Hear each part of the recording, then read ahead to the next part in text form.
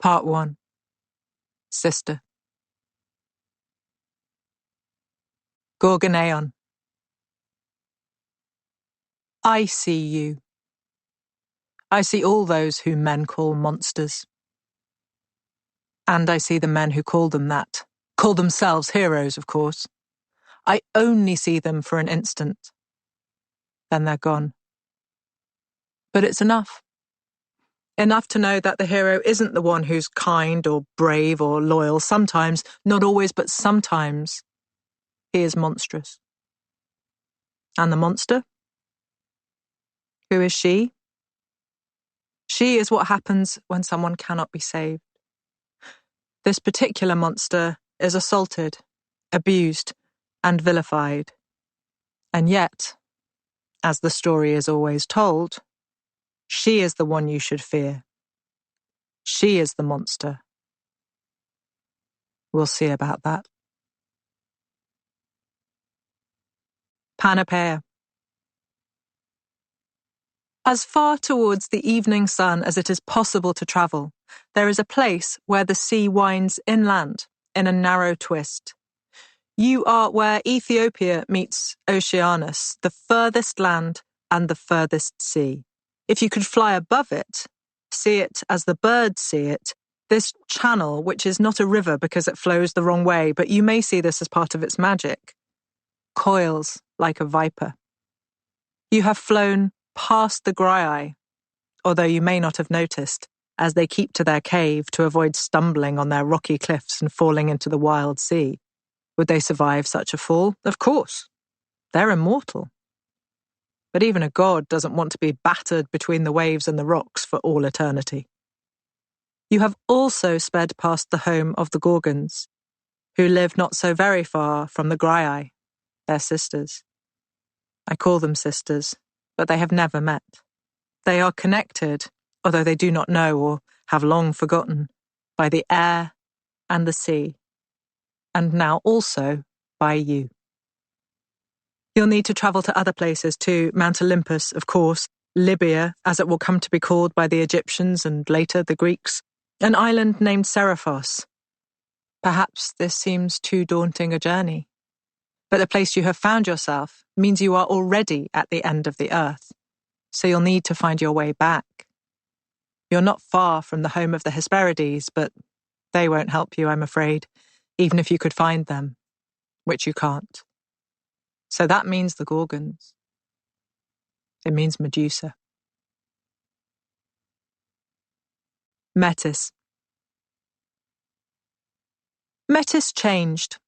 If you had been able to see her in the moments before she realized the threat, you would have seen a woman. Tall, long-limbed, with thick, dark hair plaited at the back. Her large eyes were ringed with kohl.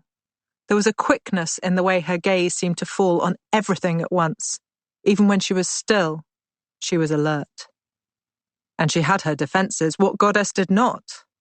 But Metis was better prepared than most, even though she was not armed with arrows like Artemis or with thinly contained rage like Hera.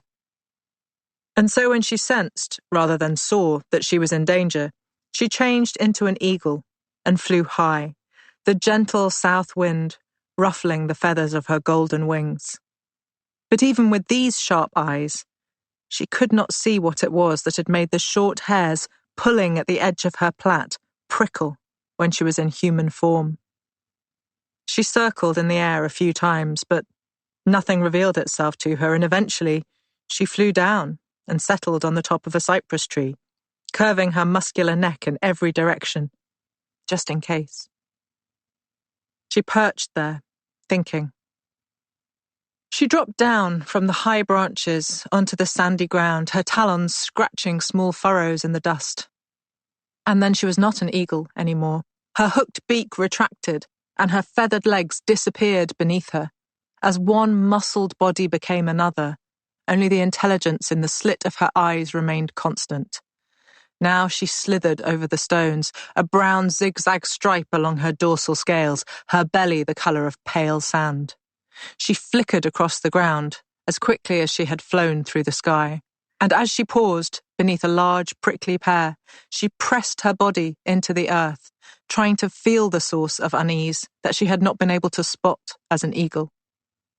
But even as the rats that lived on scraps from the nearby temple raced away from her, she could not feel the footsteps of the creature she should be fleeing. She wondered what to do next. She stayed under the cactus for a long time, enjoying the heat of the ground, allowing her hooded eyes to move, but nothing else. She was almost invisible, she knew. She was faster than most other creatures, and her bite was venomous, devastating. She had nothing to fear. But still, she did not feel safe. And she could not stay here a snake forever. She uncurled herself from the base of the cactus and moved into the shade of the cypresses. Suddenly, she reared up and transformed again. The zigzag on her scales fractured and became spots, the scales themselves softening to a coarse fur. Ears sprouted, clawed feet appeared at the end of muscular legs. The panther was beautiful, swishing her tail to send the flies spinning. She moved slowly at first, sensing each individual stone beneath the pads of her paws. Again, she felt the ripple of alarm she produced in the animals nearby, but once more, she could not shake her own fear. She ran through the trees, weeds snagging on her fur as her speed increased. They did not slow her at all. She could catch anything. And what could catch her? Nothing. She revelled in her power. She felt almost weightless, pure muscle in pursuit of prey. And then she was caught. Zeus was everywhere and nowhere at once. She could not outrun this bright cloud enveloping her. She flinched as her cat's eyes could not tolerate the glare, changed back to a snake as the cloud seemed to thicken and close in. She tried to slither away beneath it, but there was no beneath. The cloud emanated from everywhere, from the ground as much as from the air. She tried to speed away from it, but whichever direction she turned, it became more impenetrable. The brightness was intolerable. Even through the brill that covered them, her eyes ached. She made one last attempt to free herself, changing forms again in rapid succession. Eagle, but she couldn't fly above it. Boar, but she couldn't gore her way through it. Locust, but she couldn't consume it. Panther again, but she couldn't outrun it. The cloud began to solidify, and she felt herself squeezed. Her muscles began to throb from the pressure, and she had no choice but to make herself smaller and smaller still. Weasel, mouse, cicada, but still the pressure increased. She tried one last time. Ant. And then she heard his hated voice, telling her she could not escape him. She already knew what she had to do to make the pain stop. Submit to another pain. Beaten at last, she gave in and reverted to her original form. As Zeus raped her, she thought of being an eagle. The only good thing about Zeus's sexual incontinence, his wife Hera had often thought, was its extreme brevity. His desire, pursuit, and satiation were so short-lived that she could almost convince herself of their irrelevance. If only it didn't invariably result in offspring, more and more gods and demigods, each one appearing for no reason other than to confirm to her that he was virtually indiscriminate in his infidelity. Even she, a goddess with an almost limitless supply of spite, could barely keep up with the number of women, goddesses, nymphs, and mewling infants she needed to persecute. She did not usually have to turn her attention to his previous wife. Metis was someone she preferred not to think about at all, but if she did, it was with a mild irritation. No one likes to come second or third, and Hera was no exception. Metis had been wife to Zeus long before Hera had been interested in the idea. They had parted so long ago that people had forgotten they were ever married. On good days, Hera didn't think about it. On bad days, she saw it as cheating. It seemed particularly unreasonable that any goddess could claim priority over her, Hera, consort of Zeus, merely by having been there first. And since Hera had many more bad days than good days, she disliked Metis. But because she had so many other provocations to cope with, she usually ignored this.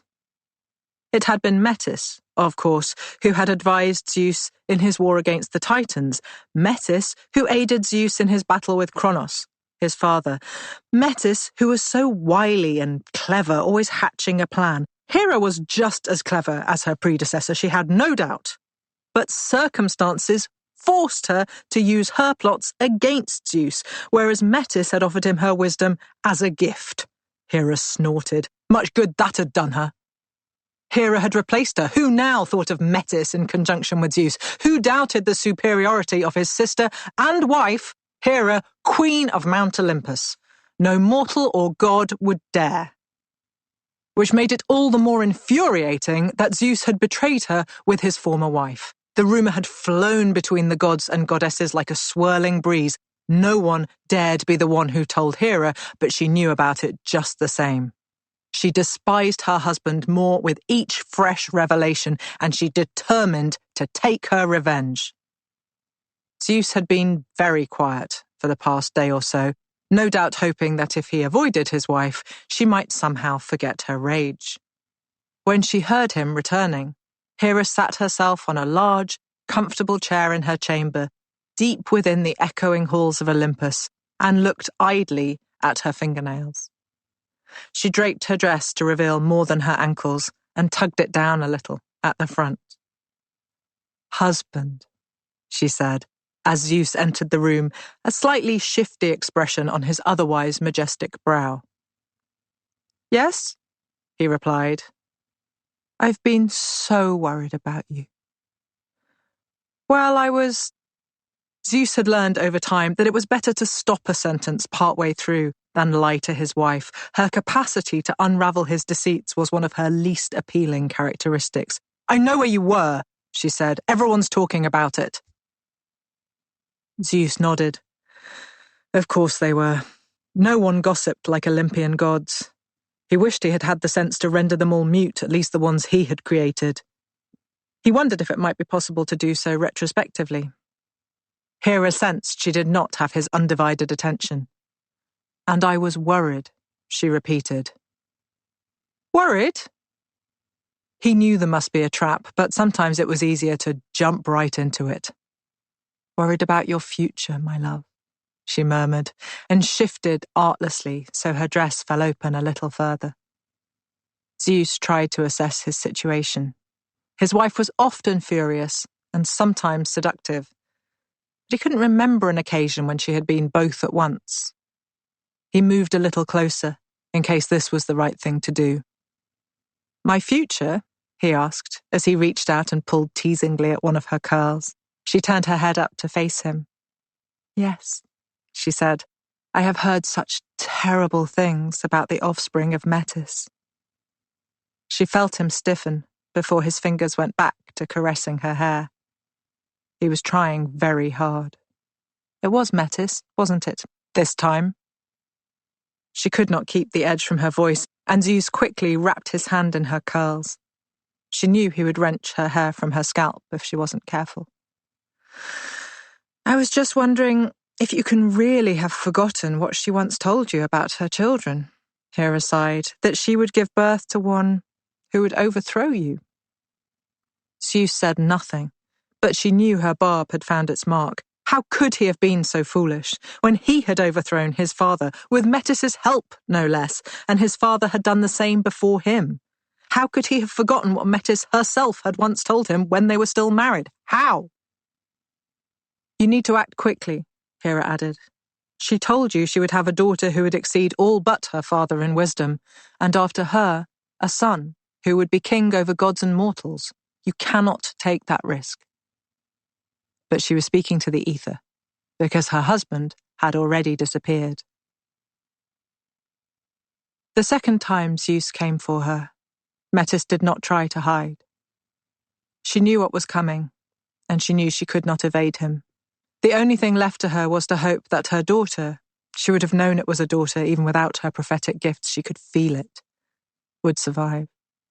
Had she known this was how it would happen when she told her husband long ago that she could bear him a daughter and then a son who could overpower his father? She knew Zeus's fears better than anyone. He would do anything to ensure that their son was never born. Again, she found herself surrounded by the brightest light, the inside of a thunderbolt. Again, she felt the pressure to become smaller and smaller, panther, snake, grasshopper, but this time, there was no pain. Only a sudden enveloping darkness as Zeus grabbed her in his huge hand. And then a strange sensation of being inside the black cloud that follows the thunderbolt. It was a darkness that would never end.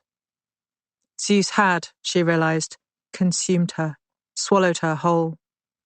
Now she and her daughter were inside the king of the gods with no means of escape, and even as Metis understood this and accepted it, she felt something within her, within Zeus, resist it.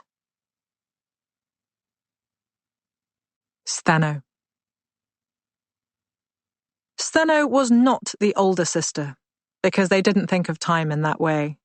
But she was the one who had been less horrified when the baby was left on the shore outside their cave.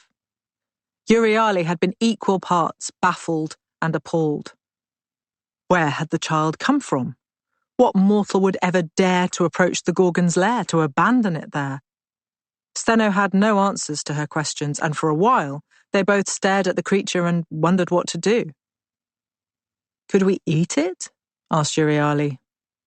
Stheno thought for a moment. "Yes," she said, "I suppose we could. It is quite small, though."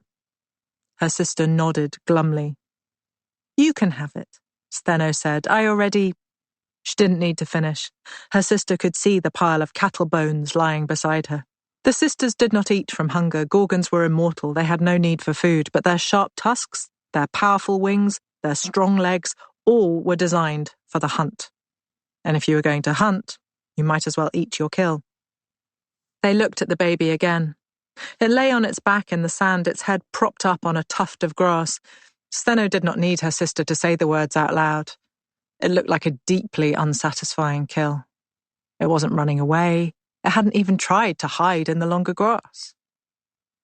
"Where could it have come from?" Euryale asked again. She raised her huge head, her bulbous eyes searching the rocks above them. There was no sign of anyone.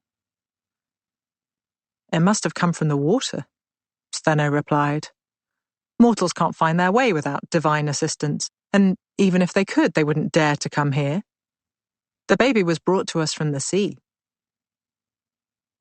Euryale nodded, beating her wings. She scanned the ocean in every direction. No vessel could have sailed out of sight in the time it had taken the two of them to find the baby. They had heard a sound, and it had roused them, and they had left the cave together. No ship, no swimmer could be invisible to them so quickly. "I don't know," Stheno said, hearing her sister's thoughts. "But look." She pointed at the baby, and now Euryale noticed the circle of damp sand beneath the child and the seaweed-strewn trail leading back to the water's edge.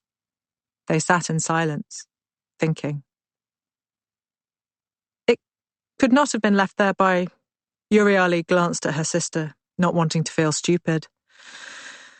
Stheno shrugged her broad shoulders, her wings catching the edge of the breeze. "I don't know who else could have done it," she replied. "It must have been Phorkys." Euryale's bulging eyes widened. "Why would he do that?" she asked. "Where would he have got a mortal child from, a shipwreck?" The Gorgons knew very little about their father. An old god, he lived in the depths of the ocean with their mother, Cato. They had many offspring besides Euryale and Stheno, Scylla, a nymph with 6 dog heads and their 6 vicious mouths, who lived in a high cave over the sea, from which she would appear to eat passing sailors. Proud Echidna, half nymph, half snake. The Graiai, 3 sisters who shared a single eye and a single tooth, who dwelt in a cave somewhere even the Gorgons would hesitate to go. Stheno and her sister were gradually closing in on the child. The sea whispered behind them. The baby had been left far above the tide's reach. Stheno pointed to the wet trail that led to it. There were paired indentations on either side. Euryale nodded. "It was father," she said. "Those are the marks of his claws, surely." As they drew nearer, Stheno noticed that the child was sleeping on a messy pile of dead seaweed. Had her father scooped it up to form a sort of bed?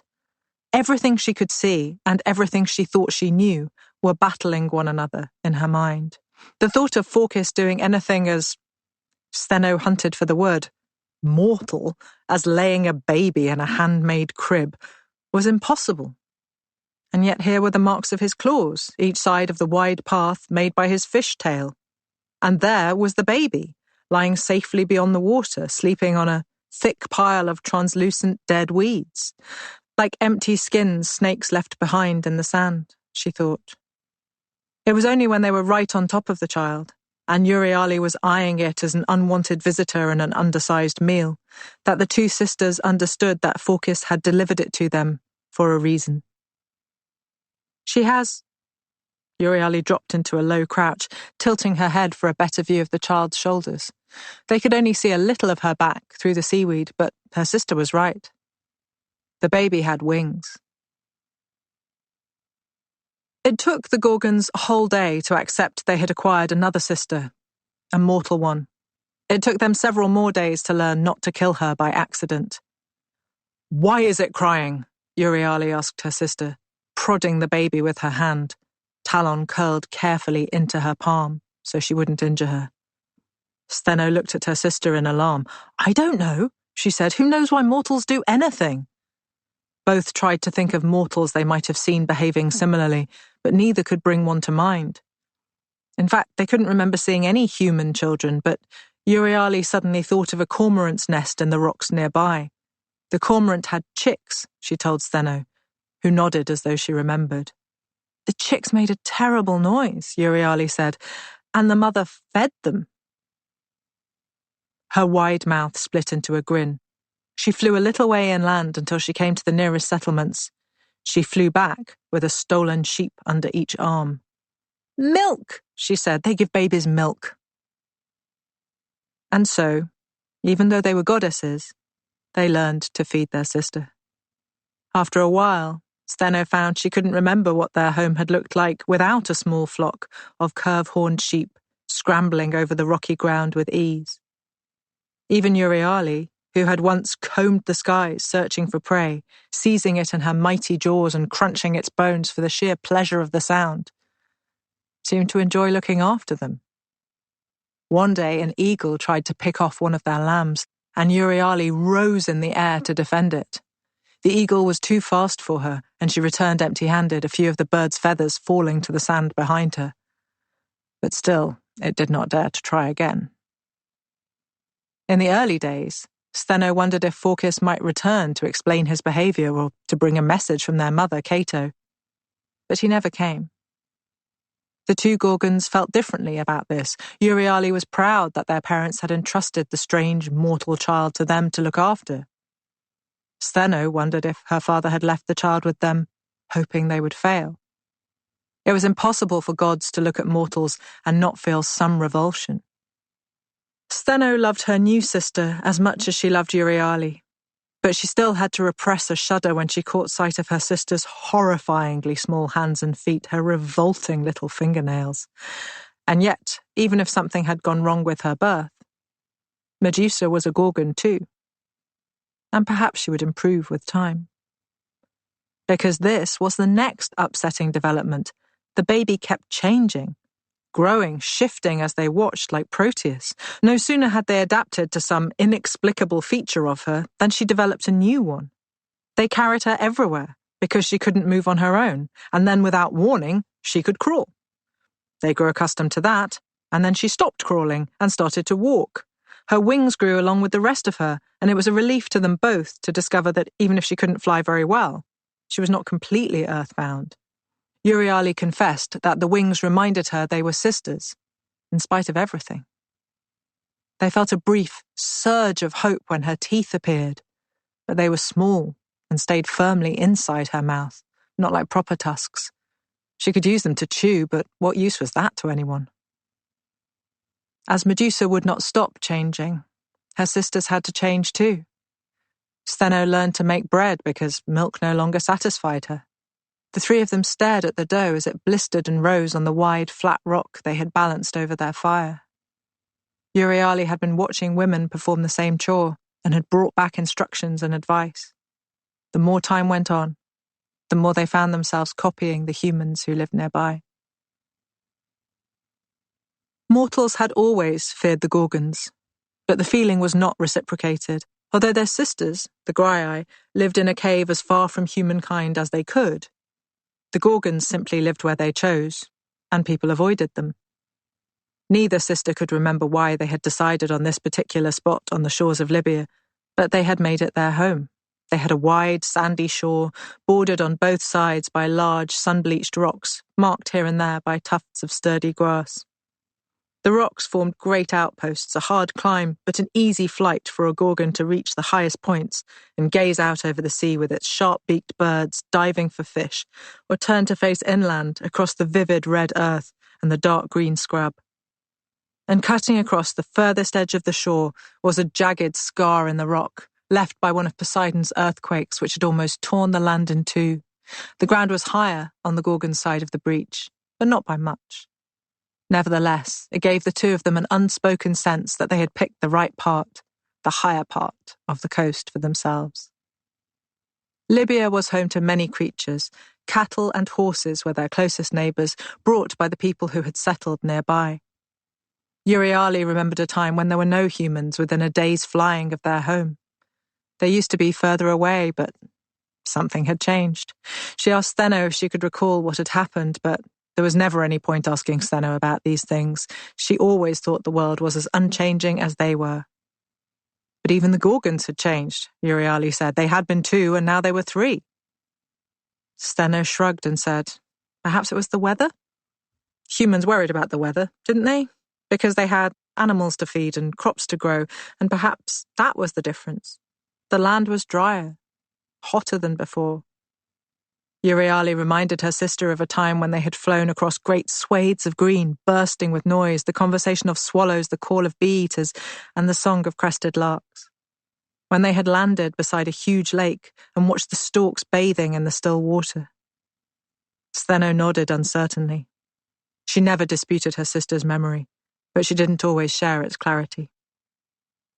Gradually, Steno agreed, their neighbours had moved closer to the coast, closer to the sea, but their secluded shore remained private because it was too inaccessible, and anyway, men told each other stories about the creatures they believed they had glimpsed there, monsters from the deep with huge mouths, vicious tusks, leathery wings, so fast and strong and always to be feared. They had manes like lions, or hair made from snakes, or bristles like wild boar. The Gorgons were everything and nothing to most mortals, Steno said. She might remember less than Euryale, but she understood more. And so men avoided their home, the beach and the sea, the rocks and the cave which Steno thought they must have chosen because of Medusa. Euryale knew they had lived beside it before Medusa was their sister, but she never mentioned it. The cave was Medusa's home as soon as she was big enough to explore it. Gorgons loved the heat. Steno and Euryale could lie for hours in the scorching sun, unfurling their wings and allowing the warmth to seep through them. But Medusa would squint in the brightest part of the day, and her skin would become too hot. When she was still small, she found shade beneath her sister's outstretched wings. But as she grew bigger, she spent long days learning the recesses of their cave, its many hidden tunnels and paths, and the way the jagged scar visible on the sands could somehow also be found underfoot in the blackness inside the cave, so intimately that when the sun grew too hot, she would kiss her sisters on their bearded cheeks and withdraw to the cooler air to sleep. Steno had no daughter, but she felt like the mother of Medusa, and she knew Euryale felt the same. And although she hadn't chosen the emotions she now experienced, she tried not to be appalled by them. The confusion and revulsion that Medusa had first provoked in both sisters had ebbed away. The anxiety, however, had not. Steno had never felt a moment of fear in her life before she was responsible for a child. What should she be afraid of? A Gorgon like her? Of men? Of beasts? The idea was absurd.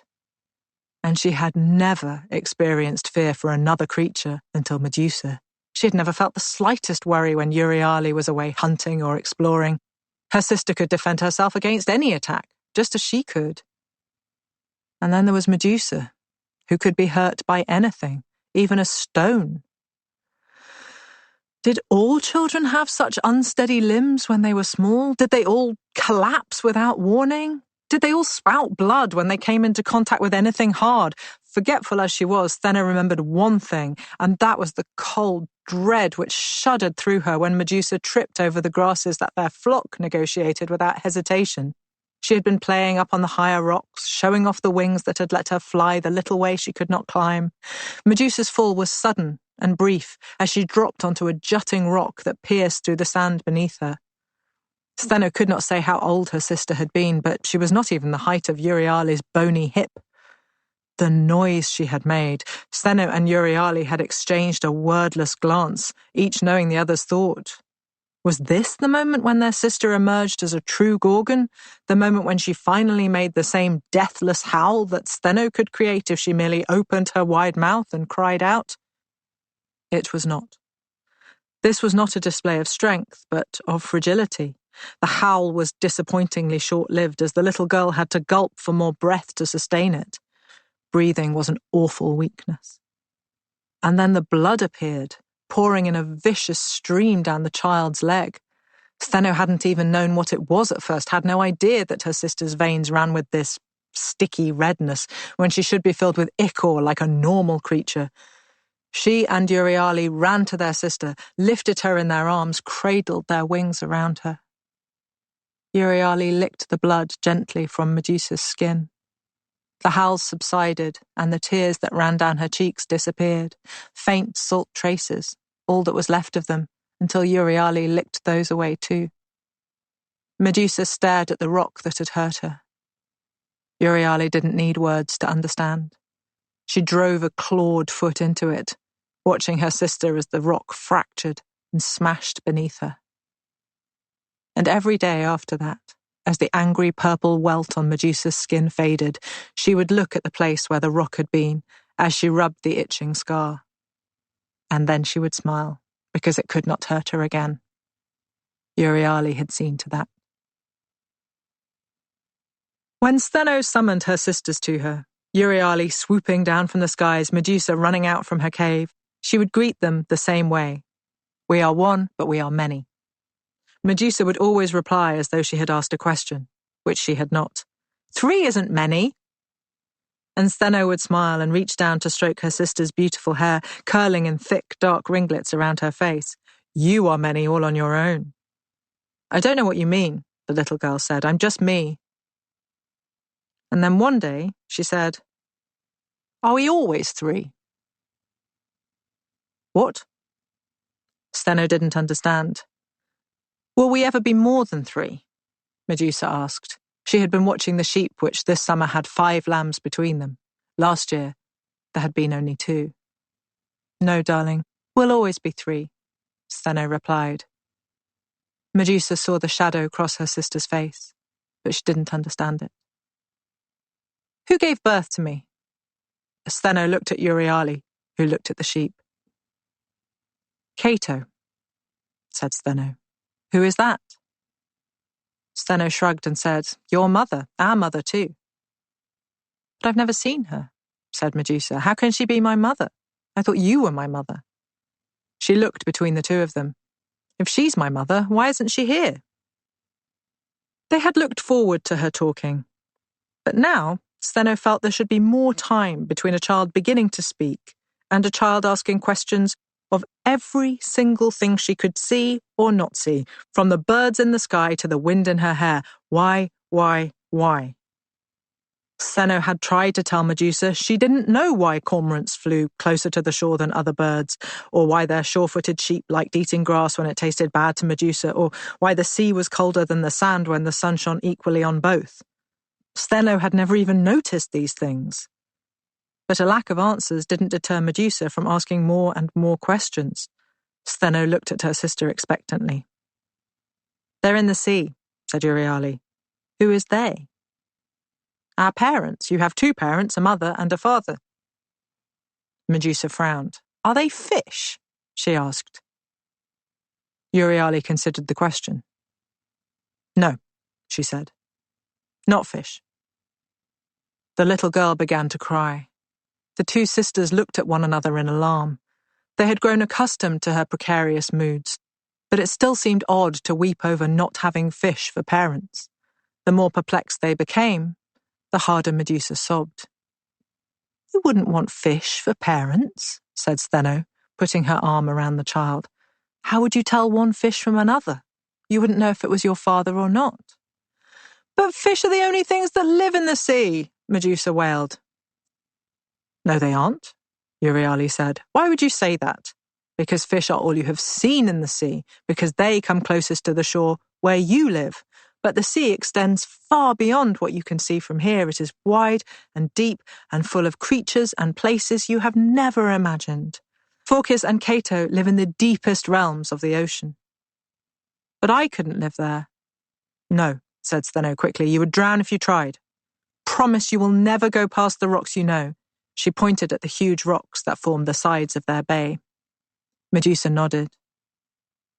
"I promise." "Could you live in the sea?" Every answer created more questions. Euryale flexed her wings. "I don't think so," she said. "Wet wings would be too heavy to fly, I think." Steno nodded in agreement because she had no idea. "And that's why we all live here together?" Medusa asked. "Because we can't live in the sea and they can't live on the land?" "That's right," Euryale said. "Even though they aren't fish, they aren't fish." "What do they look like?" Medusa asked. "Are they like you?" Euryale thought for a moment. "No, not like us," she said. "They are not Gorgons. Phorcys is a sea god. He doesn't have wings, he has scales, and huge claws instead of legs. Cato is..." Euryale raised her bushy eyebrows at Steno, who had no answer for her. "I don't know exactly how to describe Cato," Euryale said. "We have never seen her." "Never?" "She lives in the depths of the ocean, Medusa. None of her children have ever seen her." Medusa sat quietly, her questions finally stilled, and her sisters hoped once again that they had kept her from feeling what they knew to be true, that she was a freak whose birth had horrified both parents. Steno was immortal, Euryale was immortal, their parents, grandparents, siblings were immortal. Everyone was immortal except Medusa, and creatures that no Gorgon would ever pay any heed. But now here they were. Euryale tending her flocks like a shepherd boy, the two of them anxiously discussing the milk yield. Steno hanging the dried skins of cattle across the front of their cave so that Medusa could keep warm at night, driving them into the rock with her hard talon. Everything about their days had become different once they took on the task of raising Medusa. And how could anyone have prepared Steno for the change it had caused? She did not know where to cite the pain she felt. She resented feeling it at all.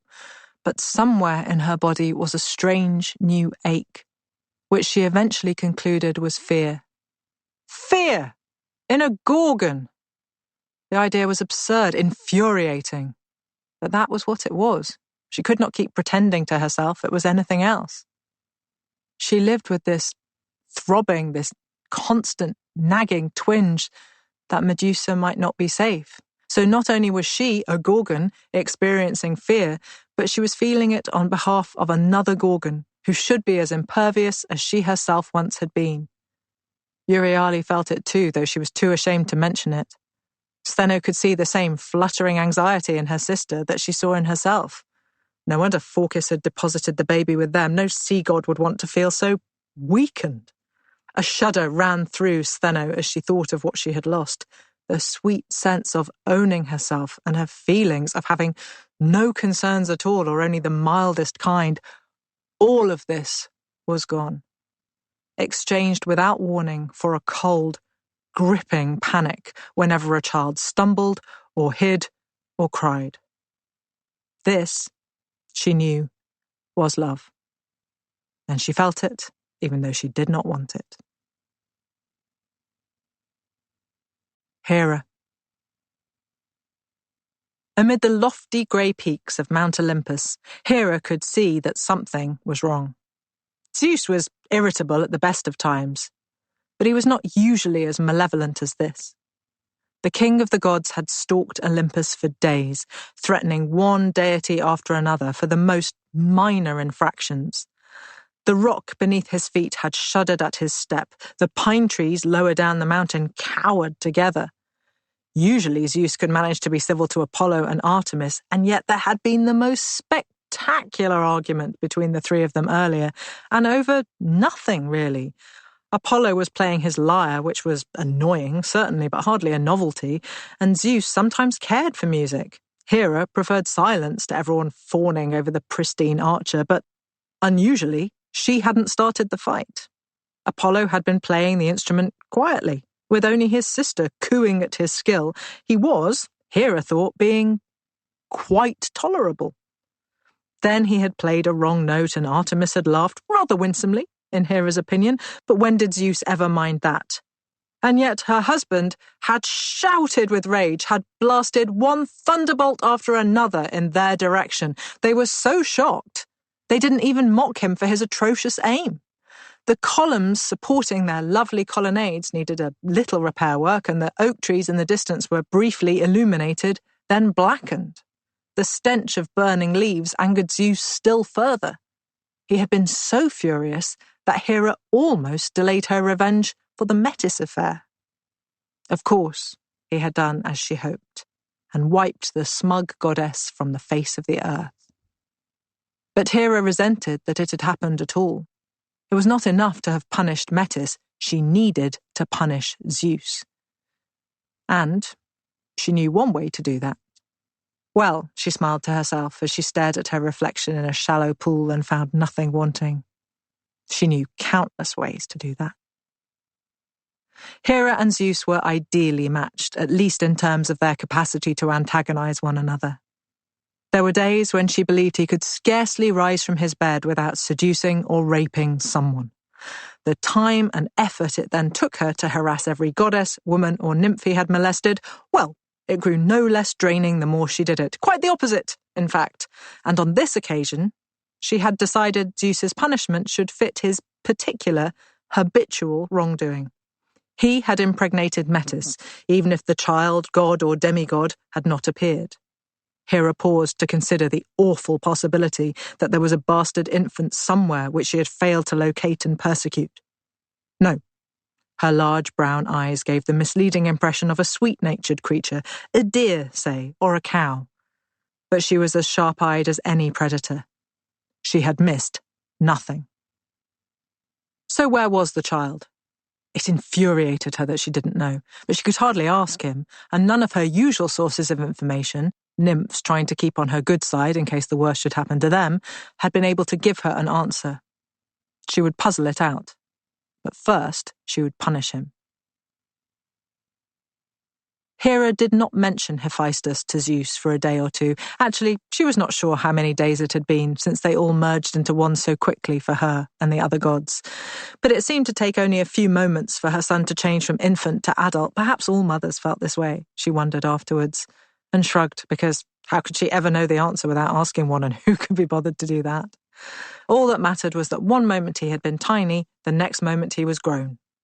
He had a limp, she was irritated to notice, which he must have got from his father, because he certainly didn't get it from her.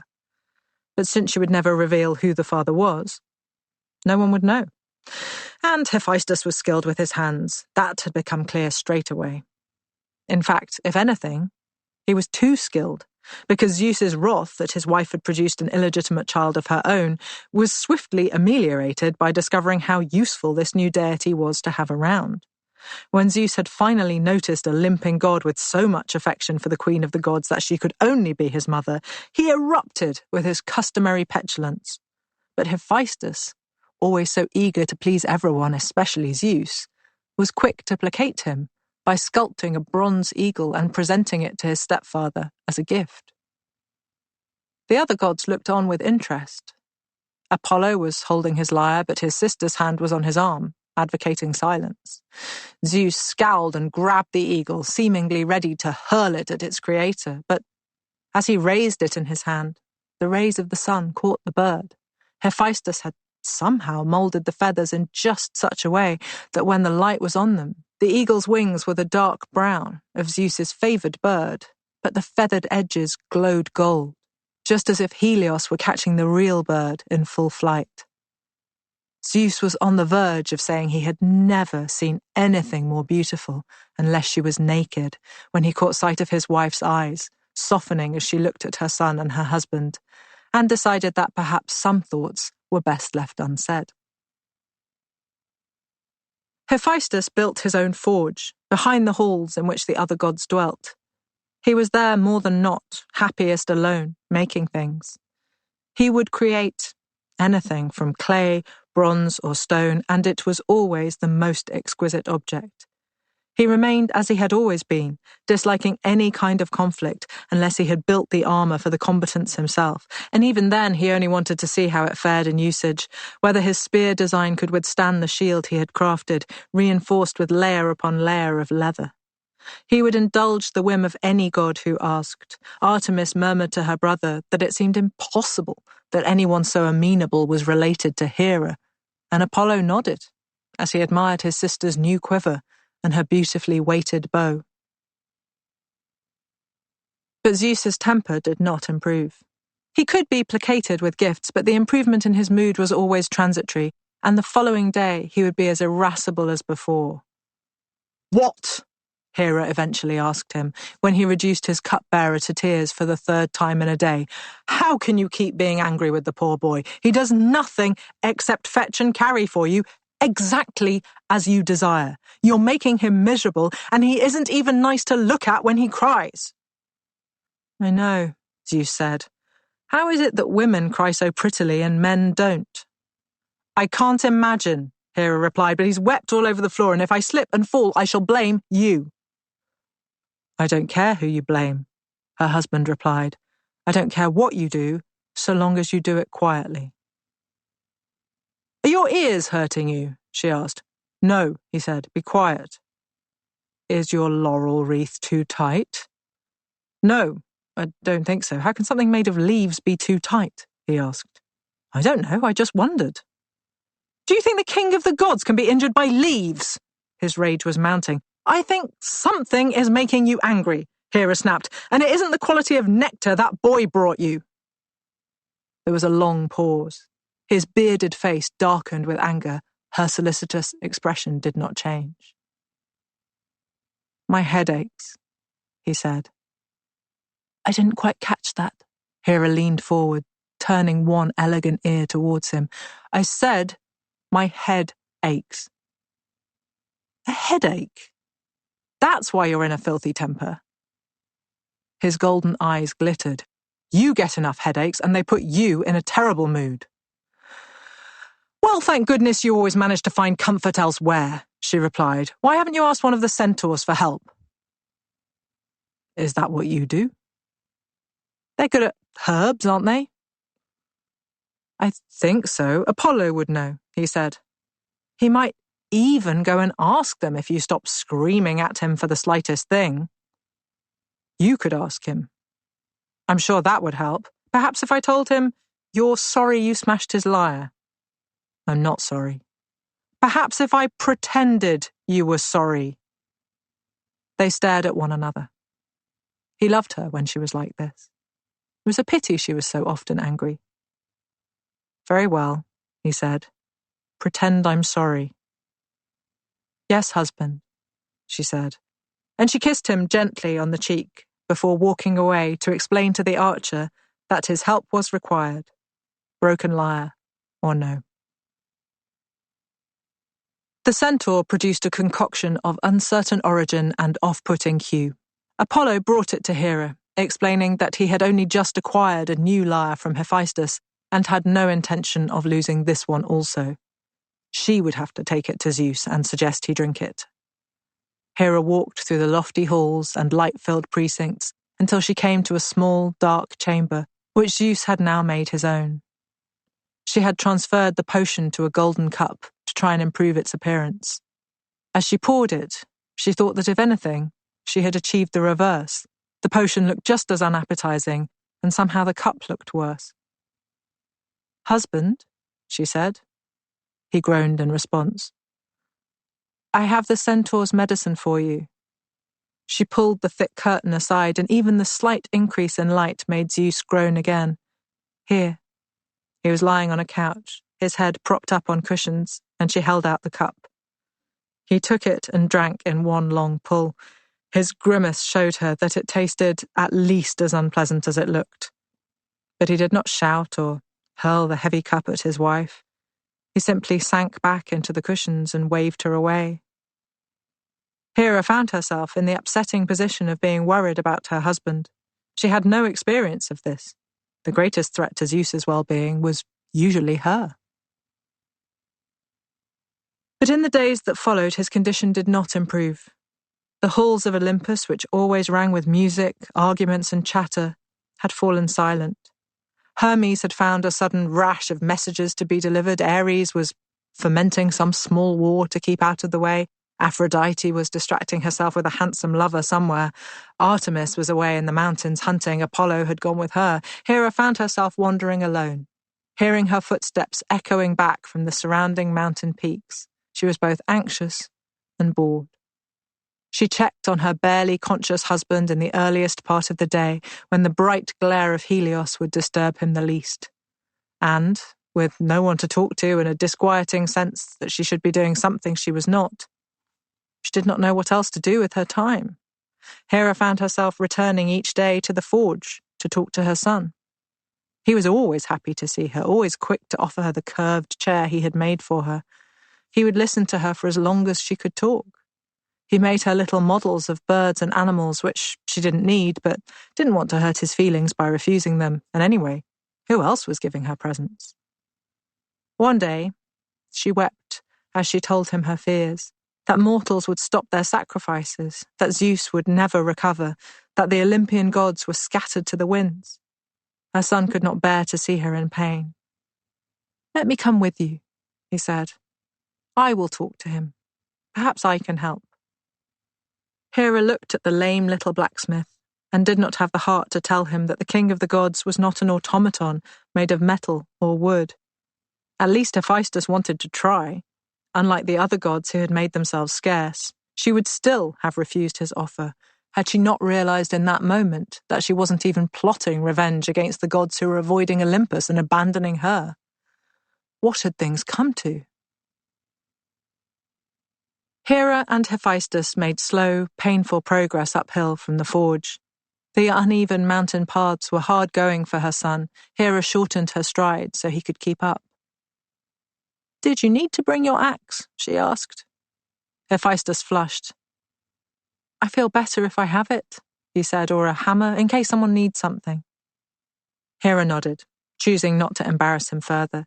She led him past bright porticos and huge open halls. He was so used to the small forge, she thought. He looked uncomfortable in these larger spaces. But eventually, they made their way to the chamber where Zeus lay. Hera reached out to pull the curtain aside, and Hephaestus grabbed her arm in panic. "You need to ask him if I can come in," he said. "I can't just walk into his room." "I doubt he'll even notice you're here," Hera replied. Saying the words aloud made her feel more alone than when she had kept them to herself. "Husband," she murmured as the two of them entered. "Husband, I have brought our son to see you." Now seemed as good a time as any to amend the precise origins of the blacksmith god. Zeus let out a mighty howl. "Good," he said. "Has he brought his tools?" "I have," said Hephaestus. "Finally some sense." Zeus leaned forward and opened his eyes slightly. "If you had asked for tools," Hera began. But looking at the state of her husband, she decided not to continue. "Where does it hurt?" asked Hephaestus. Zeus pointed to the center of his forehead. "Here," he said. "It hurts as though my brain were at war with my skull." "That sounds agonizing," Hephaestus said. "Has it been getting worse?" "Yes," Zeus replied. "At first, it felt as though my jaw wanted to be rid of my teeth, and the pain spread from there through my whole head. But now it has moved up and focused just here, above and between my eyes. My skull cannot contain whatever it is a moment longer." "I could take my axe," said the blacksmith, and swing it right at that spot. How would that help? Hera asked. It might relieve the pressure of whatever is fighting to get out, her son replied. You think there is something there? Zeus raised his hand slowly, tracing his fingers across the crucial place. He could feel nothing, but that didn't mean there was nothing. I don't know, Hephaestus said. Could you come into the light a bit more? The light makes the pain worse, Hera replied. But Zeus closed his eyes, and the blacksmith, who had moved so cautiously as they walked through the halls, bent down with a quick, efficient motion and lifted the couch, king of the gods and all, then carried it outside into the wide corridor. He moved in close and seemed to be examining each hair on the god's head. I think I can see something, he said. I can't see anything, his mother replied. What can you see? Zeus asked him, eyes still closed tight. I don't know how to describe it. It's as though I can make out the shadow of something which is pacing about behind your eyes. It's angry and it won't stop moving, he said. That is what it is, Zeus agreed. Use your axe, set it free. Are you absolutely sure you want to be hit in the head with an axe? Hera asked. I think it's a marvellous idea, she said to her son before turning back to her husband. But I'm not completely certain. I think it would make your head hurt less.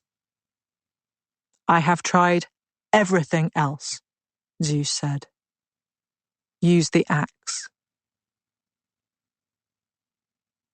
Medusa. She had imagined her mother so many different ways.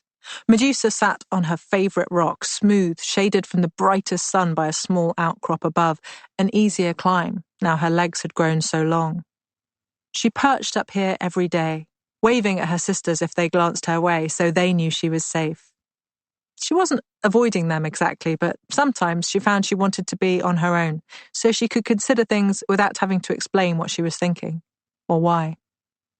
Occasionally, she thought about her father too, but she knew more about him, and anyway, she only had to look at Euryale's flock to see that mothers were all that mattered to their offspring, and the lambs were everything to their mothers in return. If they became separated because one of the lambs lost its footing, their distress was mutual. Euryale would fly to help the trapped lamb reunite them so the frantic bleating would stop. And that was what Medusa thought about, as she sat high over the waves, gazing out over the darkening sea. If a sheep could be so devoted to its young, where was her mother? Did she not know where Medusa was, or did she not care? Would she perhaps see her daughter if Medusa came to this high rock each day and sat there for a while? The Gorgon girl looked out across the vast ocean and believed she could be seen in return. And she could, but not by her mother. Amphitrite. Amphitrite, queen of the sea, swam among the dolphins in the cerulean shallows, thinking about how her husband had wooed her. He had fallen in love with her voice, he said, which reminded him of water lapping at the shore. And she enjoyed his pursuit, the compliments and the gifts. But there was something about him that made her uncomfortable, so she did not succumb to his undeniable charms. If anyone had thought to ask her why, she might have said that the pleasure she took in his attention was always slightly tainted by the feeling she had that in addition to his charm, which was always on show to her, he was capable of devastating cruelty. She had heard faint rumours, never a whole story, but partial echoes of many, as though she were trying to hear them by pressing a seashell to her ear. Eventually, her disquiet had exceeded her delight in the gifts and the attention, and she fled from the god, and from the sea that was his domain. She hid herself away, picking a defender who she believed could keep her safe. Even the Earthshaker would think twice about taking on Atlas. The Titan had protected her from Poseidon's rage, but he could do little to keep her from Poseidon's continuing attention. Messengers were sent, every day, to beg her to return to the deep. If she swam, the fish would murmur that he loved her. If she stayed on the shore, the wind would whip the sand into patterns of waves. There was never a threat, save in the relentlessness of his pursuit. The dolphins, which Poseidon knew to be her favourite, were the next to come and plead his case. "He'll stop," Atlas said. "One day he'll just lose interest and give up." And she smiled, because she wanted it to be true, and because she wanted Atlas to feel that he was reassuring her. But she already knew what the Titan did not, which was that Poseidon would never give up. How does the sea win any of its battles? By attrition. And over the days and months and years, Amphitrite felt the sharp edges of her resistance wearing down. "Wouldn't it be easier," the dolphins asked, always so friendly, "to return to the sea?" And in the end, of course, it was easier. Easier to give in than to hold out. And Poseidon had been so delighted with her return, so pleased to make her his wife, that he never mentioned the time she had kept him waiting, never hinted that it had been anything other than a delightful game of seduction, from beginning to end. And this was the pattern set for their marriage. Poseidon never showed his anger, and almost all traces of its expression were obliterated. If it weren't for the sudden, darting fear she could sometimes sense in the creatures that filled the water around her, she could have believed that everything was as he wanted it to appear. And certainly he was far more careful of her feelings than Zeus was to his wife, Hera. Amphitrite had to make quite an effort to find out who her husband was pursuing, and, with one exception which she now somewhat regretted because her response had not shown her at her best, she rarely bothered. Hera was her inspiration in this. Who seemed to be happier? Amphitrite, swimming with her dolphins in the bright blue waters of the sea, her warm skin stroked by the weeds and the fish, or Hera, consumed with rage, lost in an endless repeating cycle of fruitless revenge? So Amphitrite usually paid little heed to her husband unless he was in front of her, giving her another beautiful shell containing another glorious pearl. But on this occasion, she could not help knowing where his attentions were focused. He seemed to be idling in the Mediterranean shallows every day, returning to the same stretch of coast over and over again. She had almost swum into him twice, and it was unlike him to be so careless. But he had been watching the strange Gorgon girl for months now. At least, Amphitrite assumed it was the girl he was watching, and not her Gorgon sisters. The other two had been there for a long time, and Poseidon had never dallied in their waters before. It was the new one who had caught his eye. The Gorgons didn't fit anywhere, Amphitrite thought, except the lonely little beach they had chosen for themselves. But then, where could winged creatures who were also daughters of Phorcys and Cato ever fit? Poor things. And yet there was her husband, spending every spare moment watching the girl who belonged half to the sea and half to the sky. She didn't need to ask him where he had been when he returned to her that evening, but she did, for the pleasure of hearing him lie. "Admiring the temple of Hera," he said, which had been built by the townspeople high on the promontory. The distance from the Gorgons was not so great as to make this an implausible answer. Amphitrite had seen the temple too. And she agreed it was impressive even viewed from far away in the sea. A second temple was being planned, Poseidon said, and he wanted these people to honour him. No, they were not a seafaring people, he admitted. They did not live on an island, their land was fertile, their cattle grew strong. But he wanted them to offer him a temple nonetheless. Amphitrite nodded sympathetically and made the soothing sounds that had caught his interest so long ago, the waves of the sea breaking gently on soft sand. Of course he wanted a temple. Of course he must persuade them. Of course, of course, of course. And as she teased her fingers through his damp, salty hair and agreed with his every wish, she wondered if she should warn the Gorgons of the danger their sister was in. Athene. "Use the axe," Zeus said again. "Do it now." Hephaestus stepped to one side, transferred his weight to his back foot, and tested the axe in his hand. Everything was right. He swung the blade, and then dropped it as a deafening voice bellowed at him to stop. Suddenly the halls were full of noise. Every Olympian god had returned at once. It was the god of war, he thought afterwards, who had shouted, but as he looked around him, he saw a wall of faces judging him. "I asked him to do it," said Zeus. "Don't interrupt him again." He squinted a look of pure loathing at Ares. "You asked him?" Apollo said. "Have you lost your mind?" "Has he lost his mind?" he asked Hera. She was standing behind Zeus, and she replied with a shrug. "I must have lost it," Zeus said, "to give any credit at all to your half-horse friends and their half-cooked potions. How many poisonous draughts have you sent me? I have drunk the lot, and the agony in my head has not eased at all. Now here is a god who is actually trying to help me, and you all decide to interfere." "If you had said you wanted someone to split your skull with an axe," Ares remarked, "I could have easily done that for you months ago." "But you didn't," Zeus said. "You disappeared, all of you, skulking in your temples, avoiding Olympus, avoiding me, you cowards. He waved at Hephaestus, who was standing awkwardly, his axe limp in his strong hands. "He stayed behind and offered to help. Now let him do what I ask." "Very well," said Apollo, turning to Hephaestus, "as you were." Again, Hephaestus raised his axe and shifted his weight back, and this time, when he swung it down, no one intervened. There was a blinding flash of light and a crashing sound of metal on metal. Every god closed their eyes and covered their ears. Even Hephaestus was paralyzed, bent forward, resting his weight on the handle of his axe, his force spent. And before them all stood a goddess, fully formed, fully armed, a bright golden helmet glinting in the mountain sun, a long, slender spear in her right hand. "Thank you," she said, more irritated than grateful. "I thought no one was ever coming to let me out." There was a pause.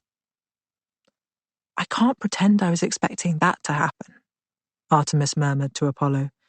"Me neither," he said, "and I know centaurs." Their eyes, like those of every god around them, were trained on their newest addition, who looked back at them without enthusiasm. Her skin was almost translucently pale, so long had she been in the darkness. She had strong, slender limbs, though she wasn't tall, the helmet added to her height, and deft hands. Her expression was that of someone lacking patience, but trying to hide it. Ares shifted from one foot to the other, uneasy at the sight of this warrior goddess. Artemis wondered if she knew how to use that spear. Hera said nothing, her face a mask. It was Hephaestus, so accustomed to seeing a dazzling creation before him, who looked behind the new goddess to see what had happened to Zeus. The king of the gods was gazing at his new creation in wonder and rubbing his forehead with relief. There was no trace of a mark to show where Hephaestus had struck. "Daughter," he said, grandly. The new goddess turned and looked at him appraisingly. "Is that right?" she said. Medusa. Euryale liked humans. She knew Stheno preferred to avoid them, finding their fragility strange and unpleasant. But even before Medusa came to them, Euryale used to fly inland and watch them. She liked the way they were so prone to anxiety and haste. She liked the houses they made for themselves to sleep inside. She liked the huge temples they managed to build. She would return to the coast to tell Stheno of all she had seen, but she knew her sister was only listening because she was kind. But Medusa was different. She asked for the stories over and over again, correcting Euryale if she changed any detail. She pestered both sisters to be allowed to see people whenever she could. She loved seeing children just as she loved it when their horned sheep produced lambs. And as she had grown older, her love for mortals only increased. "They don't even have wings," Stheno said one morning when Medusa was pleading for the three of them to go and see the new temple, which had been built a little way along the coast. The Gorgons could see it from the top of their own rocky heights, although it was on a loftier promontory. "I wonder how they got the columns up so high." We could ask them if we went to look, Medusa said. Please. Not today, Steno said. There are things I need to do today. But another day, Euryale said. The sheep needed milking, and she had a feeling one of them was sickening with something. She had penned the little creature away from the others on the far side of the shore. I could go on my own, Medusa said. Her sisters looked at one another. She could go on her own. She was of an age when humans did things alone, Euryale realized, and although it took a physical effort to remember, she was no longer a baby. How many summers have you been here? Steno asked, suspicious. I remember 13, said Medusa. How many do you remember? She asked Euryale. 3 more, Euryale said after a moment of counting. She thought of her flock of sheep growing through the years, the first lambs, the first deaths. She remembered Medusa being there each time, crawling, then standing, then walking unsteadily, then running. Yes, she nodded at her sceptical sister. She has been with us for 16 summers. If I was mortal, my parents would let me go and see a temple, Medusa said, turning from one sister to the other. Please, I think they're starting a new one. I'm sure I saw them marking out the space. I want to see. Medusa wasn't afraid to be travelling alone. She was often on her own in the caves where they lived or on the rocks around their patch of the shore. She was never far from her sisters, and she enjoyed the brief sense of solitude she felt when she left them behind. She unfurled her wings and flew the short distance to the temple precincts. Now she was close to it, she was even more dazzled by the ingenuity and grandeur.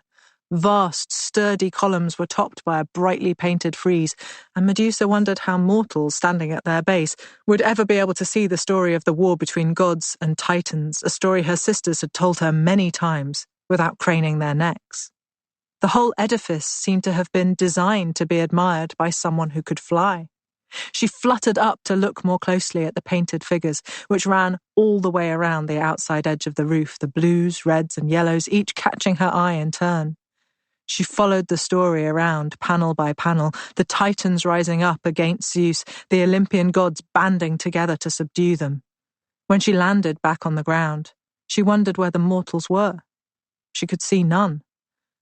She wanted to look inside the temple, but Steno had taught her to be careful of scaring humans, who were apt to scream and run away if they saw a Gorgon. Perhaps they had already seen her approaching the temple and hidden. Still, she stood behind a column and pushed open one wooden door just a little, hoping not to alarm anyone. She peered inside, her eyes accustomed to the darkness of her cave. She saw a pair of bright, unblinking eyes staring right at her, and she gasped, before realizing they belonged to a statue. She smiled as she pushed the door further and stepped inside. The statue was so impressive, no wonder it had made her jump.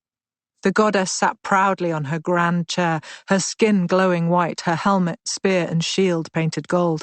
Her eyes were remarkable. Medusa didn't know what could have made them such a piercing blue. She had never seen such a thing. And yet she knew it was a perfect likeness, and that the goddess had just such eyes herself. She crept a little closer, admired the drapery of the statue's dress, reached out to touch it, but pulled her hand back when she heard a noise behind her. Don't stop on my account. I must say it's rather a good likeness of my niece. Medusa turned to see who was speaking. A tall, well-muscled man was standing in the shadows of the colonnade by the door she had just used. He must have been waiting to follow her in, she thought, when he could simply have spoken to her outside. He had long black hair, curling down past his neck. His eyes were dark green and cold. Your niece, she said. Is that who it is? Of course, he replied. That is Athene. Can't you tell from the helmet and the spear? I didn't know she had those, Medusa said. My sisters don't always mention what people are wearing when they tell the stories. He laughed, but she could tell the laughter was false. It did not sound like Steno laughing when she caught herself doing something ridiculous, or like Euryale when she was entertained by the antics of their sheep. It sounded like, Medusa searched for the words to define something unfamiliar, like the laughter of someone who wanted to be thought amused, though they were not. "Why are you pretending to laugh?" she asked. The man stopped laughing immediately. "I wasn't laughing at your sisters," he said. "You weren't laughing at all," Medusa replied. "I was thinking how funny it is," he continued as though she had not spoken, "that you are the daughter of a sea god and a sea goddess, and yet you only know your immortal kin through stories."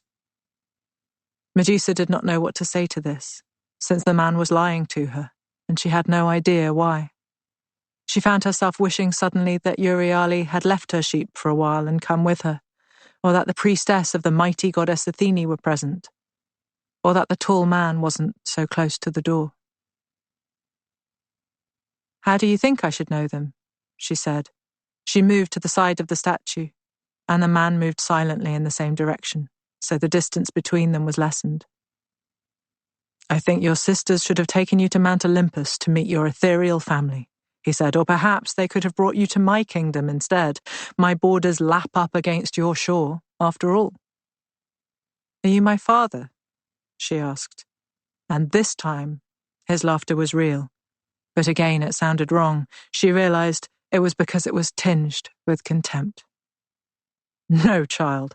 Phorcys is a very minor god compared to his king." "Poseidon," she said. "Don't you usually have a trident?" "Do I need one?" he asked. "I thought your sisters didn't mention what the gods wear and carry." She stared at him, wondering why he didn't like her sisters. "I don't know what you use it for," she said. "Attacking titans," he replied. "You saw me on the frieze outside." "That's why you don't have it then, because the titans were overthrown." "Exactly. So now I only carry it because I am used to it," he said. "But sometimes it gets in the way. When you visit temples to look at your niece. That's not quite why I'm here." Medusa opened her mouth to ask why he was here before realizing she didn't at all want to know his answer. "What's she like?" she asked instead. "Athene, she's..." He thought for a moment. "She's sharp-eyed, like you see here, sharp-tongued, often sharp-edged. She's quick to take offense and ruthless when she takes revenge. She spoils her, and it makes her less pleasant than she might otherwise be. She's very quick to go crying to him if she doesn't get her way." Medusa looked back at the statue. "I wonder what she'd say about you," she said. "I'm sure she would say that I am handsome and charming, and that you should stop wondering if you could reach the door before I reached you, because you already know the answer is no." There was absolute silence. Medusa thought of the sheep and the eagle that had tried to steal one, and again she wished Euryale was with her now. "It wouldn't make any difference anyway, would it?" she said. "Not really," he replied. "I am wherever the sea is, and you can't be with your sisters all the time." "So what happens now?" "Now you submit to a power greater than your own." Medusa was never aware of it when she was with her sisters, because there was always the sound of the sea and the wind and the gulls and the cormorants and their flock. But in this silent space, she was conscious of being the only one whose breath could be heard. It made her feel weak. "What if I don't want to?" she asked. "You will want to," he shrugged. "Why wouldn't you want to? I am one of the Olympian gods. You should feel honored that I am singling you out in such a way. It is a privilege you have done nothing to earn. I have seen you and decided to bestow my favor upon you. It wouldn't occur to you not to want to. It will occur to you to say thank you, I suppose." Medusa could not say why she suddenly felt less afraid, though her dislike of the god was in no way diminished. It was perhaps his tremendous self-regard, which meant that even though he was so much more powerful than her and so intent on exploiting the disparity between them, she felt rather sorry for him. Imagine being a god, she thought, and still needing to tell everyone how impressive you were. "You cause the earthquakes," she said, "that make the sand shimmer on the shore." "I strike my trident on the bed of the sea," he agreed, "and the earth trembles at my command." "Why do you do it?" she asked. Again, she thought she saw a glint of weakness as Poseidon straightened his back, but somehow managed to look slightly shorter. Because I can. Could you smash this temple and send it tumbling into the sea? She asked. He nodded. The columns would shatter and the roof would collapse, he said, although it's probably too far from the edge of the cliff for it to fall into the sea. The columns might roll, I suppose. I'm not asking you to prove it, she said. I don't need to prove it, he snapped. The humans are building my temple now to Poseidon Earthshaker. You must have seen the site as you flew here. Oh, is that going to be a temple to you? She asked. I wonder why they did this one first. I imagine they were honing their skills, he said. Do you think so? I would have thought they would do the most important gods first, but then I suppose they would have built one for Zeus first, wouldn't they? Not necessarily. Not everyone thinks that Zeus is the god most worthy of honor. Oh, don't they? No. Seafaring people have always built temples to my majesty. Well, yes, I suppose seafaring people would, but these people obviously value you because they're building your temple now. Of course. I suppose they just honored your niece first because they value her skills, and perhaps they don't travel much by sea. They have little need to travel anywhere, he said. Their land is fertile, their livestock are strong. Perhaps they should build a temple to Demeter next. You're trying to make me angry. I wouldn't have thought I had that power. He stared at her, his green eyes glittering in the half-light. I'm beginning to wonder if you do. Where did you learn to be so brazen? I didn't know I was, she said, and I'm sure you know the answer already, since you seem to have been watching me. My sisters taught me to be like them. But you aren't like them, are you? You don't have their physical power, you don't have their immortality. There is only a pair of wings differentiating you from any other girl. Your sisters are monsters with their tusks and their snaking manes of hair. You have very little in common with them at all. My sisters aren't monsters. This, then, explained why he did not like them.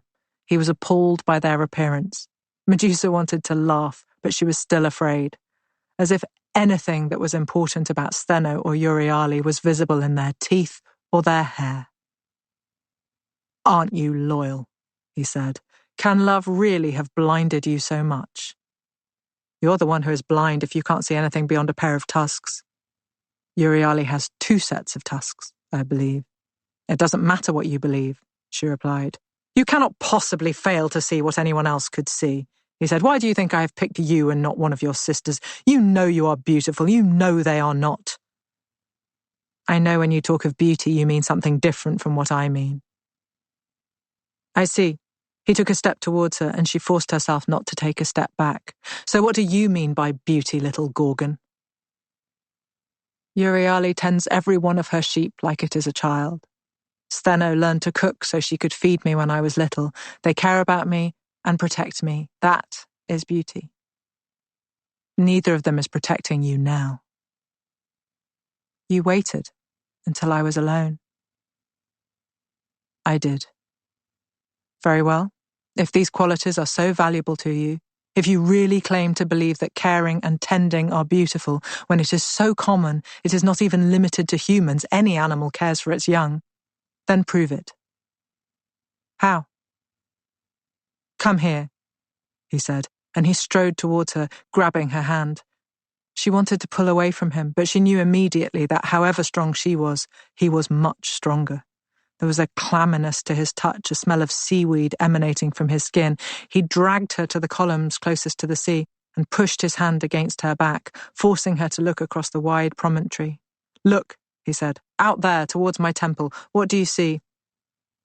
She was sure the group of girls had not been there when she entered Athena's temple. You already know what I can see, she said. I see a group of girls, talking and laughing together. Are they beautiful? He asked. Yes, she replied. Why? Because they are young and happy and together, she said. She could feel the irritation in the fingers that pressed against her. They are ordinary, he said. Look again. And she did as he demanded, but she could not see what he saw. It's because you have spent all these years with no one but your sisters for company. If you had grown up with other girls your age, if I had grown up with other girls my age, you would have thought me ordinary too. Not true, he said. I would have admired those ringlets and those arching eyebrows. I would have approved of your long, straight nose and the way your wide mouth is ready to smile. I would have desired you in just the same way if you had grown up among all these girls. You would still have been extraordinary. You're just guessing, she said. You can't know that, you just think I want to hear it. She felt the tension in his muscles as she said it, and she knew she was right. He was so very sure of his own charm. But I don't. Very well, he replied. Have it your way. You are nothing more than an ordinary girl with ordinary immortal sisters, and everyone is equally beautiful because you say so. Is that right? He grabbed her by the shoulder and spun her to face him. She could feel the pillow pressing against her back and the smell of salt and anger on his face. You value them all so highly, you think caring for the weak is so important. Prove it to me, and to yourself. She stared at his dark green eyes and loathed him. You can't prove what you believe, she said. You can only believe it. That is obviously not true, he said. You believe you can fly, and I believe it too. We could prove it by taking you to the edge of the cliff and pushing you off it. Flying isn't a matter of opinion, she said, nor is beauty. I don't agree with you. He leaned close and hissed into her mouth. I will take one of these girls, Medusa. Anyone you can choose. I will take her to the deepest part of the ocean, and I will have her until she drowns. Do you understand? I will rape her, and she will die of it, because that is what it means to be weak. They will knock down your temple and never worship you again. Men will worship me across the world, he shrugged. These ones hardly matter. She saw all his vanity and pettiness and wondered why mortals worshipped any god like this. Or, he said, look at me. She could not bring herself to meet his eyes, but he reached out and took her chin, held her face so she could not look away. Or I will have you, here, now, in the temple. You've made your disdain for the idea quite clear. So let us see how much you love these mortals, how much you value caring for the weak, like your sisters do. She stared at him in disgust.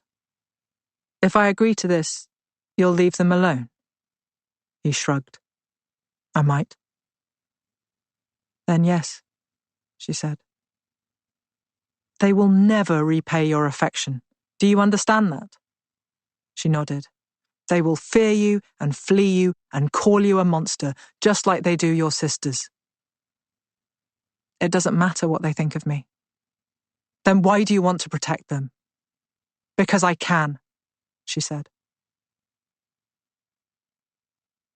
Euryale. When Medusa returned to their cave that night, she was quiet and scared, and neither of them knew what to say to change it. She stayed inside the cave the following day and didn't want to come out. She didn't want to see the light, she said, didn't want to talk or fish or swim. She wanted to sit in the darkness, as far from the sea as she could get. Come outside, Steno pleaded. At first, she replied that she was busy, then that she didn't want to. Then she stopped replying altogether. Steno and Euryale didn't know what to do. Steno was hurt that their girl was avoiding them, worried that she had said or done something wrong. Neither of them knew the labyrinthine caves well enough to find her if she didn't want to be found. But Euryale was less prone to self-doubt. Unable to imagine what might have provoked their sister to withdraw from them, she behaved as though Medusa were an injured sheep. She kept her distance, left food on a small flat rock just inside the cave entrance. The food was gone the next day, but still there was no sign of Medusa. On the third day, Steno was so distressed that Euryale agreed to go and look for her. She crept into the cave, waiting for her eyes to adjust to the darkness. The further she went, the darker it became, and she found herself reaching out a clawed hand so she could follow the cave wall. Beneath her feet, she felt the sand thinning and hard rock poking through. She became suddenly worried that she might lose her way altogether and turned to look back at the way she had come. There was a faint light behind her, she was relieved to see. Though when she turned back to the darkness, it seemed blacker than ever, and she had to wait again for her eyes to adapt. She was peering into darkness within darkness, trying to assess whether she was looking at a tunnel, which Medusa might be hiding within, or whether it was simply a small recess that led nowhere. "Medusa," she called. Her girl wouldn't ignore her now she had come into the caves, she was certain. And she was right. "Please leave me alone." "I can't, my love," said Euryale. "Steno is so worried." "You can tell her not to be." "I can, but it doesn't help. She needs to see you and talk to you. You know what she's like." "I know."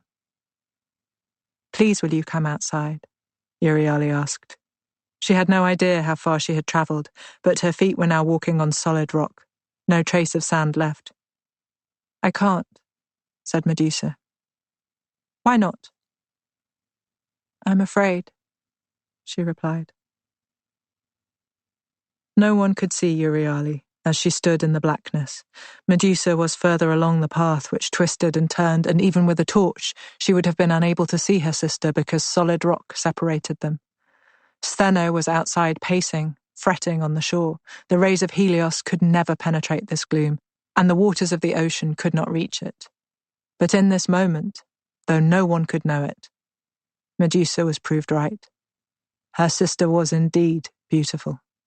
Her jaw softened, her solid brow creased, her bulbous eyes filled with tears. "Afraid, my love, of what?" "Of the sea," Medusa said. "Of the sea? But you are a child of the sea." Euryale was confused. Medusa had always loved the water. One of Euryale's fondest memories was of the child running into the waves and out again, her wet feet picking up tails of dried seaweed and dragging them along behind her, a watery comet. "Afraid of him." Euryale had been edging forward, hoping to find her sister by touch, but at this moment, she stopped dead. She asked nothing more. She knew who Medusa meant and what she had endured. "Come to me," she said quietly. In a moment, Euryale found her arms filled by her sister's warm, shaking body. She could not see her eyes swollen with tears, but she felt the wetness soaking her breast. She stroked Medusa's hair, unfurled her wings and wrapped them around her like a shell. "Let's go to Steno," she said. "She misses you so much." Medusa nodded through her sobs. They made their slow, steady way back to the cave entrance, back to the light. When they reached it, they found Steno peering inside, desperate to know what was happening, but staying where she had promised Euryale she would wait. She did not say anything when Steno put Medusa in her arms. She simply held her, and shushed her, and told her everything would be all right. Euryale was unrecognizable from the softened creature she had become in the darkness. She stepped away from her sisters and flew across the shore. She stood at the scar that ran along their beach, and she turned to face the sea. "You will never touch her again, do you hear me?" she screamed. The winds did not dare to answer her, and the seabirds kept their silence. "Never!" And with this, she raised herself in the air and smashed her feet onto the scarred rock. There was a tremor, and the sea itself felt fear. She rose again and smashed the scar a second time. This time, the tremor was greater. Once more, she drove her mighty Gorgon heels into the ground, and the rock finally gave way. There was an almighty crashing sound as the water rushed away, and a terrible scraping shriek as the rock split in two. The sky seemed to darken, but it did not want to challenge her. She stood triumphant as her portion of the shore rose up, conquering its rival. The sea had now retreated. It flooded over the lower expanse of rock, but could only lap at the pedestal Euryale had created. The Gorgon shore was raised. The sea had receded into the distance, damp weeds and gasping fish left in its wake. She flew back to her sisters. "There," she said. "You never need to be afraid of him again." Stone. The first statue is a mistake, but the little bird has been caught so perfectly that you would never know. It is perching on a branch, its small talons wrapped tightly around. It is sleek and looks soft to the touch. Its downy chest feathers have been particularly well done. It sits up, its eyes alert, its beak poised to eat any insect that flies too close. Its wings seem to slot into its tail feathers, like parts of a child's toy. Because it is made of stone, it is missing the colours of the real bird. The beak and the stripes across the eyes should be black, the back a deep red-brown, fading to a pale orange. The chest and wings are bright blue, and the throat is saffron yellow. If someone were to paint these details onto the little bird, it would be exquisite. Even as it is, you can barely resist the temptation to reach out and stroke it. Part 2. Mother. Danae. Danae never doubted for a moment that her father loved her, which is how it was so easy for him to imprison her in a small room with thick walls and almost no light. He didn't tell her that he had consulted the oracle, nor did he mention the prophecy it had shared with him, that his daughter would bear a son who would one day take her father's life. Acrisius was a vain man who had always enjoyed having a daughter and never wanted a son. Though he didn't admit this, he could not have tolerated watching his own body become frail as his son grew stronger. But a daughter was different, and the passage of time pained him less as he watched her grow to adulthood. He had visited the oracle in good faith, he told himself, wanting to know that although he had no son, he would have a grandson to inherit his kingdom of Argos. His city was powerful, and he was both proud and defensive of it. He did not want to die and have it fall into his brother's hands. He would rather see it go to a stranger. But most of all, he wanted it to go to his own heir. And so he rode the rocky paths to Delphi and made his offerings to the god and the priestess and asked what his future held. And what he heard was that his daughter's son would kill him. He left Delphi a sorry man. As he rode slowly home along the dusty, stone-strewn paths, he wondered if he might have preferred not knowing. His daughter was unmarried. He might have spent many happy, unworried years with her and a grandchild not yet born. Perhaps he would be old when the child finally killed him, old and frail with his mind wandering, in need of release. Perhaps it would be an accident, his grandson's horse rearing the branch of a tree onto which the child had climbed, falling. Acrisius's own horse trod wearily on beneath him as he thought of how he might die. The oracle had ostensibly given him an answer, but it had raised a much larger question. He listened to his horse's hooves striking the ground, and with each sound all he heard was when. By the time he was nearing home, he had barely spoken for 3 days. He did not want to die, not now, not soon, not at all. And so he locked his daughter, the only person he had ever loved, in a small cell beneath his palace, so she could not produce a baby who would hurt him. Danae heard this story through a small gap in the thick walls of her cell. Her maid brought her food each day, liberally seasoned with her own tears. Danae was loved by everyone, even the men who had bundled her into the cell and walled her up. Her maid interrogated the slaves who'd accompanied her father to Delphi and reported back to his bewildered daughter. Had the king lost his mind? Had the oracle demanded this cruelest of punishments? Gradually, she came to understand that her father's fear of death, which had always made him hate his brother since he looked at his twin and saw an aging mirror, was the cause of her unhappiness. And because she was a loving daughter and a kind-hearted woman, she sympathized. No one could help being afraid of something, and being afraid of dying must be especially awful, because there was no hope of avoiding it. She knew too that Acrisius, never a sociable man, must be lonely, sitting in the palace with no one but slaves for company, and the only person he had ever loved locked away beneath his feet. And yet, she found her sympathy had its limits. How could her father be so afraid of death that he would refuse to live? And how could he be so afraid of his own death that he would hasten his daughter to hers? She began to wonder how she might free herself from this prison. Bribing the slaves was the most obvious place to start, but then she heard from her maid that the king had freed the slaves who knew his daughter, replaced them with others to whom she was only a name. Each day she was locked away, she could feel herself becoming smaller and paler, more forgotten. She found it increasingly hard to keep track of time and quickly found she didn't know how long she had been in the cell. Her grasp on what was and what was not became less and less sure. Certainly, when Zeus appeared above the small cot on which she slept, she was not as surprised as she might have expected to be. "How did you get inside here?" she asked, having opened her eyes to find a large figure glowing gold beside her. "I rained in through the gaps in your roof," he said. "I see," she replied. "And you are—" "Zeus," he said. "Have you come to free me from my prison?" she asked. "I hadn't," he said, "but I could." In his palace, on his own, Acrisius was steadily falling apart. What was the point in seeing, hearing, tasting anything if there was no one with whom he could share it? The old slaves, the ones he had known since his youth, had all been thrown out. The new ones shunned him because his temper was so unpredictable. Only now did he fully understand the choice he had made. He was alive, but not living. Daily he thought of asking to have his daughter returned to him, but then the fear of death would rise up again and he would see the father of his future assassin in every man's face. He wanted to believe in his daughter's virtue, and he did.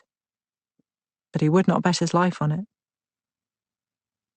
Danae heard of her father's declining spirits from her maid, but she could not spare a great deal of energy for it. Her affair with Zeus had been briefly pleasurable, and the resulting pregnancy was not unwelcome.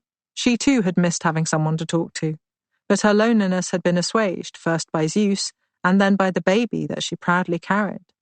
The cell no longer held her. Zeus had made short work of that, but she could not return to her father's side, nor did she want to. Would he try to imprison her again? Or worse, would Zeus allow it? She was now visibly expecting a child, which could only make the fearful king more agitated.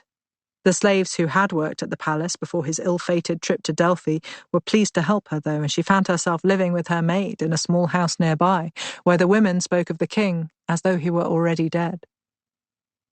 Danae spent several happy months with these women until the day her son was born. Her maid lived with her mother and her unmarried sisters. The married ones lived nearby, and there was always company. In many ways, she preferred life in this bustling little home, always full of women and children and food and laundry spilling outside to bleach in the sun, to the empty life she had known in the palace. The more time she spent away from her father, the more she began to realize that his Delphic trip had only aggravated what had always been true of him. He had always been defensive, had seen every stranger as a potential threat rather than a possible friend. Their beautiful, light-filled palace had always felt cold. Surrounded by these women who understood her pregnancy better than she did herself, she felt nothing but joy when she contemplated the birth of her child. Zeus would not let anything go wrong, she was sure.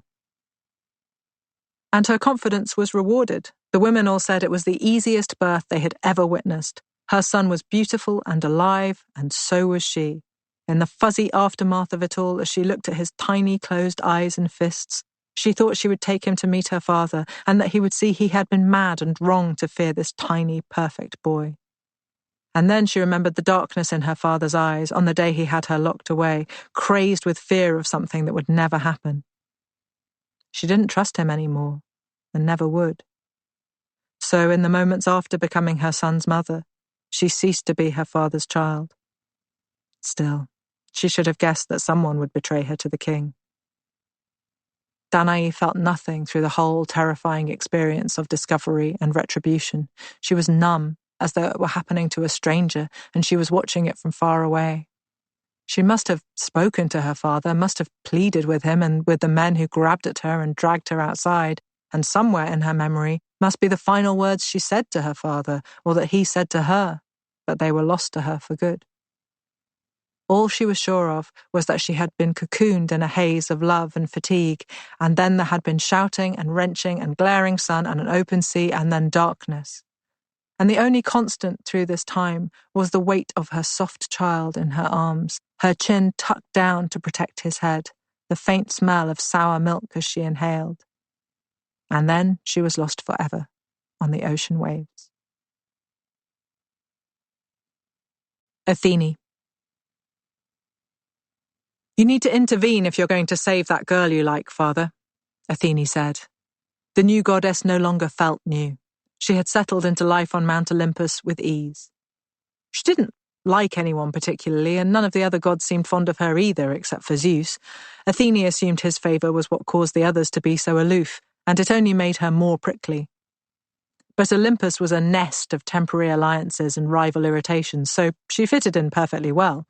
Yes, Hera despised her, but Hera despised everyone save Hephaestus. Hephaestus stared at her as though he had carved her himself from gold and marble, but was too afraid to speak to her. Ares was threatened by her, she could tell. Poseidon, when he was there, assessed her and then dismissed her. Aphrodite never noticed her, no matter what she did. Apollo and Artemis always ignored her. Demeter was kind enough but lacked any interest. Hermes feigned interest but couldn't be bothered to feign kindness.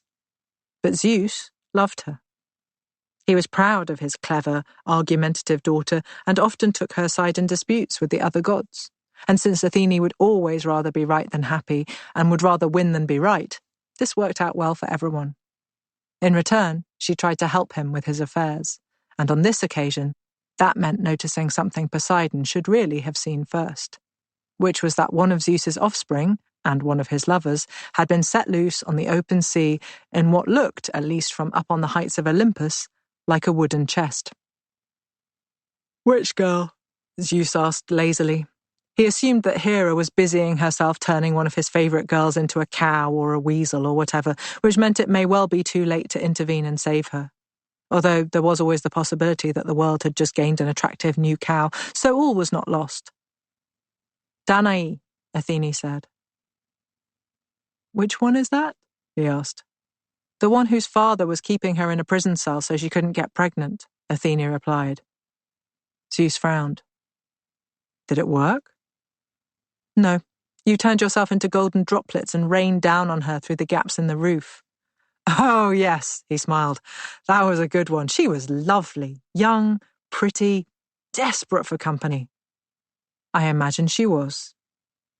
"What happened to her?" "You got her pregnant." "Marvellous. Will I have a new demigod roaming the earth?" "You already do.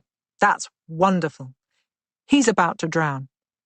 "Oh, let me—" And in a small whirlwind, Zeus was gone. Danae.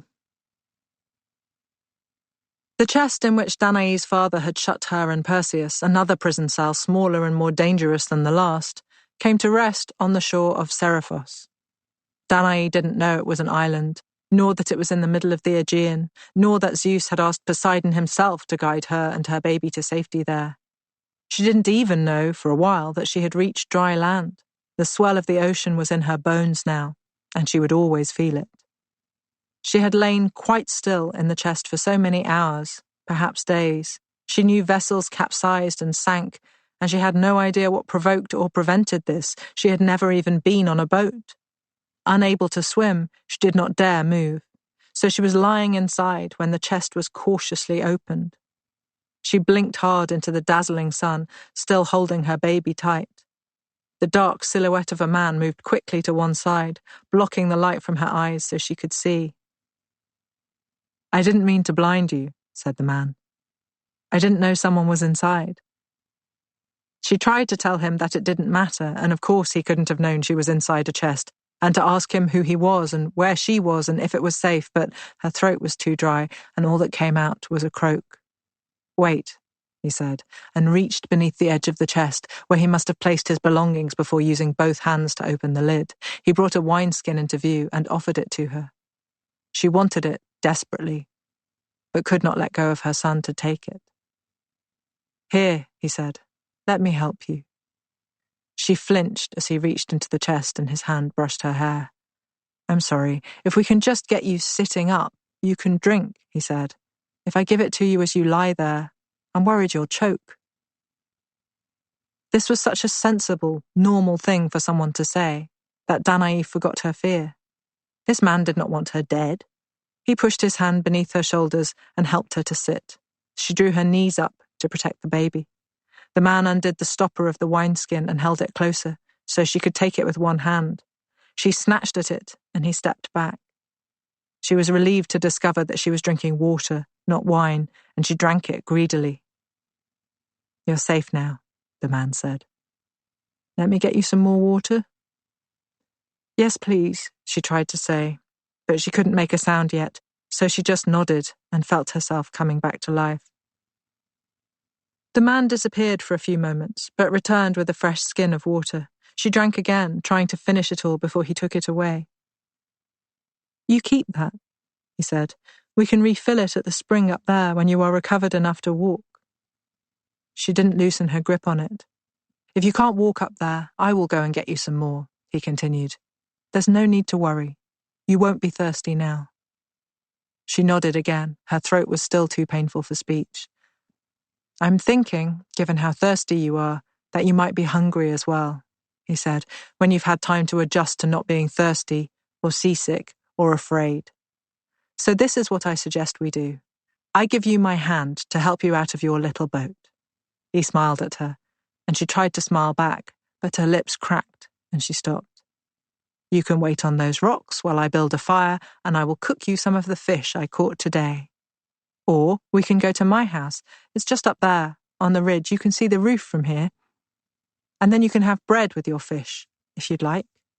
I also have clean tunics, because you might want one of those, as I reckon the one you're wearing is probably scratching your skin now. Salt water is an itchy thing once it dries, isn't it? She nodded. And as and when you get your voice back, you can tell me your name, and the name of this handsome young hero, he said. I'm Dictys, fisherman and finder of women who wash up on the shores of Seriphos. Some hours later, full of baked fish and fresh bread, Danae managed to tell him her name, and the name of her son.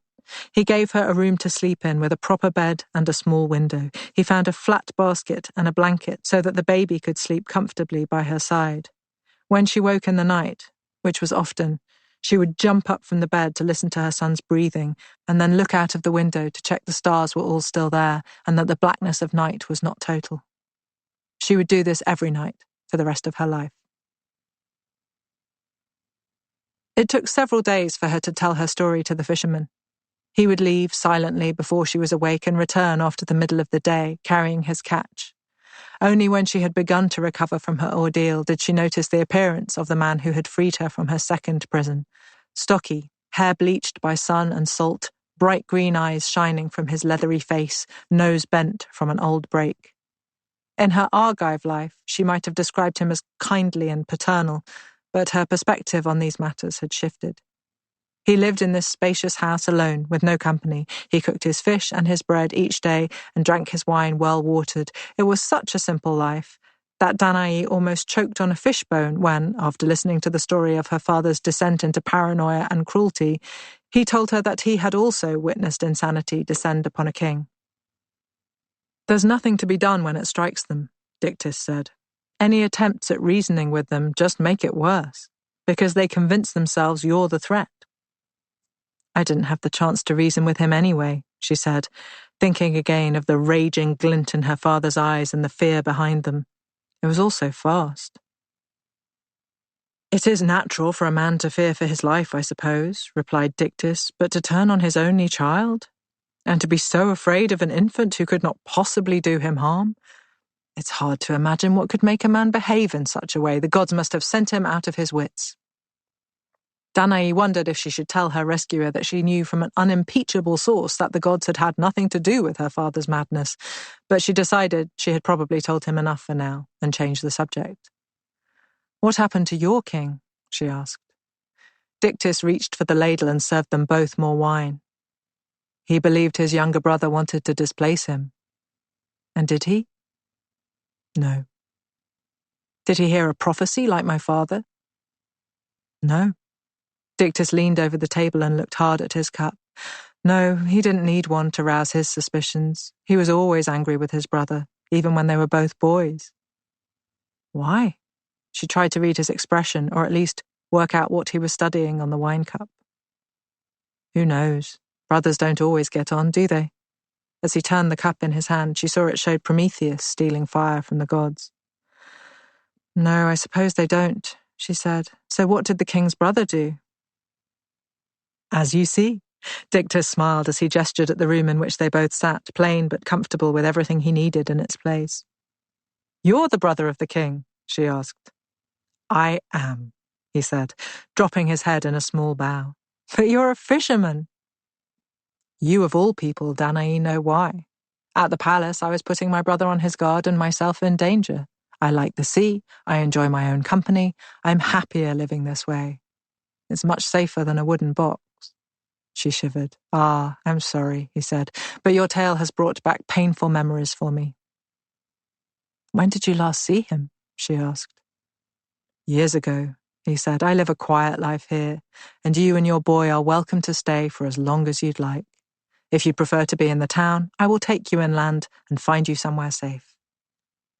Thank you, she said. We'll stay here for now. You're very kind.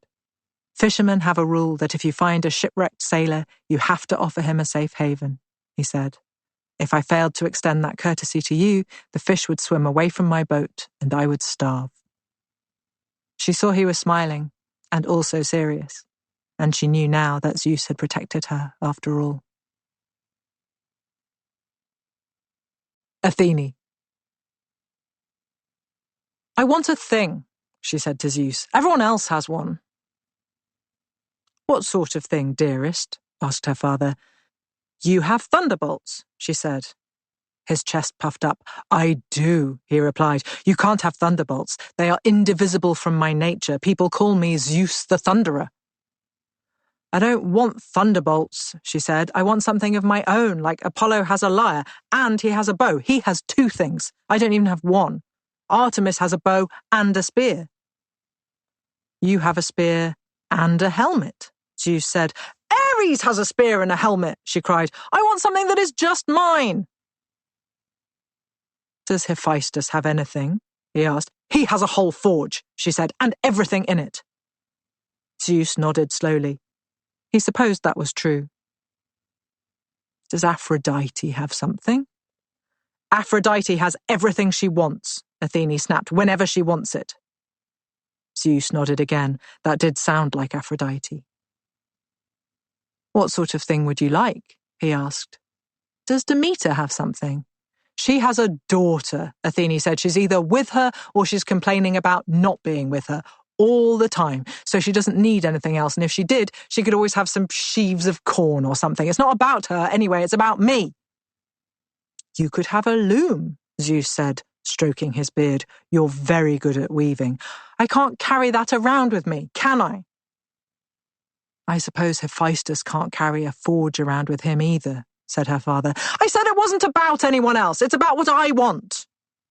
Well, dearest, you're skillful and warlike and wise. You have your spear and helmet, so that's the warlike bit taken care of. Your weaving skill is less portable, so we're putting that to one side. So that leaves wisdom. What would convey that? I don't know, she said. An animal? Would you like an animal? What kind of animal? Well, I have the eagle, of course, so not an eagle. You could have... He thought for a moment. How about an owl? There was silence. The owl is just mine, she asked. No one else will get an owl. The owl will always be your symbol, my dear, and yours alone. Then yes, she said, I'll have an owl. Danae. Danae swept the floor, which otherwise became sandy as the wind blew the outside in. Her hair was tied back in a loose knot because, even after all these years, she could not tolerate any sense of constriction. She wedged doors and windows open, though it filled the house with sand. Dictys never complained, nor even questioned it, and so every morning she swept. She smiled at what it would look like to a stranger, the daughter of a king doing housework for the brother of a king, while her son, the son of the king of the gods no less, helped the old man with his fish. But there was no stranger to witness their life, except the other fishermen and their families who lived near the shore, to whom it seemed perfectly normal. And anyway, they never asked questions, so had no idea who anyone's father was. Having grown up in a palace that was always humming with gossip until her father lost his mind, it had taken Danae a long time to grow accustomed to the lack of curiosity here. She looked out of the doorway as she swept, less anxious now her son had been accompanying Dictys for a year or more. He had pleaded and pestered, and she could not keep refusing him as he grew older, not when they both knew the old man wanted his company, although he never weighed in on the argument, always telling Perseus that he must wait until Danae thought he was old enough. At first, she had said no with such vehemence that her son, who was not prone to outbursts, wept with anger and hurt and ran out of the house. He never cried, she reminded herself, but then she never shouted. She blamed herself for upsetting him, and also for not foreseeing it. Her son had no memory of any man but Dictys and the other fishermen. Of course he would want to follow them to the sea. Perseus couldn't remember their terrifying journey to Seriphos, the certainty of death, of sinking and drowning, being eaten by a whale or some other monster of the deep. He had been only a baby, he had not learned to fear. Danae would have stepped onto Dictys's boat if her son's life had depended on it, but otherwise nothing could have persuaded her. Sometimes, when she ran to meet the men as they came in with their catch, the dry sand would shift beneath her feet, and she would experience the same terrible, lurching sensation she had felt so long ago as she lay in the box on the waves, frantically praying to her lover to save her. But she could not keep her son away from the sea indefinitely, nor did she want him to fear it, as she did. So she swallowed her concern, or tried to, and said yes. The first time, she watched them from the house all the way down to the shore, staring at the two silhouettes, trying to understand how or when Perseus had grown as tall as his adopted grandfather. She sat on the step of the house that whole day, long after the boat was out of sight, long after all the boats were out of sight. She could not concentrate on anything, did not eat or drink, did not notice hunger or thirst. She simply sat, resting her hand on a patch of seagrass, twisting the strands between her fingers until they snapped off. When she saw Dictys's boat coming back to land, she could not allow herself to believe it was them, even as she strained her eyes against the sun to see two figures tying up the boat and making the net safe. She could not accept it. When the two dots began to climb the hill towards her, she allowed herself the tiniest scrap of hope that her boy was safe. But she didn't really feel it until she could make out his distinctive stride and the way he was trying not to run ahead, so he could tell her everything.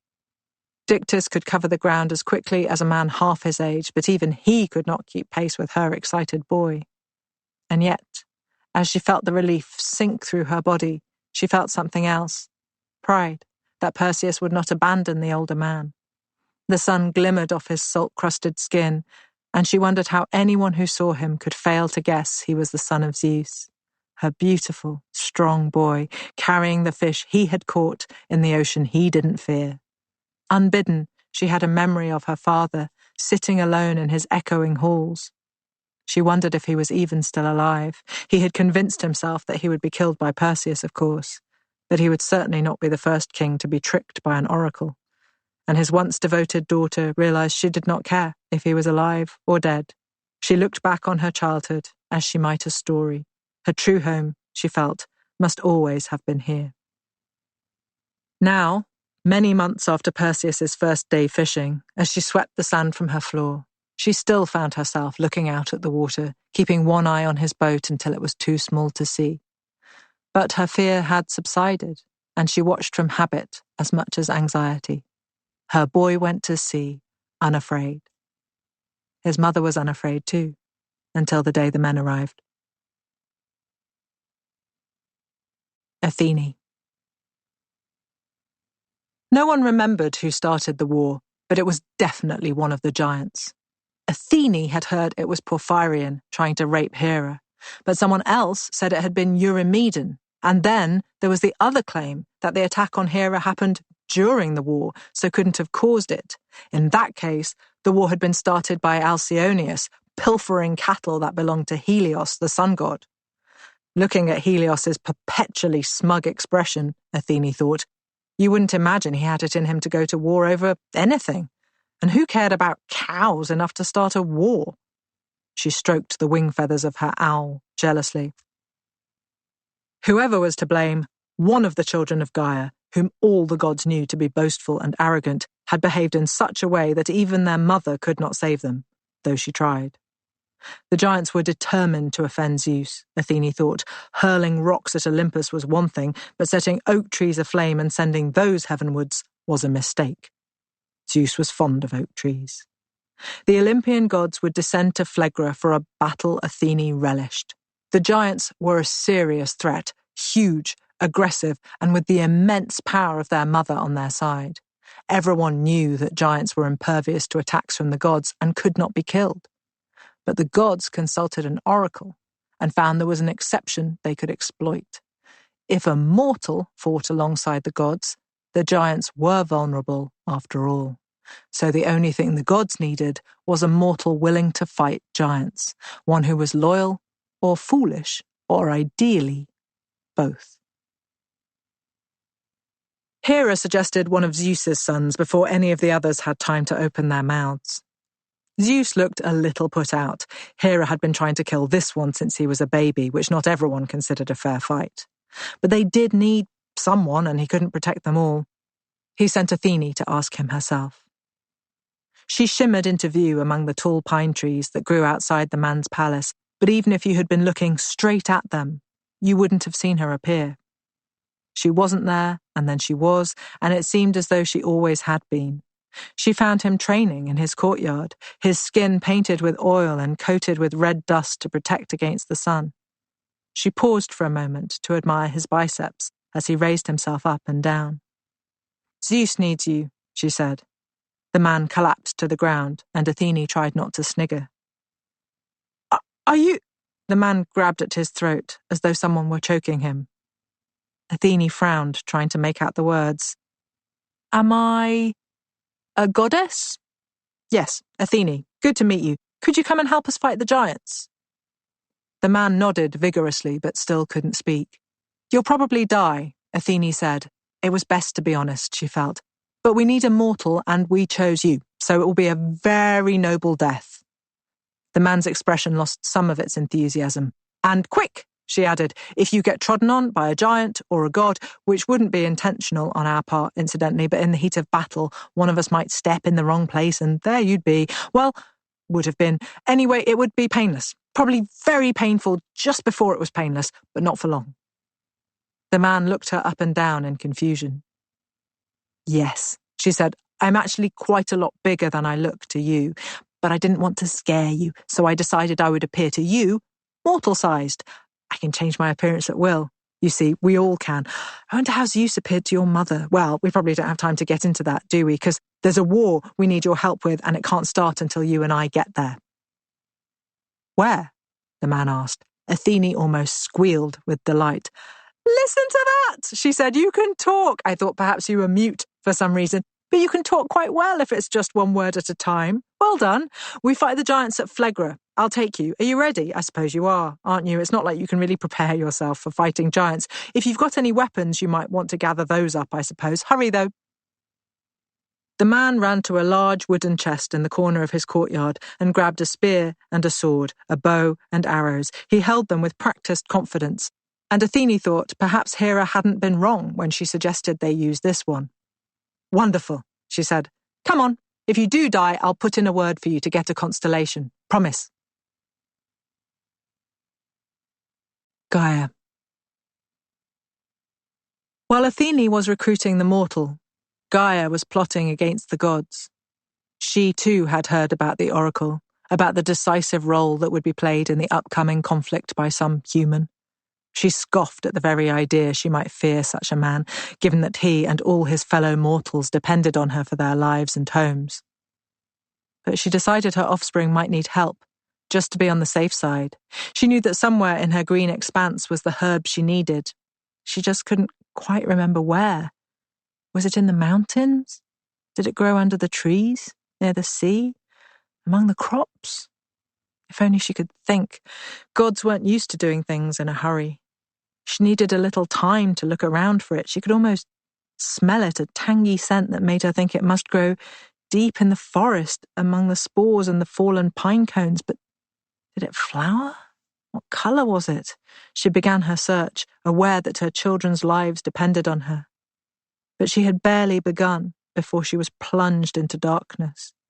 She looked up, blinking. Had Helios travelled across the sky more quickly today? Not a sign of the sun. She looked the other way. Then where was Selene? There were plants that only flowered by the light of her moon. Was that what she was looking for? But there was no moon, so she could not find it. Angered, she turned again to look for Eos. If Helios was absent and Selene was missing, it must be almost dawn. Her pink streaks must be just about to light up the sky, which would give Gaia enough time to find this precious plant. But the sky didn't lighten, and it did not turn red. Gaia had little idea of the passage of time, even less so than the other gods, perhaps, but she knew the sky had been black for too long, and she knew what had happened. Zeus had moved against her. She cursed his name. The sun, the moon, and the dawn were all hiding. By the time it was light enough to see, he would have stolen the plant for himself. She wept fat, flooding tears. Her children were about to go into battle unaided against all the Olympian gods, and now they could not even rely on her protection. Gigantomachy. It was the mortal who made the first strike. He and Athene had arrived on the Phlegra Peninsula. She was only just getting a sense of where the battle would be fought. She was standing on a broad, high plain, a dark curve of trees falling away to her left and a steep drop of scrub down the hillside to her right. Far ahead of her was a gentle slope, but she could not see it, because between her and its distant trees, the giants had made their battle line. These children of Gaia were vast, as big as the Olympians near enough, and ranged out across the plain they would intimidate anyone, except the gods they had come to fight. Huge torsos, strong arms, bulging thighs, but then Athene looked again. She had heard them called snake-footed by her father, but she hadn't realized what this would look like. Each thigh became a scaly, muscular coil. The giants had the heads and bodies of men, but they slithered along the ground. Athene was both appalled and compelled by their monstrosity. This was the war she had been born to fight, this and every one that came after it. She could feel the thrill rising within. The giants drew their strength from the earth, from their mother, she knew that. And yet she felt as though she was doing the same. The fertile soil beneath her feet was full of power, full of life, and all of it was for her. She lifted her head. The sun glinted off her helmet. She turned, looking for the owl who was always perched on her shoulder or on a branch nearby. She did not want him to be scared by what was to come. But then she remembered.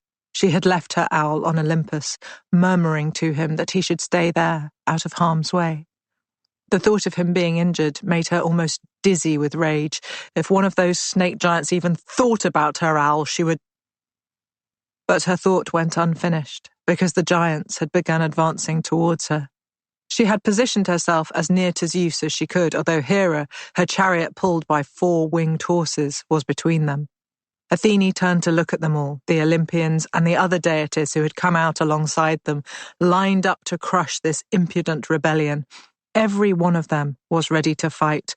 Apollo and Artemis with bows raised and arrows nocked, their mother Leto beside them with a blazing torch, Ares in a chariot brandishing a spear. Even Demeter had a wooden stave made of a fat tree trunk, and you could hardly call her a fighter. Rhea was riding on the back of a huge lion. Nyx had brought a vat of snakes. They had spread themselves across the width of the plain. No giant would escape them. As Hera's horses flew forward, Athene caught sight of her father, his expression one of concentrated anger. Small sparks of lightning were glittering in Zeus's hands as he readied himself. But in spite of all their prowess, all their weapons, the mortal was the first to claim a kill. Athene had almost forgotten about him as she revelled in the strength of her comrades and the imminent death of all their enemies. She had brought the man here, set him down away from the lions and chariot wheels so he would not be crushed by mistake, and like a gadfly, he had all but disappeared from view, before suddenly stinging a creature far larger than himself. Before a single thunderbolt had struck, the giant Alcyoneus was grabbing at his side, roaring in pain. His eyes were on the Olympians, none of whom was close enough to have hurt him save the archer and his sister, and neither of them had yet loosed an arrow. Alcyoneus was shot twice more before he collapsed, writhing on the ground. Only now did he see who had shot him, and his face creased in fury and in shock. His mouth was gaping as he tried to breathe but could not. The arrows had pierced his lung. The mortal looked up at Athene, craving her approval. She shook her head and let her voice carry across the distance between them. "No," she said. "Look." And as they watched, Alcyoneus wrenched the arrows from his ribs and started to revive. He began to sit up. "You see," she said, "he draws his strength from Gaia. They all do. You see the rocks over there?" She pointed at a craggy place off to the side of the battlefield. The mortal nodded. "Drag him to the rocks," she said. "Separate him from the earth." And the man raced off to do her bidding. Athene watched him with surprise. He was remarkably strong for a human, and though she didn't really care whether the man died or the giant, since the man would die soon and the giant would die today, she found herself cheering on the mortal as he hauled Alcyoneus onto the rocks. The giant's borrowed strength ebbed away. His arrow wounds proved fatal now he had lost Gaia's help. One down, Athene thought. She heard a deafening crack from far across the battlefield, and the sky split in two. Zeus had hurled a thunderbolt at Porphyrion. The giant had attacked Hera, pouring at her as she tried to take her chariot out of his reach. Zeus would never let this stand. He accosted his wife on occasion, but no other creature would do so and live. A second giant down. An anguished cry now rose up nearby, Apollo showing off his perfect precision. The archer had shot Ephialtes, first through the left eye, then through the right. Doubly blinded, blood streaming from his blackening sockets, Ephialtes fell to his knees. Not even Gaia could save this one, Athene thought. She could give him back his strength if she wished, but he would still be blind on a battlefield. Beyond Apollo, Athene watched Dionysus as he clubbed Eurytus to death, his blows falling too rapidly for the giant to parry or evade. His brain spilled out onto the fertile soil. To Athene's right was Hecate, who lobbed her dark torches at Clytius and set him ablaze. His brows were drawn in pain and fear, but she didn't hesitate, wielding her sword to separate his sorrowing head from his burning torso. Even the limping blacksmith god had found a way to fight, Athene noticed. Hephaestus lobbed huge gobs of molten iron at Mimas, who screamed as he burned. 3, 4, 5, 6. Athene smiled as she surveyed the carnage before her, gods in the ascendancy where they belonged, and half the giants slain when the fighting had scarcely begun. She could wait no longer, or it would all be over. She had already picked her mark. Enceladus, a thick-necked giant ahead of her. He was pushing his matted hair back from his forehead, trying to untangle it from his beard so he could see better. But nothing would help him with what was coming. Athene liked her spear too much to throw it at one of these filthy giants. What if he dirtied it with his blood, bent or broke it with his falling carcass? She knew Hephaestus would make her another, just as good, but she wouldn't take the risk. Not yet. Not when she didn't need to. Instead, she picked up a huge triangular rock and hurled it at Enceladus. He could not escape its trajectory and was crushed into the ground. Athene wondered if he might try and draw on his mother's power to aid him, but it was far too late for that. Moving closer, she saw that he had been obliterated by her throw, his body buried beneath the rock. 7.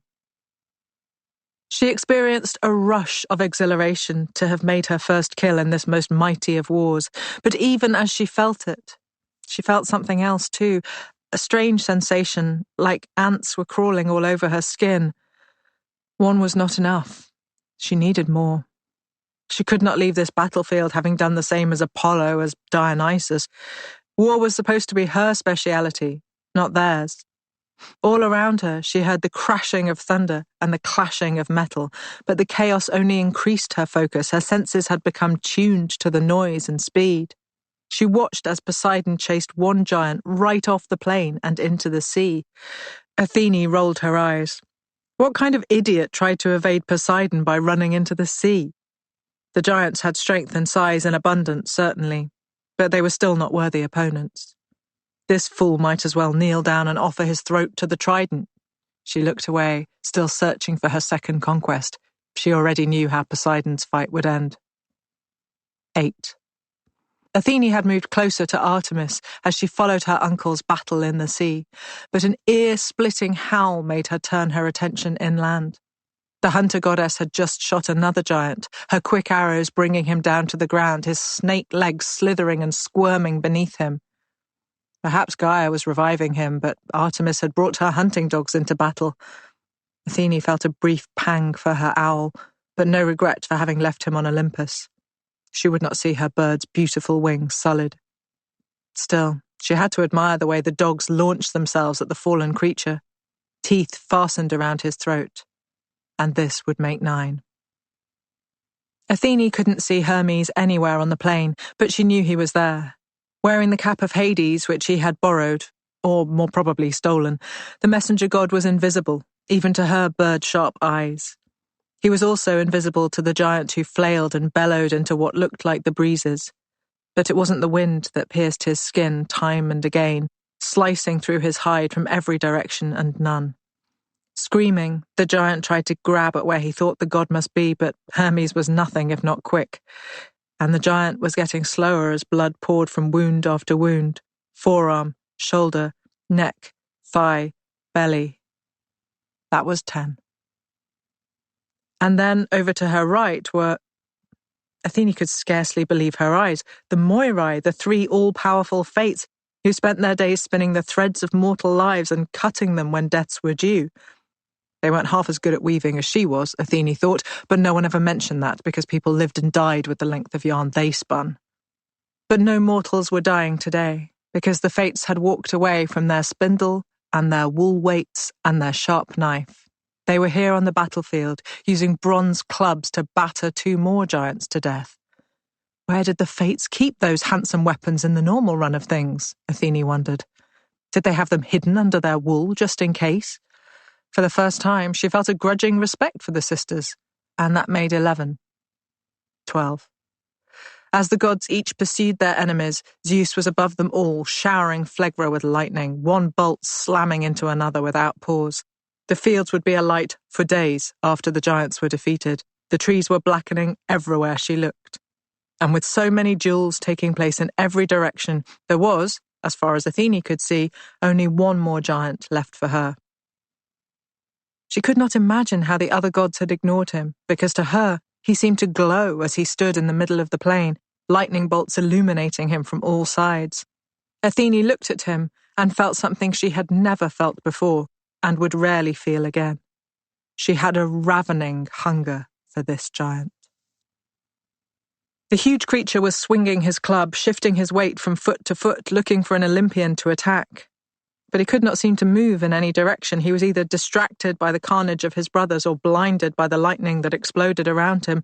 And knowing he was hers, and only hers, Athene moved across the battlefield so quickly that even the other gods did not see her coming.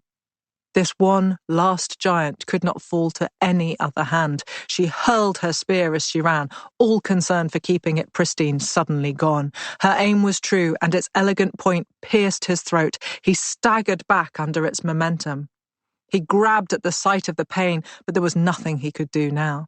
The force of her throw saw the spear penetrate right through his neck, and as he collapsed, it came to rest upright in the hot earth onto which he fell. Athene was beside him a moment later. The deafening clashes of metal and blazing bolts of light faded, and finally, in this moment, she felt as though she and the dying giant were the only 2 people in Phlegra. Dark blood was gushing from his throat and bubbling out red between his lips. Athene found herself appalled by the ugliness, and yet she could not stop looking. This was what she was made for, she reminded herself. This was what it meant to fight a war. But that didn't explain the conflicting urges which raged behind her calm face, to look away from the death she had caused, to lean in and lick the warm blood from his lips. She watched as his eyes lost first their anger and then their fear. His mouth moved as though he wanted to tell her something, and she bent down to try and make out the words.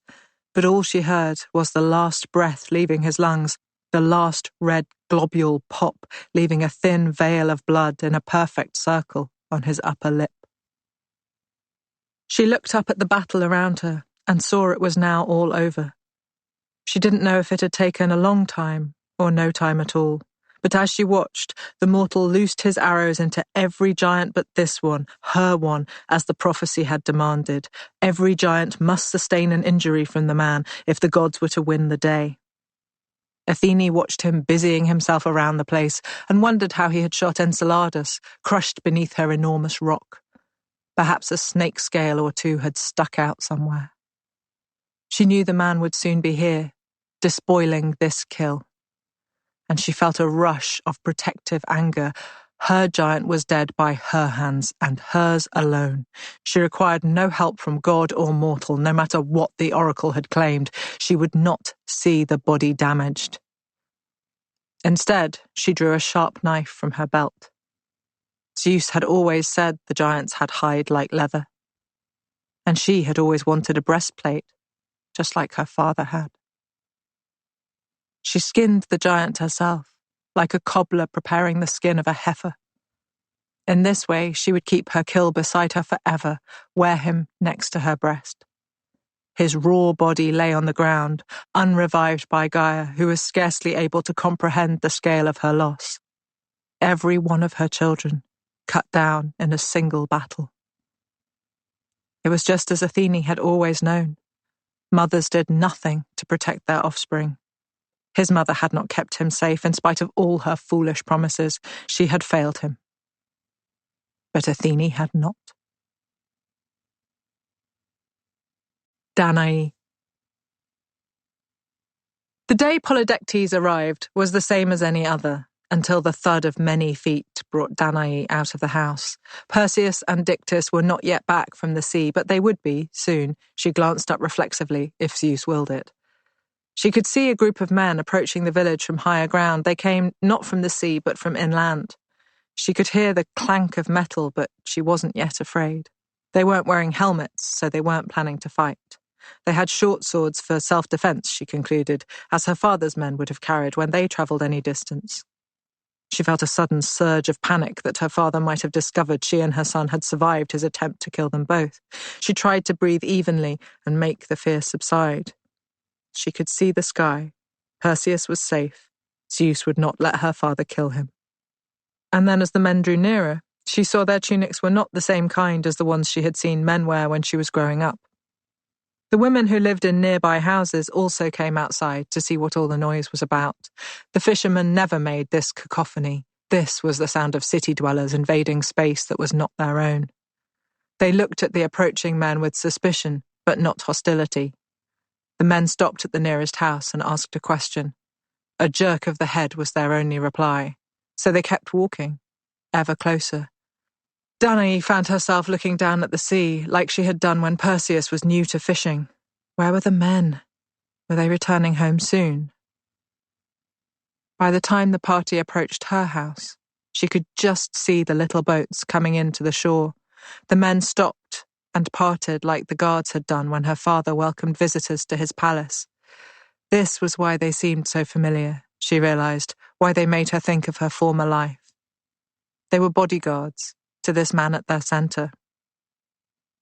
Now they had stepped aside, she could see him, greying hair, lines around his mouth betraying a lifetime of disapproval.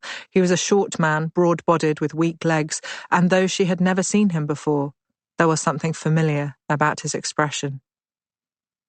"So you're his wife," the man said, moving his eyes up and down her body, as though he were trying to guess her worth. "No," she replied. "I'm no one's wife." "Who are you, sir?" There was a bristling among the men, as though they wanted to mock her ignorance, but were unsure whether laughter would be punished. "Does Dictys live elsewhere?" the man asked. His voice was slightly shrill, and she wondered whether he always sounded so querulous. "No, sir," she said, looking straight at him. "This is his home, but I am not his wife. He is unmarried." "I heard he had taken a wife, and you are here, by your own admission, in his house." Danae suddenly knew who he was, just as she could see two men in her peripheral vision climbing the hill from the sea. Dictys and her son would be with her very soon. "He will be here shortly, sir. I'm sure you'd rather speak to your brother himself. The man's eyebrows rose sharply. I might tell him to find a housekeeper who is more polite to strangers, he said. She gazed at him, tracing the echoes of Dictys's brow and nose and jaw on the king's face, and wondering how the same features could be so reassuring in one man and so off-putting in another. Now she saw the two silhouetted men hurrying to reach her. Dictys had seen the cluster of guards outside his home, and Perseus had broken into a run. I didn't intend to be rude, she said. He snorted and opened his mouth to reply, before one of the guards noticed the fisherman returning and muttered something to his king. Dictys's face was filled with concern when he finally appeared.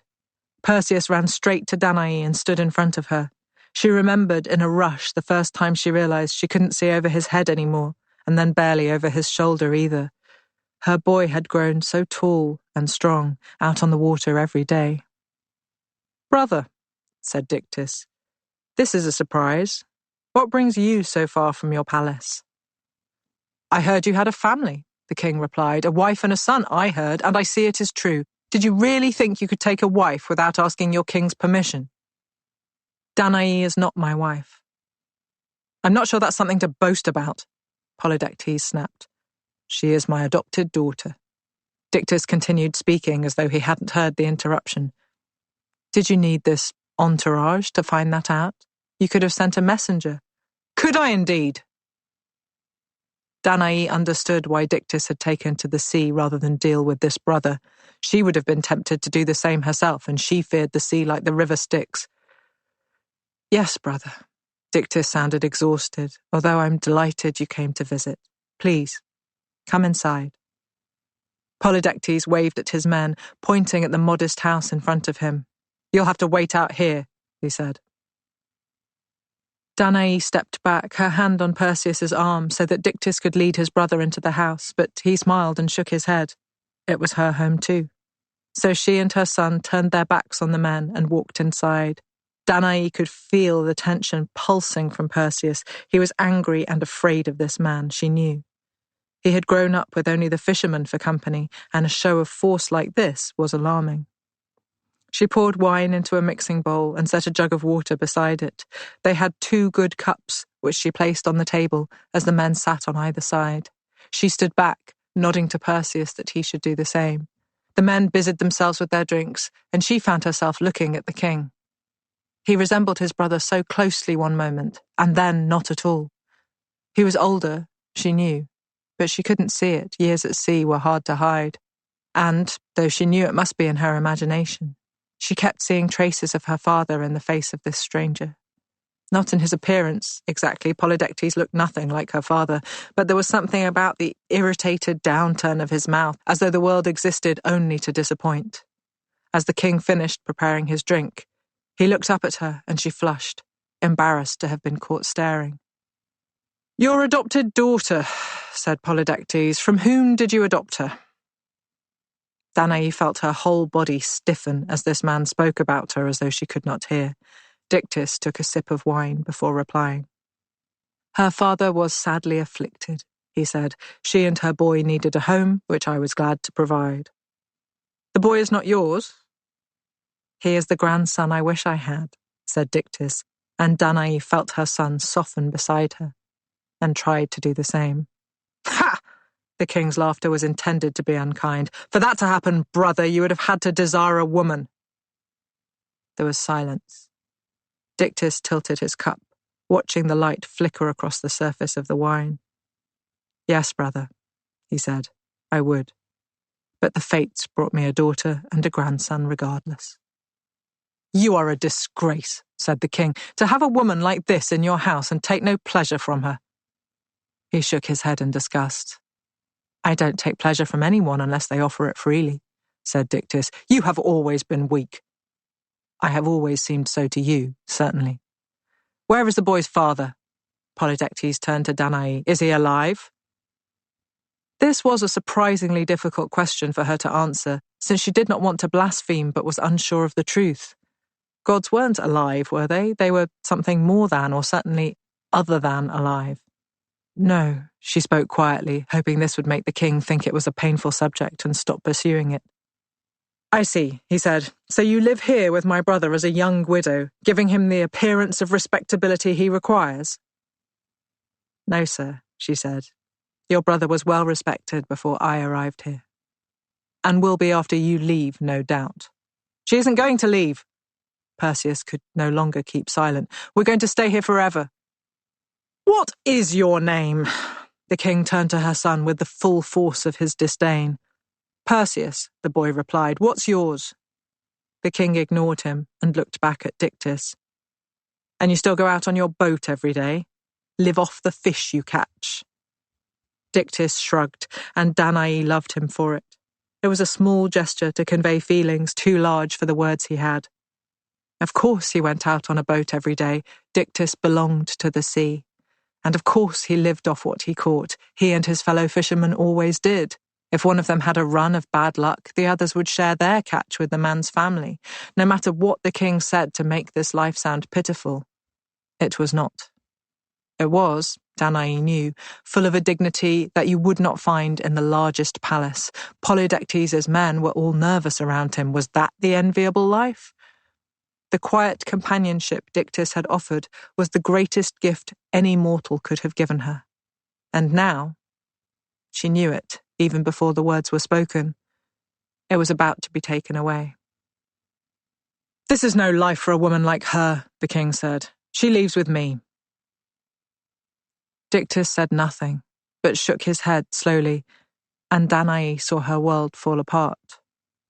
I am happy here, sir, she said, but the words died in the air. You'll be happy married to the king, he replied.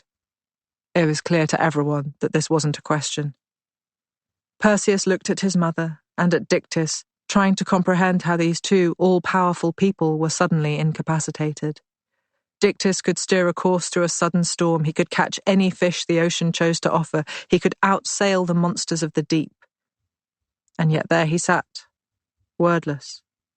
His mother could heal any injury, repair any break, but she simply stood in silence as their lives were smashed to pieces. She can't marry you, he said. We have to stay here. I helped Dictys with his catch.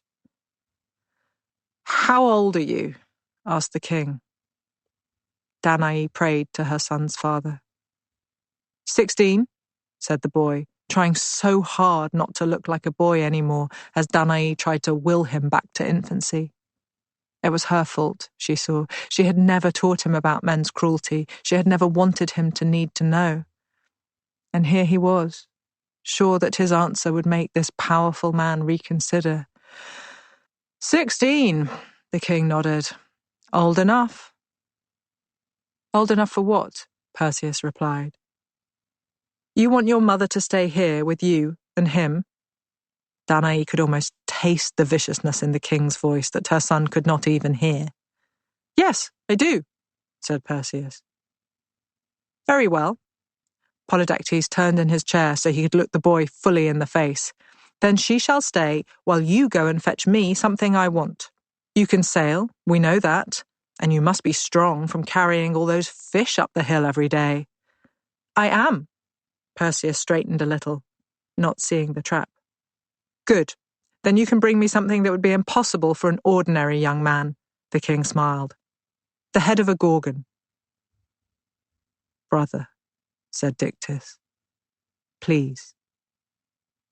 Of course I can, said Perseus. She stays here until I return. Well, I don't want to give you a reason to delay, Polydectes said, so let's say a month, shall we? No, 2 months, because your mother looks so sad at the thought of you having to rush. That should be more than enough time for you to travel to the Gorgon lair and home again. He stood up and took a step towards the door. I'll return in 2 months, he said to Danae. You'll be ready to accompany me then. And having destroyed their home, he walked out of it. Gorgonean. You're probably feeling sorry for him now, aren't you? Poor little Perseus, the reluctant hero, defender of his mother's honour, boastful little fool. If he had simply kept his mouth shut while Polydectes was swaggering around trying to intimidate him, all he had to do was behave like any other of the king's subjects, say, "Yes, sire," "No, sire," whenever he was spoken to, and the whole thing would have been over by now. Danae would have gone to the palace and what? What harm would have been done exactly? Polydectes isn't a monster, he's just a pompous little man with an irrational grudge against his brother. Greece is literally full of men like this. Danae only had to offer a few words of criticism of Dictys as she swanned around the palace for a few days, having other people sweeping the floors for a change and eating something that didn't have gills. Would that have been such an imposition? Food without scales. Most people would have been relieved. Polydectes would have lost interest in her in weeks, probably days. He only wants her because his brother had her. He's the king. He can have anyone he wants as his wife. The second-hand wife of a dead man, as he believes Danae to be, and housekeeper to an unloved brother, she's hardly the trophy he's looking for. Maybe if he knew about the Zeus connection, that might be persuasive, although he might find that intimidating. Do you really want to take the place of the king of the gods in a woman's bed, even if that king of the gods was golden rain when he appeared to her? It's often hard to say with men, isn't it? Anyway, don't even begin to feel sorry for that brat. He isn't saving his mother from some awful torment. He's saving her from the mild inconvenience of travelling a day or two on horseback, making a few snide remarks about former lovers until the king, who isn't even interested in her, just spiteful, loses patience and sends her away again, probably lending her a horse for the return journey.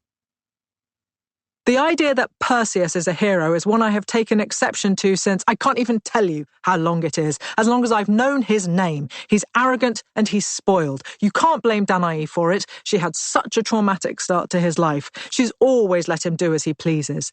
Dictys could have disciplined the boy better, I suppose, but it's hard with a boy who isn't your own. And he was so thrilled to have a child in his home against all his expectations. Of course he indulged him. He followed Danae's lead.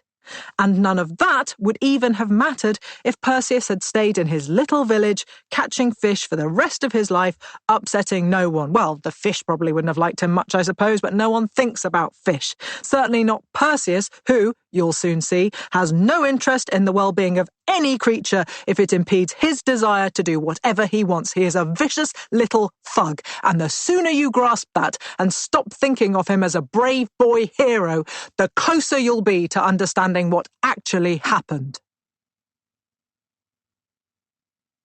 Athene. Athene loved her new breastplate. Loved it in the same way she loved her owl. She loved the way it gleamed in the sun. Couldn't stop turning it in her hands and watching it catch the light. It wasn't bright and glittery like metal and not dull like animal skin, only becoming shiny through use and wear. It had the beautiful, soft glow of Parian marble gleaming in the evening light. Hephaestus had worked it into the perfect piece of armour for her, although he had a curious expression while he did it. Athene wondered what was bothering him. He made armour all the time. But she didn't ask because she wasn't very concerned so long as he made her what she wanted. And if he didn't want to know where she had found her skin, she didn't really know why he'd asked her. But whatever his reservations had been, they hadn't interfered with his work. Quite the opposite, in fact. He had made it more quickly than even she had anticipated. The fastenings were strong, and it fitted perfectly. She was wearing it now, as she thought back over the war. She had relived it many times already, but it never hurt to do so again. She revelled anew in the noise and dust and blood and the smell of burning from each lightning bolt Zeus fired. It was the first time she felt she really understood any of the other gods, when she thought about how they fought and killed. The coldness of Apollo and Artemis made more sense to her when she remembered them with bows and arrows in their hands.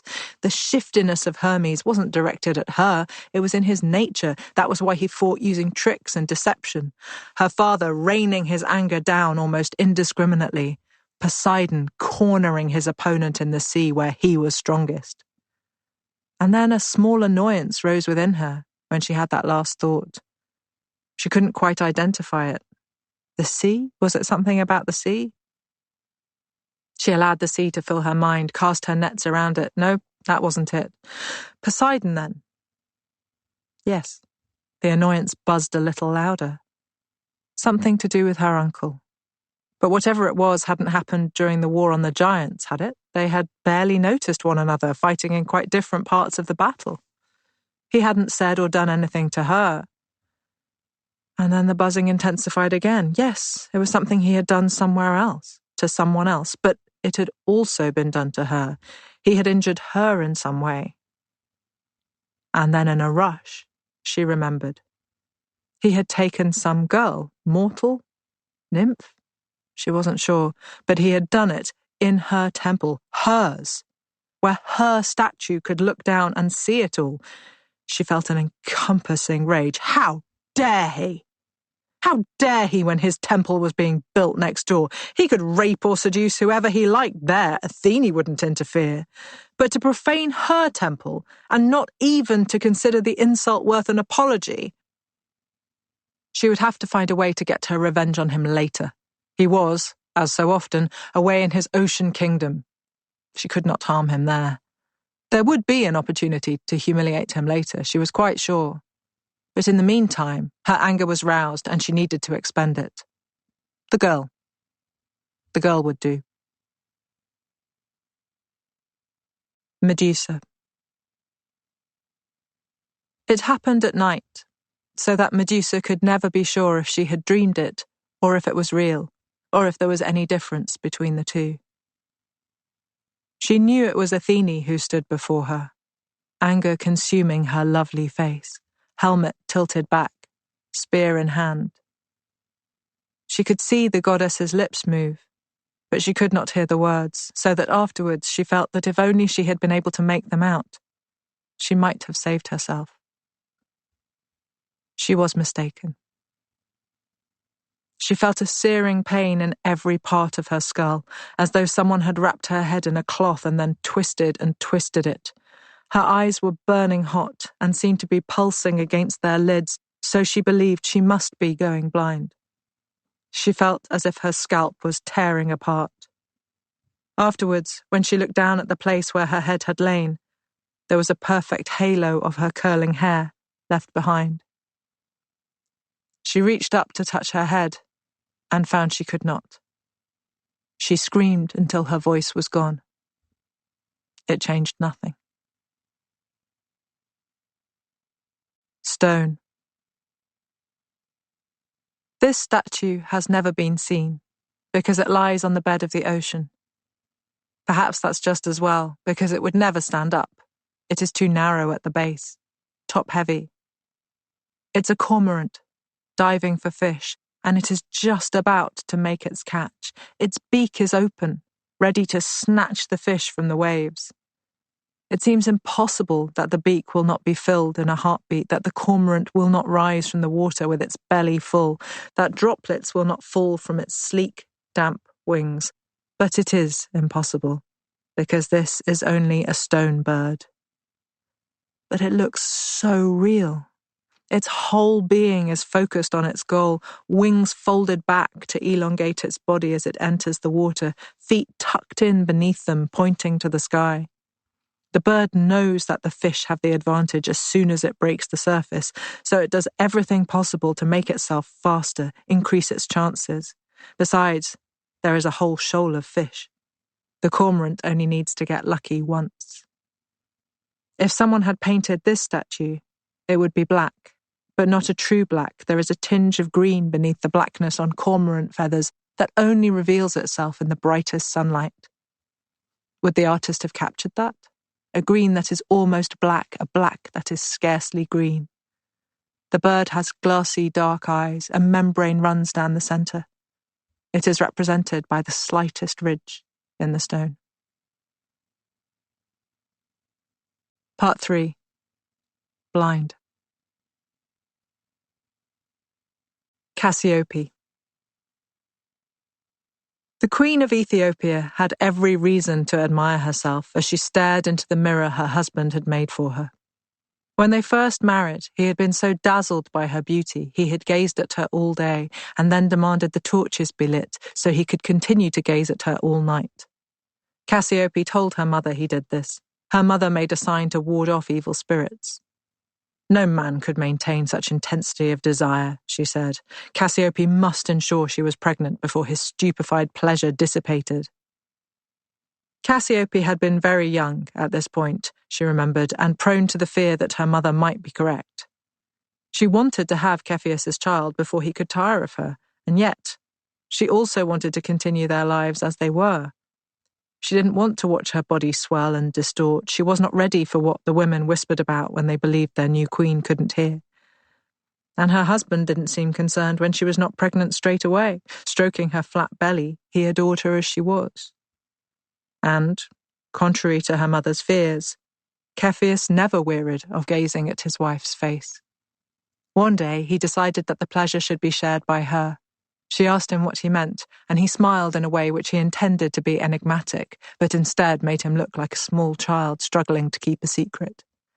Cassiopei's mother had belatedly decided to keep her counsel, but, within the confines of her home, she told her slave women that the king was a child himself, and this was why the couple felt no urgency to produce an heir. For a day or two, there was a great deal of noise and slaves rushing around with cloths to remove dust, and then Cepheus took his wife by both hands and asked her to close her eyes.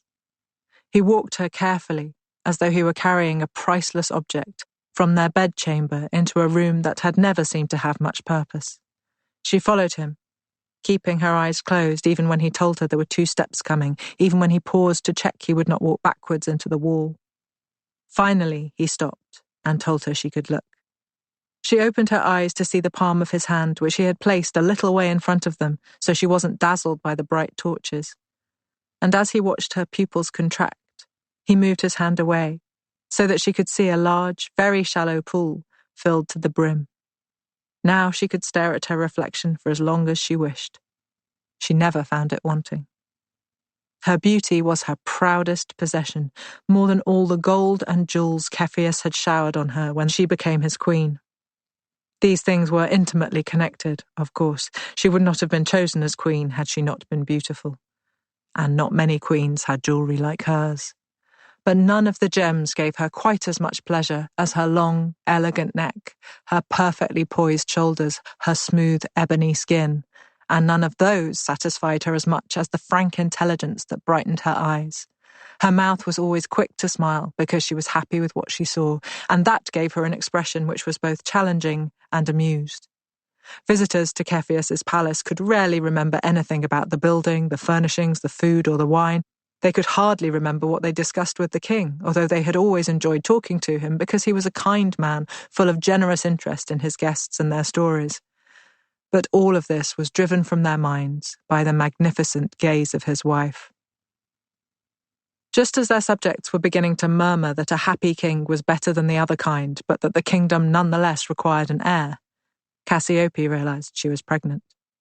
The marriage was already a success in her mind, but now even her mother stopped carping.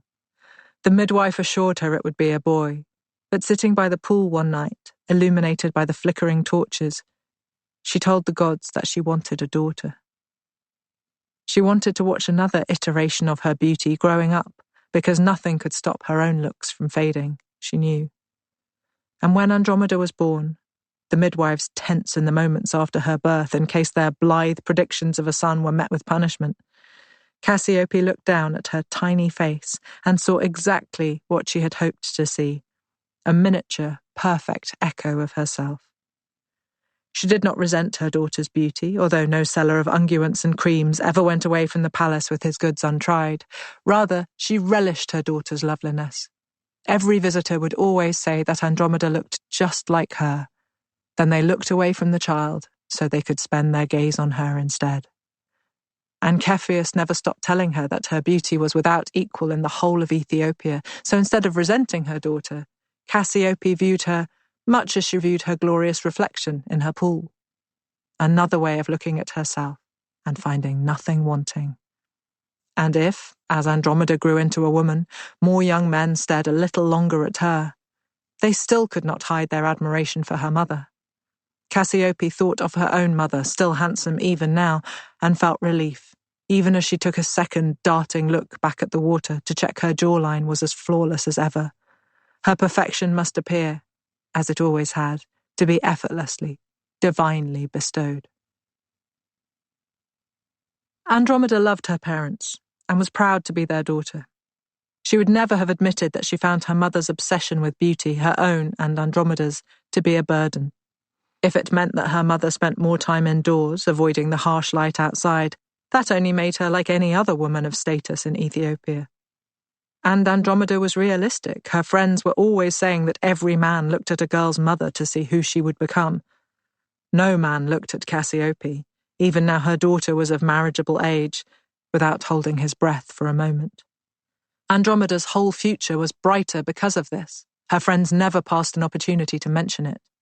So she was at a loss to explain how she found herself betrothed to her uncle Phineas when she could surely have had any Ethiopian prince she chose. Why did other suitors not come beating down her father's doors in their thousands? She tried not to feel hurt and angry. But the only important things anyone said in the palace were whispered in dark rooms to which she was not invited. Whenever she discussed matters with friends her own age or with the slave women who feigned ignorance, she found herself growing more aggrieved rather than less. When she could bear it no longer, she waited until there were no guests staying in the palace and cornered her parents while they were eating. "Papa," she knew she should at least pretend that her father made the decisions, "I need to ask you a question." "Yes, my dear." Her father was lounging back on his couch, a fat cushion beneath his elbow. Her mother sat on the couch beside him, from where the torches were best able to cast shadows of her elegant profile onto the ground. "Why do I have to marry Uncle Phineas?" The slave, who was putting plates down onto the table between them, froze, just for a moment, before continuing with his task, eyes fixed on the food. "Andromeda," said her mother, "what kind of question is that to ask of a king? Why must you marry the king's brother? Who else should do it? Would you see some girl from another family raised up over us?" "I don't think that would happen, Mother." Andromeda knew her mother tended to start any dispute from quite a high pitch, so she did not raise her voice in return. "I think that father is loved and respected by all Ethiopians, far more than his brother could ever be." She took a sneaking pleasure in seeing her mother's eyes flicker with anxiety, having not anticipated this direction of attack. And now her father was preening himself, suddenly looking as plump as the cushion he was resting on. "Of course that's true," he replied, "but your mother and I have always believed you can never be too careful. If something were to happen to me—" He broke off to make the sign warding off any cruel spirits who might be listening. "I will be succeeded by Phineas, so you and your mother would be better off if you were married to him. We cannot afford for there to be a second branch to the royal family." Cassiope nodded. "Phineas could marry some brat and produce 5 sons. Your father is looking after our interests. You would do well to remember that." "I'm hardly likely to forget it," Andromeda replied. "I just don't understand why I have to give up all hope of happiness." "Are you being a bit overwrought, my dear?" asked her father. "You're very fond of your uncle. You have been since you were small." "As an uncle, yes," she said. "As a husband, I would prefer someone closer to my own age and further from yours." "Well, I'm afraid we don't always get what we want," Cassiope snapped. "You do," her daughter replied. "What did you say?" Andromeda knew the fight was lost, but she wasn't prepared to let her parents pretend they weren't ignoring her desires. "I said you do. Because you do. Father never disagrees with you about anything. He does everything he can to keep you happy. So do I." She waved her arm wide. "So does everyone. Everyone wants you to have exactly what you want, because otherwise you make our lives a misery. We all go along with it, until now.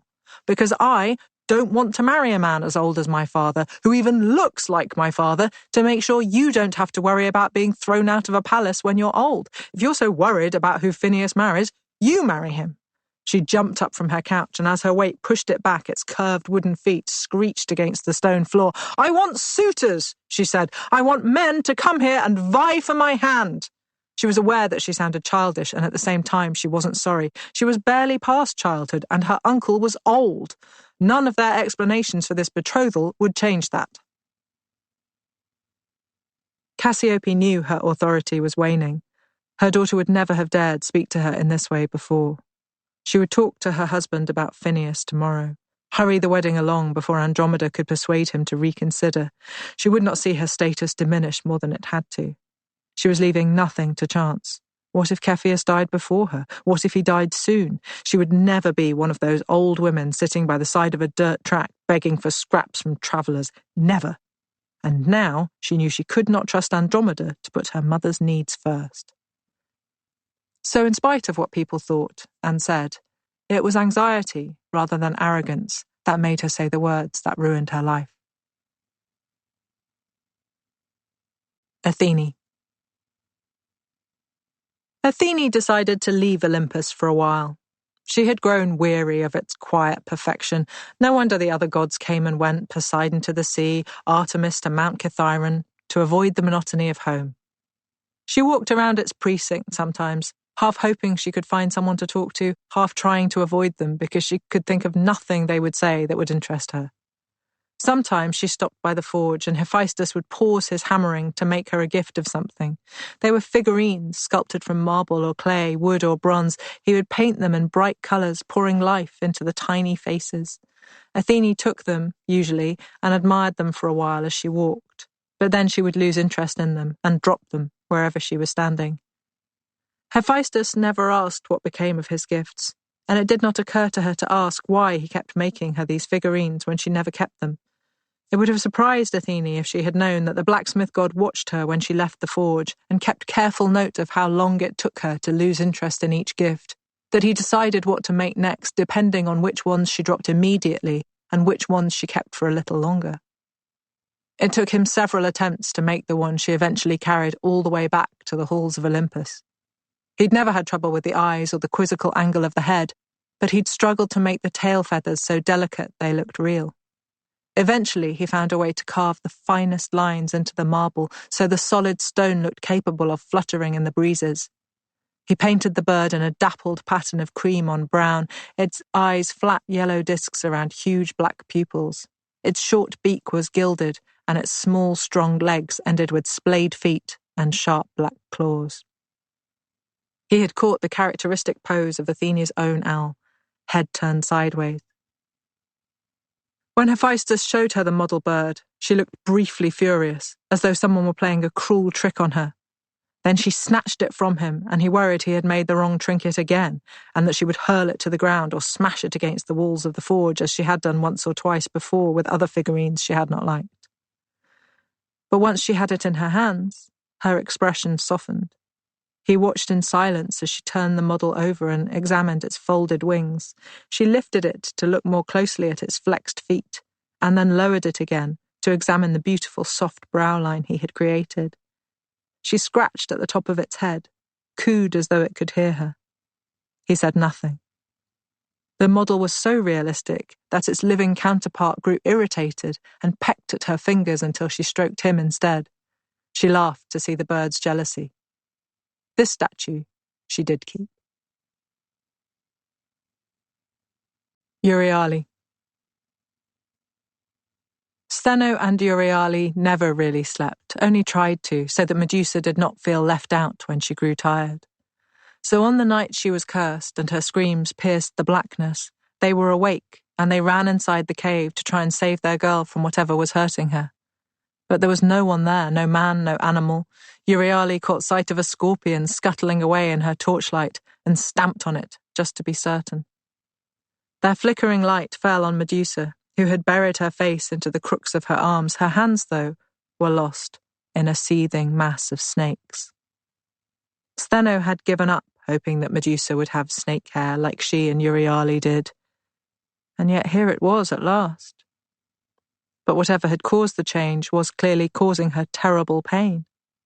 Steno ran to her and put her arm around Medusa's shoulders. "Darling, what happened?" But Medusa could not reply, and Steno hugged her close.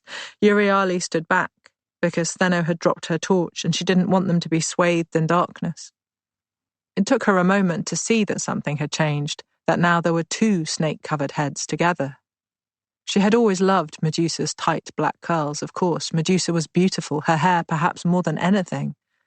But now, with snakes writhing around her instead of hair lying inert, she looked— Euryale tried to put the thought into words.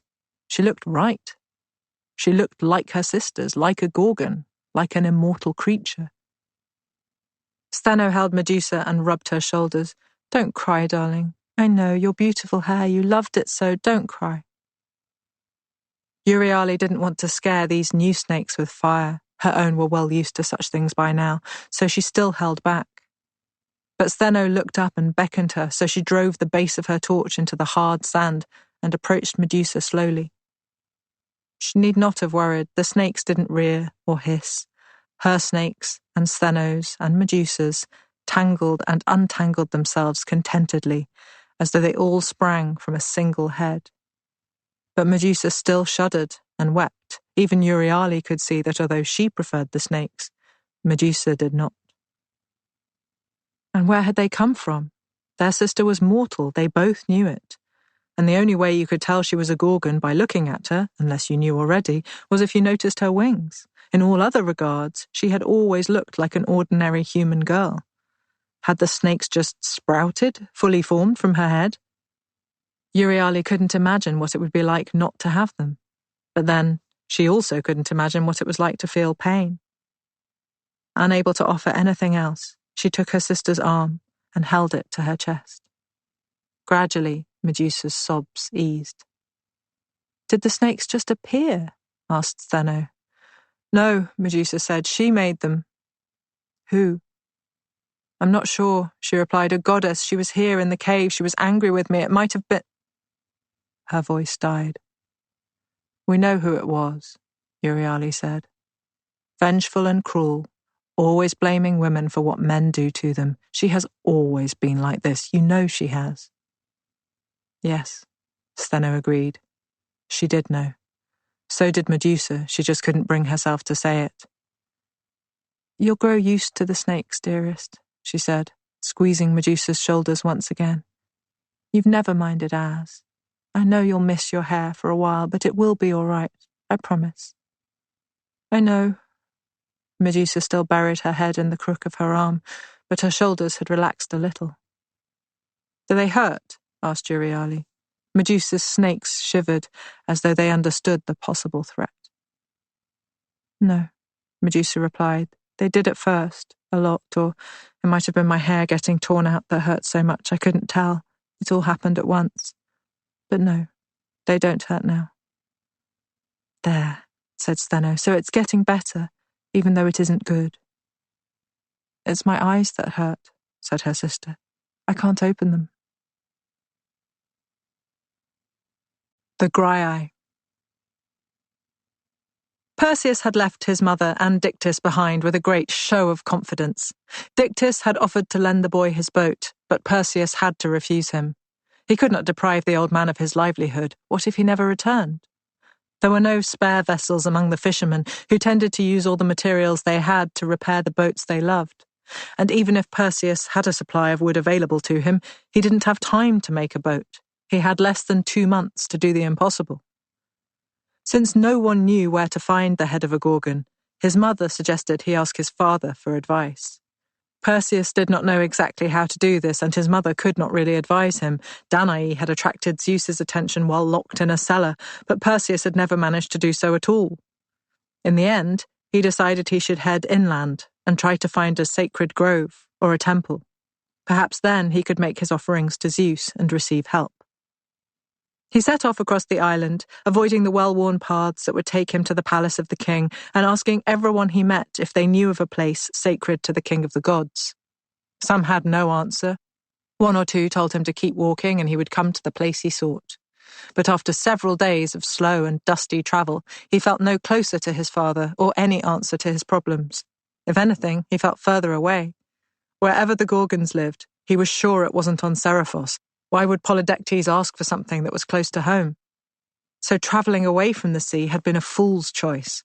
He berated himself for having wasted time discovering nothing. He had been climbing steadily for days, but now the ground was falling away beneath him. He wondered if this meant he was heading back towards the sea. Had he crossed the whole island? He was filled with despair. The trees had thinned as the land grew higher, but now they seemed to be increasing again, and the undergrowth beneath them was thickening too. His way grew more difficult, and he had seen no other travellers all day. Even the birds had stopped singing, as though they knew he was going the wrong way and couldn't bear to watch.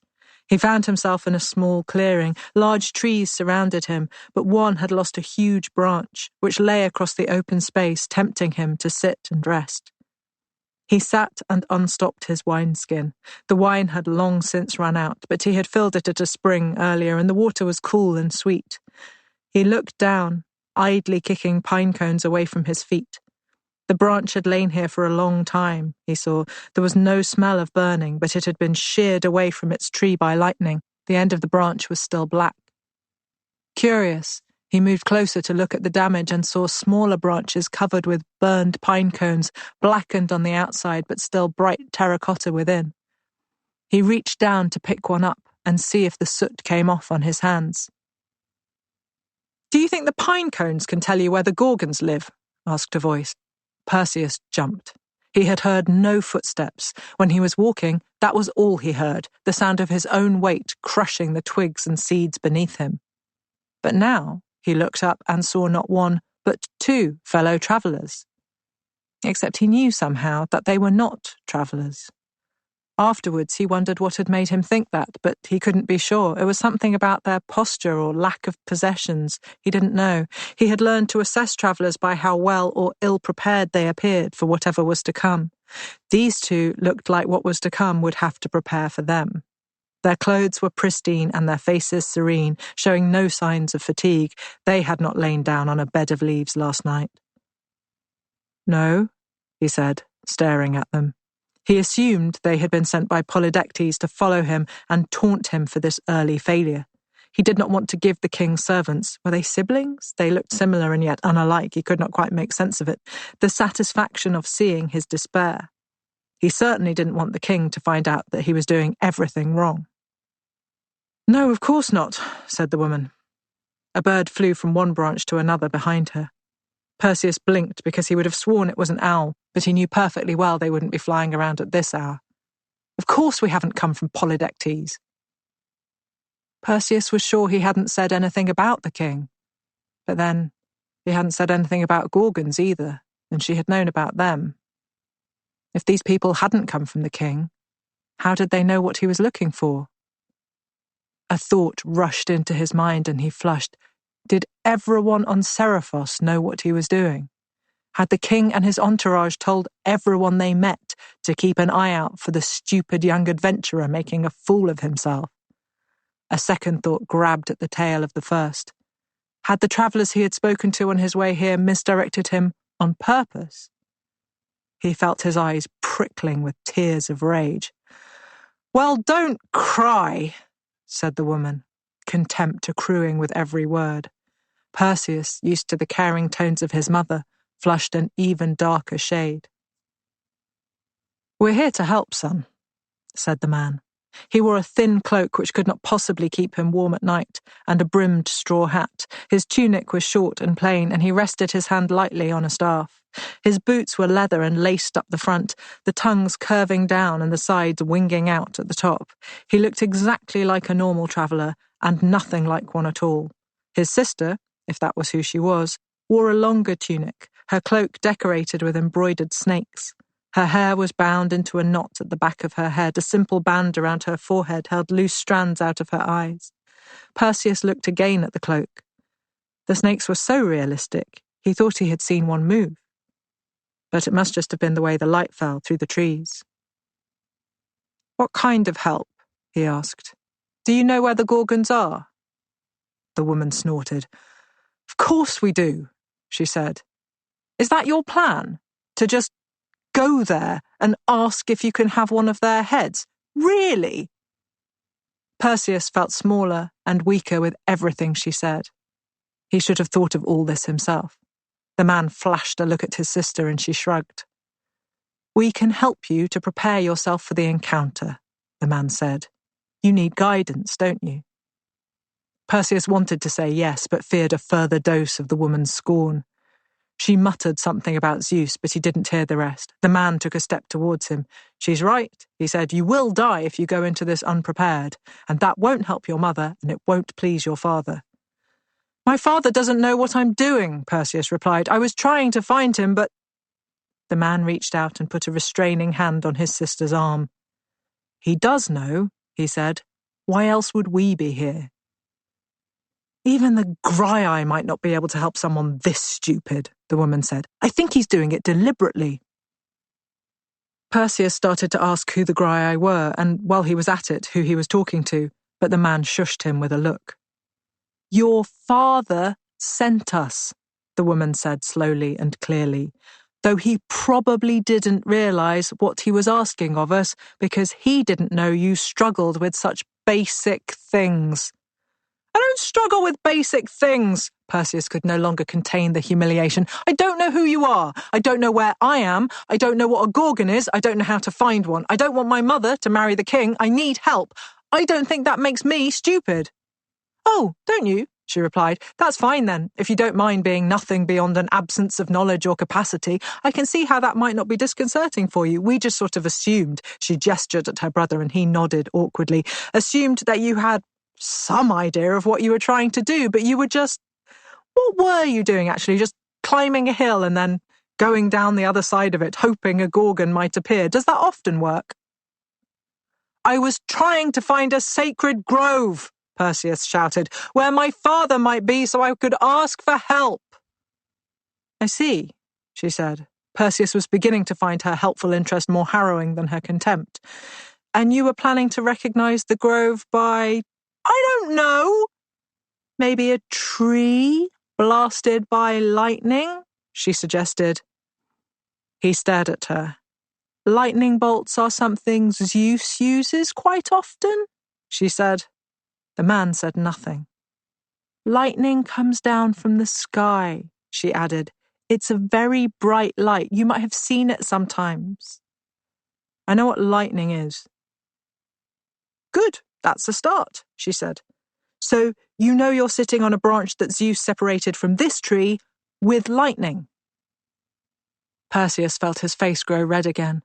Of course he had noticed the tree had been blasted by lightning. He'd noticed it when he first saw the branch. He had looked at the charred pine cones. "I didn't realize this was a sacred grove," he said, "but now you've pointed it out, I can see it must be." "Well," she said to her brother, "he'll probably die before we get him anywhere near the Gorgons, but we did say we'd help him." "We did," said the man. "I'm Hermes, by the way, since you seem to be struggling. This is Athene." Perseus opened his mouth and closed it again.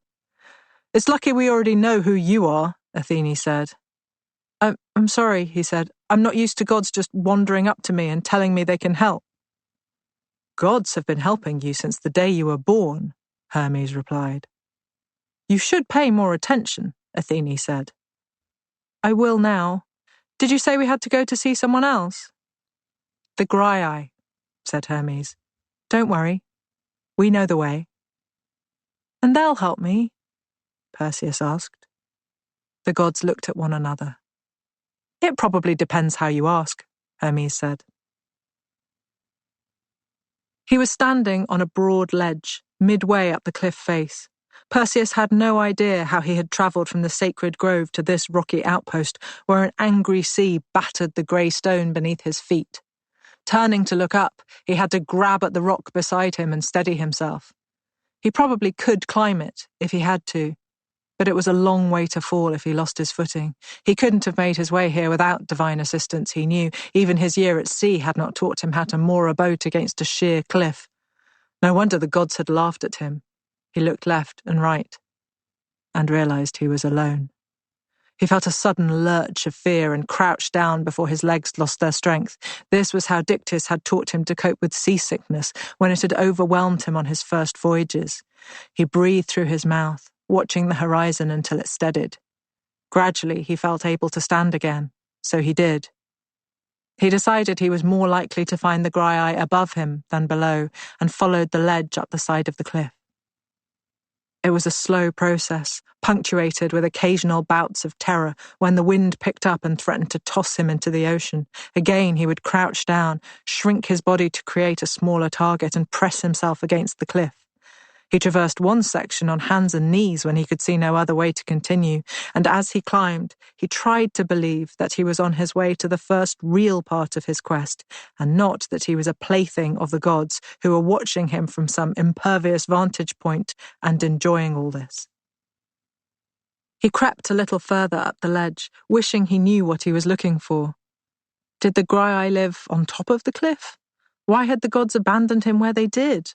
Or what if he'd gone the wrong way and they had been just around the curve of the rock from where he began his climb? What if it got dark while he was perched here? The panic threatened to overwhelm him, and he wished himself back on Seriphos with his mother and Dictys to look after him. He cursed himself for the way he had tried to show the king he was a man, and he still felt like a child. As he inched his way up the rock, he thought he heard something over the sound of the wind and the distant waves breaking beneath him. He stopped and tried to quiet his ragged breathing. He couldn't hear it now. But when he squeezed his way past another jagged corner, he found himself standing at the entrance to a cave. He ducked back and listened again. Perhaps he could hear a voice. No, 2 voices. He was afraid, and he clung to the idea that the people he heard sounded old. Perhaps they would be slow, and that would give him an advantage. Pausing, he tried to calculate what else was in his favour. The gods had brought him here, so he could suppose they didn't want him to die. Then he thought of what was against him. He had the short sword he had borrowed from Dictys, but he didn't really know how to use it. The Graiai certainly outnumbered him, and they had what he wanted. But hadn't Hermes said it depended on how he asked? So perhaps these things didn't matter. He stepped out into the entrance of the cave and heard the voices fall silent. They had seen him already. But then came a sudden shout. "Why have you gone quiet? What's going on? Shh! I think I can see." "Don't shh me. Just because you have the eye doesn't give you the right to shh people, does it?" "No, it doesn't. Not at all. Let me see." There was a scuffling sound and then a squawk of anger. "Give it back!" "No, you weren't using it properly. Otherwise you'd see that a man has come to visit us, and you would have said so." "I want to see." "You can see later." Perseus stared into the gloom. Gradually, he saw that he had been wrong. There were 3 figures, not 2. He could just see their outlines hunched and cloaked. Their heads were bound in scarves, and only one seemed to be facing him. Her face was screwed up, and she looked older than the rock she lived on, older than the sea. "Who are you?" she demanded, and the other 2 women, if they were women, turned to face him. "I'm Perseus," he said, but his voice sounded weak and small, and he despised himself. No wonder he was met with a cacophony of cruel laughter. "You're Perseus," said the one in the centre. "Let me see," screeched the one on the right. "What does he look like?" The one on the left said nothing. "He looks young," said the one in the middle. "Could we eat him?" asked the one on the right. Perseus was holding his sword, but he could feel his hands shaking. "No, not that young," said the middle one. "Perhaps if we boiled him, but I don't think so."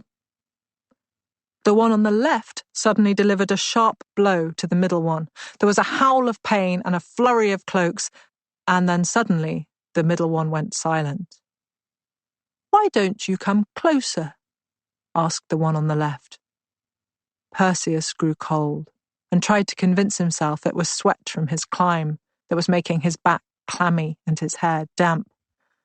He took a small step nearer to the huddled bodies. "That's it," she continued, "so I can see you." "Does Enyo have the eye?" asked the one on the right. "Have you let her have it when it was my turn?" The one in the middle hissed at her. "I didn't let her. She took it. You heard her taking it." "But it was my turn," repeated the one on the right. "Be quiet, Pemfredo," said the one on the left. "You can have your turn later." "You always say that, she said. I want to see now. Dano always lets you get your own way. It isn't fair. She stole it from me, said the middle one, whom Perseus presumed must be Dano. It was still my turn, and it would have been yours next if she hadn't stolen it. Perseus had no idea what to say. These strange old women who could agree on nothing were supposed to help him. The gods must have been playing a cruel trick. Well, you weren't telling us what was going on, said Ennio. I needed to see for myself. You don't deserve to have the eye if you don't use it properly. No, Pamfredo, we can't eat him. He's a man, almost. What do you want? The gods told me you could help me, Perseus said. Help you with what? Said Pamfredo, her mood seemingly unimproved by the confirmation that their guest was not edible. Which gods? Asked Dano. Ones we like or ones we don't? Said Ennio. Hermes, Perseus said, and Athene. Oh, I see, said Dano. She turned to Pamfredo. Well, you like her, don't you? Pamfredo shrugged. She's not the worst of them, I suppose. I don't like Hermes, said Ennio, but of course you never remember that. Why don't you like him? Asked Dano. Because he's a liar and a thief, said Pamfredo. You shouldn't like him either. Perseus looked from one to another and wondered who he should be addressing.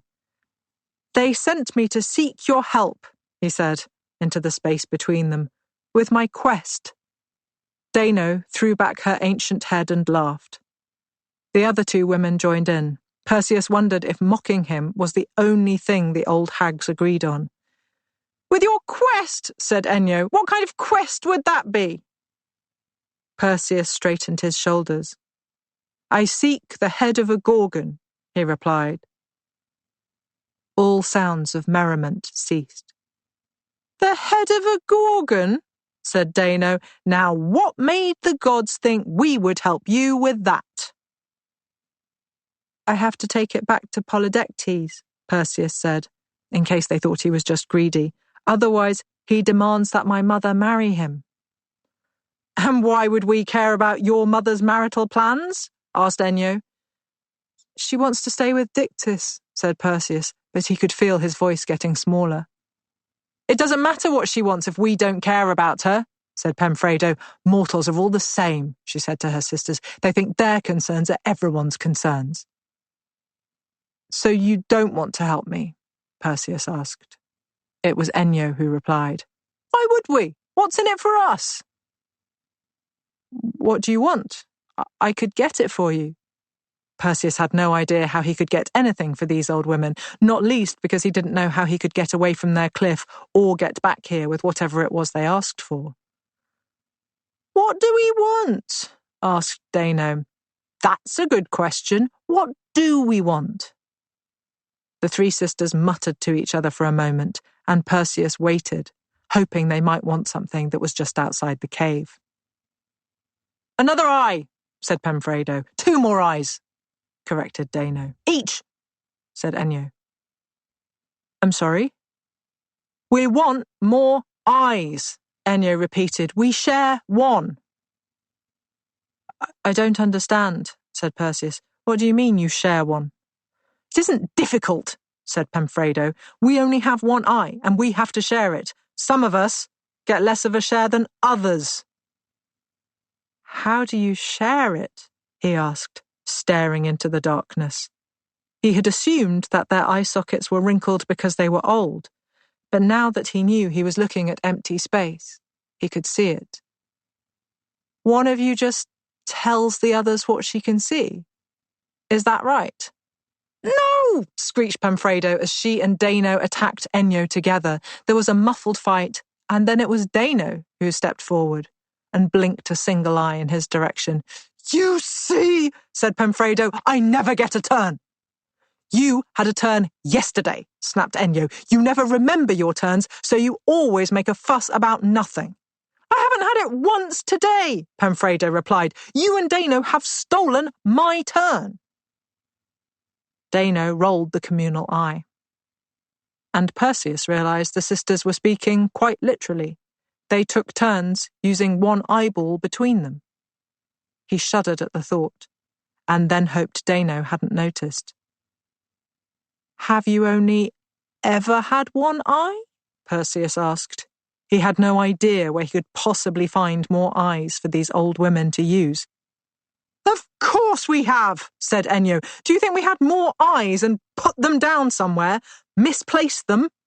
She turned her unseeing face to her sisters. "This is a waste of time. He won't help us. He can't. He's a fool." "I'm not a fool," said Perseus, who felt he had been belittled enough for one day. "I just didn't understand at first. I haven't met anyone like you before, and I was trying to learn more about you before I fulfill your demands." There was another pause, but this time, even Perseus could tell. It was different. There was no mockery, no cruelty in this silence, but something else. A scrap of hope. "We only ever had one eye," said Dano. "And one tooth," added Pemfredo. "That's why we didn't know if we could eat you," said Ennio. "We have to take turns to eat and see, and no one can ever see what she's eating." "You can't have the eye and the tooth at once?" Perseus asked. "Who would give them back if she had everything?"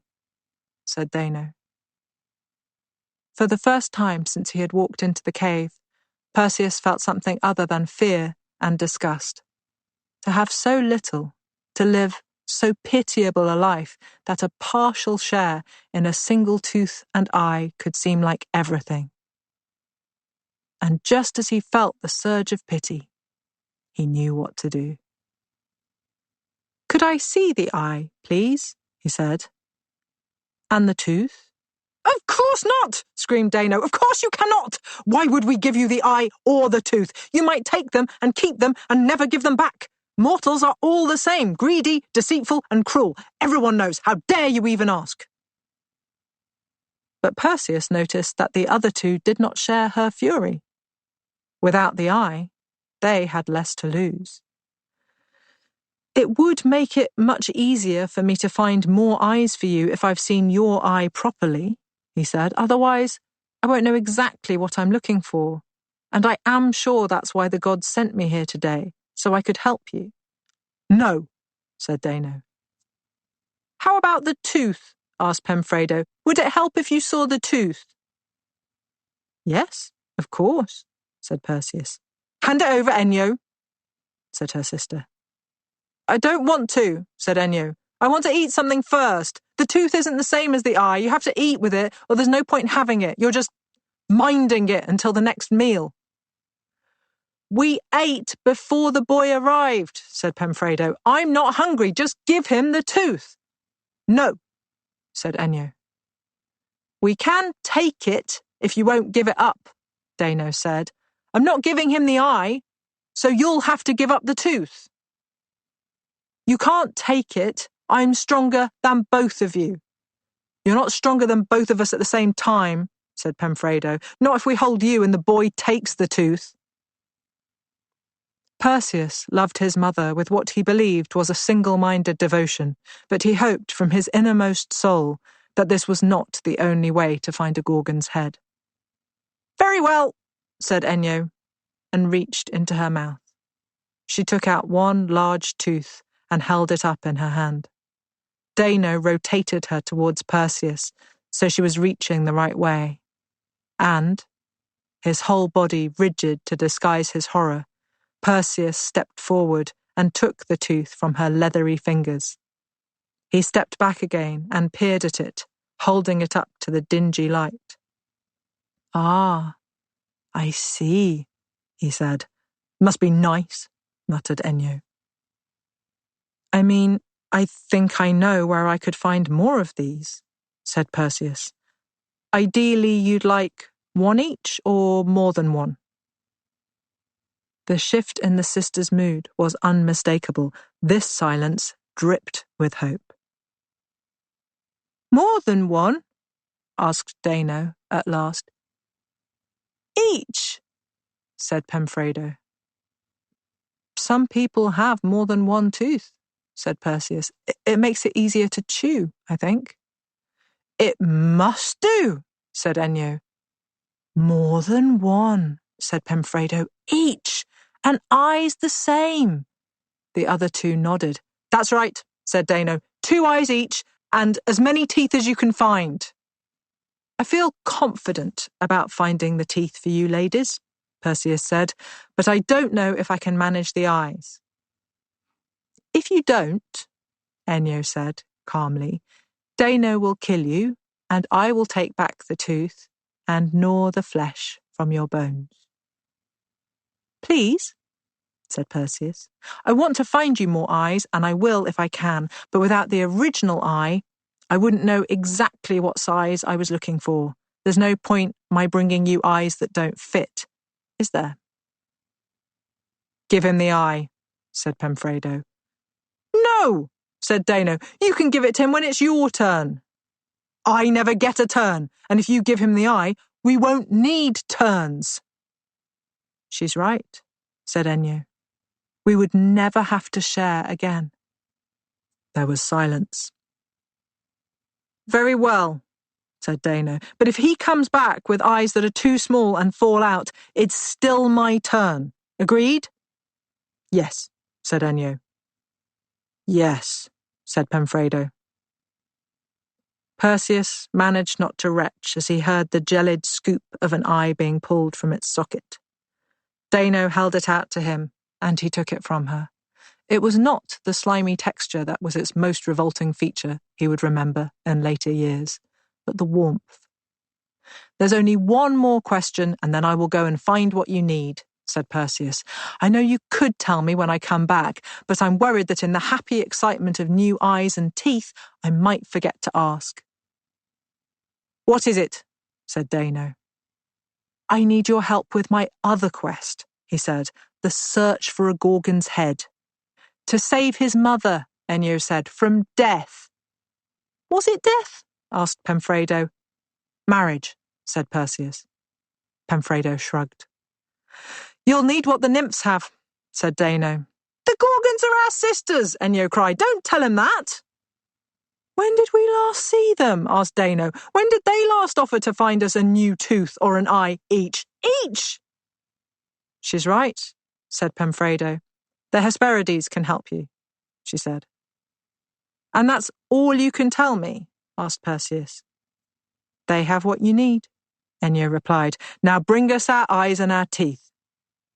But Perseus had already thrown them into the sea beneath their cave, and by the time they realized he would never return, the gods had taken him far away, and their howls of anguish were lost in the sound of the waves and the wind. Gorgoneon. You are not. You're not still sympathizing with him. Why? No one asked him to touch the eye or the tooth. He asked to have them. He tricked the Graiai into handing them over. You saw that, did you? I suppose you thought it was clever. Clever Perseus, using his wits to defeat the disgusting old women. Your own eyes aren't all that, you know. Oh, but at least they're safe inside your head. Well, lucky you. Would it kill you to be sympathetic about someone who isn't as fortunate as you are? Would it? No. So perhaps, when you've finished congratulating Perseus for his quick tricks, you might spare a moment to think about how the Graiai lived after he was gone. Blind and hungry. Athene. Athene could tell that something was wrong with Hephaestus, but she didn't know what. Why was he standing in front of his forge with a strange smile on his face? Her request was not unusual. She wanted a new spear and a new shield. Why are you smiling? Sorry, said Hephaestus. He looked away. I didn't say you had to apologize, she said. I asked you why you were smiling. I'm happy to see you, he replied. Athene thought about this. I see. And you'll make the spear? Of course, it would be an honor, he said. Good, she said, assuming he had finished. But as she spoke, he opened his mouth again and said, I was speaking to your uncle. Which one? Poseidon. Why? He was offering me some advice, Hephaestus said. You could sit down, if you wanted to. He gestured at the broad stump of a tree which had long ago been blasted to oblivion by Zeus. Hephaestus had carved it into a seat, a delicate pattern of leaves etched into its back, though Athene had never seen anyone here except him, and he never sat on it. Why? She asked. To test it, he said. I'd like to know if you find it comfortable. She nodded and walked over to the tree, which bore no trace of its blackened self. She sat on the gentle curve and leaned into the back. It's very comfortable, she said. I made it for you, he replied. Athene was growing bored of asking him why he kept saying and doing such odd things, so she decided to ignore this. She had never made any request for a chair. Would you like to know what Poseidon was advising me to do? Athene thought for a moment. Not really, she said. Hephaestus limped towards her. I'd like to tell you, he said. I don't know why you ask me what I'd like if you aren't going to listen to the answer. I'm sorry. The blacksmith took another step closer. I was asking you as a way of introducing the subject, because I didn't want to just tell you what he said. Did he tell you to make me a wooden chair? She asked, because he might not have been giving you the best advice. Hephaestus now stood in front of her and looked fondly at his handiwork. There's room for both of us, he said. Look. He spun awkwardly on his good ankle and sat down heavily beside her. Athene was beginning to wish she had asked another blacksmith, even a mortal one, to make her weapons. Hephaestus didn't normally behave like this, and she didn't like it. She shifted away from him. Don't run away, he said. Please. I'm not running anywhere. I'm moving because you're sitting so close that your hip was touching mine, and I didn't like it. I'm sorry, he said. Can I tell you about Poseidon? Will it take long? She asked. No. Could you tell me while you're making my new spear? No, I need to tell you here, he said. Your uncle said I should ask you to marry me. She stared at the blacksmith god, her head slightly tilted, as though she were trying to see what lunacy had crawled in through his ears.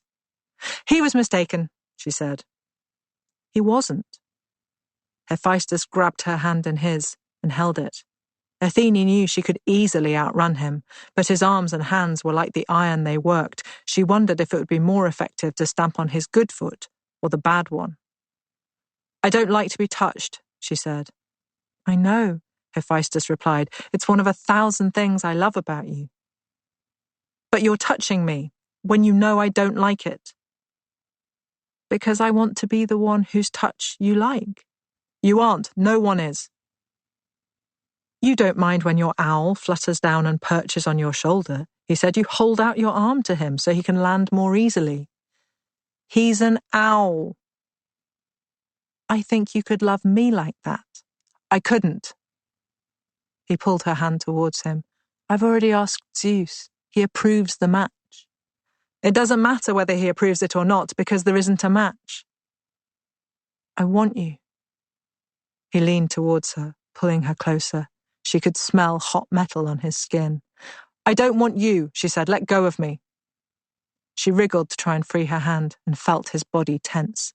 She pulled harder, and suddenly he let go. She jumped up away from him, watching to ascertain if he would follow her or grab at her. But his whole body had gone limp. She saw a hateful satisfaction on his face and followed his gaze, glancing down at her tunic. She felt the heat of his semen before she saw it, and she pulled at her cloak, tearing off a piece of the finely woven cloth. She swabbed her thigh clean, then hurled the wool to the ground in disgust. She wanted to scream that she hated him and would never marry him, would never marry anyone, would go straight to Zeus and tell him what Hephaestus had done to her. But as she opened her mouth to say all this, she knew it was only half true. She hated him and would never marry, but she was not going to tell Zeus what had happened, because she was too ashamed. She knew she was being ridiculous, because she had done nothing to be ashamed of, and yet, looking down at the slumped body of Hephaestus, his eyes closed, unworried. She could see that he felt no shame at all for what he had done. And yet, it was a shameful act, and disgust and contempt were the proper response. If Hephaestus did not feel these things, then she must. They had to go somewhere. And so she ran away from the forge, away from Olympus, hating Hephaestus and Poseidon and Zeus and herself. Medusa. They bound Medusa's eyes with damp cloths, in the hope that the pain would die down, as the pains in her head had done. But it did not. If anything, the burning sensation grew stronger with each day. The dark mass of snakes swirled around her head, each of them somehow taking care not to dislodge the bindings. She relied on touch to find her way around the cave, which she already knew so intimately that it took very little time to learn without sight. Sometimes she felt cold and would move to the cave entrance, tracing her way along the wall with the lightest touch of her fingers. She would sit with the sun on her face, her back resting against warm rock, her hands buried in the piles of dried seaweed that littered the shore. Sometimes she would raise broken pieces to her lips and taste the sea. She didn't mind the darkness as much as the losses. She missed everything she could hear and many more things she could not. The constant cries of birds were a comfort, reminding her of the way they swooped and arced over the waves. She could hear the cormorants arguing with the gulls, and she knew exactly which rocks they had perched on before picking their quarrel. She heard the sheep murmuring to one another and smiled. Euryale herded a pair towards her so she could lose her hands in the thick wool on their chests. She could feel the seagrass fluttering and the soft curves the wind left on the sand beneath her feet. She still had so much, she reminded herself. But she missed the sight of fish darting around her feet as she stood in glittering water. She wanted to see the graceful birds in flight, not just hear them as they squabbled. She wanted to squint into the sun and witness the growing and changing of the seasons. She yearned for the bright pink of cyclamen petals instead of the dark, twisting red that was all she could see behind the bindings. When the pain in her skull surged like a storm, she would press the heels of her hands into the sockets to try and calm them. "What's it like?" asked Euryale. Neither she nor Stheno had any real understanding of pain. Gorgons weren't capable of it, she didn't think. She had heard that some gods, some of the Olympian ones, could feel injuries, at least briefly, but Gorgons had leathery hides, fearsome faces, long, sharp teeth. Who would dare to attack one? And what damage could they do? "I don't know what to compare it to," Medusa said. "It's like the feeling of fire under my skin, except there's no fire." "I see," said Euryale, who did not see, because she could put out a fire with her bare hands and feel nothing at all. "Would it help if we took off these cloths?" Stheno asked, "and checked how your eyes look? We might be able to do something to help with the pain." Euryale nodded her agreement and then felt foolish. "I agree," she said. Medusa looked at her sisters through the darkness and imagined their faces. Stheno's brow drawn in worry, her mouth slightly ajar, her shoulders raised, ready to embrace and protect. Euryale looking away because she didn't want Medusa to feel outnumbered, her guilty expression because she had forgotten and nodded. Medusa had felt the agreement between her sisters and wished she could explain to Euryale that she could hear their nods and gestures somehow, even if she couldn't see them. But she didn't want to make her sister still more self-conscious, and she could feel the tautness in Euryale because she wanted to fight something but could not attack those responsible for her sister's injuries. How she would love to see them again, even if it was just once more. Stheno reached out her clawed hand and patted her sister's arm, and Medusa knew they were both waiting for her to reply. She thought for a moment, but she could not take the risk. "No," she said. "I think that would be the wrong thing to do." Gaia. Gaia, on whom the god's semen had fallen when Athene tossed it aside, was faced with a choice. She thought of her lost children, of all the giants the Olympians had slain, one after another. She thought of how she had gathered their broken bodies to herself when the battle was over, how she had held them, how she had wept rivers and lakes. If mortals were to stumble across the battlefield, they would find the ground scorched by lightning blasts. But no matter how hard they searched, they would not find the bodies of her children. Gaia had opened the earth to swallow their bones and keep them safe in death, as she had failed to do in life. She had examined every inch of them, knowing which god had damaged which child from the marks left on them. She wanted to be able to avenge them, but she knew it was not in her nature to punish and destroy. She was the earth. She was meant to give life and sustain it. And yet, she thought again of the bodies of her sons, burned by thunderbolts, pierced by arrows, and she wanted to smash every tree on every mountain, to block every stream, to blight every crop. But she knew this would only punish the mortals who loved her and who had feared and revered her offspring. Would it do anything to injure the vicious gods who had done her such incalculable harm? It would not. Perhaps a temple or two would slide into the sea, but they all had so many temples, so much greed. And then here was the little scrap of wool, thrown from the goddess's hand to the earth. His seed, visible to all. Her touch, visible to Gaia alone. She thought of Athene running away from the blacksmith, her face distorted with contempt. Gaia saw the shame in the goddess as she skulked in her temples, the fury as she surveyed the sea and thought of not one, but now two cruel insults from her uncle Poseidon. The helplessness as she realized that there was not yet any way she could punish him for his encouragement of Hephaestus.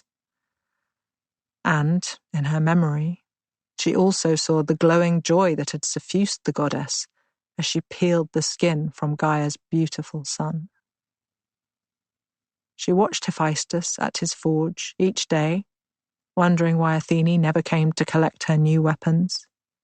She saw him pick them up, removing a speck of dust from the shield, checking again that the balance of the spear was perfect. She saw him try to distract himself by making, and she watched him fail. And then Gaia, who could not destroy but only nurture, knew exactly what she would do to take her revenge. Panopea. Do you remember where you are? At the place where Ethiopia meets Oceanus, the furthest land and the furthest sea, past the Graiai and the Gorgons, all of whom you know better now. These daughters of the sea are drawn to it and repelled by it at once. The blind Graiai say they fear for their safety on their grim grey island, and yet no one forced them to take up residence there. They found it and made it their home. And Stheno and Euryale wanted to stay on the coast, so their parents could reach them if they ever chose to. They have never chosen to. How much time must pass before you accept that no sea god is coming? Although, of course, Phorcys did make one brief visit to their little patch of the shore when he gave them their strange mortal sister. Did they stay by the water in case he'd decided to bring another? Medusa used to swim in the sea every day, and then she stopped. Some of the Nereids said it was Poseidon who drove her from the water. Some say it was Athene, cornered by one, cursed by the other. I think it was both. But even she stays by the sea, no matter what. Her sister reshaped the shoreline to please her, pushed Poseidon himself away. She doesn't leave, but she hasn't been out of the cave for a while, so she is still here, but you wouldn't know it. Now, where was I? Or rather, where were you? You're at the furthest point you can sail to, where the ocean kisses the setting sun. It is beautiful and sad at once. It holds none of the promise that dawn brings if you journey the opposite way. It is a place where things come to an end. Mortals don't belong here. It makes them melancholy. But perhaps you are stubborn or desperate. Perhaps you have some pressing reason that overwhelms the natural antipathy you feel at being in the wrong place. And so, instead of going back to where mortals belong, you're following the narrow coils of the sea inland. It is not a journey you could make on foot. You would not survive the first part of it. It is a difficult and dangerous journey, even by boat. Every kind of peril would beset you. You really would be safer to take wing, and then you would arrive more swiftly at the place where the sea unfurls into one last large circle. There is an island in the middle of this final coil, and from the air, you would not be able to tell which way the water flows. The island has never, at least not so far, been reached by any mortal creature. The narrow lick of the sea guards it fiercely.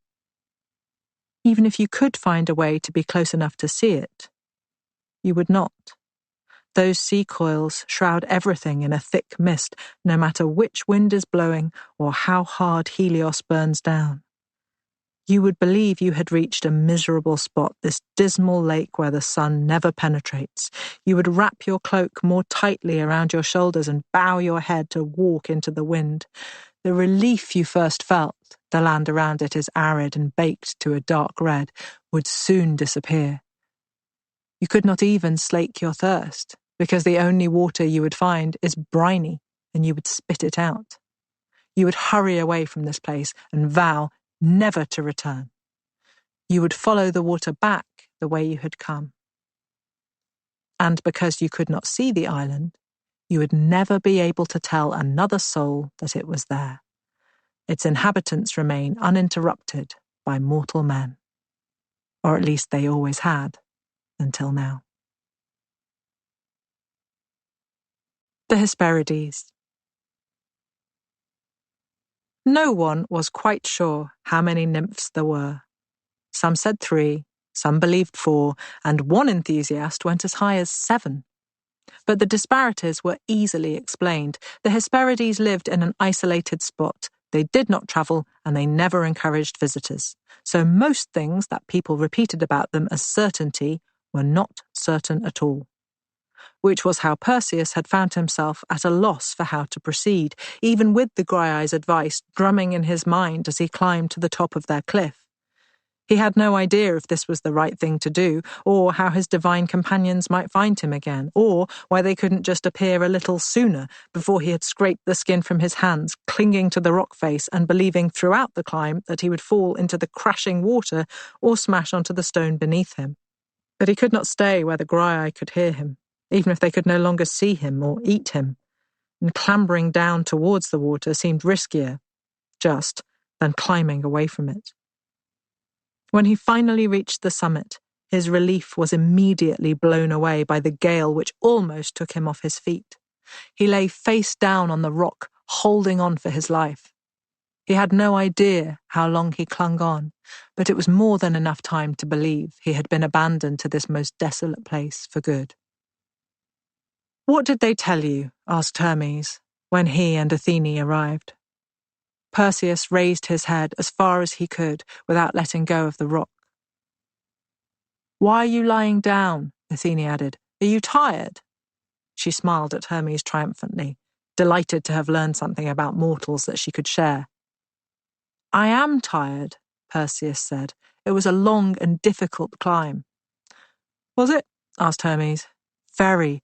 Also, Iolaus has set all the winds loose upon this rock, and I think if I stand up, I will be blown into the ocean." "You see?" Athene was almost hopping with glee. "They talk about the weather. They like it." "I don't like it," Perseus clarified, nervous as he was to contradict her. "I just don't want to fall." "I think I understand," said Hermes. "But you spoke to the Graiai before you lay down here." "Yes, I spoke to the Graiai." "And did you manage to learn anything from them?" Hermes asked. "The Hesperides have what I need," Perseus replied. "Oh, the Hesperides," said Athene. "We should have thought of that." Hermes nodded thoughtfully, while Perseus tried to blink the wind-pricked tears from his eyes. "Yes," Hermes agreed, "we probably should have." "Is there a reason why you didn't?" Perseus was trying to sound interested rather than critical, but his fingers were going numb and he was finding it difficult to hold on. "I don't know," said Hermes. "Could we go there now?" asked Perseus. "Where?" said Hermes. "Wherever the Hesperides are." "Didn't you ask the Graiai where you could find them?" said Athene.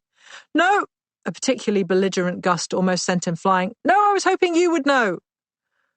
"We can't do everything for you," she replied. "Maybe you should go back and ask them for directions." Perseus thought he might just let go and allow the winds to take him to his death. "I'm not sure they would tell me now," he said. "Oh, did you annoy them?" she asked. "I tricked them," he said, "so they would tell me what I needed to know." "I see," said Hermes. He and Athene exchanged a glance. "We were hoping you'd do a little more." "I will try to do better next time," said Perseus, "if there is a next time." "I'm not sure I would encourage you to embark on other quests," said Athene. "You're not doing well at all, not even by the standards of a mortal." "I'm sorry." Perseus was crying from the bitter cold, but if he hadn't been, he would have wept. "What do you think?" asked Hermes. "It's what Zeus wants us to do," she replied. "Help him." "I suppose we must," said Hermes. "Thank you." Perseus could scarcely open his locked jaw to set the words free. But in a moment, the buffeting winds were gone, and the salt spray was gone, and the sharp rock was gone. He blinked and raised his hands to his face to wipe away the tears. His fingers snagged in his salt-rimed hair. Even when he and Dictys had been caught in a storm, he had never found himself in such a state. He saw water in front of him, a gently flowing stream. He cupped his hands to drink and spat it straight back out. "It's seawater," Athene told him. "I can tell now I've tasted it," he said. "I thought it was a river." "A lot of people would probably make that mistake," she said, "because it flows so far inland, but it's still part of the sea." The gods had been entirely untouched by the wind and the ocean, and Perseus now remembered that they would also be untouched by thirst. "Is there fresh water nearby, do you know?" he asked. "Probably," she said, "somewhere." "I'll go and look in a moment, if that's all right." "Of course it is," Athene replied. "You could refill your water skin then, couldn't you?" She looked at Hermes, delighted with herself. Perseus had been concentrating so hard on not dying, and then on interrogating the Graiai, and then on not dying again, that he had completely forgotten he was carrying a water skin. He pulled on the leather strap that had held it in place across his body. As the flask appeared by his ribs, he reached across for it and winced in pain. "Are you hurt?" asked Hermes. "No," Perseus admitted. He had come off the Graiai's rock with cuts and bruises, but nothing too severe. He felt the greatest discomfort in his biceps and his calves, and thought of all the times he had helped Dictys with his nets or carried home their catch. He had believed himself strong, but his quest had already found him wanting. He unstopped the bottle and drank deeply. He wanted to pour water over his salt-crusted eyelids, but he was worried he would need it to drink later. "Where are we?" he asked. "The island of the Hesperides, of course," said Athene. "Where did you think we'd take you?" Hermes shook his head slowly. No wonder he usually delivered a message from Zeus and then disappeared. Mortals were tiresome company. Perseus looked around him. After the desolate island of the Graiai, he was relieved to see that the Hesperides lived in a more appealing location. Seagrass and prickly pears grew on the banks of the river which was not a river. Then came the soft sand on which he now sat, drinking his water and enjoying the warmth of the sun. He was a little confused by the way he could see the far bank of the stream, but nothing beyond it, as a thick fog obscured everything else. But he tried not to concern himself, because when he turned to look the other way, he saw lush green of every variety. He saw fat-leaved trees growing above thick grass. Bright red and purple flowers sprang out from among the darkest leaves like the sparkling fish he and Dictys used to see in the deepest waters. Accustomed to living only on the sand and the sea, he didn't think he had ever seen so many colours before. "What's he doing?" asked Athene. Hermes shrugged. Looking? What at? I don't know. The two gods followed the young man's gaze, but they saw nothing remarkable. Athene stepped closer to Perseus and leaned down. These aren't the Hesperides, she said slowly. They're just plants. They're beautiful, said Perseus, scrambling awkwardly to his feet and trying not to groan as his calf muscles screamed. Oh, good, said Hermes. The nymphs will be glad you like them, I'm sure. He looked across the top of Perseus's head at Athene. We'll come back, he said. And the sea mist seemed to rise up and take them because Perseus saw a blur and then an absence and realized he was once again alone. He had the feeling he was irritating his divine companions, but he didn't really know why, so he didn't know how to stop. It was a relief when they left, even though he was afraid of what he might find ahead of him. He reminded himself of what the Graiai had said. The nymphs had something he needed, and nymphs surely wouldn't be as disgusting as those hags. He pushed away the memory of their warm, slippery eye between his fingers. He took a few steps inland and wondered which way he should go. If the island belonged to the nymphs, they could be anywhere. And how big was their island anyway? Seriphos was an island, but it would take many days to search. And, he reminded himself as his thigh muscles pleaded with him to sit back down, he did not have many days. He stood still and listened. There were so many birds flitting among the trees, all he could hear was their song. He wondered if he would even recognize the voice of a nymph if he heard her. He could not know, of course, that the Hesperides already knew he was there and were laughing as they hid from him. The Hesperides were not hiding because they feared the arrival of this mortal man. They feared no one. They were hiding because they lived in paradise and they had long since run out of interesting things to do. The arrival of a man, or was he a boy, had thrown their predictably perfect day into turmoil, and they were all delighted. Some hid in the apple trees, others disappeared into the waters of the beautiful lake at the centre of the island. They watched Perseus crash around their flawless gardens, looking behind rocks and up trees, and they sniggered at his foolishness and ignorance. Had he never seen a nymph before? Perhaps he believed they were the size of a stoat. Occasionally, Perseus would stand still, look around him, take a deep breath and shout, "Show yourselves, nymphs!" This only made them laugh harder. "Are all mortals like this?" one whispered to another. They persuaded the birds to start flying around Perseus in all directions, so he couldn't tell if he was being serenaded or assaulted. He eventually stumbled across their lake and gave up the search, gratefully drinking and refilling his water skin while he had the chance. Staring at his rippling reflection, he decided he could take a few moments to bathe, since he couldn't seem to find the nymphs anyway. The salt was scratching every inch of his skin. He took off his sandals and untied his cloak, leaving them both on the bank. He stepped into the lake, expecting it to be cool like the water he had drunk. But somehow it now felt warm against his skin, and he submerged his whole body, even plunging his weary head beneath the surface. He watched dappled fish dart away in every direction and felt unreasonably sure that they were mocking him, just like the birds. But the water was so calming, and the feeling of clean skin and soft clothes was so pleasing that he could not maintain his annoyance. He swam a few strokes. It felt so good that he swam a little further and faster, enjoying the way the water tugged at his tunic. Let it have the thing if it wanted it so much. He straightened his arms, and the tunic floated away. He could not remember ever feeling more free. He pulled himself beneath the surface once again, then pushed himself up hard, closing his eyes as the water rushed past his face. He burst up, shouting with delight and relief, and only when he opened his eyes did he see the Hesperides sitting on rocks all along the bank, as though they had been there the whole time. Perseus blushed bright red and dropped back into the water to try and hide himself. But the water was so clear that he felt no less naked.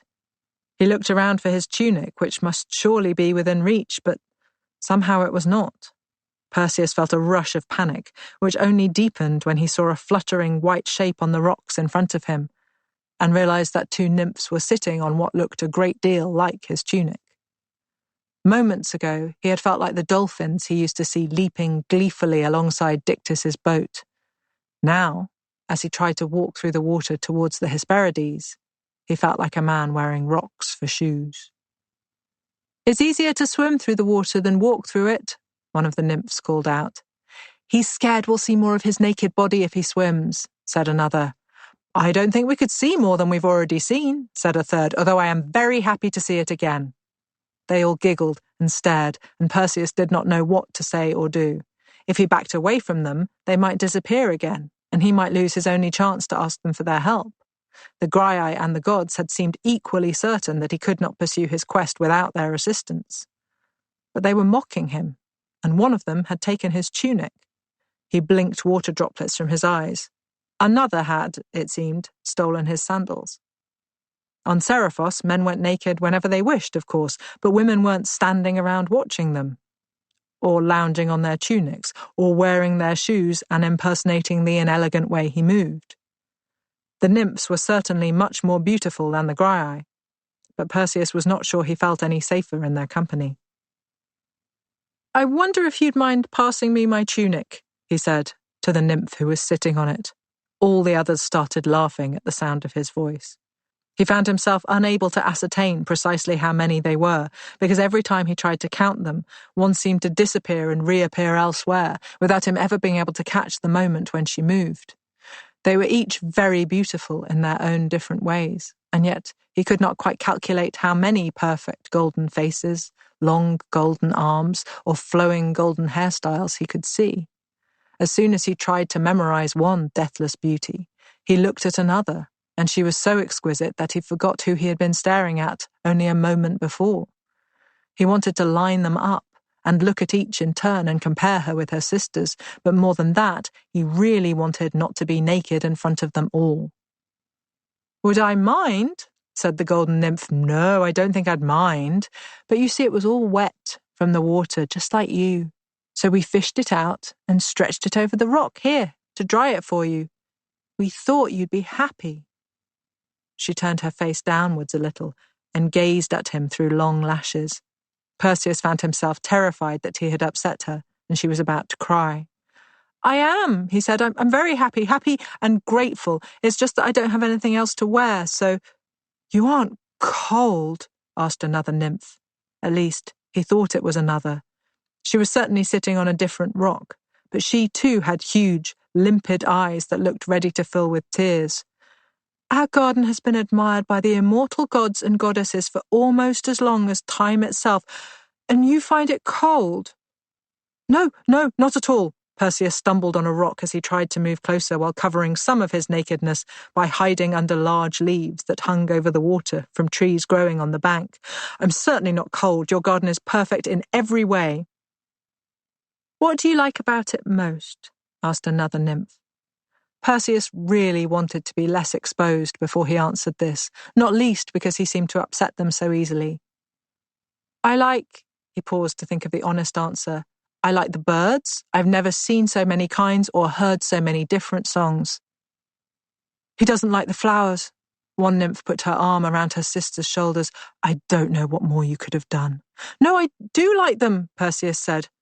"The fruit trees don't interest him at all," said another, "though Hera herself keeps her apple tree here." "No, they do." Perseus didn't know how he was getting everything so wrong.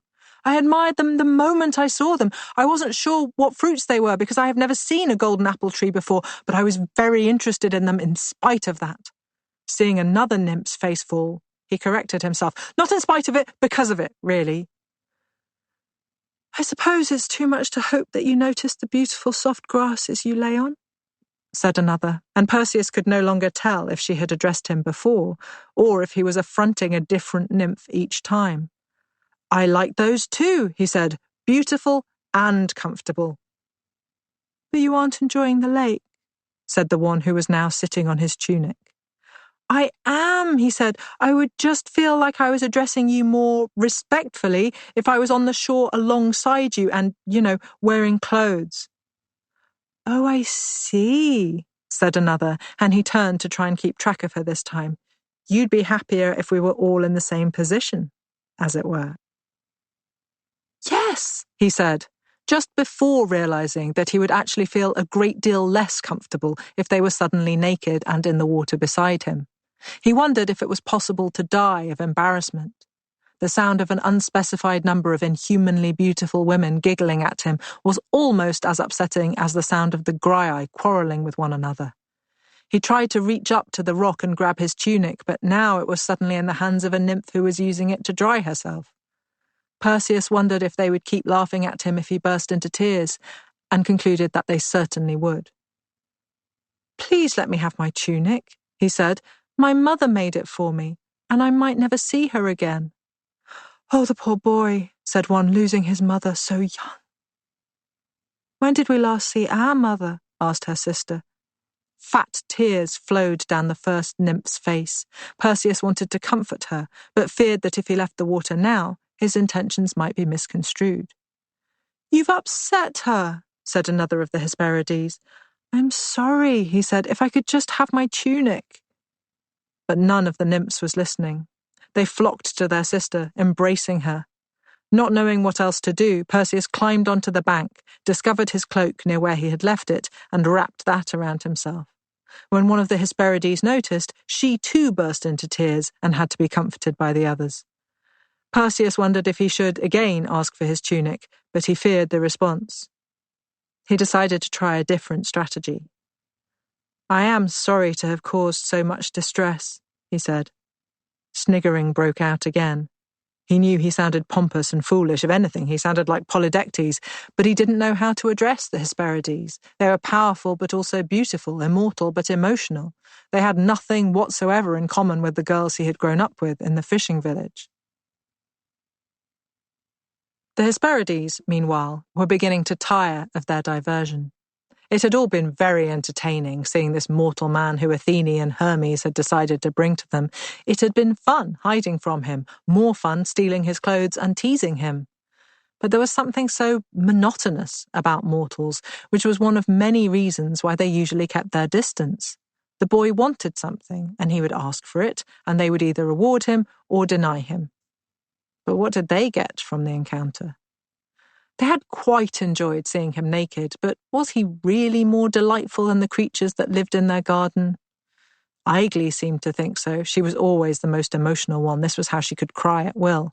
But Arethusa would not have minded if he had drowned in the lake, so long as he gave the fish something to nibble on.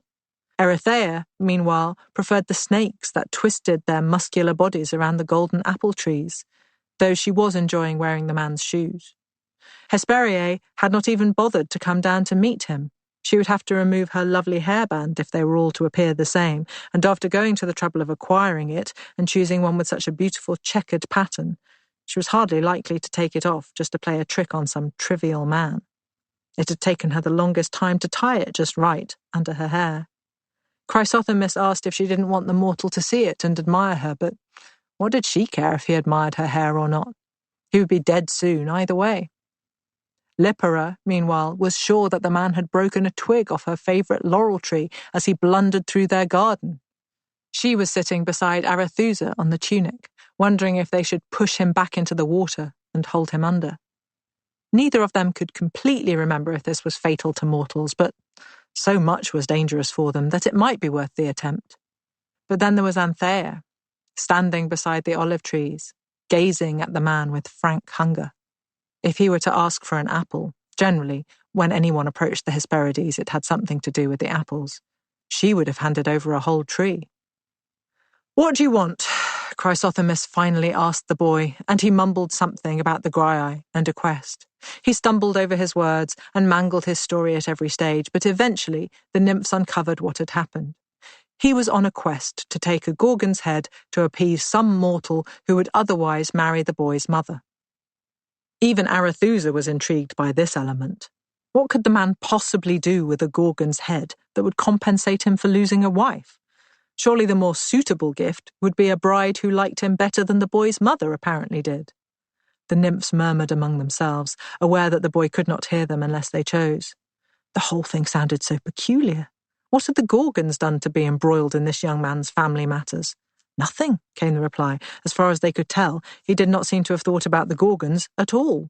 Ordered to fetch the head of one of them, he had simply set out to do so, with no thought for how the Gorgon might feel about giving it up. So did they send him away empty-handed? That was the most obvious response. And yet, Athene and Hermes had brought him here. Two gods working together could only mean that they were carrying out the will of Zeus, surely. And although the nymphs largely shared a view on the subject of Zeus, they could not wholly disregard what the old lech wanted. Especially not if he was sending Athene, as observant as she was spiteful, and Hermes, who would tell tales if they ignored him. And then there was the matter of the Graiai. The Grey sisters were not easily impressed, and the boy must have done something to earn their help. He was rather vague about exactly what that had been. Hesperia, who had joined the debate even though she wasn't interested in the outcome, said he must have been very persuasive for the gods to help him, and the sisters too. So they should assist him in his quest, should they? Lippera was quite sure they should not, at least not until her laurel tree had regrown its missing branch. He had said something about the number of days he had left before the man married his mother, regardless of his quest, but who could remember how many days it took a laurel tree to grow? Whatever the nymphs felt about Perseus, they decided it could not influence their decision. The presence of the gods, the involvement of the Graiai, these things were too important to overlook. What did a mortal need to decapitate a Gorgon? There was evidently no point asking the boy what he required. He hadn't even known he needed the nymphs until the Graiai told him. So they worked it out among themselves while he stood there, useless and hopeful. A sword, obviously. He had one already, but it was like a child's practice sword, although all the Hesperides agreed that he had no idea this was the case. He carried his sword with great seriousness, but looked like a boy playing with his father's weapon. So he needed something suited to the task. A harpe, with its vicious, curved blade, would be more appropriate. And something to carry the head, once he had it. They discussed the options. There was a kibisis hidden away somewhere. That would take the weight. Very well, the sword, the bag, what else? He would need to move a great deal faster than mortals usually could if he was to outrun the Gorgons. And he would need to hide from them. The nymphs considered these requirements for some time. Winged sandals, usually worn by Hermes, would be ideal. The messenger god could loan the boy his shoes. Hermes could travel perfectly well without them. They were just an affectation. But they did have one more item they could lend Perseus, and after much discussion, they agreed they would. The nymphs had come into possession, none of them could quite recall how, of a cap that had once belonged to Hades. No one could imagine why he would have needed a cap which threw darkness all around it, rendering the wearer invisible. Hades was in the underworld, or, occasionally, on Olympus. In neither of these places would he ever need to go unseen. Perhaps this was why he had given it to whichever nymph had brought it to the island, or she had acquired it, assuming Hades didn't need it anymore. And, while they were on the subject of who needed what, if Perseus was borrowing winged sandals from Hermes, the nymphs could surely keep his shoes. Should they ask, before sending him on his way? He had left them unattended beside their lake on their island, so that meant the sandals practically belonged to the Hesperides already. One nymph had already worn them, another had put them safely beneath a rock. They glanced down at him, and it was perfectly clear that Perseus would leave barefoot rather than ask for his sandals back. When Athene and Hermes arrived to collect him, Perseus was sitting where they had left him. His curly hair was mussed, his tunic appeared to be back to front. He had a dazed expression and was holding the straps of a golden bag in his left hand. It was large and sturdy, decorated with silver tassels. Neither god needed to ask what it was for. In his right hand, he held a curved blade which, again, both gods knew, had once belonged to Zeus. He really did prize the bratty child if he had let the Hesperides give him this sword. On his lap, the boy held a winged cap, which Hermes recognized, having worn it many times himself. Hades was terrible at keeping track of his possessions. He really should be more careful. "Where are your shoes?" asked Athene. Perseus looked at his bare feet as though seeing them for the first time. "I'm not sure," he said. "Typical," muttered Hermes. "They really will take anything." "That's why I don't usually come here," Athene replied. "They can't leave a single thing alone." "You'd have needed new spears if we'd stayed any longer," said Hermes. Neither he nor Perseus noticed the expression of horror that appeared and disappeared on the goddess's face. "I think they said you'd lend me your sandals," said Perseus. He shook his head slowly, as though trying to dislodge a strange dream or remember a long-forgotten name. "Did they indeed?" said Hermes. He looked at Athene, and she shrugged. "I'll have these back when you finish with the Gorgons." Hermes reached down and grudgingly loosened the ties around his ankles. "Yes, of course," said Perseus. "I mean it." The messenger god handed them to Perseus, jerking them away from him at the last moment. "You don't bring them back here, do you understand?" "Yes," said Perseus, "because if you do, I might never see them again," said Hermes. "They take everything for safekeeping." His tone did not suggest he considered anything to be safe with the Hesperides. "Perhaps they'll give me my sandals back," Perseus said. He looked behind him towards the places where the nymphs played and hid around their trees and their lake. He turned back to Hermes with doubt in his eyes. "I'm sure they'll consider it," said Athene, "but you'll need something else to give them, and they might take that and keep the shoes anyway." Perseus tied Hermes' sandals around his ankles, stroking the wings that now sprouted on either side of his calves. Hermes glared at him. Athene held her shield a little tighter. "Where are we going now?" asked Perseus. "You're going to the Gorgons," said Athene. "We just came to make sure you had everything you need." "Are they nearby?" Perseus looked foolishly from side to side, as though a Gorgon head might suddenly hover into view. "I'm not sure how long it'll take you," said Athene, "but they're that way." She pointed across the river, which was not a river, to a direction lost in mist. "I don't know," Perseus began, but he was speaking to the breeze. A Nereid, unnamed. Well, this might be the most egregious insult any of us has ever sustained, and we're immortal, so there has been plenty of time. The Nereids are 50 in number, and we are the daughters of the ocean. I'll repeat this because it seems that not every mortal has been paying attention. Nereids are immortal, and we are 50, and so if you insult us as a group, you insult 50 goddesses at once. Ask yourself if that sounds like something you want to do. And then ask yourself if it might be a little arrogant to compare yourself with us. Mortals have a word for this kind of arrogance, the kind that makes a person think she can compare herself favorably to a goddess. The word is hubris. And while I am all in favor of using precision to describe something, might I suggest that you would be better off not doing something so dangerous so often that you need a specific word for it? Perhaps develop your self-control rather than your vocabulary. What could she have imagined would happen to her, Cassiope? I mean, is it possible you hadn't heard? Cassiope, Queen of Ethiopia. I'm sure you're aware of her. She's a famous beauty, apparently, by mortal standards, married a king who doted on her, cherished her, indulged her, allowed her to believe that she could keep her looks no matter how many years went by. Since Cassiope believed this, she gained no humility as she got older, only anxiety.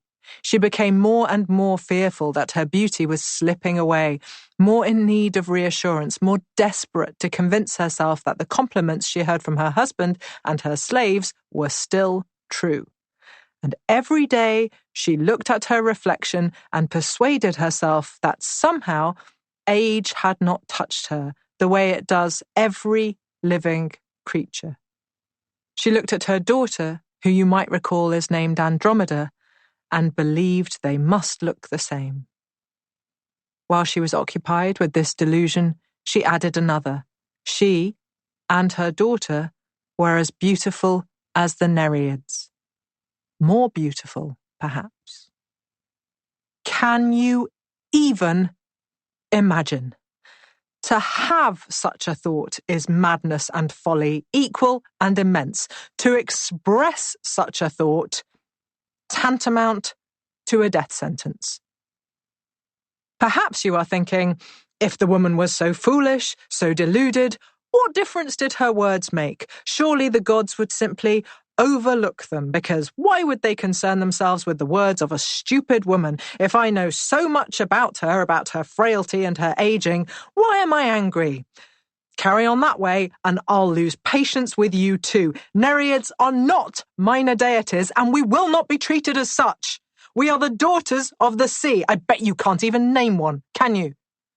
You see, that is absolutely typical of you people. So you don't bother learning 50 names. Don't pretend it's so difficult. You can count to 50, can't you? But I should just overlook any and all insults? No. The Nereids will not let these statements go unchallenged and unpunished. Cassiope is not now as beautiful as a goddess, and nor was she ever, even when she was the age her daughter is now. Andromeda is not as beautiful as a goddess either. She is reasonable looking for a mortal. That is the best you could say about her. My sisters and I have convened and discussed the matter. We have come to several conclusions. The first is that mortal women probably wouldn't have these delusions of immortal beauty if gods did not take it upon themselves to seduce some of them. Of course, it is still hubristic, but you can just about understand how they could convince themselves that one or another of them is a rival to our great beauty if she is the object of desire to Zeus or Poseidon or Apollo. Just about. So it is Poseidon who will rise up to punish Cassiope, because otherwise his existence will become a constant trial until he does as we ask. Yes, he is a mighty god, the ruler of the ocean, but there are 50 of us and we're all furious. The second is that these slights against us must end, and therefore Cassiope will need to be punished in a way that resounds through the ages. Mortals have, it seems, forgotten the power of the Nereids. They will not do so again. The third is that the best way to punish a mortal woman is through her child. Mortal women love their children. Even Cassiope, the most selfish of women, loves Andromeda. The fourth is that the sea is home to more than fish and Nereids. The fifth is that some of them are hungry. Medusa. Medusa waited until her sisters were both outside the cave before she loosened the bindings around her eyes. She didn't want them to see what was there in case they could not conceal their reactions. Stheno would try. If she saw a pair of ruined sockets, she would press her lips together behind her tusks, and then she would say that Medusa looked very well, so far as she could see. Euryale would be unafraid, and she would not experience the horror that Stheno would work so hard to hide. Medusa knew them both, and she did not want them to see. So she waited until Stheno was making bread for her and Euryale was away with her sheep, and she untied the knot at the back of her head. The slender, muscular bodies of the snakes moved aside, hissing softly. She unwound the cloth slowly, trying to measure any shifts in the pain she felt. As the pressure eased, she found that she could blink behind the cloth. So her eyelids were still attached. She had wondered. She reached up to touch them through the remaining fabric. Was it odd that the bindings were dry? Tears had always flown plentifully for Medusa, but no longer. She felt the last loops of cloth drop into her hands. She blinked, then blinked again. Perhaps the eyes needed time to adjust to the darkness of the cave. She waited, but still there was only blackness. She wasn't sure exactly how far inside the cave she was sitting. She could test her sight in the lighter part of it, if she could only work out which way that was. She reached in front of her and tried to orient herself from the rock she could feel. It didn't help her at all. This cave she knew so well would have said she knew blindfolded. She no longer knew. She heard something scuttle past her, and she turned her head, but she was too slow. Whatever it was had gone by, unseen. She could not have explained how she knew it was going into the cave rather than out of it, but she did, and so she moved slowly in the other direction, hoping the darkness would grow lighter. But it did not. She began to doubt herself. Perhaps she was further away from the light after all. But she knew she was not. She could feel the air growing warmer on her skin. She could smell the salt more strongly. She blinked again. Was that something? She could not be certain, but the blackness was faintly tinged with red. She paused and allowed her eyes to grow used to the sensation. They still hurt, but the more she tried to see, the less she felt the pain. There was red, and, after she had waited for a long time, there was also gold at the edges. Helios had not abandoned her after all. This was his light she could perceive. She moved her head slowly, hearing the snakes curl and uncurl around her. They wanted to be in the sun, she knew.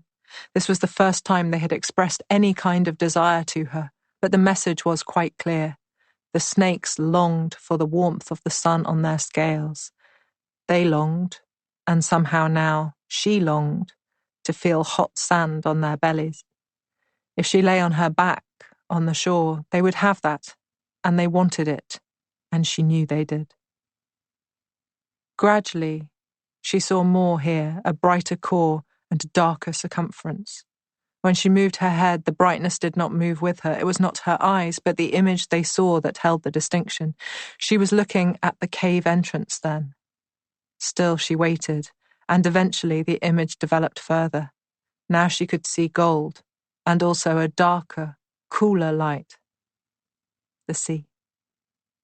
She didn't know how long she had been standing here, gazing at her world and seeing only its faintest outline, but she could wait for as long as she had to. The snakes were patient too. She thought perhaps she could see a difference between the light at the bottom of her eyes and the light higher up. To the right was the sun, the brightest golden disk, and to the left? She moved her head carefully again. There was an unmoving line, and she knew she was looking at the horizon. She heard her name being called by Stheno. She opened her mouth to reply. But then, with no warning, the snakes became a hissing, writhing mass of fear and anger. She had no idea what had frightened them, and they gave her no chance to find out. They pulsed around her skull, frantic and desperate. "What?" she asked them. "What do you want? What can I do?" The snakes continued their seething fury. Medusa was not afraid of them, and at the same time she knew she must do what they urged. But what was it? She could not understand. She raised her hands to her temples and felt a sudden surge of energy. Yes, that is it, yes. She was still holding the bindings in her hands. And just as she knew that her snakes wanted to lie on the sand, she knew this. They wanted her to cover her eyes again. She did not attempt to reason with them. She didn't try to understand why they wanted her eyes to be closed or how they were telling her that she must cover them up. There was no arguing with these snakes. They were a part of her now. She took the cloths in her hands and bound them lightly across her eyes. It wasn't enough to placate the snakes entirely, but they did slow their squirming. She wound another layer of cloth around her face, and another. By the time Stheno reached her, she was completely in darkness again. But the sun shone on the snakes, and it shone on her. Cornix. Cra! Cra! You'll never guess what I just saw. Never, ever, not if I let you try all day. Go on, try. You see, I knew you wouldn't get it. Do you want another go? You can have as many as you want, but it won't help. This crow knows and you don't. All right, I'll tell you. Athene has a child. He isn't exactly hers, obviously. She is a virgin goddess, just like you thought. But Gaia gave the child to her and said she must take responsibility for it because she, Gaia, didn't want to raise another child after losing all her beautiful giants in the war against the gods. That's her word, beautiful, not mine. I didn't think the giants were beautiful, to be honest, but that's not something I would say to Gaia because there's never any real need to say something hurtful unless you can't help it, which sometimes I can't, but on this occasion I could. The boy is the son of Hephaestus. You remember that time he tried to persuade Athene to marry him and she said no, and he grabbed her and held her until he ejaculated on her thigh. Sorry, is this too much for you? Crows don't always know what is appropriate. She took a piece of wool and wiped herself clean, but she threw the wool onto the ground, so Gaia took it. Gaia can make life out of nothing, so of course she could make a child out of that, and she did, and then gave it to Athene. And Athene didn't know what to do at first. You can imagine it, can't you? What does she know about raising a child? What does she even want to know about it? I thought she might give the boy to Hephaestus and tell him to deal with it, because why shouldn't she, really? But she didn't. She did something else. She's very good at weaving. Did you know that about her? She tells everyone, so you probably did. So she took the child to a river and wove a basket out of willow branches. She hid the child inside. Can you imagine that? Kept weaving until the basket was sealed shut, and then she took reeds from the water and used those to fill in every gap so that no one, not even a sharp-eyed crow, could have seen what was within. And then she gave the basket to the daughters of Cecrops. Do you know about them? I suppose you don't really need to know about them, beyond that they were who Athene chose to protect the basket. Cecrops was a king of Athens with 3 daughters, and Athene likes Athens, which is probably why she went there and gave them the child. But if I'm honest, I'm only giving you these details because I like you to know I know them.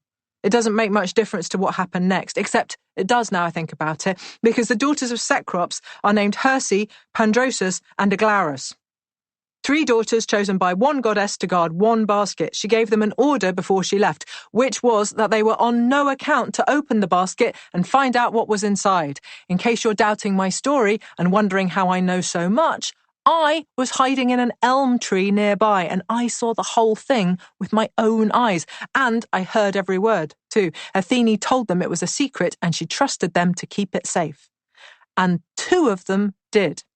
You see, this is the part where I think maybe it does matter that she picked the daughters of Cecrops. If she'd picked someone with only 2 daughters, things might have turned out very differently. But she chose these, and Herse and Pandrosus did exactly as she'd asked. They hid the basket, ignored it, and then forgot about it. Exactly what Athene was hoping for. Wait.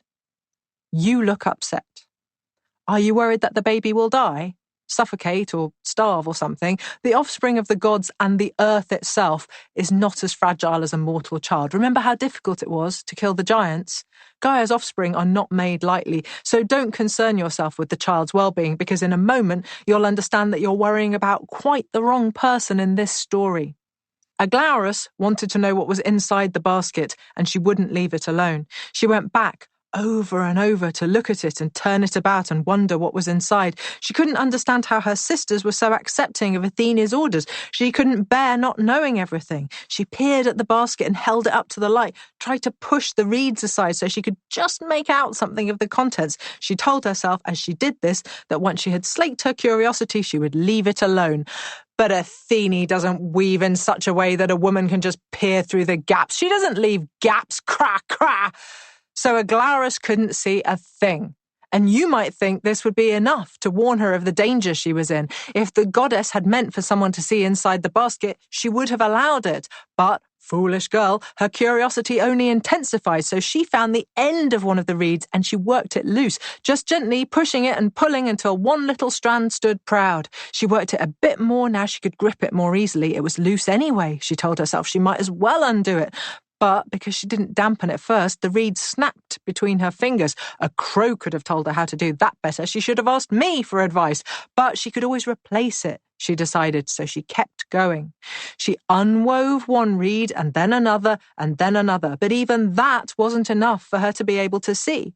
Telling herself that she was the brave one and her sisters were cowards, she undid more and more of the basket until the top looked like an abandoned bird's nest. Now it was open and she could finally see what was inside. She screamed and dropped the basket to the ground. Her sisters came running, but it was too late. The snake slithered out and bit Aglaris on the foot. Herse and Pandrosus ran to their sister, who was grasping her ankle and crying out in agony. Their thumping feet angered the snake so much that it bit each of them as well before disappearing into the undergrowth. I took the news to Athene myself. She has always loved crows. She likes us because we're clever, and she likes us because we know everything. But this time, she wasn't pleased at all. She was angry with the messenger because she was angry with the message, I suppose. Cra. So she said that from now on, crows would never be as welcome to her as owls. Ow! owls! Not just her owl, the one Zeus gave her, all owls, even though they aren't half as bright as crows and don't see a quarter of the things we see because they sleep during the day. But she has made her mind up, and crows must be punished for the crime of the daughters of Cecrops. So now I don't take any news to her, I bring it to you instead. Caw-caw! Stone. This one is small, and I'm not sure you would want it. It has been perfectly caught as it runs along, its jointed legs seemingly frozen in time. It is not poised to attack. Its sting is not raised. The sculptor wants us to think, I suppose, that it was caught unawares, if the sculptor thinks about his audience at all, of course. Perhaps these statues were not meant to be displayed. Perhaps they were made just for the sheer pleasure of creating them. Perhaps they were not even supposed to look as realistic as they do. Perhaps his skill surprised even him. But if you saw this one, unexpectedly, you would fear for your life. Gorgoneon. I'm wondering if you still think of her as a monster. I suppose it depends on what you think that word means. Monsters are, what? Ugly? Terrifying? Gorgons are both these things, certainly, although Medusa wasn't always. Can a monster be beautiful, if it is still terrifying? Perhaps it depends on how you experience fear and judge beauty. And is a monster always evil? Is there ever such a thing as a good monster? Because what happens when a good person becomes a monster? I feel confident saying that Medusa was a good mortal. Has that all disappeared now? Did it fall out with her hair? Because I think you already know why the snakes were so anxious that she cover her eyes when they heard her sister approaching. That's another question for another day, I suppose. Do snakes have emotions? Are they capable of anxiety? But let's focus on the question in hand. They knew, before Medusa knew, that her gaze was now lethal. She found out a day or two later when she tried again to remove the bindings from her eyes. She turned her gaze on something she could see moving across the ground in front of her, a quick, dark streak on the golden sand. It stopped mid-run. She reached out and picked it up, dropped it straight away when she realized she was holding a scorpion. Picked it up again when she understood that it was dead. It took her a moment to work out what was wrong. It was the wrong texture for a scorpion. She had, perhaps this shouldn't need saying, but just in case, never held a scorpion in her hands before. She knew their sting could be fatal. But she also knew how shiny they were, how slick their shells appeared. And this was rougher to the touch than a scorpion could be, and surely it was also too heavy, given its size. She took it and kept it and puzzled over it. But she doubted her own eyes. Who could blame her after they had sustained such an insult? She wondered if she hadn't seen it move, if it was a tiny statue of a scorpion that had washed up on the shore, or perhaps one of her sisters had found it in a human settlement nearby and brought it to show her, and then forgotten to tell her about it. None of these explanations seemed to her to be less plausible than the truth, that she had looked at the scorpion and it had turned to stone. It would take 2 more days, and 2 dead birds, a cormorant, a bee-eater, before she understood the truth. Part 4. Love. Athene. It was Hephaestus she most wanted to hurt. The days on Olympus, which had once all seemed the same, were now sharply differentiated, because she spent each one wondering how she could exact her revenge. And so every day became a complicated journey around a labyrinth of possibility and impossibility. She must hurt Hephaestus because he had hurt her, and honor demanded it. And yet, she could not hurt the blacksmith because Hera and Zeus protected him. It had not always been so, of course. Hera had despised her son when he had been born lame. Athene had heard the archer and his sister discussing it more than once. Immortality and excessive self-regard left them prone to repetition. So Hera felt no love for Hephaestus until he bribed his way into her affections with his endless display of gifts and fawning. But that time had passed long before Athene had been born from the head of Zeus, and there was no way back to it now, she reluctantly concluded, retracing her steps to the beginning of the maze. But if Hephaestus was safe in Hera's affections, surely Athene could isolate him from Zeus.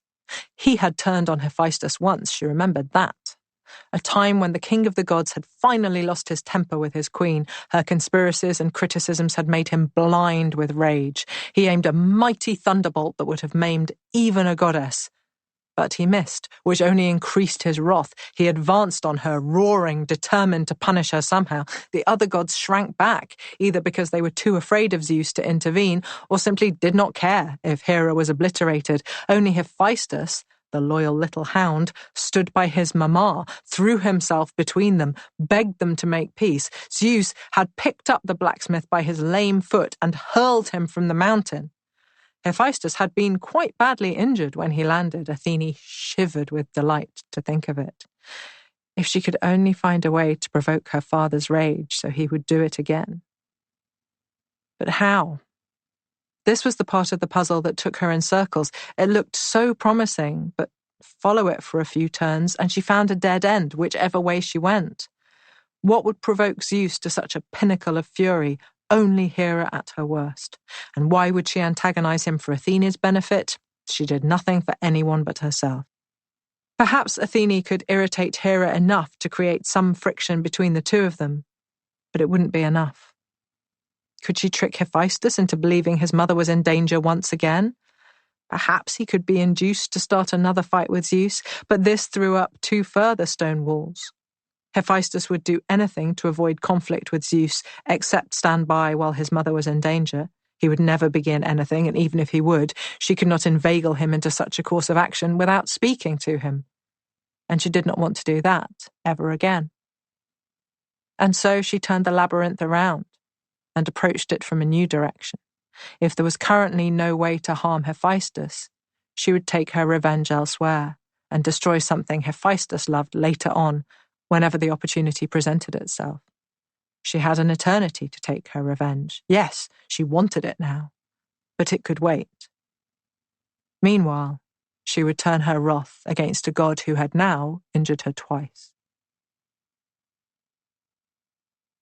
Amphitrite. Of course, Poseidon had done as the Nereids had asked. It was never really in doubt. 50 insulted Nereids was 50 more than he could ignore. He tried, for a short while, went away and hid somewhere. His wife had been unable to tell her sisters exactly where. Olympus, Athens, no one was quite sure, but no one was worried because he had to come back to the sea sooner or later. It was his domain, after all. He could not abandon it for long. And he couldn't ignore the Nereids either. They knew just what punishment to demand, because they all knew what Poseidon wanted. He had lost a tiny strip of his kingdom when the Gorgons stamped on that fault line. Amphitrite was certain her husband deserved it, though of course she never asked him. But he returned to the same spot, day after day, glaring at the risen shore and the receding sea. Every new grain of dry sand seemed to burn his eyes. Tiring of his dark moods, Amphitrite had done her half-hearted best to console him. All gods experienced an occasional loss of power, she told him, but he snarled at her and stalked off through the waves, leaving her with nothing but her large collection of exquisite pearls for company. One of her sister Nereids suggested she preferred things this way, but Amphitrite did not reply. Even when Poseidon was absent, he had ways of hearing everything. Who knew which fish, which sea creature would betray her this time? She would not take the risk. But the other Nereids discussed their plans in Poseidon's absence, even while Amphitrite allowed the waves to talk for her. If the sea god was so injured by the loss of a small part of his kingdom, then he would want to redress that hurt. And what better way to do it than by expanding his ocean elsewhere? If the Gorgons had rejected him and insulted him, then he could flood another land and improve his spirits that way. Meanwhile, the Nereids wanted their honour, insulted by the arrogance of the Queen of Ethiopia, who believed herself and her daughter their equal in beauty, to be avenged. So the solution was simple. The only difficulty would be in persuading Poseidon that it was his idea. And even that would not be very hard, because Poseidon was arrogant and had always believed himself to be as cunning as his brothers, Zeus and Hades. The Nereids, Amphitrite in particular, had encouraged him to believe this. So now all they had to do was suggest and wait. Poseidon roamed the sea, restless and irritable. He had nothing to enjoy and nothing to look forward to. He counted his recent disappointments, the dullness of life on Olympus, which he had tried to improve by playing a trick on Hephaestus and Athene. But it had failed. The blacksmith god had not realized it was a joke, but had really tried to propose to Poseidon's niece. None of the gods seemed to know exactly how she had refused him, but it had created a pall over the hallowed halls which would not lift. Hephaestus was wretched, and Athene was furious. Poseidon could not share with the other gods that the whole thing had been his idea, because even he could perceive that it would not be seen as a triumph of wit. Athene, he was certain, was planning to get her own back, and he didn't know how she would do so.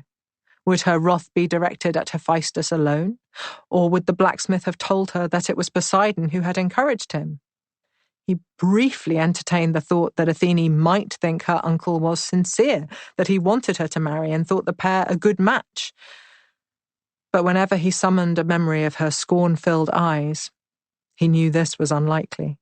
He wasn't afraid of her, obviously, but he was queasily aware that if she turned her anger in his direction, he might not emerge entirely unscathed. And then there was his disappointment that the Gorgon girl had not been dazzled by his wit or humbled by his power. Yes, he had taken her, but there had been little satisfaction in it. She hadn't enjoyed the game, or admired him, or given him anything of herself at all. She had made a choice to save the mortal girls from their deaths, and Poseidon, who he was and what he ruled and how he felt, hadn't entered her mind. He was a force of destruction to her and nothing more. It had left him feeling angry and empty. Why did no one care about his feelings? He regretted the whole encounter now. The girl had disappeared from his view once he'd raped her. He didn't even know if she was back with her sisters. There was no sign of her from the water. And that brought him to the next thing he was upset about, his shrinking ocean. He did not know how the Gorgons had done it, but somehow they had pushed his domain back, away from their shore and their cave.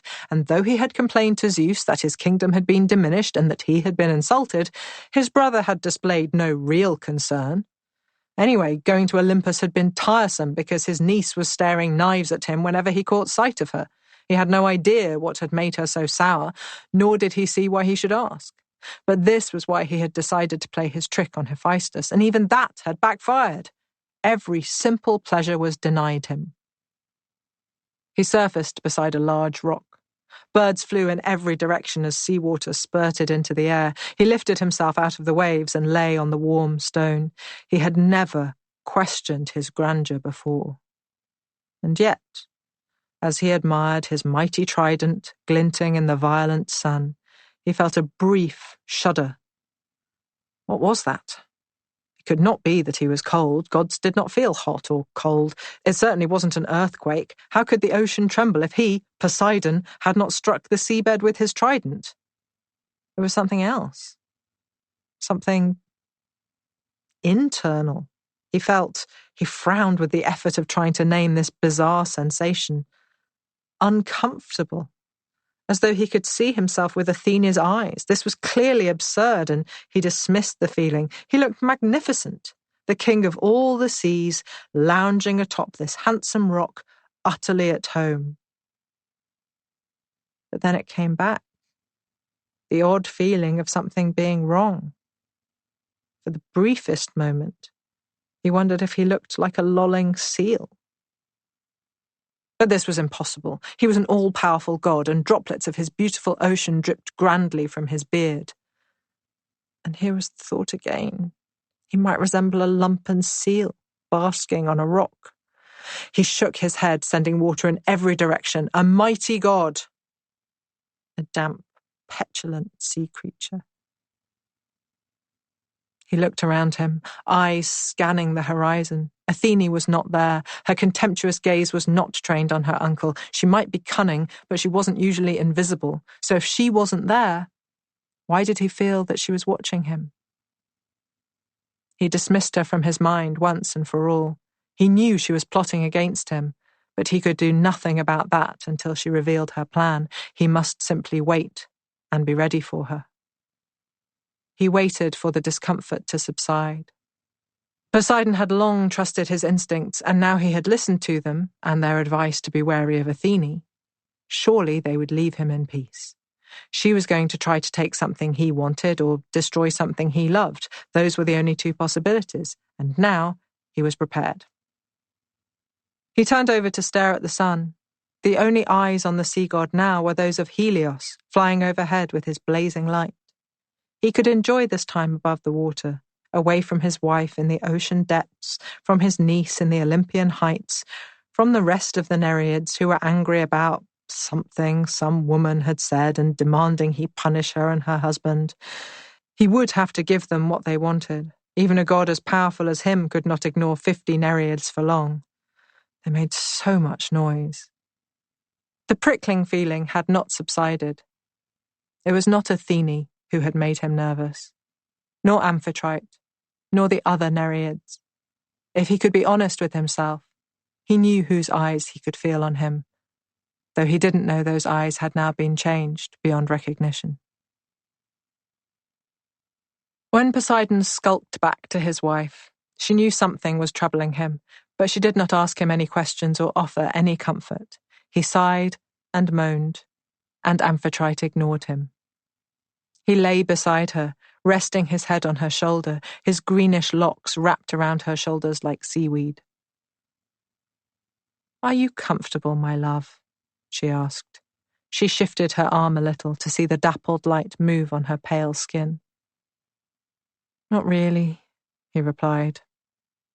She tried not to sigh, because she knew he took it personally. Besides, this was still an opportunity. "You're melancholy again," she said. "I am," he replied. "Because you have been slighted." He edged a little closer. "Yes." "No wonder your feelings are hurt," she said. "I have felt hurt on your behalf." She ran her fingers gently through his seaweed hair, untangling it without snagging. "Have you?" he asked. "Of course."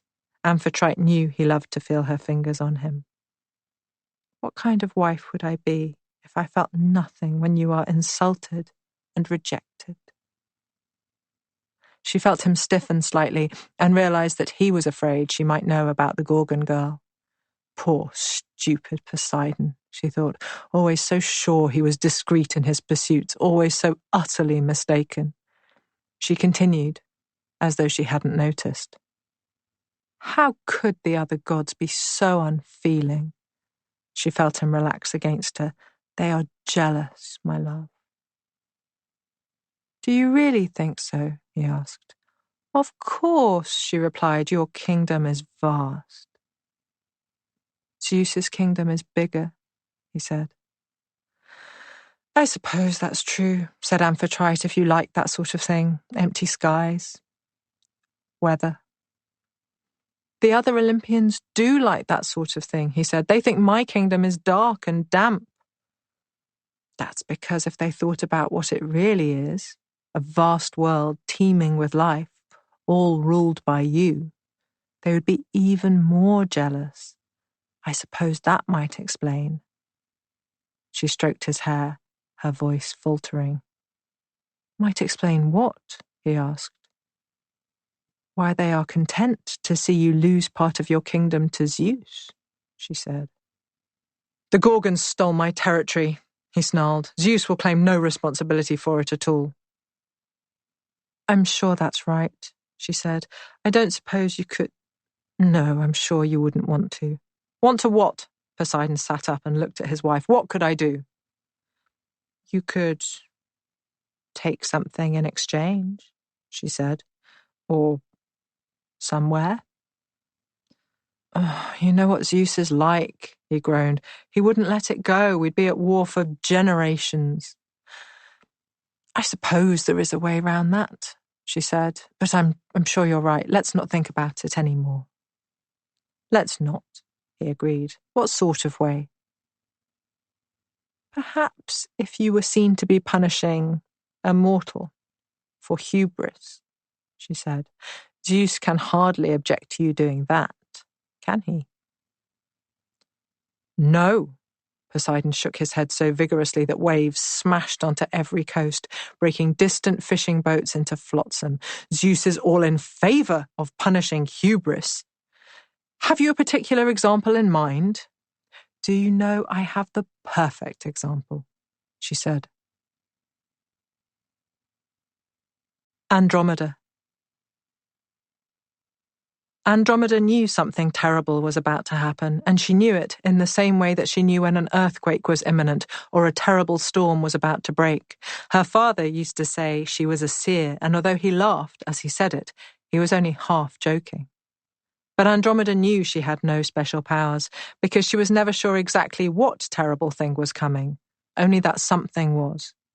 At first, she thought this might simply be her rightful response to her parents' insistence that she marry her uncle, Phineas. But as the sun climbed in the sky and the air somehow grew thicker, she felt it was more than that.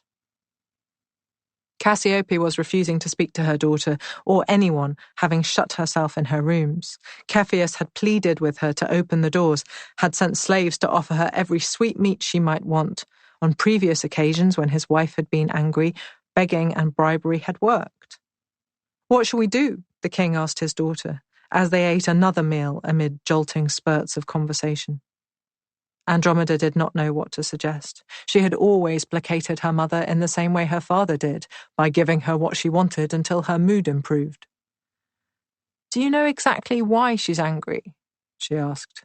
The words, "this time," hung in the air between them. I don't, said her father. I know she was frustrated about you and Phineas, but I don't think she would have locked herself in her rooms over that, not for this long, anyway. She would have locked me in her rooms over that, Andromeda said. Yes. The two sat in silence for a moment. It's odd she hasn't done that, Andromeda added. Yes. This time, the silence lasted a while longer, as they both considered what could have happened. Cassiope had been so angry about her daughter's attitude to marrying Phineas, it was inconceivable that she would have allowed Andromeda her freedom. What if the girl had run away? Cassiope would never have taken such a risk. Even Cepheus couldn't pretend that she would have trusted him to take care of things without her. The two of them were still lost in thought when they heard the shouts and the pounding of feet. Elia. It's true we weren't here at the beginning, but we were here at the end. And which is more important? No one wants a beginning without an end, and we were there for the crux. In fact, we are the crux. It all began when Athene wanted a place of her own. Gods are territorial in a way we find difficult to understand. You're probably worrying now, are you, that we've insulted her? Don't be afraid. She would never harm us. And anyway, why would she be insulted? She knows it's true. We are everywhere, across Hellas and beyond. How could we understand what it means to call one place home? And yet, if we did call somewhere home, it would be Athens, the city which is now hers. They named it after her, even humans probably know that. But what humans forget is that it wasn't always hers. She won it, fair and square. That rustling sound? Is everyone agreeing with me, by the way? Because Poseidon had his eye on Athens too, you know. Well, what doesn't he have his eye on? Oh, stop doing the terrified expressions. He can't hurt you here. We're far enough from the sea, and you can't seriously believe he could damage us with an earthquake. Well, I suppose you're more fragile than we are, but really. And you know I'm right. He is never happy, that one. Never has enough, not even with all the seas at his command. Not even with his trident and his nereids and his whatever he has. Who cares when it's all underwater? No wonder he's so acquisitive. And when he heard that Athene wanted to make Attica her own, he demanded that it instead be given to him, because he claimed he had lost some minuscule part of his kingdom to the Gorgons. What did they do? We asked. Drink it? How could he lose any of his kingdom? The seas are refilled whenever it rains. Needless to say, Poseidon didn't see a need to answer us. His status prevented it, no doubt. And it doesn't really matter that he hadn't lost anything important. The relevant point is that, as usual, he was managing to feel aggrieved. So he wanted Athens, and so did Athene, and Zeus didn't want to adjudicate between them. No, don't worry, we have no comment on the king of the gods. His lightning can strike from anywhere, and even we respect that. The Olympians would decide, Zeus decreed. Athene and Poseidon could both make their case, and then one god, one vote. Even then, Poseidon demanded that he should go first. He hadn't even thought about Attica until Athene wanted it, but now it was such an urgent desire of his that he needed to make his case immediately. Perhaps he'd realized that half the Olympians would be quite happy if he withdrew to some distant underwater cave and was never seen or heard from again. There's a limit to how much complaining anyone wants to listen to, so whiners have to get their oars in early. If Athene was annoyed by the way Poseidon shoved his way in front of her, grabbing at what she wanted, she didn't show it. Which, let's be honest, means she wasn't all that annoyed, because she doesn't often hide her feelings from us. Perhaps she knew she just needed to be patient. Again, not always one of her strengths, but she can't bear Poseidon and she loves to win, so she held her temper. He made exactly the kind of tedious, showy gesture you would expect from a god who demands everything but doesn't know why.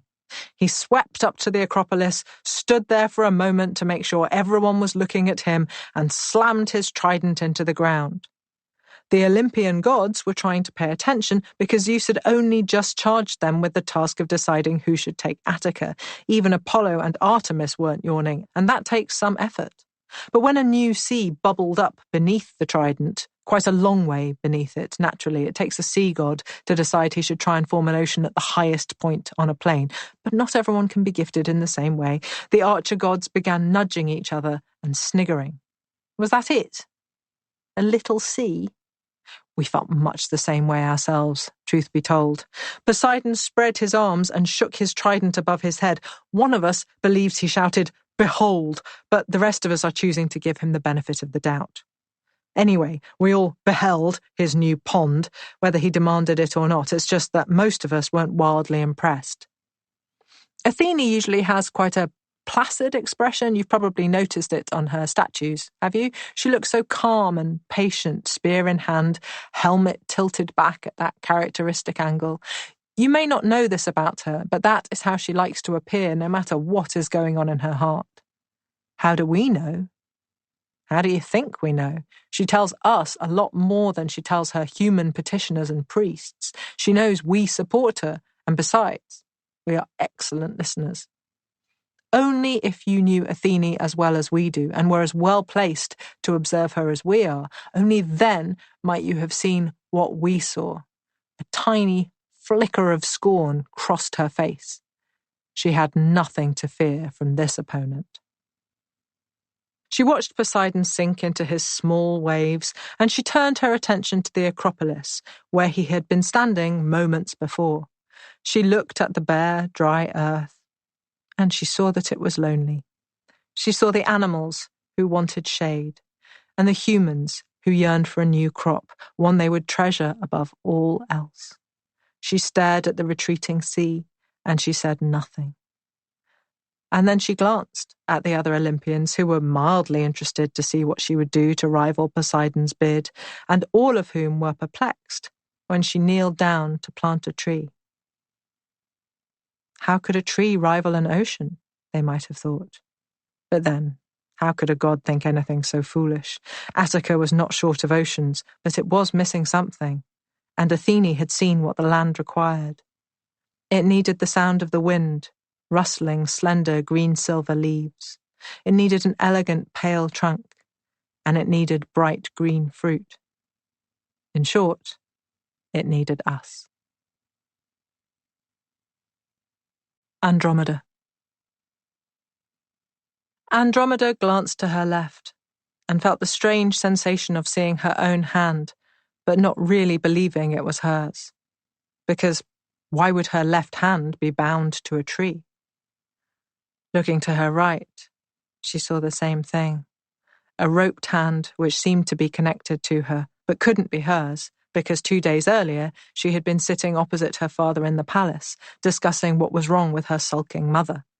And up until that point she had been a highly favoured princess of a wealthy country, which had never involved being fastened to a pair of dead trees for any reason. She wanted to scream and cry, but there were so many people watching her. She did not want to humiliate herself any further, so she breathed in slowly and decided she would walk her way through the last 2 days, pace by pace. She would do it silently, and above all, she would not look down, no matter what. A breath out. She tried to remember which she had heard first, the pounding of leather on stone as men came racing through the palace halls, or the terrified screaming as the waves pursued them, or the sound of the water itself suddenly and inexplicably filling the land between the sea and her home. The shouts and screams, she concluded. Then the sandaled feet. Then the angry tide. She felt a matching surge of fear rush through her and tried to maintain her composure. Perhaps it had been the sea she heard first, she thought, but she hadn't been able to identify the deep, rumbling sound, deafening and out of place, so she had not realized it until afterwards. A breath in. And then there had been panic, the hard, bright contagion that filled the palace faster than water, faster than running, screaming men. The water was briskly destructive, smashing everything it touched, and yet, when it licked her feet as she sat on the roof, watching it rise with a fascinated horror, it was warm and soft. She had expected to die alongside her parents in the moments that followed, but as quickly as it invaded her home, the water retreated again. A breath out. It did not retreat far. The palace was left with piles of splintered wood, fractured ceramics, sodden, stinking fabric, and a thin, jagged crust of salt crystallizing along the walls. But the palace was the least affected part of their kingdom, certainly of the area that spanned Andromeda's home to what had once been the coastline. Much of this land was now underwater. Homes, livestock, people, all had been lost to the encroaching greed of Poseidon. A breath in. Of course they had tried to placate him. They had rushed to his temple, which the water had not even touched, skirting round the base of the hill on which it stood. Cepheus had given his priests whatever they asked for. Cattle were in short supply now, but they sacrificed 10 to the sea god straight away. The king could hardly have done anything else, given that his surviving subjects were looking upon a vast plain of water that had swallowed their loved ones alive. What does the god say? Andromeda heard the panic in her father's voice again. A man to whom everything had come easily was not made to deal with a crisis on this scale. He was dwarfed by it, emasculated. A breath out. And his wife, who had been saved by her locked doors, which had allowed only a trickle of water into her rooms, watched the whole thing in uncharacteristic silence. Cepheus had asked for her advice, but this opinionated woman had offered nothing. Andromeda could see her father struggling to make decisions without her mother's customary contributions, feeling that she should do her duty if her mother could not. Andromeda began to talk to her father about practicalities. Where should people who had lost their homes sleep? How could they be fed now so many animals were gone? How would they be fed later, now so much grain was lost? She felt wholly unequal to the task of advising, but she knew her father needed her, and she wouldn't let him down. A breath in.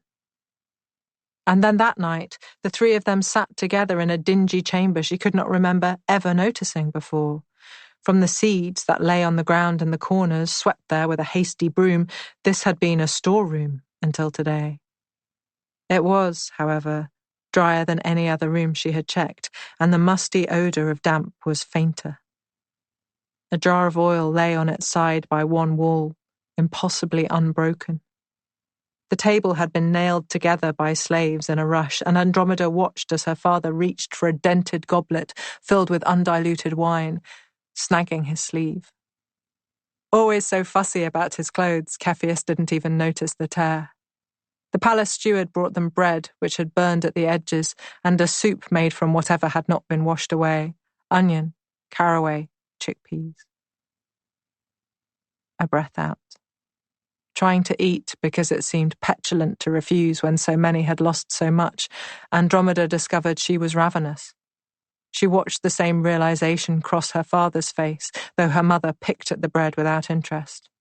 Andromeda wondered where they would sleep, and then flushed in the dim light to be thinking about such a minor thing when half the kingdom was underwater. A breath in.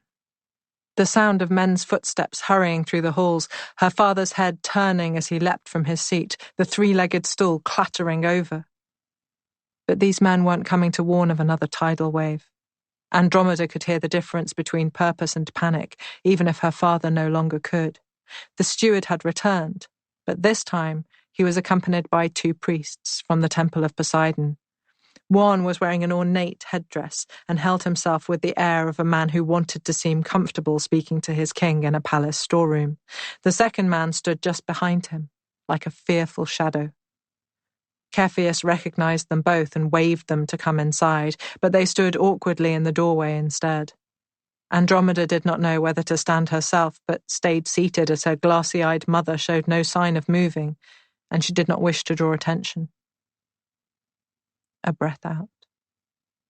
"Do you bring news from the god?" asked her father.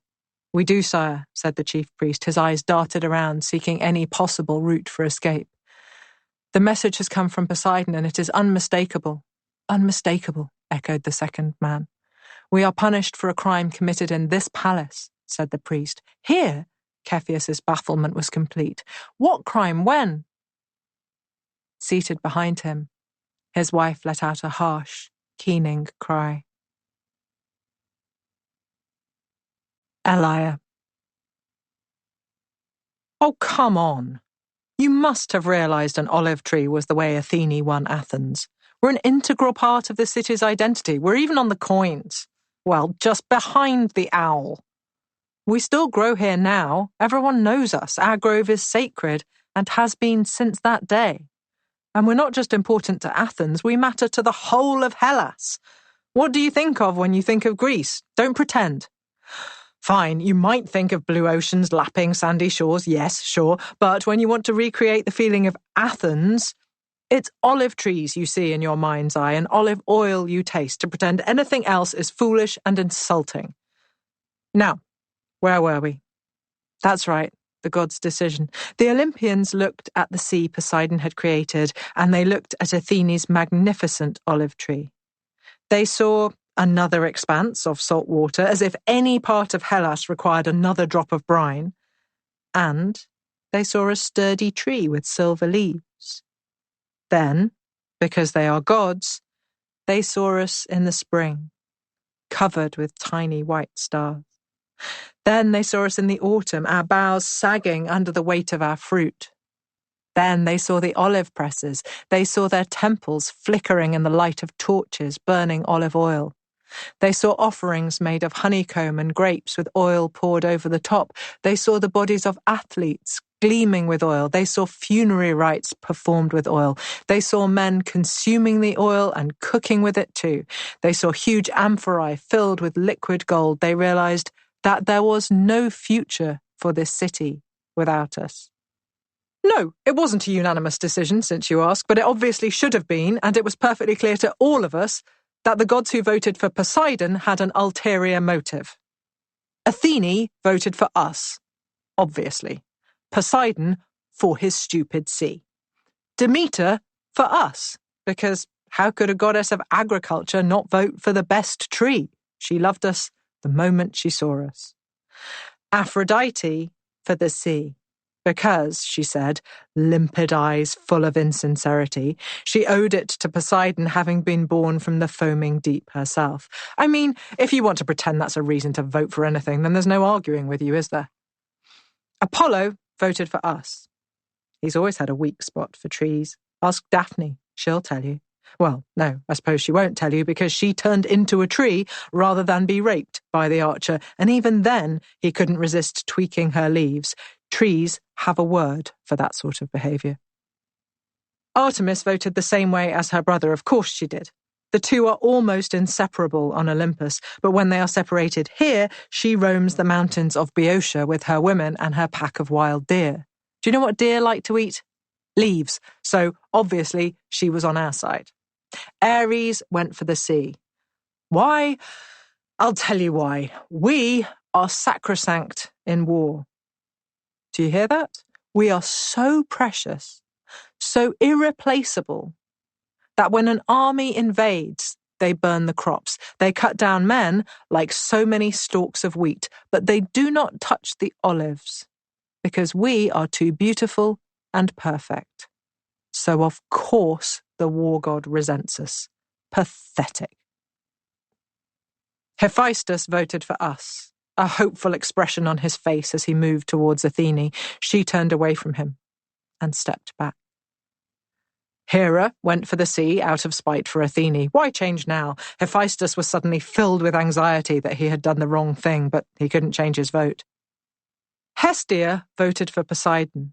We couldn't prove it, but I don't think there has ever been a clearer example of someone failing to understand the question. Our wood burns even when it is wet. What more could the goddess of the hearth require?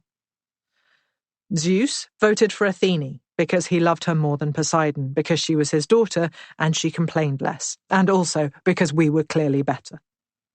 Hermes saw that he could make it a draw if he took Poseidon's side, so he did, because he is a petty god who no one likes. Zeus realized that his strategy had failed and sighed. He waved his hand, and suddenly there was one more figure standing on the hillside by our beautiful trunk. This man didn't introduce himself, but we already knew who he was, Erichthonius, the first of the true Athenians, the child spawned by Hephaestus and nurtured by Gaia, the one Athene brought here, in a basket, to be raised by the daughters of Cecrops. Don't say you've forgotten him already. I'm sure it is very confusing when someone is a baby one moment and a grown man the next, but you must have understood by now that the gods don't feel time the same way you do. To them, a life takes no longer than drawing a breath does to you. So some years had passed, and none of the gods had thought about him, and now he was a man. The stories you may have heard about him were largely untrue, by the way. He didn't have a snake's tail, like people said. That was just the rumour that reached across the city when the daughters of Cecrops died so suddenly. Some said the basket they had so unwisely opened was full of snakes, which was half true.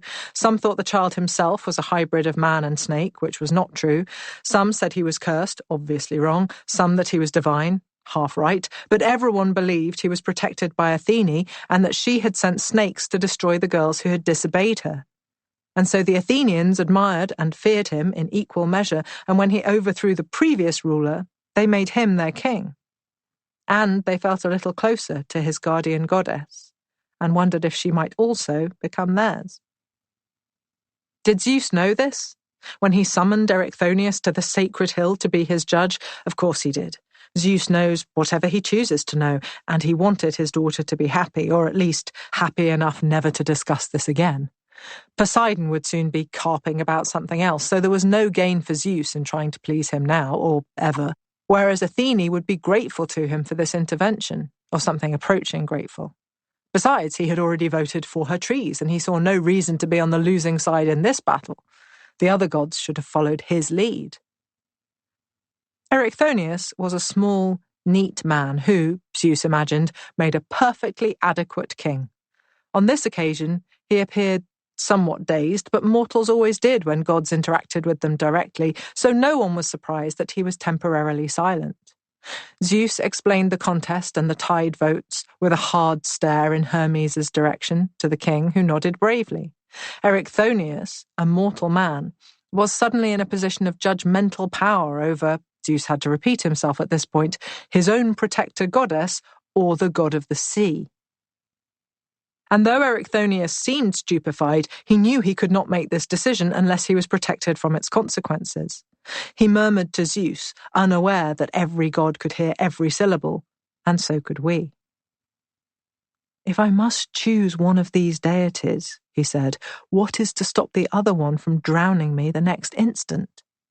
Excitement rippled over the hill. He would choose Athene.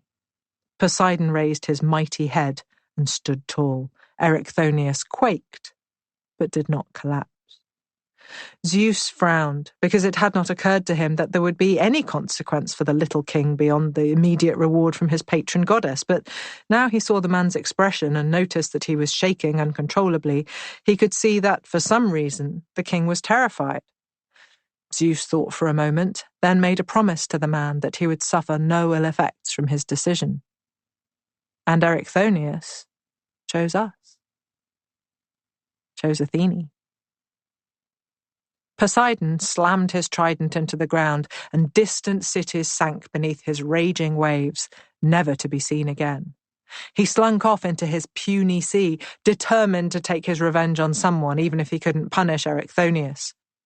Athene planted the rest of this olive grove to celebrate her victory. In case you didn't know, victors in competitions in Athens, sporting, theatrical, you name it, are still given olive wreaths as prizes. We are the most jubilant of trees, and everyone loves us for it. The other gods disappeared. Now there was no hope of a further conflict. None of them cared very much when Poseidon was angry, but all wished to consider what the consequences might be for his failed bid to take the city.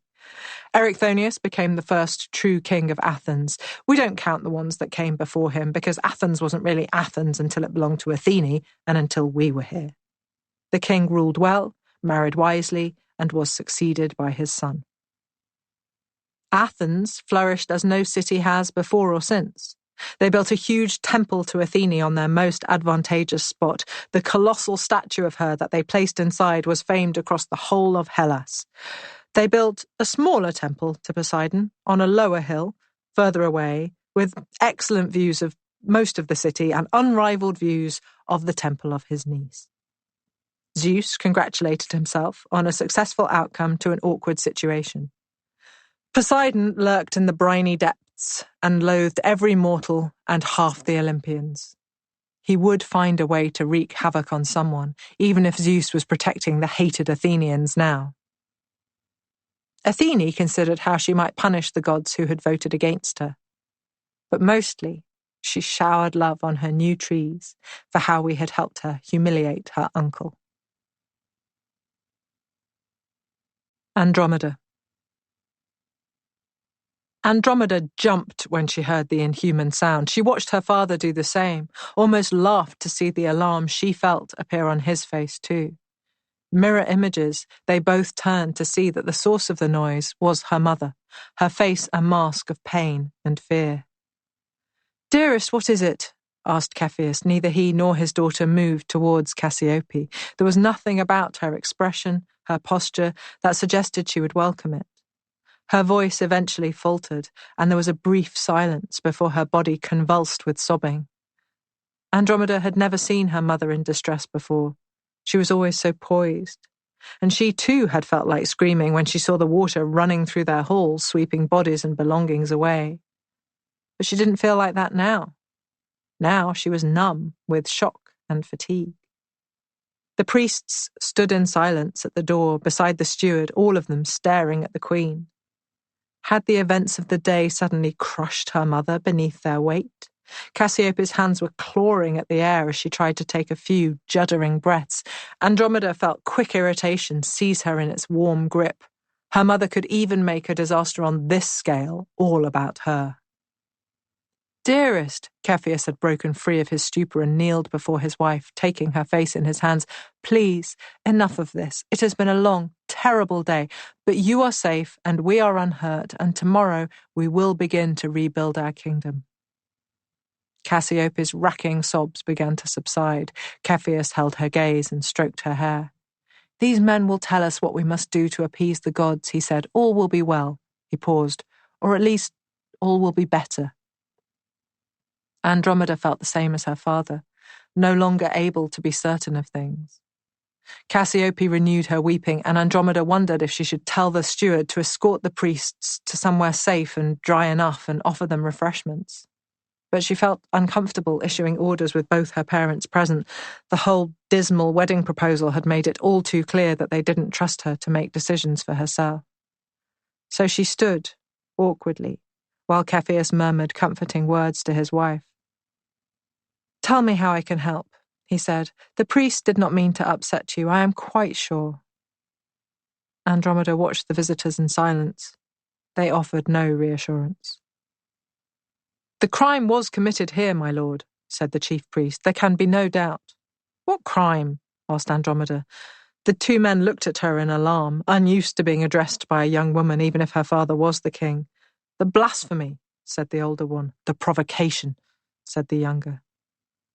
"Someone has offended Poseidon?" asked Andromeda, wishing that they would just say what they meant. They nodded vigorously. "In word or deed?" "Speaking the words is a deed," said the younger one. Andromeda wondered how the god tolerated such servants.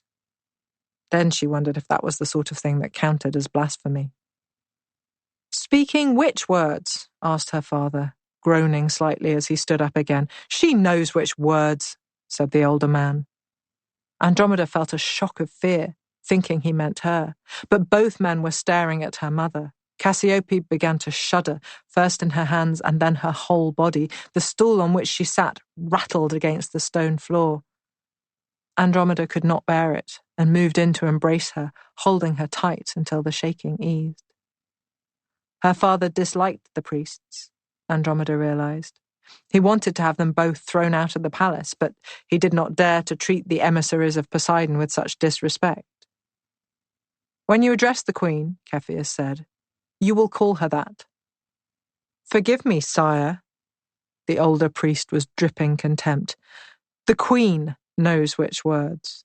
She has offended the king of the waves, and she has offended his queen."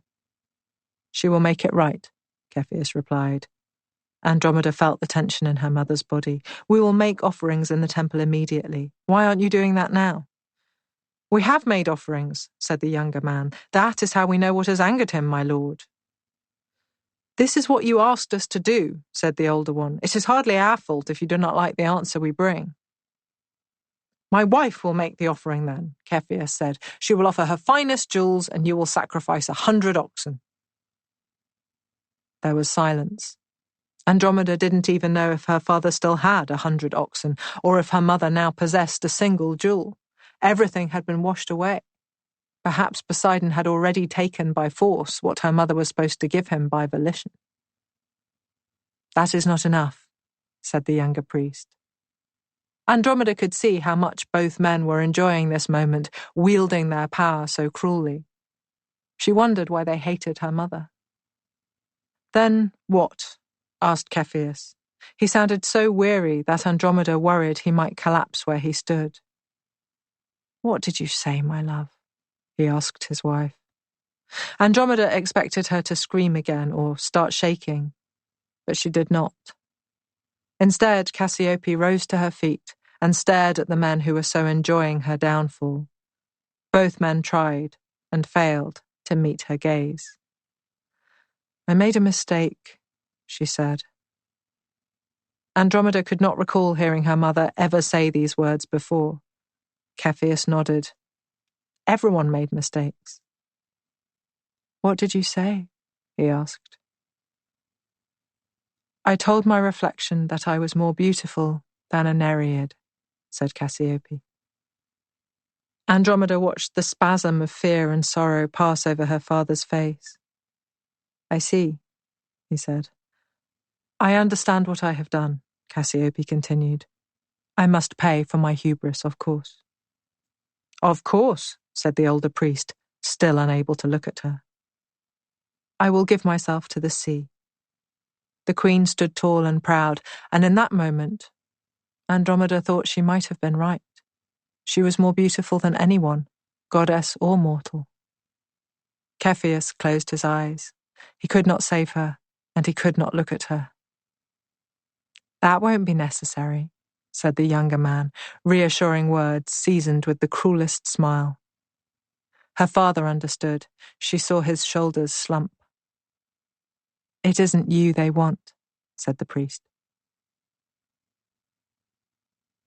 Medusa, Stheno, Euryale. Medusa did not dare leave her cave. She would not unbind her eyes, she only unwound the cloths to sleep, and even then she kept them right beside her, wrapped lightly around her hands. No matter what reassurances her sisters offered, she was plagued by one thought. What if she could turn them to stone? "It's impossible," said Stheno. After all these years of being scared for her sister, she could not be scared of her now. "We're immortal," added Euryale. "Your gaze would have no more impact than a sword thrust or a twisting knife." "You don't know that," said Medusa, her head turned to face the wall. And she was right. They did not know. So Medusa had a choice, which was, to her, no choice at all. Risk harming one of her sisters or rob herself of sight, so there was no danger to them at all. She did not share their confidence that they would be impervious to her lethal stare. The scale of her loss was undeniable. She missed the sun and the sand and the birds and the sky and the sheep and, above all, the loving faces of her beloved Gorgon kin. She had learned to take some pleasure in the mewing of the gulls and the uneven clattering of hooves on rocks, but she felt so isolated in the dark. And she had no one to tell, because if either sister had suspected the depths of her loneliness, they would have refused to allow her to go another day with her eyes covered. As it was, Euryale kept suggesting experiments to test the power of her gaze. "Try staring at the wing of a cormorant," she said. "We need to know if its eyes have to meet your eyes or if your look alone is enough." "What if I turn one of its wings to stone?" asked Medusa. "Then we'll know more than we knew before," said her sister. "What did the cormorant do to deserve a stone wing? And how do we ensure I don't lay my eyes on anything else?" Medusa was immovable on the matter. She knew, though she could not say how, that her eyes must meet those of her prey for the petrification to occur. But she didn't want anything to be her prey. Nor did she want to answer any more questions about how her new power worked. She put off her sister's suggestions by saying that brightness made her head ache anyway, and she did not want to make it worse by allowing in any more light if she could avoid it. Stheno put one hand on Euryale's shoulder and advised her sister that they leave Medusa to do what she thought best. But it was so hard, when they had taken care of her as carefully as they could, yet she had still come to harm at the hands of Poseidon, and now again at the hands of Athene. Euryale, Stheno knew, wanted Medusa to want this lethal power. It had always been painful to the two of them to see their sister as a fragile creature who needed their protection, and here, Euryale thought, was a chance to make that right. "She can turn any living thing to stone," Euryale muttered to Stheno long after Medusa was asleep one night. She was turning the stone scorpion in her hands, tracing her claws along its segmented body. "Anything." "Yes," Stheno said. "I think that's right." "Do you understand what this means?" said Euryale. "It means she has strength that rivals ours, at last." "It does." But Stheno's voice was filled with doubt. "She can protect herself," Euryale said. She couldn't understand why her sister wasn't as happy as she was, why neither of her sisters seemed to be happy. "She can't do anything else," Stheno hissed. "What do you mean?" "Power is something you can control," Stheno said. "Medusa can turn anything to stone, yes, but she can't not do it if she doesn't want to." "Why wouldn't she want to? I don't understand what you're saying." Stheno took a pause and organized her thoughts. "I'm saying that she can't avoid turning something to stone, even if she wants it to stay as it is. She just looks at it, and it's gone." "Yes, a mighty power!" "And a terrible curse," said Stheno, "because she cannot look on any living creature without destroying it." Euryale stopped turning the stone scorpion in her hands and considered it. "It's only a scorpion," she said. "There are dozens in the cave, hundreds probably. And Medusa could kill every one just by turning her head." "We were always worried a scorpion would sting her," Euryale continued. She was beginning to see her sister's point, but she didn't want to give up this giddy feeling. "Now they never can." "No, they never can," Steno agreed. But she can never look at a bird again, or one of our flock, or a mortal girl. She can't befriend anyone or love anyone unless she is blind to them. Because if she tries to catch even a glimpse of any living thing, she will kill it. Stone dead, said Euryale. Yes, and so she withdraws to her cave and covers her eyes and consoles herself that she will never see again. She could look at us. She won't. She's terrified she would kill us. She can't be. She knows we're undying. She knows her new power comes from an undying source. She doesn't know how it would affect us. That's why she's bound her eyes, so she can't hurt us.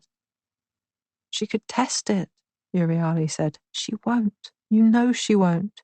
She loves us, and she will never take the risk of hurting either one of us. She can't live in the dark forever. That is exactly what she plans to do. Euryale let out a low wail. How do you know all this, when she doesn't say anything? The same reason you know it, said her sister.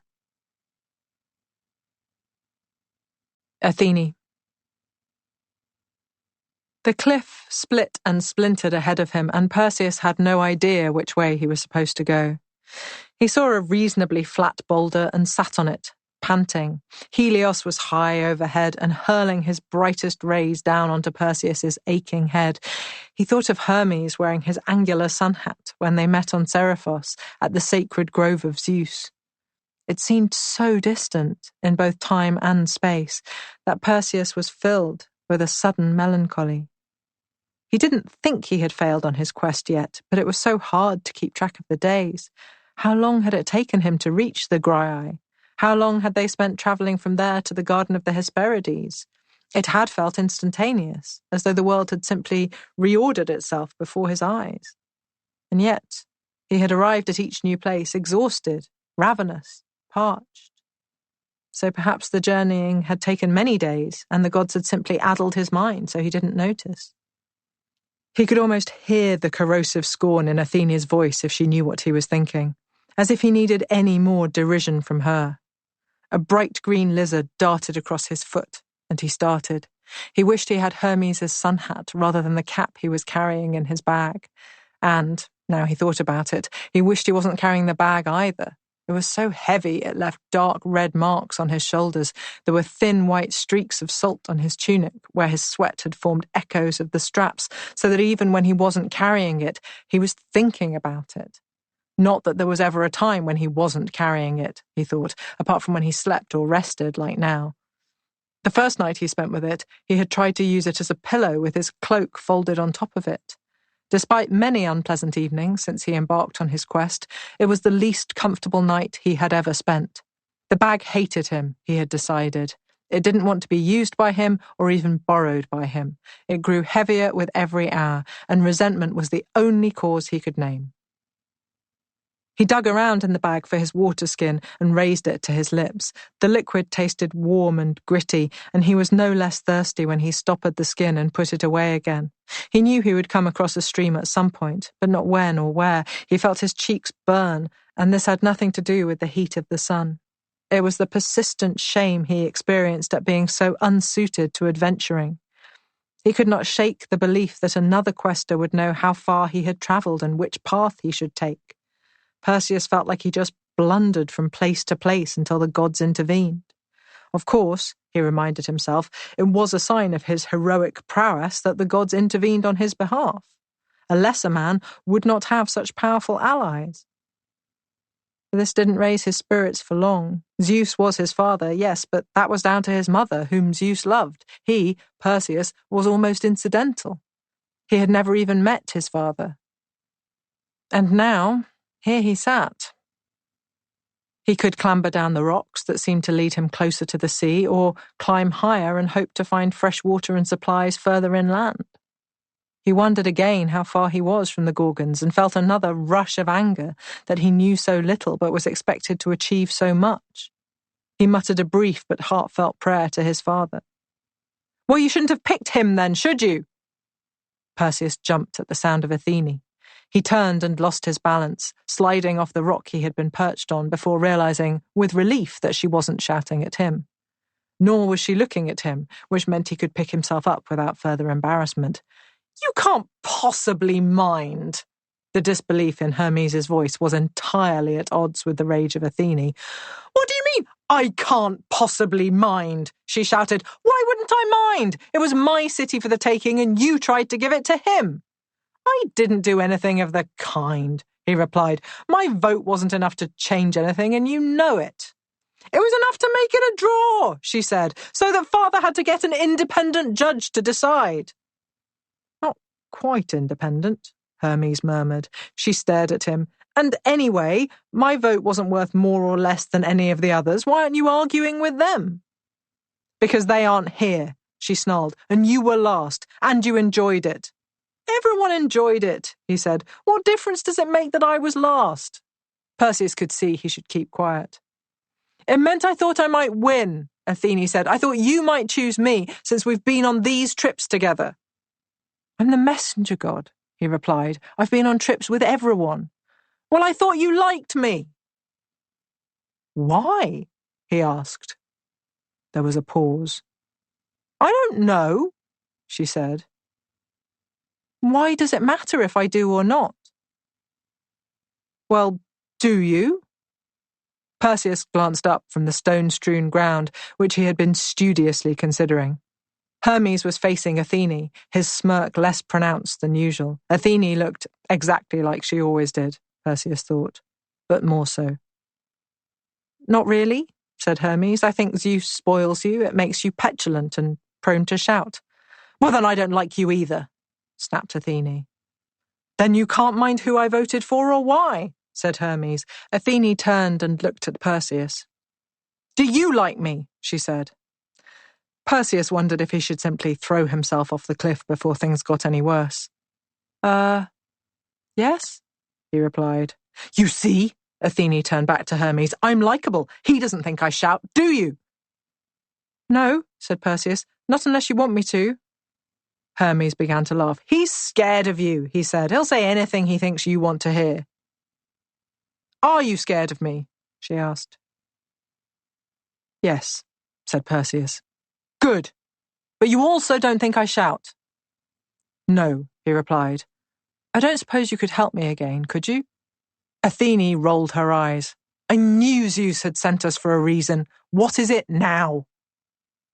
Perseus tried not to wince as she shouted at him. "I don't know which way I'm supposed to go," he said, "or how far it is, or where I can get fresh water, or whether those berries are safe to eat." Athene turned and looked at Hermes. "You aren't going to pretend this is me being petulant," she said. "No, this is him." Hermes spoke slowly to Perseus. "Follow the line of the coast," he explained, "like Athene told you to. You'll know you've reached the Gorgons when you see Gorgons." "But I don't know how far it is," Perseus said. "What if I miss them?" "Miss them?" Athene said. "You think you might just wander past the Gorgons and not notice them?" "I don't know," Perseus said. I don't." Faced with two scornful gods, his words tailed off. Perhaps now was not the time. "You don't what?" asked Hermes. "Nothing," said Perseus. "Zeus sent us here for a reason," said Athene. "There must be something you need to know." "Well, it's just I haven't been told," Perseus said, "so I don't know what the Gorgons look like." Hermes and Athene stared at one another, all animus forgotten. "You don't know," the messenger god said. "No." "So you came on a quest for the head of something you couldn't identify?" Hermes asked. "Yes." "Did you think to ask anyone before you set out?" Athene said. "No." "And it didn't occur to you that you'd need to know?" Hermes was shaking his head. "It did," said Perseus, "but I didn't know who to ask." "How about the king who set you on your quest?" suggested Athene. "Polydectes, remember him?" "I couldn't ask him," Perseus was horrified. "Then he would have thought I was stupid." "Yes, I can see how that would have put you off," Hermes said. "You could have told us you had no idea what you were doing when we found you. He did seem like the kind of person who might embark on a quest for a Gorgon's head without knowing what a Gorgon was, Athene said. Now you mention it. You already thought I was an idiot, Perseus said. I didn't want to make things worse. They're worse now, Hermes replied. Now I think you're much stupider than I would have if you'd said something at the outset. Right, said Perseus.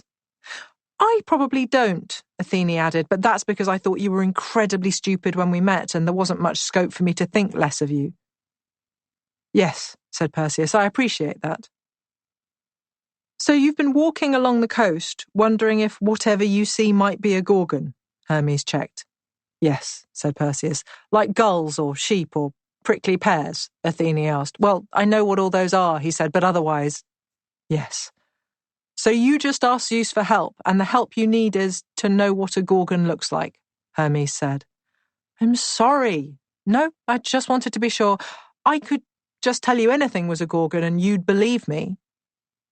Panic flooded Perseus's face. If the gods decided to trick him, he would have no way of knowing until he reached Seriphos. He could see the vicious disdain in the eyes of the king as he revelled in Perseus's failure, hear the mockery of his courtiers. He felt suddenly short of breath, even after sitting on the rock to recover from his climb. Perhaps Zeus would intervene to save him, he thought, or failing that, perhaps Polydectes wouldn't know what a Gorgon was either, and he could just bluff it out. Even as Perseus thought this, he acknowledged it was unlikely. Gorgons are immortal creatures, Athene said. Did you really not know this? No, said Perseus. Well, yes, I suppose I would have guessed they were something like that, because the Graiai mentioned they were sisters. He tried and failed to suppress the shudder that afflicted him whenever he thought of the hateful hags. If he had been brave enough, he would have told Athene that he hoped they were exactly like the Graiai, because then he would not struggle to behead one. They are indeed sisters to the Graiai, said Hermes, and Perseus supposed that his pomposity was just part of his nature and had to be tolerated. But they are far more deadly, Athene explained. This was not what Perseus had been hoping to hear. More deadly? He asked. How much more?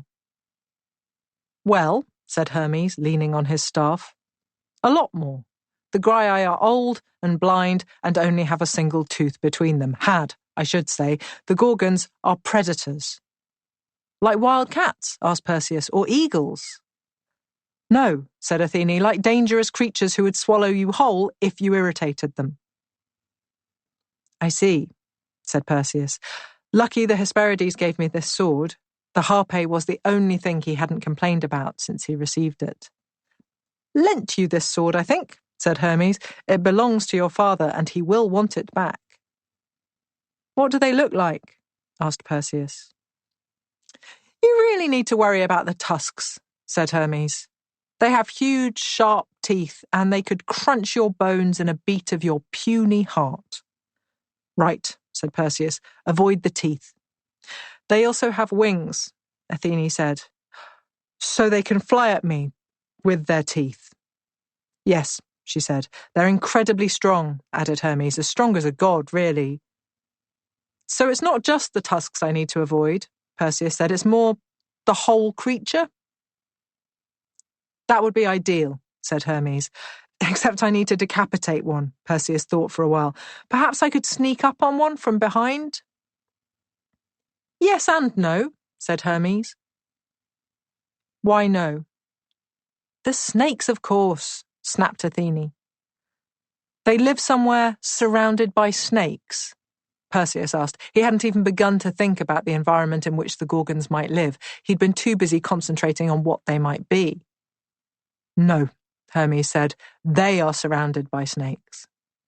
Perseus sighed. He wasn't afraid of snakes, he didn't think, but it probably depended on how many snakes there were, and this didn't sound good. The Gorgons are all surrounded by snakes, he asked. Do they just sit among them, or... The snakes are part of them, Athene explained. I see. I don't suppose they're at ground level, are they, where one might usually see snakes? No, said Athene, they have snakes for hair. Oh, said Perseus, so right by the head, really? Yes, said Hermes. You couldn't sneak up behind one of them because the snakes would see you. And the snakes can talk? Perseus wondered how much worse this could get. Both gods looked at him as though he were an imbecile. Of course they can't talk, said Athene. They're snakes. Then how do they communicate with the Gorgons? They hiss, said Hermes. I suppose that might sound like talking to them. Perseus felt foolish and vaguely aggrieved. So, would the snakes see me if it was the darkest hour of the night? He asked. Yes, I think so, Hermes said. Snakes can see in the dark, can't they? Athene nodded. I don't know how anyone could decapitate one of these deathless monsters, Perseus cried, and he slumped forward. I struggle to believe sometimes that you're the son of Zeus, said Hermes, although he believes you are, so it must be true. Why? Perseus asked. Everything you've told me makes me certain that this task is impossible. They can eat me. They can fly. They're stronger than me. They are covered in snakes. You have the cap of Hades, Athene reminded him. I have a hat, Perseus agreed. That belongs to Hades, Hermes said, and renders the wearer invisible. There was silence. I suppose that does help with the snakes, said Perseus, so I can sneak up on the Gorgons after all. They have excellent hearing, said Athene. Right, said Perseus, but perhaps I could approach them while they sleep. Again the gods looked at one another. Gorgons don't sleep, said Hermes. They're Gorgons. Well, one of them might sleep, but the others, no. Oh, said Perseus. I thought they might need to lie down occasionally, to rest their snakes and so on. No, said Athene, they don't do that. So they're always awake, always alert, he asked. His voice was quavering a little. They're rational creatures who don't want to die, Hermes explained. You have a sword, loaned to you by your father, and a cap of darkness, borrowed from Hades himself. You can't expect everything to be easy, otherwise you wouldn't be completing a quest at all, would you? You could have just stayed on Seriphos and one of us could have fetched a Gorgon head for you. Perseus had thought for some time now that this would be the ideal solution to his problems, but something about Hermes's tone made him refrain from saying so. I thought you said they were immortal, he frowned. Every time he gained something, a sliver of knowledge, a little divine assistance, he seemed to lose something else. 2 of them are immortal, Athene clarified. 1 of them is mortal. So I need to behead the mortal one. Yes, obviously, replied Hermes. They will defend her, if they can, said Athene quickly. She is much loved. Why would anyone love a monster? Asked Perseus. Who are you to decide who is worthy of love? Said Hermes. I mean, I wasn't. And who are you to decide who is a monster? Added the messenger god. She called them monsters, said Perseus, pointing at Athene. No, I didn't. She said I called them dangerous creatures, which they are. You're the one who thinks anything that doesn't look like you must be a monster. They have snakes for hair, Perseus cried. Snakes aren't monsters, said Hermes. And tusks. Wild boar aren't monsters either. And wings! I'm sure even you don't think birds are monsters. I have to fight one and take its head, said Perseus. They sound monstrous enough to me. You won't be able to fight them, said Hermes. I thought we'd established this already. You need to close in on the mortal one while her deathless sisters are elsewhere. How will I even know which one is the mortal one? Perseus asked. She doesn't have tusks, said Athene. Her wings are smaller and her snakes are younger. Well, that's something, said Perseus. At least I'm trying to behead the least dangerous one. Hermes nodded. Athene allowed her perfect brow to crease, just for a moment. There is one more thing, she said. Andromeda.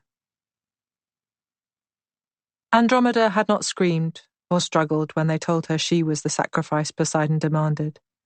She didn't want the hateful priests to see her afraid. Besides, her mother, once she had broken her silence, had not stopped crying and pleading. She was occupying the role Andromeda might have taken for herself, and in the moments when she was alone, Andromeda resented it.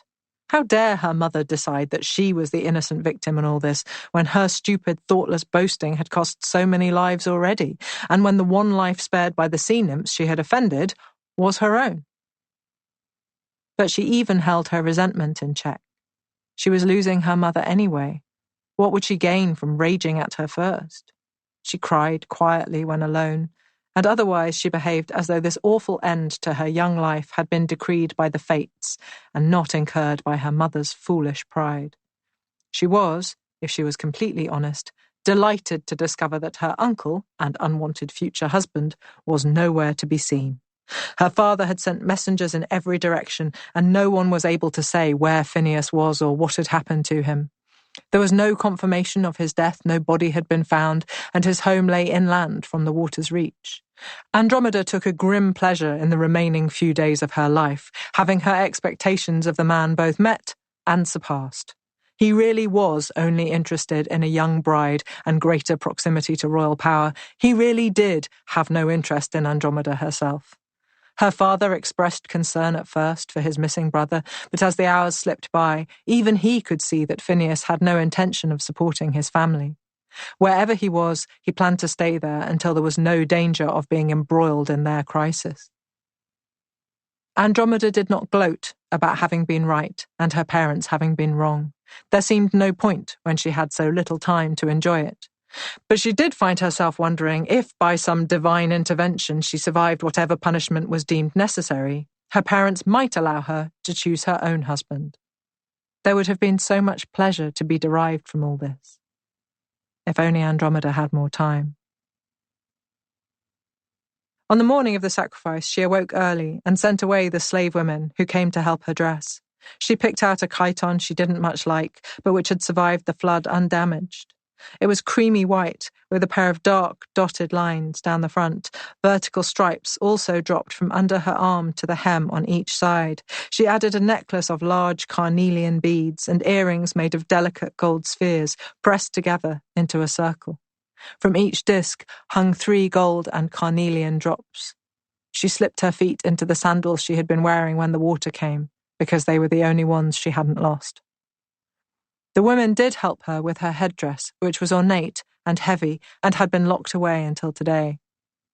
An undulating pattern of lotus leaves was carved around the outside. Her hair was loose beneath it, covered by a transparent veil, fringed with tiny weighted beads that held it in place. She knew she looked spectacular, a worthy enough sacrifice for the nymphs her mother had so enraged. When her parents saw her, they both wept. They had imagined seeing their daughter dressed in such finery on a festival day, perhaps her own wedding. Even the younger priest looked downcast when Andromeda stepped out from the palace into the harsh morning light. The older one, if anything, was enjoying himself even more than when they first brought the news to her father. The more her mother wailed, her once beautiful eyes now swollen and puffy, the more joy seemed to emanate from him. Andromeda gazed at the priest steadily through her veil, noting his anger that she dared to meet his eyes and did not look away. There was quite a procession, she saw, to accompany her to the place where she would die. Her father had always been a popular king, but his people knew they had been punished by Poseidon himself. They would not forgive the queen for a long time, Andromeda guessed. The priests had made no secret of the cause of Ethiopia's ruin. The citizens were too bereft and exhausted by their sorrows now to demand vengeance on their queen. But only when there was no one left alive who had been bereaved that day would her mother's name be spoken without a curse. Andromeda began her slow walk towards the new shore, following the 2 priests. She was braced for anger and derision, but the gathering people were quiet. Instead of jeering at her, they walked alongside her. She couldn't tell if it was a gesture of solidarity or a desire to see the princess get what she deserved, but she was grateful not to be alone when the ground fell away ahead of her and she could see the impossible. Desert made sea. How had the priests decided where she should be bound and left to the ocean waters, she wondered. Had they chosen a spot where they were sure she would drown at the earliest possible moment? Or were they hoping she would survive for long enough to watch the water rise in another tidal wave, taking her only when it chose? As she drew closer, she found herself realizing they had picked this place because it had a pair of dead trees standing close together beside a large boulder. The older priest could barely contain his pleasure as he ordered his younger colleague to tie the princess between the two withered trunks. Andromeda stared dully ahead as he passed the rope around the point where a dead branch protruded, 1, 2, 3, 4 times, and tightened it against her right wrist. Her arm was slightly raised, and she could feel it pressing into the thin, splintered bark. She knew his eyes were fixed on her face, but she wouldn't meet his gaze. He tied the final knot, and she flexed her fingers to see if she still could. The priest stepped behind her to tie her other arm to a branch on the second tree. In front of her stood the makeshift altar, a wooden box with tendrils and circles carved into it. On top of this was a calathus, woven from willow rods, ready to contain the offerings they would pile into it. Andromeda wondered why they had made an altar from a box and a basket, but she already knew the answer. These men didn't care about Poseidon, for all that they served in his temple and grew fat on his offerings. They didn't revere him in celebration. They lived only to punish those who blasphemed. And the daughter of those who blasphemed. Andromeda could hear her mother behind her, still weeping extravagantly, and she looked out over the sea that would consume her. She half wished the priest had blindfolded her, so she couldn't watch death arriving. Sometimes they did that, with animals. She had seen it. Rather than risk a heifer shying away from the shining blade, they bound its eyes, so it would meet its destiny calmly. Would Poseidon raise the sea to drown her? She tried to imagine how it would feel to see the water coming ever closer, and then wondered if it would be worse only to hear it, never to be quite sure until it touched her. Or would she just be left here until she died from thirst or hunger, shunned by the sea rather than claimed by it? She shivered, in spite of the heat. Her parents were drawing nearer. She could hear her mother gabbling, trying to negotiate with the older priest. "Let me offer this," Andromeda heard, "and this, and this." There was the clattering of metal landing on metal, and Andromeda took a moment to realize that her mother was pulling off necklaces, bracelets, earrings, every piece of gold she could carry or wear. She was piling them up in her hands, offering them to the priest to try and buy back her daughter's life. Andromeda felt the tears come. She did not want her parents to see her cry, didn't want to add to her mother's guilt and sorrow, but now the tears had arrived, they flowed down her face. She tensed her wrists against the ropes without thinking, reflexively trying to raise her hands to wipe her eyes. The tears itched on her cheeks, the ropes bit at her wrists, and in that moment, Andromeda decided that she might not die quietly, after all. Athene. "I am sorry," said Perseus. "I think I must have misunderstood." "I'm not sure you have," said Hermes. He had resisted taking a bet from Dionysus on how long this son of Zeus would last, because he had believed the king of the gods would take it amiss. But now he felt a brief surge of an emotion it took him a moment to identify as remorse. If he had only known. "I think I must have," Perseus repeated, "because I thought you said that the mortal Gorgon, the one I have to behead because the others are immortal, so can't be injured and could crush me like a stack of dry twigs, that one, it sounded to me as though you were saying she now has the power to turn me to stone with a single glance, and that can't be right, can it? Because if that's what you meant..." The two gods stared at him. "Usually a mortal runs out of breath before saying that many words," said Athene. "I wonder if they aren't normally facing certain death," said Perseus. "Your face has gone all red," she replied. "Because I've failed," he shouted. "How can I fulfill my promise to my mother now?" He covered his face with his hands and wept. "I don't even have a mother," said Athene. "I'm sure she won't mind." "She will lose everything if I fail in the attempt," he said. "I either go home now without the Gorgon head to buy her freedom, or I die trying." "I think that option is worse for you," said Hermes. "I mean, relatively." "Yes," Perseus agreed, "and worse for my mother." "It's really the same for her," Athene replied. "She marries the king either way, doesn't she?" Perseus dropped his hands and looked at the goddess. "I hate to disagree with you," he said, "but it's not quite the same, is it?" "Isn't it?" asked Hermes. "No," said Perseus, "because one way she loses her freedom and happiness, and the other way she loses her freedom and happiness and her only son." "Oh, yes, of course," said Hermes, "and she would mind that more." "Yes," said Perseus, "she would." I think you're being a bit melodramatic, said Athene. You're behaving as though you'd have had a better chance if you didn't know about the Gorgon's power. No, said Perseus, I'm behaving as though I have been clambering over a terrifying rocky island and negotiating with horrible old hags and pleading with nymphs who are laughing at me and trekking across a desolate coastline for days, and it's all been for nothing. You're going red again, she said, and you hadn't really faded from the last time you forgot to breathe. Perseus took a deep breath, but it didn't improve matters at all. How will I face her? He said. How will I arrive back at Dictys's house and tell her I've failed? I would suggest that it'll be a lot easier to do that if you aren't made of stone. Hermes was still smarting about the untaken bet. Why did Athene never tell anyone when she'd cursed someone like this? No wonder half the Olympians preferred Poseidon, even though his perpetual sense of grievance was so tedious. Yes, thank you, snapped Perseus. You make an unarguable point. I was going to offer you the advice you need to complete your quest, said Athene, but perhaps I shan't bother now. What advice? Asked Perseus. He could not raise his hopes again, only to have one of these icy immortals dash them to pieces. Oh, I see, said Athene. Now you want to know. Yes, I do, said Perseus, because before you were all screaming about how you were going to die, she said. There was a pause. Yes, I was doing that, Perseus admitted. It was difficult news to hear. So you've changed your mind, she asked, and you want help again? I think I always wanted help, he replied. I just thought perhaps you would have mentioned the help, if there was any, at the same time as you mentioned the death stare. You're quite annoying, she said. Hermes looked from the golden and impervious Athene to the red-faced, blotchy Perseus and shook his head. No one would believe you two are related, he said. Athene glared at him. It's hardly comparable. I wouldn't want to presume, said Perseus. Good, don't, she replied. But perhaps you might give me the advice you mentioned? He asked.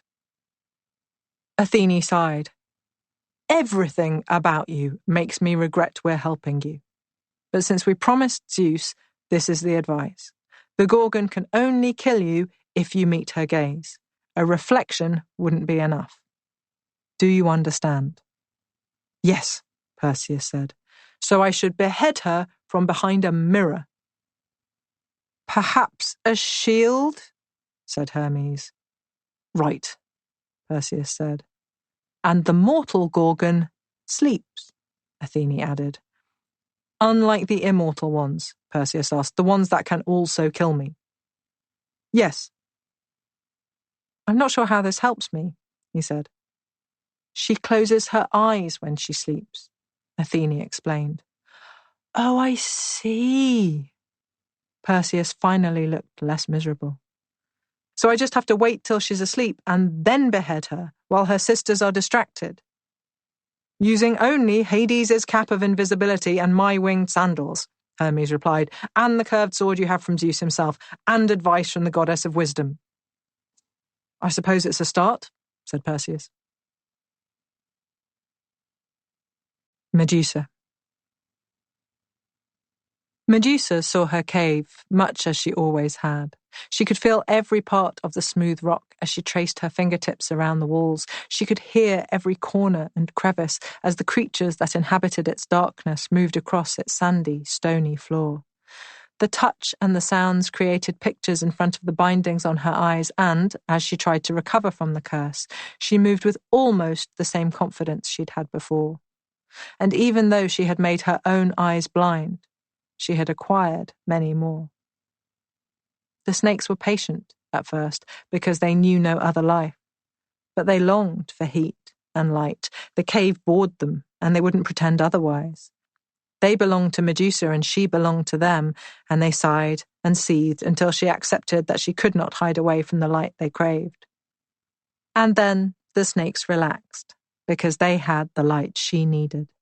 It was not, they had realized, in Medusa's nature to hide away. However protective the Gorgons were of one another, she could never have sustained herself by hiding in the cave. Stheno wanted to welcome Medusa back outside, but Euryale shook her head. Medusa needed to find her way back to life, step by step. She had lost so much, so quickly, her body, her hair, her sight, that she could repair herself only slowly. But she did. The snakes were her eyes now, and although she was less sure-footed outside the cave, she had little fear of falling or injuring herself. She had wings, after all. And the mass of snakes could look in every direction at once. It took time for Euryale to stop shadowing her sister as Medusa felt her way around the shore, but gradually she did. The sheep took fright at Medusa's changed appearance, but they too grew used to the metamorphosis. This Gorgon now resembled the others more closely, and the sheep knew that Gorgons were no threat to them.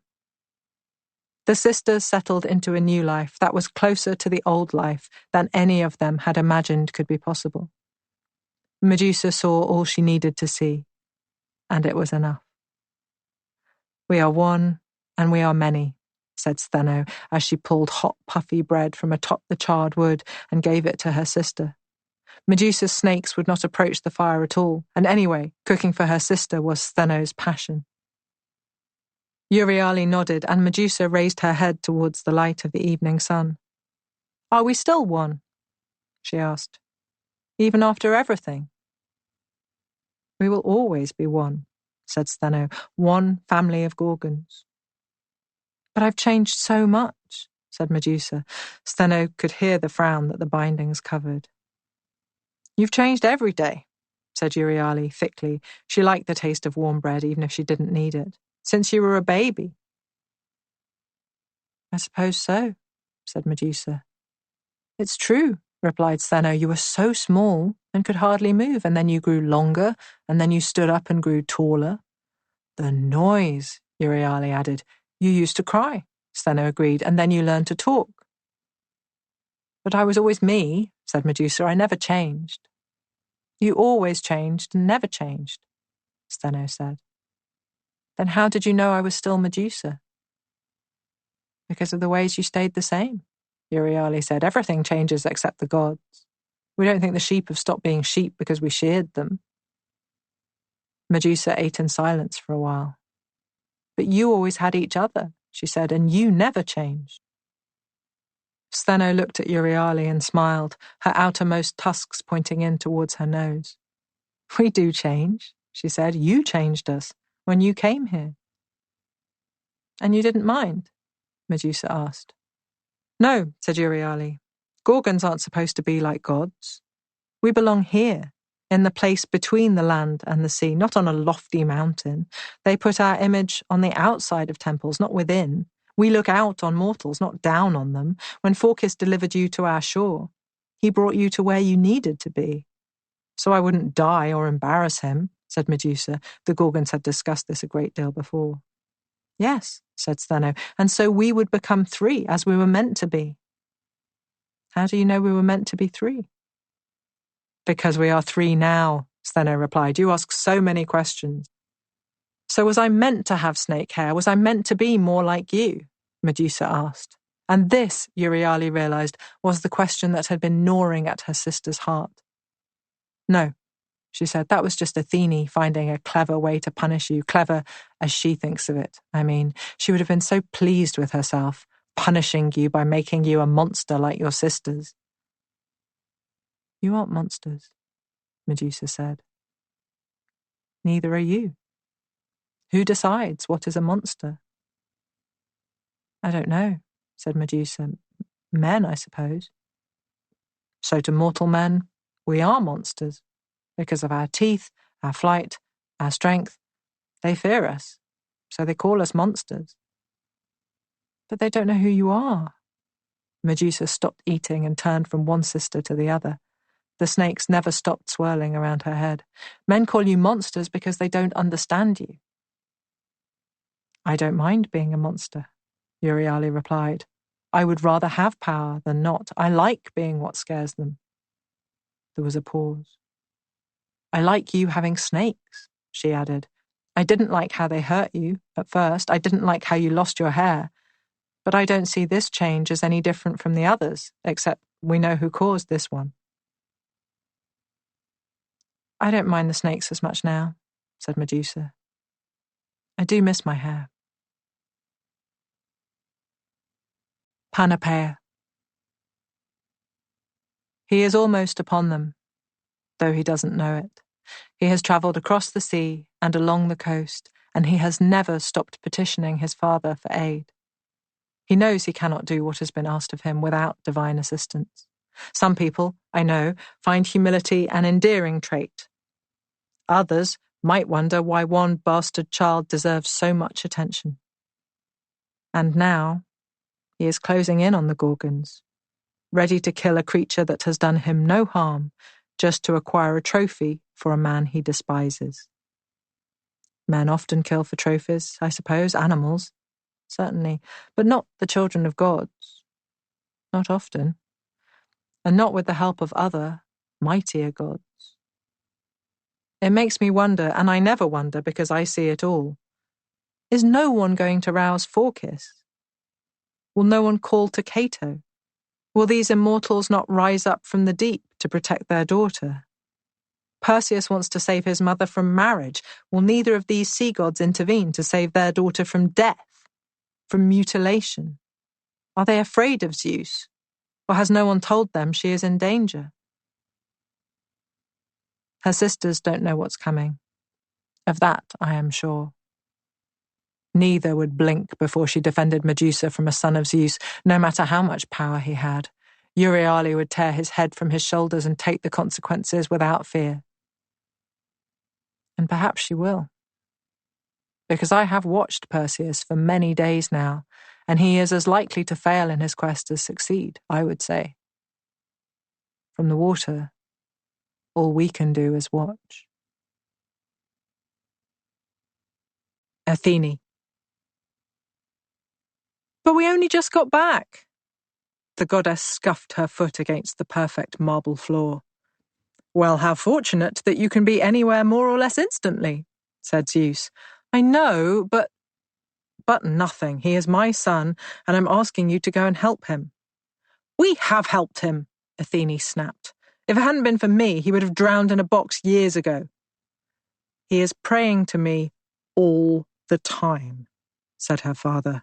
Because he can't do anything for himself, she replied, because we keep helping him. Then one more visit won't hurt, will it? He doesn't learn if we do everything for him, she said. Her father shrugged. He's human. He doesn't have time to learn anything important. Then just let him die, she said, so I don't have to put up with Hermes again. Zeus sat on his throne, gazing into the middle distance, as though he were considering her suggestion. But she knew this was a deceit he usually practiced on Hera, who never believed it either. I can see you aren't actually thinking about it, she said. He's your half-brother, Zeus replied. You could show a little familial loyalty. When does anyone show familial loyalty to me? Athene asked. I have helped Perseus 3 times already. Maybe he should do something for me. Dearest, said her father, who couldn't be tired because immortals didn't sleep, he can't help you because you are a goddess and he is a man. What could he possibly have that you would want? Nothing, she replied. That's why I'm sick of helping him. He can't do anything for me. He can't do anything for himself. He's useless. He's just a bag of meat, wandering round, irritating people. I think that's a little harsh, said Zeus. He's handsome, isn't he? They all think they're handsome, she said. I've seen better. Zeus looked rather offended, but tried to conceal it. What would you be doing instead? He asked. I could go to Athens, she replied. I want to see how my temple is looking and make sure they all know that they are mine and I am theirs.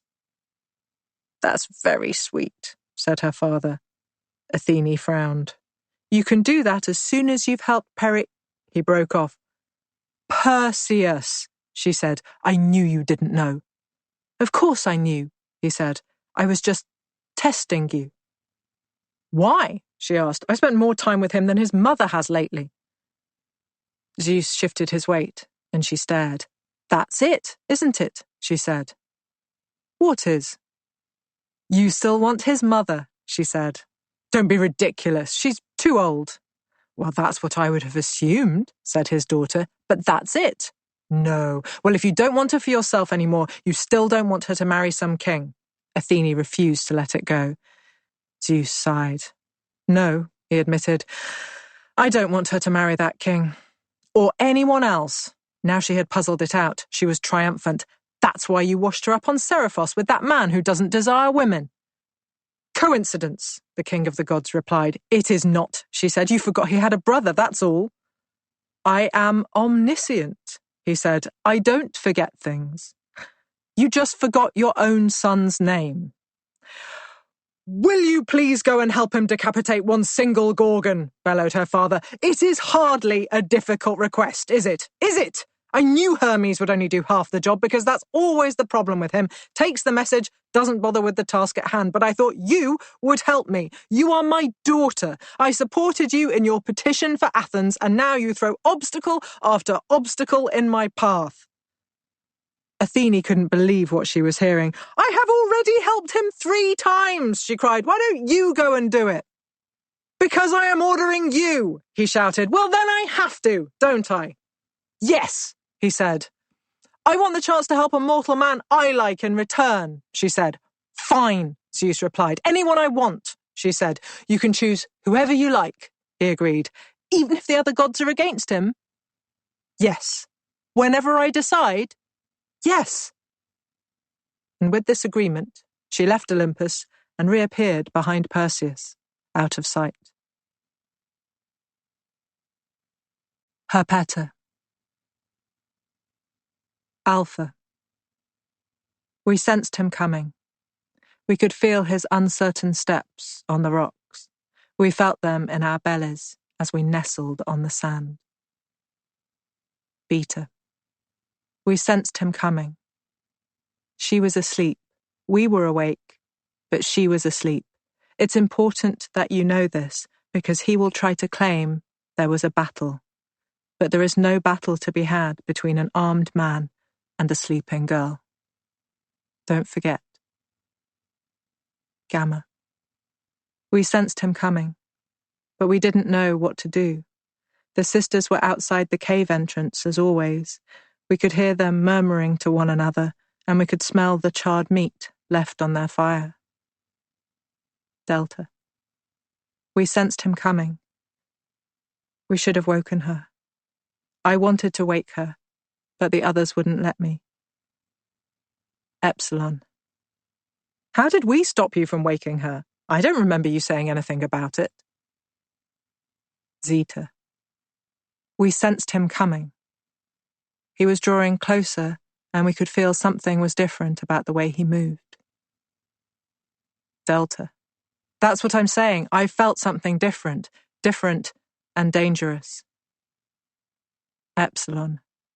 You felt a man creeping across the rocks and tiptoeing through the sand. You hadn't heard a man here before. You'd heard gorgons and sheep and small creatures, birds and so on. The only thing you felt was that this was new, that he was new. Delta. New things are always dangerous. If you'd listened to me, she might have been safe. Epsilon. You are such a liar. Eta. We sensed him coming, and there was someone else too, someone behind him. Epsilon. We didn't sense her. Delta. Of course we didn't sense her. She's a goddess, and the goddess of wisdom, sly and determined. How on earth would we sense her if she didn't want us to? Theta. We sensed him coming, but we thought the Gorgon sisters were just outside. Epsilon. We didn't notice they had gone. Delta. Where did they go? Epsilon. Oh, I thought you knew everything without being told. Didn't you sense that as well? Delta. There's no need to be unkind. Iota. We sensed him coming, and he would have been stopped before he came anywhere near our cave if the sisters had stayed nearby. Epsilon. They were tricked by a goddess. Athene took them away from the cave. Delta. How did she do that? Epsilon. She made them believe their flock was in danger. She drew Euryale away, and up the shoreline she howled and raged like a wild dog, and Euryale thought her sheep were lost if she didn't fly straight to them. Delta. Is that what that noise was? Epsilon. Of course. Kappa. We sensed him coming. We didn't know she was in danger, but we knew something was wrong. His weight was wrong. He was carrying things a mortal could not carry. Delta. Where did the other sister go? Stheno. Epsilon. She was tricked by Athene too. Delta. How could she be in two places at once? Epsilon. She's a goddess. She can do whatever she chooses. Delta. So there was never any hope. Epsilon. I don't want to talk about it anymore. Beta. We sensed him coming, but she was asleep. You must remember, you must promise. Alpha. We sensed him coming, but he was far away, and then suddenly he was very close, very close. Epsilon. Because he had the cap of Hades. We couldn't see him because he wore the cap of Hades and he was darkness in the dark. Gamma. We sensed him coming, but we thought the sisters were still there, guarding her like always. Delta. We should have been guarding her. Zeta. We sensed him coming, but he had the curved blade. How could we guard against a weapon of Zeus? How could we save her? Theta. I don't know anymore if we did sense him. We didn't sense the sisters leave. Epsilon. We were tricked by a goddess renowned for her cunning. What were we supposed to do? Delta. I thought you didn't want to talk about it. Iota. We thought the sisters were outside. They were tricked, and so were we. Alpha. We can see in the dark. All. We can see in the dark. Theta. But we couldn't see him. Epsilon. Because he wore the cap of Hades. Theta. Why didn't we see his footprints? Epsilon. Because he was wearing the cap of Hades. It wasn't a cheap trick, it was magic. Delta. Was it really? Epsilon. Yes. Beta. She was asleep. Epsilon. We know. Don't worry. Beta. It's important no one forgets. Alpha. Everyone will forget. Beta. We can't let them. Gamma. He was in the cave, and she was sleeping close to the entrance. Delta. Was that our fault? Because we liked to be near the embers of the fire? Epsilon. No, it wasn't our fault. I'm sorry I was cross with you. Eta. We couldn't fight a man who had a goddess on his side. Epsilon. No. Kappa. He drew his blade in silence. We didn't hear it. Beta. It was already drawn. There was nothing to hear. Alpha. She slept facing the cave wall that night, curled up with her arms folded in front of her. Delta. Like a child. Epsilon. Yes. Eta. He sighed with relief when he saw she was facing away from him. Iota. He was a coward. Gamma. It didn't matter. He didn't need to be brave to kill her while she slept. Beta. Thank you for reminding them. Alpha. She was asleep until he held the sword above her neck. Beta. She was asleep. Delta. Not then. Beta. She was, I'm telling you, she was asleep, and he crept up on her while she slept, and then he brought the blade down on her neck. Alpha. She woke when he was standing above her. He kicked 2 stones into her back, and she woke. Beta. Don't say that when you know it isn't true. Epsilon. It is true. Beta. No, you're lying. She was asleep. Alpha. Until the final moment, she was asleep. Beta. If what you're saying is true, why didn't she open her eyes? Epsilon. You know why. Delta. You know why. Beta. I don't. Alpha. Because she wouldn't kill him. Stone. There is no statue here. There is only an empty plinth. But if the statue were here, it would look like this. A young man stands with his weight on his right leg, toes flexed. The left foot is slightly raised, so you can see he is on the verge of moving forward.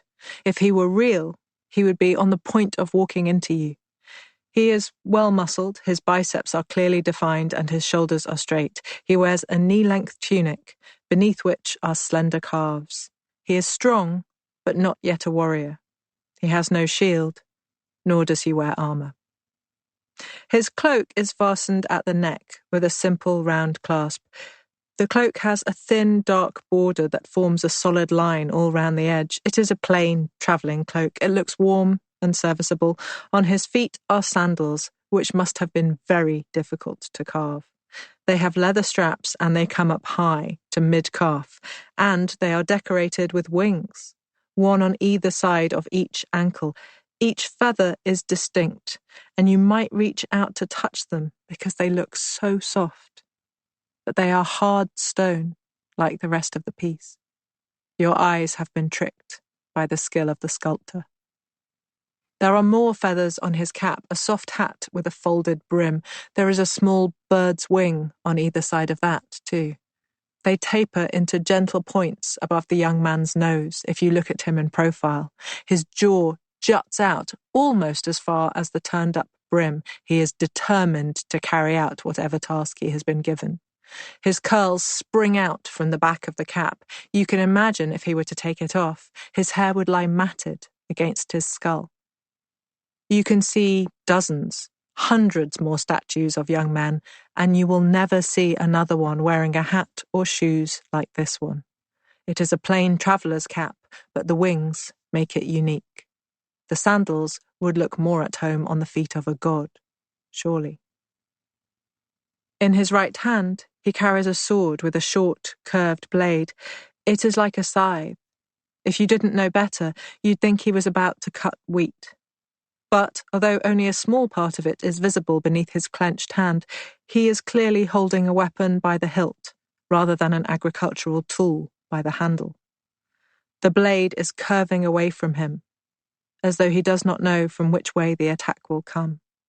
This impression is further reinforced when you notice that he is looking behind him.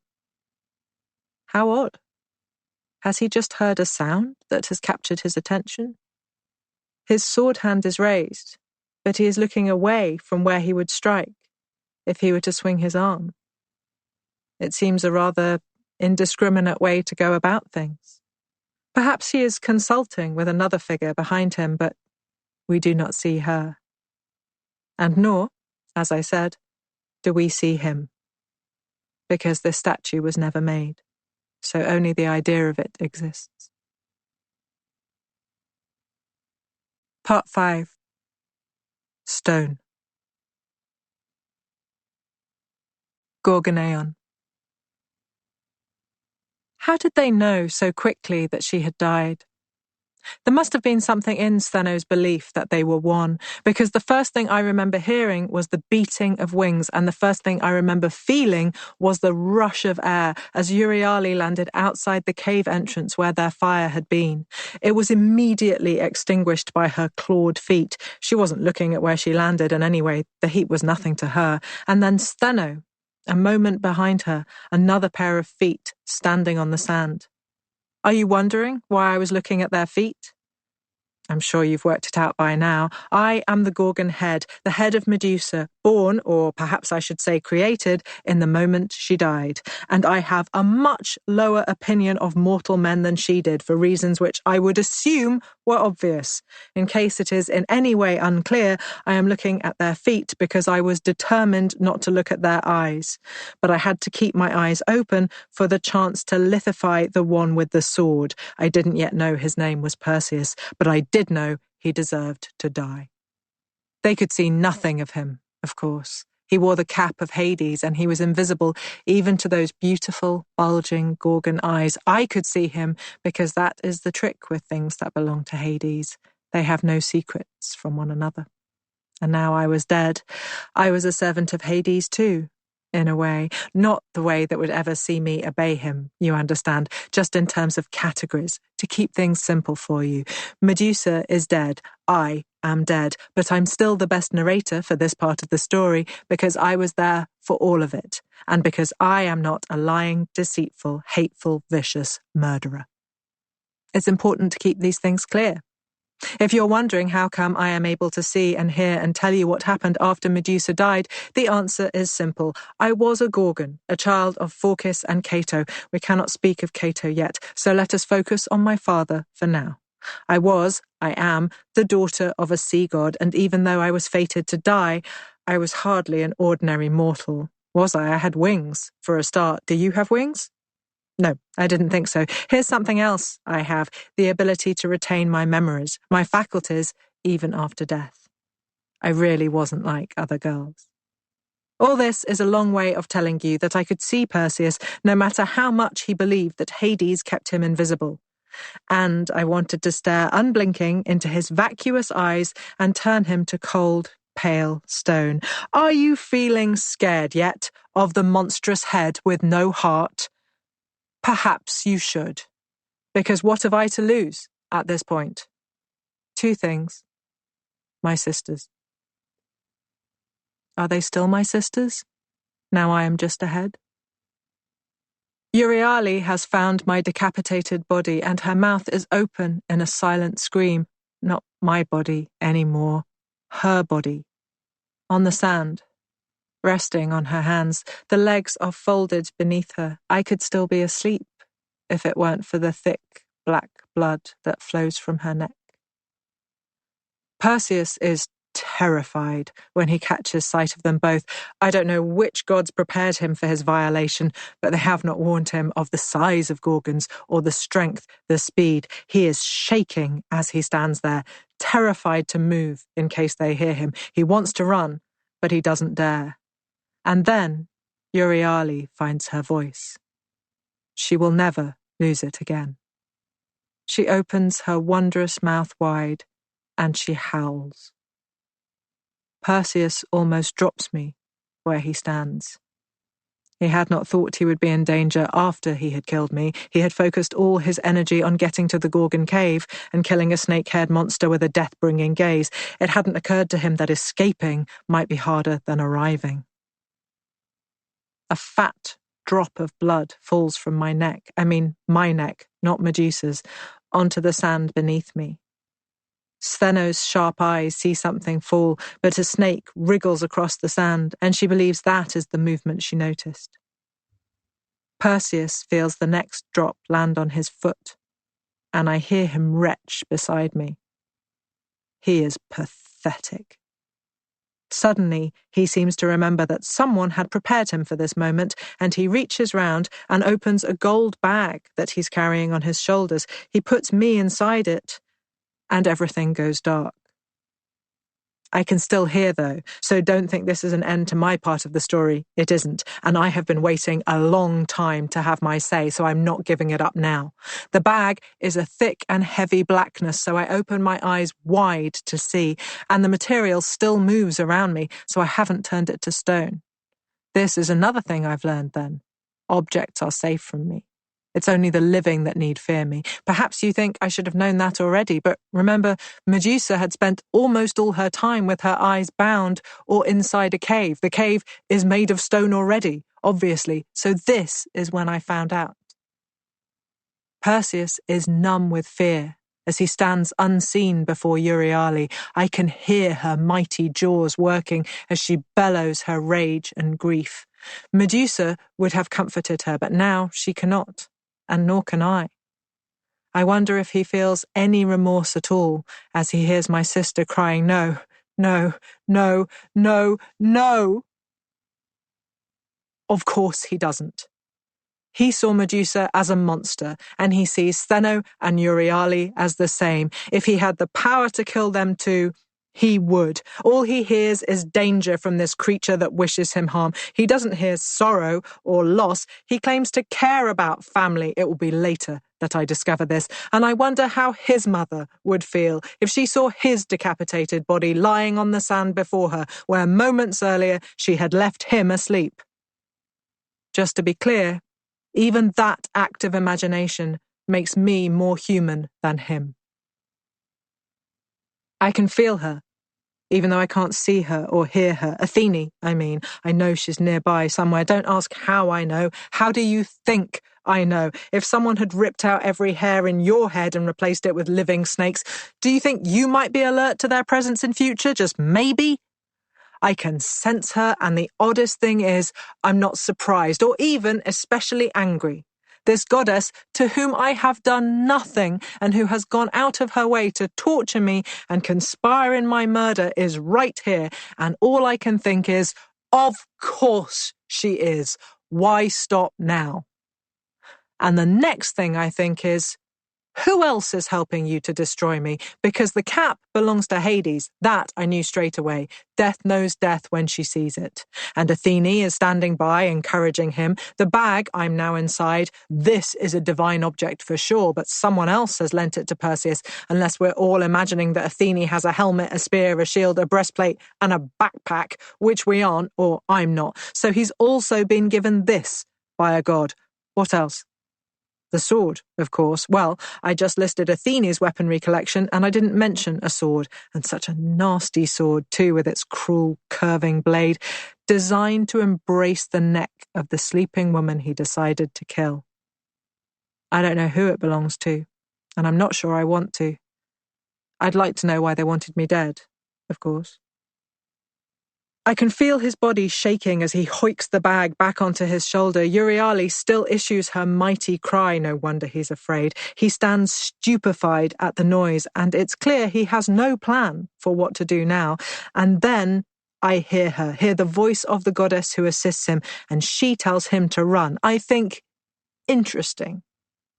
She must want him dead, because there is no chance that he could outrun either of Medusa's sisters, and certainly not both of them.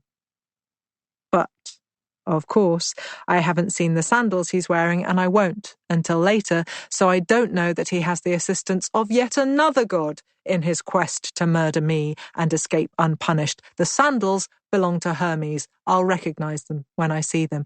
Ornate, twisting leather with a neat pair of wings on either side of the ankle. So when Athene tells him to run, and this jolts him from his horrified trance, he has another advantage. He tenses his shoulders and begins sprinting towards where the sun will rise. I conclude this from the way my head bangs against his ribs as he moves.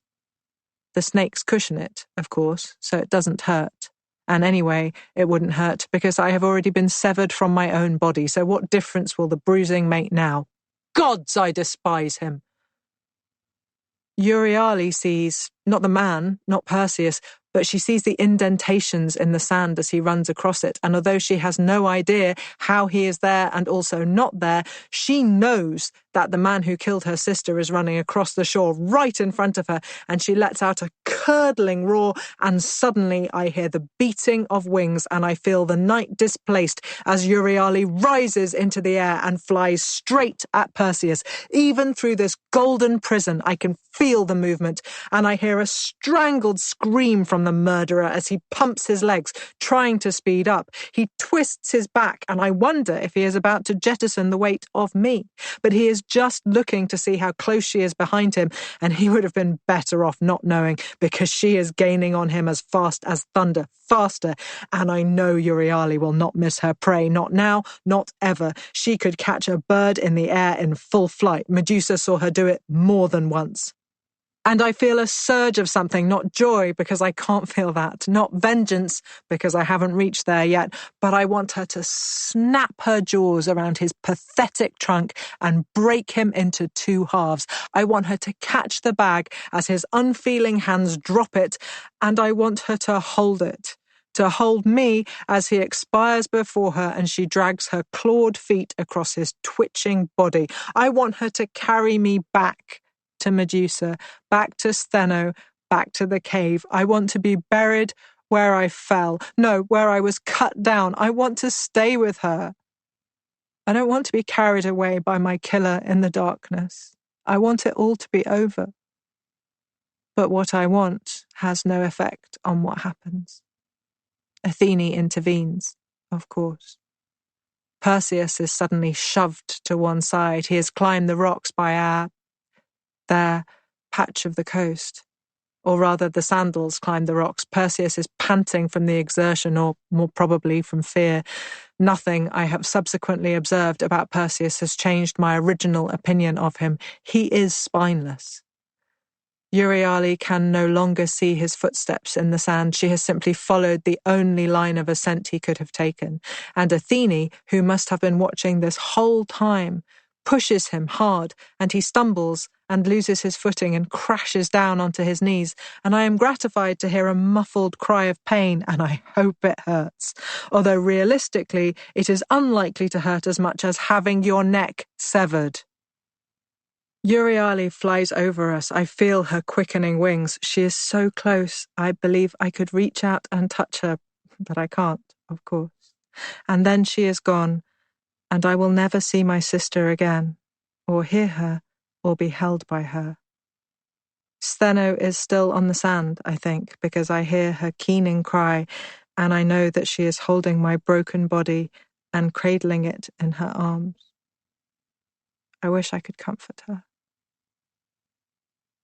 Athene directs Perseus to follow her, and he gets back on his feet, complaining about his injuries and the way she pushed him, and I hear the anger in her voice when she responds, though he seems not to notice. He continues to speed away from the Gorgon home. I hear the sea, but it is far below me. He twists his other arm through the straps of the bag, so I am tightly held, like a precious object. Which, it will soon be revealed, I am. Read. One thing people rarely know about Athene is that she invented the flute. It isn't the most important thing about her. As far as most people are concerned, mortals pray to her for wisdom, for advice, for her help in their battles. When they want music, they turn elsewhere, to the Muses, to Apollo. Her interests are well documented, and she has rarely shown any passion for song. But on one occasion, she heard a noise so remarkable that she longed to be able to emulate it so she could hear it again. The flute, then, was inspired by the Gorgons. Specifically, it was inspired by the sound Euryale made when they found the body of Medusa, piercing, atonal, bellicose. Athene had never heard anything like it. How could she make such a sound on a battlefield? She experimented for days, but even with all her divine power and all her cleverness, she couldn't come close. She sat disconsolate by a quiet riverbed, not very far from her beloved Athens. She considered going back to the Gorgon Cove and asking the sisters to teach her how they roared. She could sense there was something about this plan that was flawed, although she couldn't quite place the weak spot.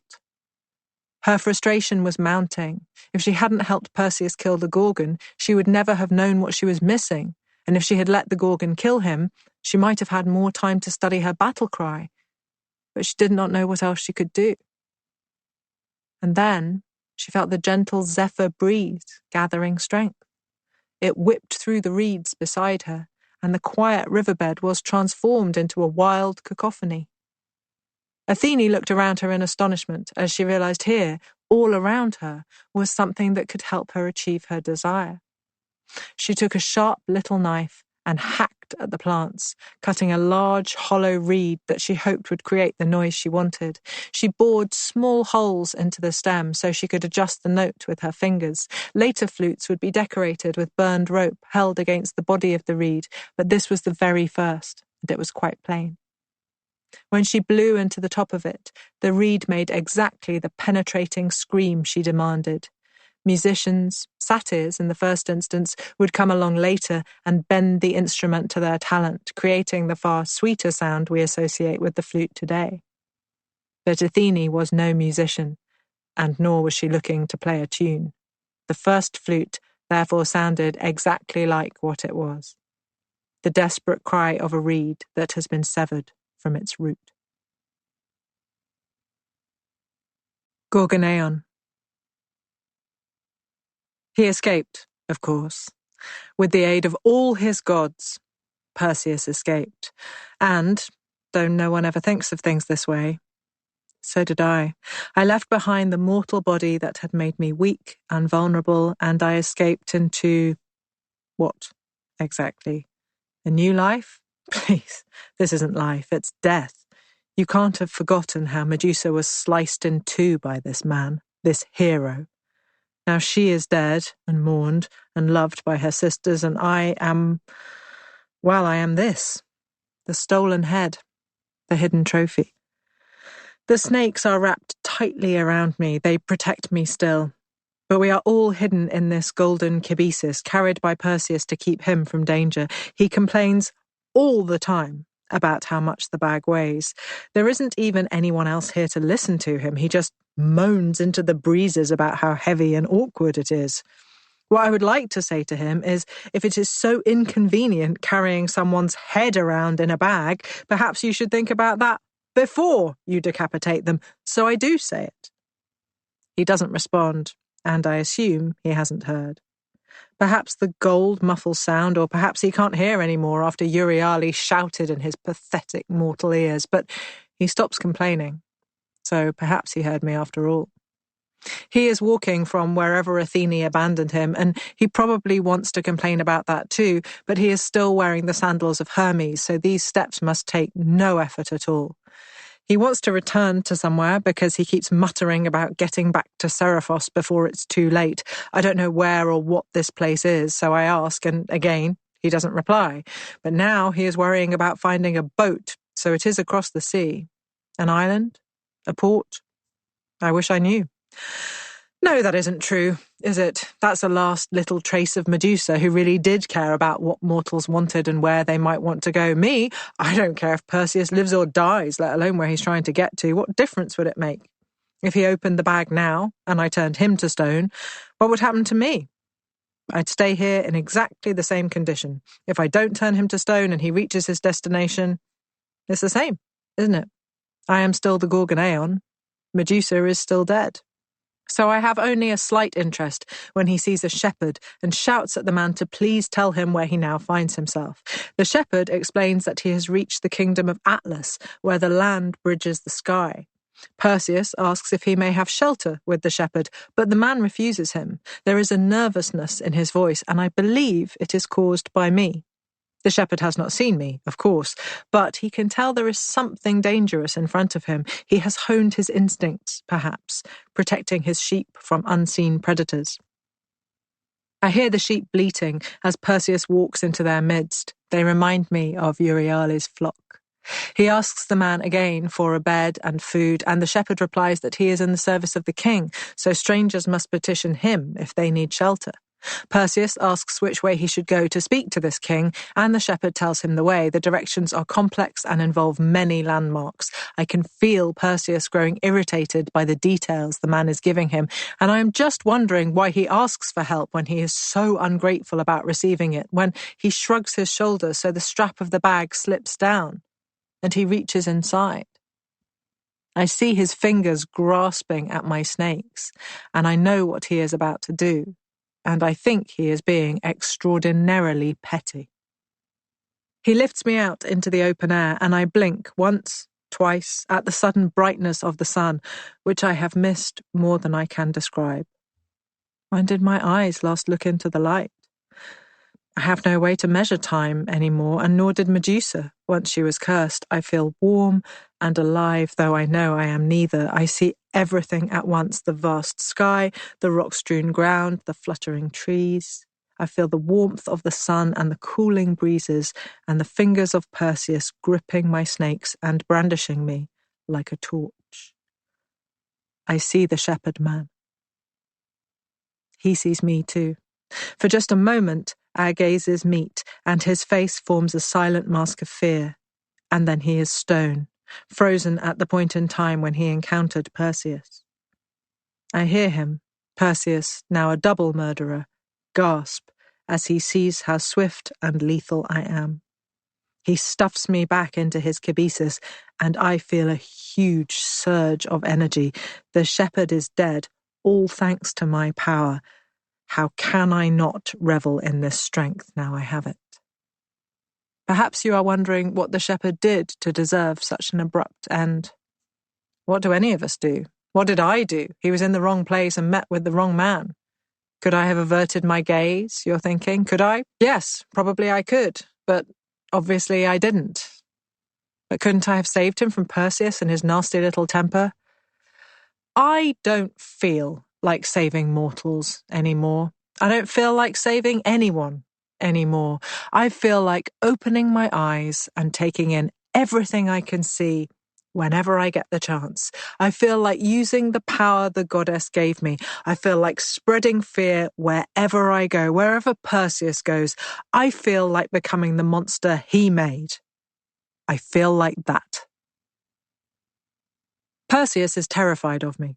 I can tell by the way he holds the bag now, much more careful.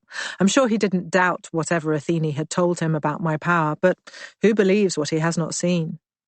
Even I didn't know how fast it would be, how entire. I had glanced at a bird, a scorpion, and made them stone, but a man?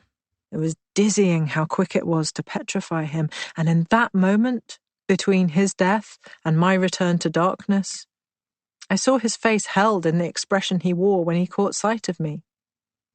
It thrills me now, thinking of the way the energy fizzed between us, tiny motes in the air that somehow travelled from my eyes to his and took his life. If you are waiting for me to feel guilt, you will be waiting a long time. And now, Perseus has followed the shepherd's directions, though he gets lost and has to retrace his steps many times. I wonder if this will be a lesson for him, to be careful who he kills, because he may need their assistance later. He doesn't strike me as the kind of young man who learns lessons, however, and even from inside the bag, I can feel the air grow cooler as the sun drops. Perseus eventually accepts that he must spend another night under the open sky. He puts the cabesus down so carefully that I almost laugh. Perhaps I do laugh, in fact. We have yet to ascertain whether Perseus ignores the sounds I make or whether he cannot hear them when the bag is closed. But he has decided he doesn't want to antagonize me. Or perhaps he has decided my value to him is so great that he must take care not to damage me. I wonder if the irony is lost on him. I imagine so. The next morning, he is full of hope that the king will receive a wandering hero with every kind of celebration, and perhaps he would have done, had Atlas not been a fearful and suspicious king. But he is, and he always has been.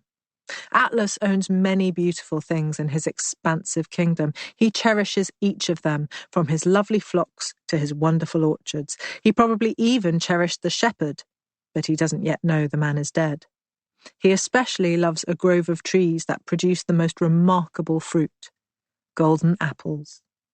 Atlas considers these apples to be the most perfect food imaginable. He can eat whatever he chooses, whenever he likes. He is the king, after all, but it is always the apples he waits for each summer, like a child. He employs men to watch the trees and nurture them all year round. If the weather threatens to disrupt them, he makes offerings to Aeolus, lord of the winds, to send the offending cold spell elsewhere. As the summer days lengthen, he goes to visit his trees first thing each morning, to examine their burgeoning fruit. Atlas has never feared invaders would steal his crops or damage his trees. He lives without aggression from neighboring tribes for one reason. He is a Titan, one of the old gods from before the Olympians, before Zeus.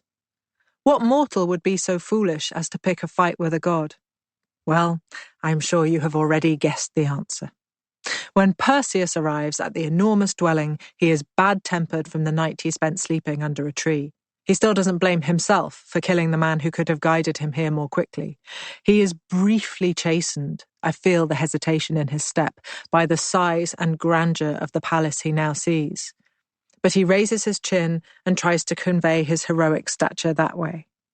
I am mocking him from inside the cabesus, of course. He continues to be unaware. A steward is standing by the gates, and Perseus asks if he may meet the king and discuss matters advantageous to both. A child could see through this ruse, and the steward is not a child. He explains that the king is occupied elsewhere and will return at an unspecified time. Perseus, aware he is being dismissed, tries another tack. "Tell him it is the son of Zeus who asks," he says, and at this, the steward disappears. I hear him scurrying away down a long corridor, his footsteps echoing. As he listens to the man retreat into the deeper recesses of the palace, Perseus assumes he has done something right. He has impressed a stranger with his heroic connection, and he has asked for shelter as a hero might, by offering something in return. He has not yet worked out what it is he could offer that Atlas might find advantageous, but it doesn't matter because there is something else, one of many things, as I'm sure you have noticed, that Perseus doesn't know. Atlas did not always live here in this wide-reaching kingdom. Once he travelled across Greece with his Titan siblings. He retreated here after the arrival of the Olympians, once Zeus had waged war on the Titans and gained power for himself. Atlas was not an ambitious god, so he was only too happy to withdraw to his palace and his flocks, and above all, to his orchard. But he did retain one connection with his old life, which was a fondness for the goddess Themis, who was highly gifted in the arts of prophecy. Themis had once told Atlas that he would one day lose the gleaming fruit of his tree to a son of Zeus. Atlas had remembered this ever since. At first, because he assumed its meaning was metaphorical, and he would have a son who would die at the hands of a demigod. Latterly, he had come to realize the prophecy was literal, and his beloved trees were at risk. So the one thing he has told every servant, every subject he has, is that they must beware the son of Zeus and bring any news of such a creature to him. The shepherd, had he lived to discover his murderer's identity, would have run across the land in the darkest hours of the night to tell Atlas that the man whose coming they all feared had finally arrived. And now the steward is doing the same thing. Better late than never, he thinks as he rushes through the colonnades. And when Atlas hears that the son of Zeus is right outside his gates demanding an audience and pretending he has something to offer in exchange, he is horrified. Does he dare kill the child of his ancient enemy, one who exceeds him in power in every way? But if he does not, will the man steal the apples, the golden apples that Atlas so cherishes and loves? He paces up and down as the steward watches anxiously. What should he do? How can he preserve his beloved trees? Atlas spends a great deal of time thinking. Perseus has almost given up on any hope of food or shelter. He has refilled his water bottle 3 times, and he now sits in the shade, leaning up against one of the palace walls with me beside him. Eventually, Atlas sends his men to guard the orchard, assuming that this is where Perseus will choose to attack. Perseus, of course, has no idea the orchard exists, and if he did, he would be unlikely to visit it. He has no interest in the natural world that I have noticed. He seems unmoved by birdsong. He doesn't slow his pace when faced with a beautiful vista. He is keen to complain about his aching feet and shoulders, his hunger and his thirst, but when all these wants are satisfied, there is no corresponding enthusiasm for any of the sights and sounds he has witnessed since he created me. So perhaps you are wondering if Themis had made a mistake when she told Atlas of the prophecy, or was she making mischief, as gods sometimes like to? Of course not. Themis is never wrong and less likely to make trouble than most. She told the truth. But Atlas was too early in his suspicions. It would be another son of Zeus who stole the apples from Atlas's orchard, and that day is far in the future. Eventually, Atlas rises from his throne and strides along the colonnades of his palace. His brow is creased, and he pauses. Should he visit his orchard and see his protected trees one more time? He shrugs off the thought, embarrassed that he has even considered losing a fight to some puny demigod. I hear him coming long before Perseus does. He does not feel the shaking of the earth as the Titan advances upon him. He notices very little. But when the steward comes pelting through the gate ahead of his king, even Perseus realizes something is happening. "All this fuss?" he asks the panting steward. "Your king is not very welcoming to strangers." The steward doesn't have breath enough to respond, but it doesn't matter because Atlas has appeared behind him. Perseus takes an unwitting step back. The Titan King towers over his unwanted visitor. "What do you want?" asks Atlas. "Shelter. Food," says Perseus. These are reasonable and humble requests, and yet something about the way he says the words would make anyone want to shove him into a river. Atlas shares my view, it seems, because he sighs loudly and does not reply. Perseus has grown so impatient waiting that he is whinier than usual. "I am a son of Zeus," he says. "And what makes you think I owe anything to a son of Zeus?" replies the Titan, "even if you are who you say you are." "You fail to respect the king of the gods?" asks Perseus. His voice is high-pitched, querulous. "I have to respect the king of the gods," Atlas says, "but I don't have to respect a man who claims to be his bastard son." "I have slain a mighty Gorgon," says Perseus, "and what about your obligations? You should offer a traveller food and a place to rest whether you respect them or not." Atlas snorts his contempt. "What obligations? I don't owe you anything. You appear at my gates with no warning. Why should I play host to you when I know why you've come here? I know what you're planning and I won't allow it." "I'm not planning anything." Perseus is incapable of planning anything, so it's no wonder he sounds so aggrieved. "I have come from attacking the Gorgons in their lair. I will return to Seriphos as soon as I can. I need shelter before I continue on my way. Who are you to refuse me?" "I am the king of everything you can see and 1,000 times 1,000 more that you cannot," bellows Atlas. "I do not answer to you or to anyone. You are a thief, and you're not welcome in my palace. Now leave before I kill you." Perseus is already reaching into the cabesus. He grabs at my head, and I feel his fingers groping blindly to feel my nose or mouth so he doesn't accidentally cover my eyes. "We could have been guest friends," he says, "but you refused. So let me give you the gift you deserve." He draws me out of the bag and holds me up to face the Titan. His own eyes are closed in fear and horror. Even I am surprised by what happens next. Because Titans are not mortal creatures, so they do not turn to stone the way the birds and the scorpion did, the way the shepherd did. As I stare at Atlas, I don't know what to expect. I feared for my sisters' lives when I had sisters, even though they were immortal. But I don't fear for Atlas. He seems like a petty king, and why should he have life when I have death? So I open my eyes wide and meet his gaze. His expression is quite different from the shepherd's. He has seen worse than a Gorgon head in his long life, I suppose. His steward is the first to change, and he is stone before I have even noticed him. But Atlas does something else. There is a deafening crash, like a great rockfall, Atlas raises his arm to knock Perseus to the ground, or perhaps he hopes to grab me from his opponent's outstretched hand. But Atlas cannot move his feet. He is pinned to the spot. And then there is another smash of rock against rock, and he is turning to stone from the feet upwards. But as he lithifies, he grows. The Titan King is now a huge mountain, his limbs becoming shelves of rock, his hair sprouting into vast pine trees. He is immense. His head is lost in the clouds that surround the newly formed peak. We stand halfway up a mountain the gods must have decided to create, because surely I cannot have so much power on my own. Perseus is astonished by what Atlas has become. He has no regrets that I can sense. He returns me to the cabesus and congratulates himself on the effective way he has bested another enemy. I am almost dazed by the enormity of what I have just created. The heavens themselves now rest on Atlas's shoulders. The world has changed because of me. I wonder if Perseus feels anything for the men and women who lived and worked in Atlas's palace and who are now surely all dead. But I don't wonder for very long, because I know Perseus cares for no one but himself and his precious mother.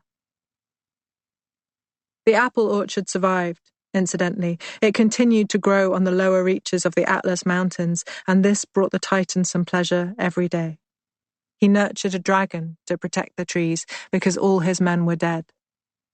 But then another son of Zeus came along and purloined the beloved apples, just as Themis had predicted, and Atlas lost his last remaining delight. So all that was left to him was to hold up the weight of the sky. Andromeda. The princess of Ethiopia was beginning to think that her mother had offended Helios rather than Poseidon. She drooped as she stood with her arms wide, squinting into the glare.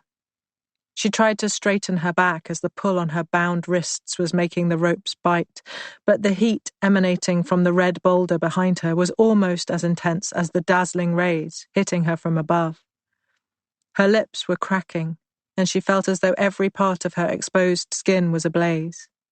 She looked from left to right, hoping someone might bring her water or shade or something to ease her discomfort. But the priests had ordered everyone to stay back.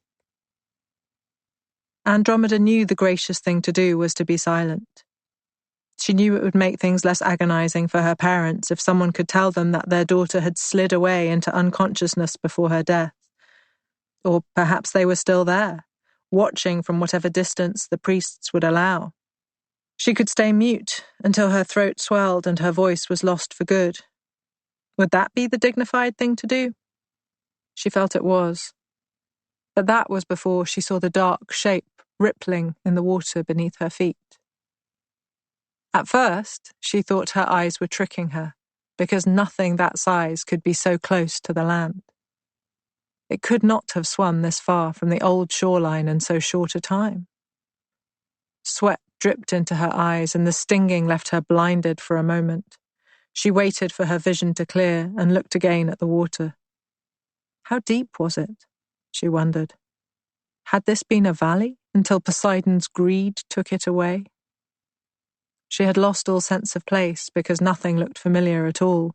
Robbed of the landmarks she knew, she recognized nothing. So perhaps she was imagining things. But again, she thought she saw a huge, flickering mass, and she stifled a scream. She began praying to a god she hated. Gorgoneon. Perseus has discovered that his sandals grant him the ability to travel across the sea as well as the land, so he is flying, as much as a human in winged shoes can, back towards Seriphos. One dead shepherd, one dead titan. Time to go home. He doesn't know the way, of course. He isn't sure where Seriphos is because he arrived there as a baby and he left there with the help of the gods. I asked from inside the cabesus if he even knows where he is now. He gave no answer, so I concluded he does not. He soars above the water, complaining now that the shoes might help him fly, but they don't choose a direction. I already despised him, so nothing changes. He scours the skies and the seas one way and then another. He also, I find out, doesn't know what he's looking for, because he has never seen Seraphos from above. He claims to be in a great hurry to get back to his homeland and rescue his mother from an unwanted marital entanglement, but she could have married and had 3 children in the time he wanders fruitlessly. He is covering an area I am convinced he's travelled before, when I hear a sound. I think it is the voice of a woman, but I can't be sure at first, because I only hear a few words, and then it is silenced. Even Perseus seems to hear something. He pauses, turning slowly in the air. I hear it again, and this time the noise is louder. This time it is a scream. Andromeda. Andromeda was not sure if it was her voice she could hear, or that of her mother. And then suddenly it was every voice, male and female, screaming as one. The monster rose from the deep. It was dark and glistening in the devastating light, and everyone who saw it was afraid. This beast would surely not be satisfied with a single offering, but would consume them all. The panic spread, and Andromeda heard the priests trying to convince their reluctant worshippers that the monster was sent by Poseidon and demanded one life and one alone. But behind her she heard a stampede of unbelievers. Were her parents still there, she wondered? Would they stay to watch her taken by the beast? Uncertain in its new environment, the monster swam one way and then another, trying to identify its whereabouts. It raised its huge head briefly and was surprised by what it saw. It had never swum to this part of the sea before, but Poseidon had ordered it to come here and it had obeyed. He had given further instructions, but the creature was distracted and disoriented and could not remember exactly what the god had said. If it turned to its right, it could swim back out to the ocean depths it recognized. But then, would it be disobeying the king of all the seas? It raised its head again and saw an unexpected sight, a mortal woman bound between a pair of tree stumps in front of a large boulder. The monster dropped back beneath the waves. Was this what Poseidon had meant when he described an offering? Was the mortal woman the prize for the lengthy journey the monster had made? It was a paltry reward. Was it an intended insult? Or had the mortals promised Poseidon a better offering and then reneged? It circled the deeper water, considering. Not every Ethiopian fled upon seeing the mighty beast. Many were determined to appease the gods after the devastating flood, but some felt nothing but defiance. Why should they see their princess eaten when they had already lost so much? It was humiliating. So when they saw the sunlight glittering off the muscular body, they picked up their spears and moved to defend Andromeda. Gorgoneon. I take in the whole scene so quickly. It feels like I see every part of it at once. But time is different for me than for you, so let me try to describe it in a way you can understand. Perseus has approached another shore, and I know this because I hear the water lapping against rocks. I hear the weeds moving. There is peace here, as there always is by the sea, even for those who have come, as Medusa did, to hate it. But I also sense something else, fear and readiness. It was a woman's voice I first heard, but now it is many voices. Some are expressing fear, some are shouting threats, some are praying. Others say nothing, but I hear them just the same, the way they prepare themselves to act, leather on skin, wood on stone, metal on metal. There is another sound, and it is one I recognize, but do not know. It's impossible to explain this contradiction, so much so that I can hold on to it only for an instant and then it is gone. I feel something grab at me and I cannot place that either. Is it a memory or a thought, a connection or a burst of pain? Is it warm or cold? I cannot say. I'm not even sure it was there at all, because it disappears completely. Then there is the familiar sensation of Perseus opening the cabesis and grabbing at my snakes. One of them bites him, but it doesn't stop him from balling his fist around 3 of them and pulling me out of the bag. The glare is dizzying after the darkness, and I blink twice. I am faced by a crowd of mortals, but they are not looking up at Perseus or at me. This is how so many of them are still alive. They are instead looking at the water beneath me.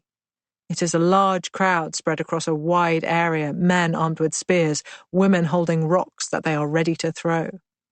2 of the mortals are dressed in great finery. At first, I mistake them for the leaders of these people, but then I see their headdresses, and I realize they are priests. I cannot identify a king or queen. Perhaps they are absent. Perseus is to the side of the shore. Beneath him, in front of the rest of her people, is, what, a queen? A sacrifice? She is wearing a diadem, a bracelet, both are gold, but she is tied in front of a large rock and she is screaming. Luckily, she is not looking to her right, so she doesn't see me.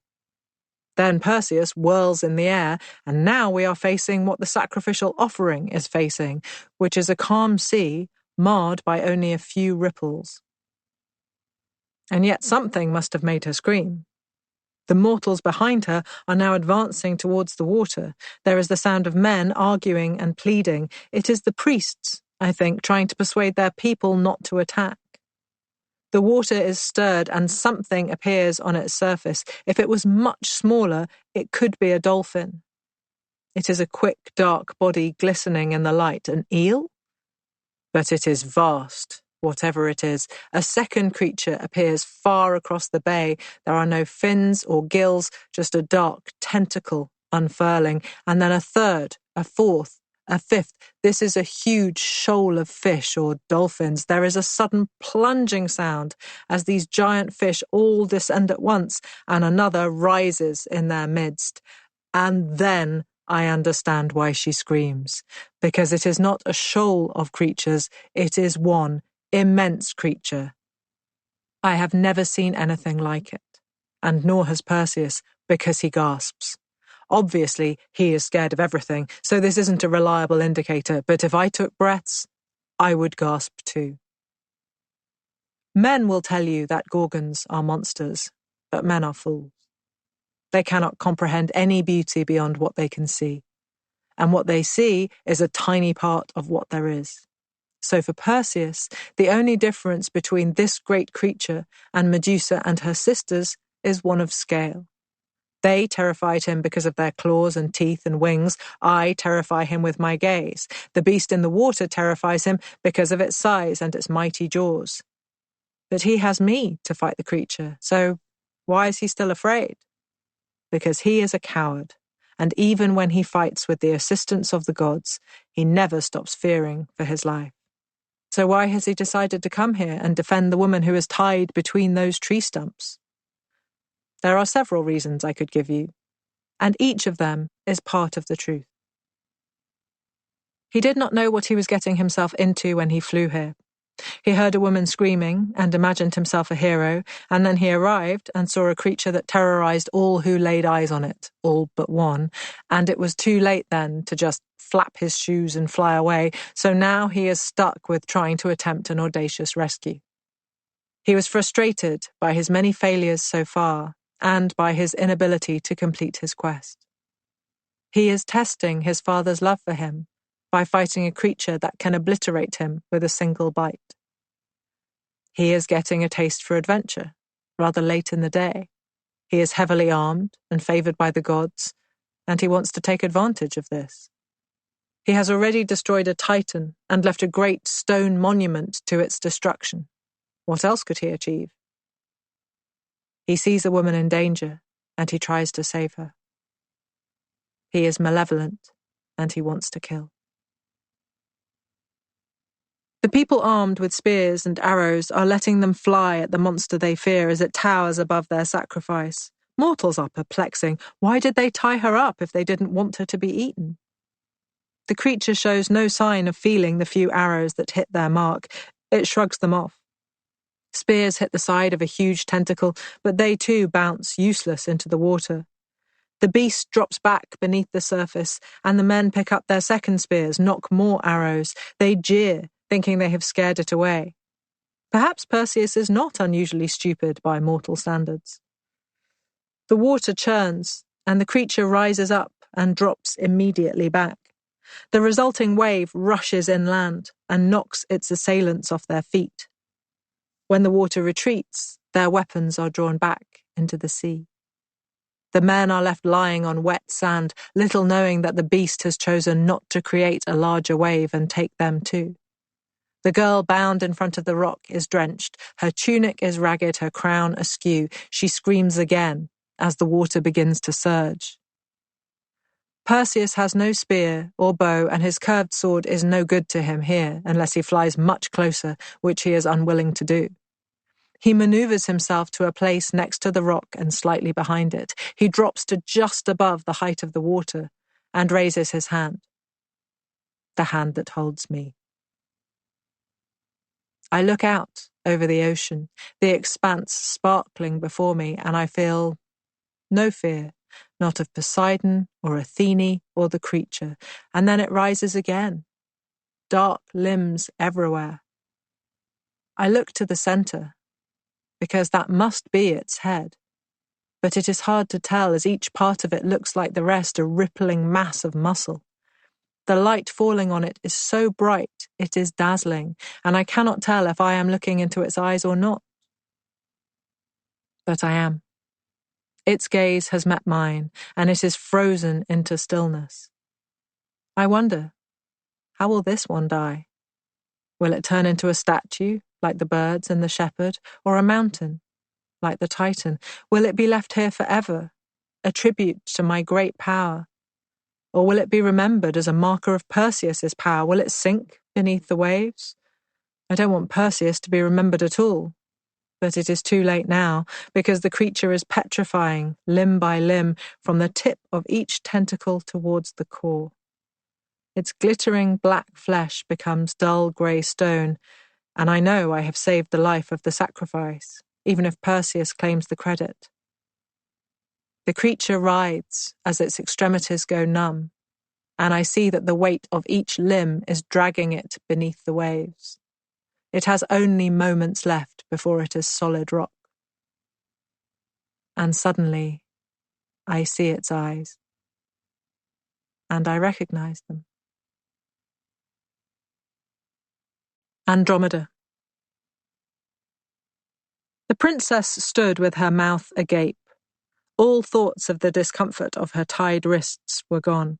The salt water that had washed over her moments earlier had left her eyes stinging, but she didn't think about that either. The proximity of death had pushed everything else from her mind, and then suddenly she was saved by a stranger. Or by whatever the stranger was holding. She looked at his back and tried to blink away the water that obscured her vision. But nothing changed what she thought she had seen. A flying man holding a handful of snakes, which had apparently turned the monster to stone. As her eyes focused, she still saw a man seeming to hover over the sea as he pushed his snakes back into a golden bag slung over one shoulder. The monster was slipping beneath the surface, and now that the danger was past, the man turned back towards her. He was, she saw, very young as her. Half the age of Phineas. His hair was a damp black mess, but she suspected he had curls. His short tunic revealed muscular arms and legs in every way unlike those of her uncle. And he had rescued her from certain death. He flew to her and untied her hands. Even if she had had the strength to stand, she would have fallen into his arms. Exhaustion, gratitude, and the absolute need to convey that she was no longer promised to a much older man, all these contributed to her collapse. "Thank you, sir," she said, and he smiled. "How did you end up in this position?" he asked. She liked his dark, darting eyes and the way he seemed to have no other interest but her. He didn't even know she was a princess. He had not even seen her mother. "The priests made me sacrifice," she said. His brow creased. I mean, they made me into their sacrifice, she clarified. They didn't ask me to make a sacrifice and everything went wrong. He nodded. She assumed he was befuddled by her beauty, but she wasn't sure until he reached up and straightened her diadem. I am Andromeda, she said. I'm Perseus, he replied. Who is your father? Cepheus, king of the Ethiopians, she said. I see. He brightened. I will kill these priests for you, and then perhaps you would introduce me to your parents? Andromeda thought about saying that killing the priests was unnecessary and that she would rather he met her parents straight away. But on brief reflection, she realized she did want the two priests to die, so she nodded in happy agreement. Perseus helped her to a smaller rock so she could sit and recover. He liked the way she accepted everything he said. Finally, someone took him seriously, the first time since he had left his mother, and all he had had to do was save her from certain death. Killing 2 more men would not be hard, he thought. It was perhaps rather crowded here, to use the head, but he had his harpe, and that would be enough. They could hardly outrun him when he was wearing the winged sandals. Wait here, he said. I'll return shortly. Andromeda watched his tunic fluttering as he stepped away from her. She half wanted to disregard him and see the priests meet their premature end, but she didn't want Perseus to think she would be the kind of wife who ignores her husband.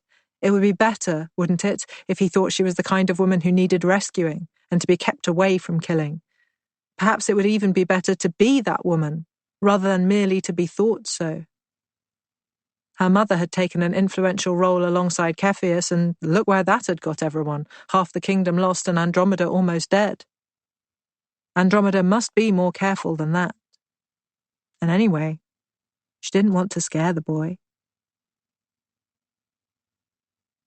Panopea. Now, the place where Ethiopia meets Oceanus has changed. The furthest sea reaches further than it once did, but still, Perseus has found his way here. Andromeda is saved, which will not please the raging Nereids not one bit. They finally persuade Poseidon to act as they demand, and their sacrifice is stolen at the last moment. So what happens now? The Nereids might ask for another sacrifice, but Poseidon will not heed them a second time. He has his larger sea, which is all he wanted. Even the angriest Nereids, though they may not like it, will have to accept that their chance for retribution is gone because it is the son of Zeus himself who has taken their prize away. They will not set themselves against the king of the gods, and nor will Poseidon on their behalf. Their grudge may be unsatisfied, but it is over nonetheless. And what of the sea itself, which has lost one of its mighty guardians, monster to Perseus, but goddess to us? How do we grieve her? Now she is stone beneath the waves. Will no one seek justice for her?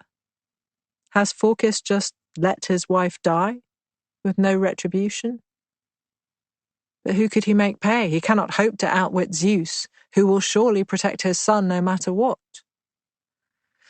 He could take his grievance to Poseidon, of course, but it is Poseidon who sent Cato here in the first place. If Poseidon had not ordered her to the shallows to feast on the Ethiopian princess, Cato would have been hidden, as always, in the furthest recesses of the sea. Phorcys might not even know why the Sea Lord chose Cato over all the other creatures for this task. I know why, of course, and perhaps you do. Poseidon hurt the Gorgons the first time when he decided to rape Medusa. And perhaps if they had accepted the injury and pretended it was trivial, the matter would have ended there. Perhaps not. Athene's anger was already roused. But they fought back. Euryale took his sea and forced it away from her shore. And, of course, Poseidon did not consider this fair punishment for what he had done to Medusa. He saw it as an unprovoked insult. And so he wanted revenge on the Gorgons for their refusal to respect him and to live in fear. But he could hardly rape Medusa again, could he? She was hidden in a cave, and he was sulking in the depths of his diminished waves. Instead, he came up with this plan, which was so clever, I doubt he can have thought of it unaided. He sent Cato precisely because he knew the son of Zeus was nearby, flitting about on his convoluted journey home. He knew Perseus possessed the head of Medusa. Everyone knows that is all that is left of her. We watched her sisters mourn her, lay out her body, weep for her. We saw them fold her wings around her and build her pyre. We grieved for them as they burned her rather than return her to the ocean. The water would not touch her again, they swore. And they kept their word. Euryale flew days inland to bury her ashes as far from Poseidon's realm as she could. We listened as she told Steno of the trees growing in the oasis she had chosen. Poseidon saw this as a further insult, naturally, and then the perfect solution presented itself. He would punish the remaining Gorgons by ordering Cato, their own mother, to ravage the Ethiopian coast and consume their hapless princess. Did he guess that Perseus would be unable to resist a woman in crisis? He is his father's son, after all. Whatever the outcome, it was pleasing to Poseidon. Cato might kill Perseus and destroy the head of Medusa, taking her back to the water after all. Zeus might lose his son, but that was too bad. Poseidon had let him live once before, when he was a baby, placed in that box and put out to sea with his mother. If he died trying to rescue Andromeda, well, Poseidon was merely settling an old debt. Zeus wouldn't thank him, but Hades would be grateful, and they are all brothers alike. The second possibility was that Cato would be killed by Perseus using Medusa's head. What better way for a malevolent god to take his revenge on the two surviving Gorgons? Their mother is dead, his hands are clean. It wasn't him, it was Zeus, or the son of Zeus, anyway. Poseidon has lost one of the oldest goddesses of the ocean, it's true. But he has more goddesses and nereids than he is comfortable with, so he can easily afford to lose one.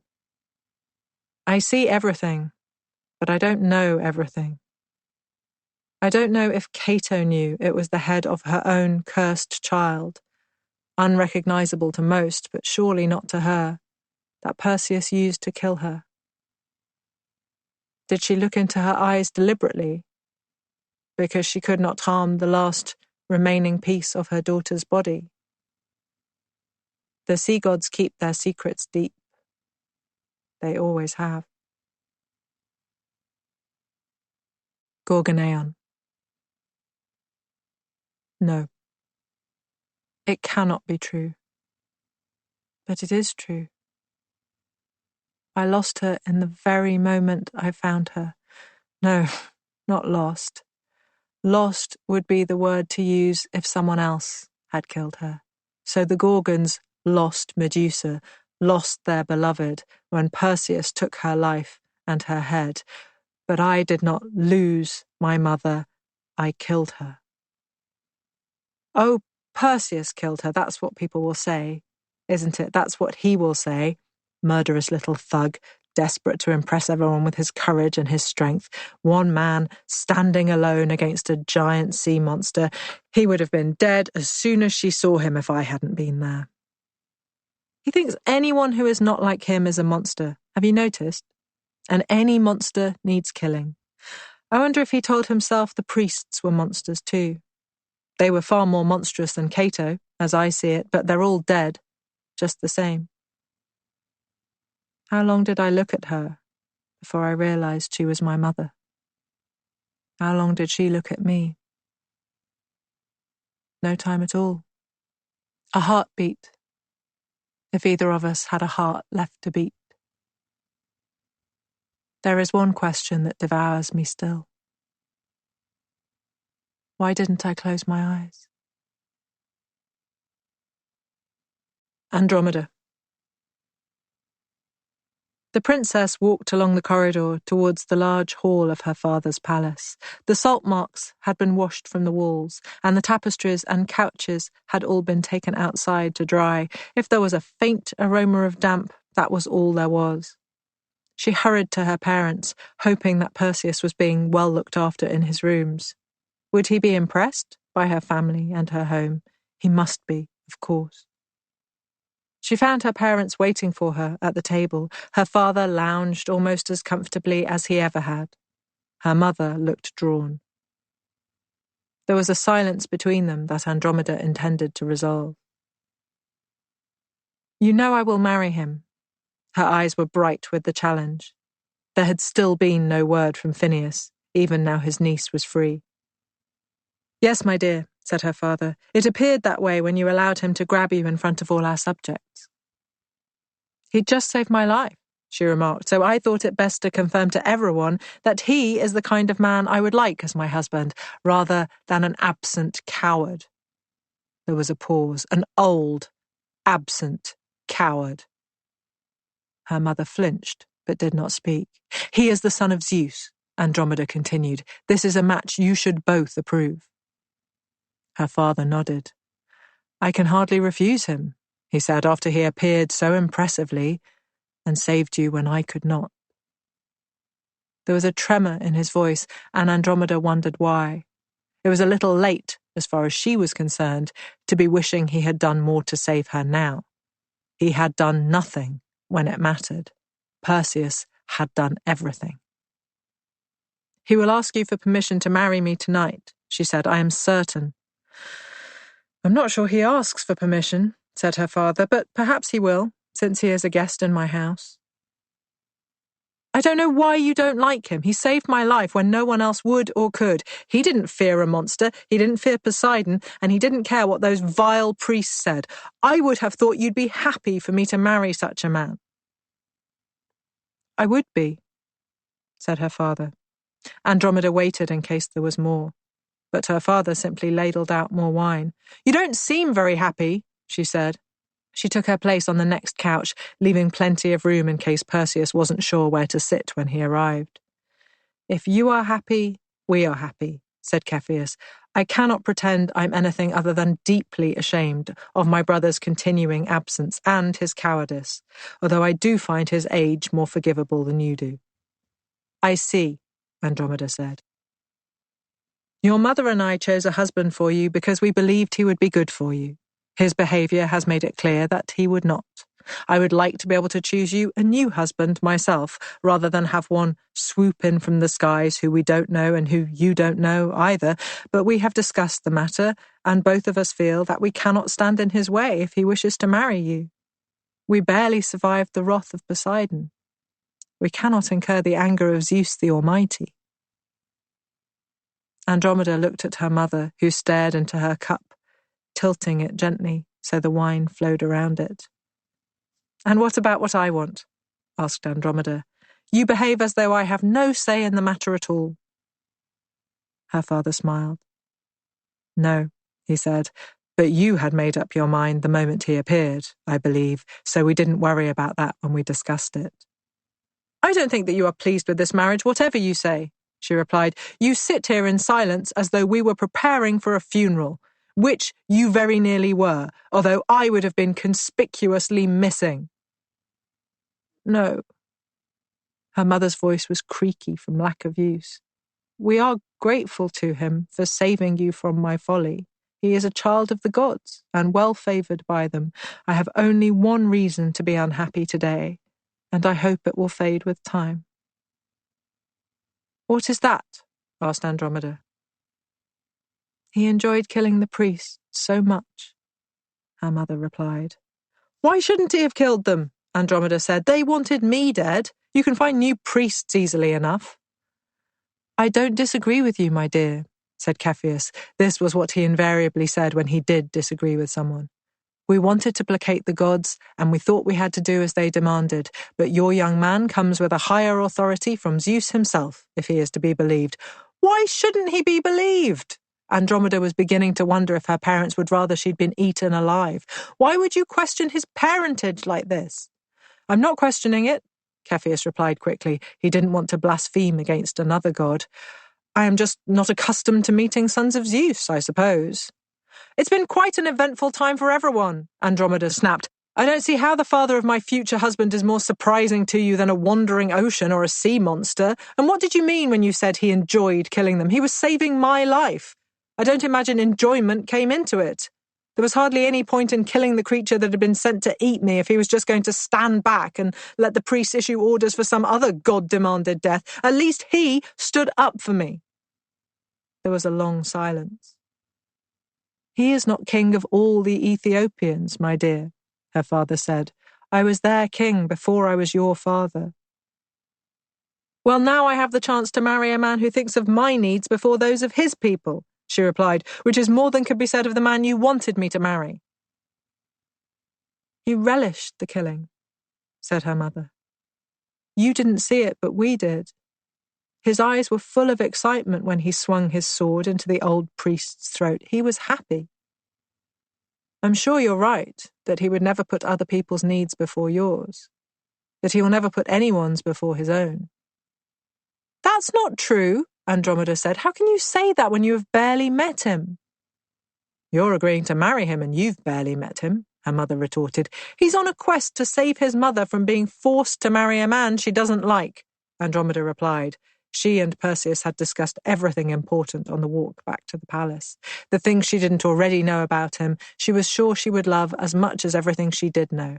How could she resist someone who was trying to save his mother from the very fate she herself had faced? "So he explained," said Cepheus. "He said it's very urgent, a most perilous quest." "Which the gods have assisted him with, because he is the son of Zeus and enjoys their favour," said Andromeda, "which will make a nice change for me, enjoying divine favour." "And yet," said her mother, "he delayed his journey home so he could save you." "Yes!" cried Andromeda. "I don't know how you can think that reflects poorly on him. I can only assume it's because it reflects so badly on both of you." "You said he wouldn't put anyone's needs before yours," her mother replied, "but he chose to put the needs of a stranger, you, before the interests of his mother, to whom he is so devoted. Why was he not hurrying to save her? Why was he diverted from his journey home?" "Because he loved me the moment he saw me," Andromeda said. "He'd already abandoned his mother before he'd seen you," said Cassiope. Andromeda stared at her in furious silence. Her father looked at the floor. "I hope I'm not late," said Perseus as he stepped into the dining room. Gorgoneon. I don't know where it is that he stops after he leaves Ethiopia. It is a coastline unlike any I have ever known.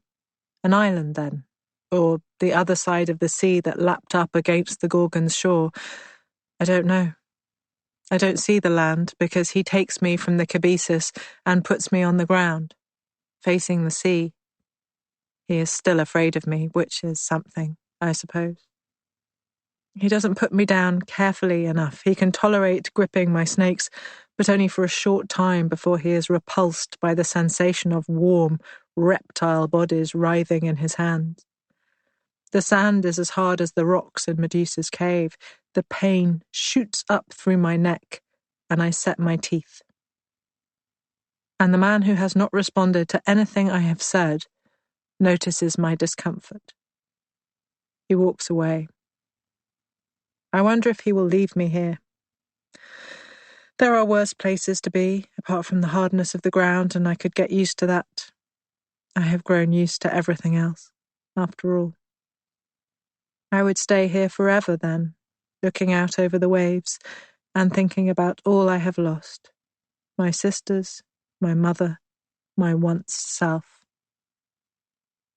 But then I hear his footsteps returning. He lifts me from the sand, and there is a rustling noise beneath me. When he puts me back down, the spot is softer. He has piled up leaves or seaweed fronds and made a cushion for my raw neck. No, you cannot be feeling affection for him at this point. You cannot. Can I remind you that my neck wouldn't be raw if it weren't for him? Gratitude is not something I can or will ever feel towards Perseus, but still, I rest on the seaweed mat, and I look at the water, and he also rests, because travelling with divine help is exhausting work, apparently. And when he decides it is time to travel to Seriphos at last, he opens the bag and lifts me into it. The seaweed cushion has hardened to a delicate sculpture of rock. I catch a glimpse of it before I am in darkness once again. Danae. Danae had counted off the days her son was gone. She tried not to feel anxious because Zeus had always looked after her before. But she was not as young as she had been when she first caught his eye and, unworthily, she said to herself, trying not to offend him even in her mind, she worried that now she was too old to have his attention and thus his help. He would be eyeing new girls now. How would he remember the mother of Perseus, whom he had saved from a prison and from a box and from the sea? But even if he didn't remember Danae, he would remember Perseus, she hoped. Zeus was generally proud of his sons and defended them staunchly. And yet, why did they always need his defense? Because Hera was set against them and her fury was as uncontrollable as a raging ocean. But the hopeful side of her nature reasserted itself. Hera had not punished Danae before. It had been her own father Acrisius who'd locked her up and left her to drown. So if Hera was not angry with her, perhaps Perseus was safe and she was safe. And her son would come home, and she would not have to marry a pompous old king who smelled of stale wine and self-regard. But another day passed, and she watched for the boats to return. Every time she hoped that Dictys would somehow have found Perseus sailing alongside him, heading for home, but each day she watched his boat bobbing back towards the shore alone, and she knew that wherever Perseus was, he was not about to run up the hill to their house, desperate to tell his mother about whatever huge creatures they had seen in the ocean. Dictys had always been looking the wrong way at the crucial moment, so missed the great monsters of the deep. And she smiled and shook her head. She was remembering a far younger Perseus than the one who had set out on his quest almost 2 months ago.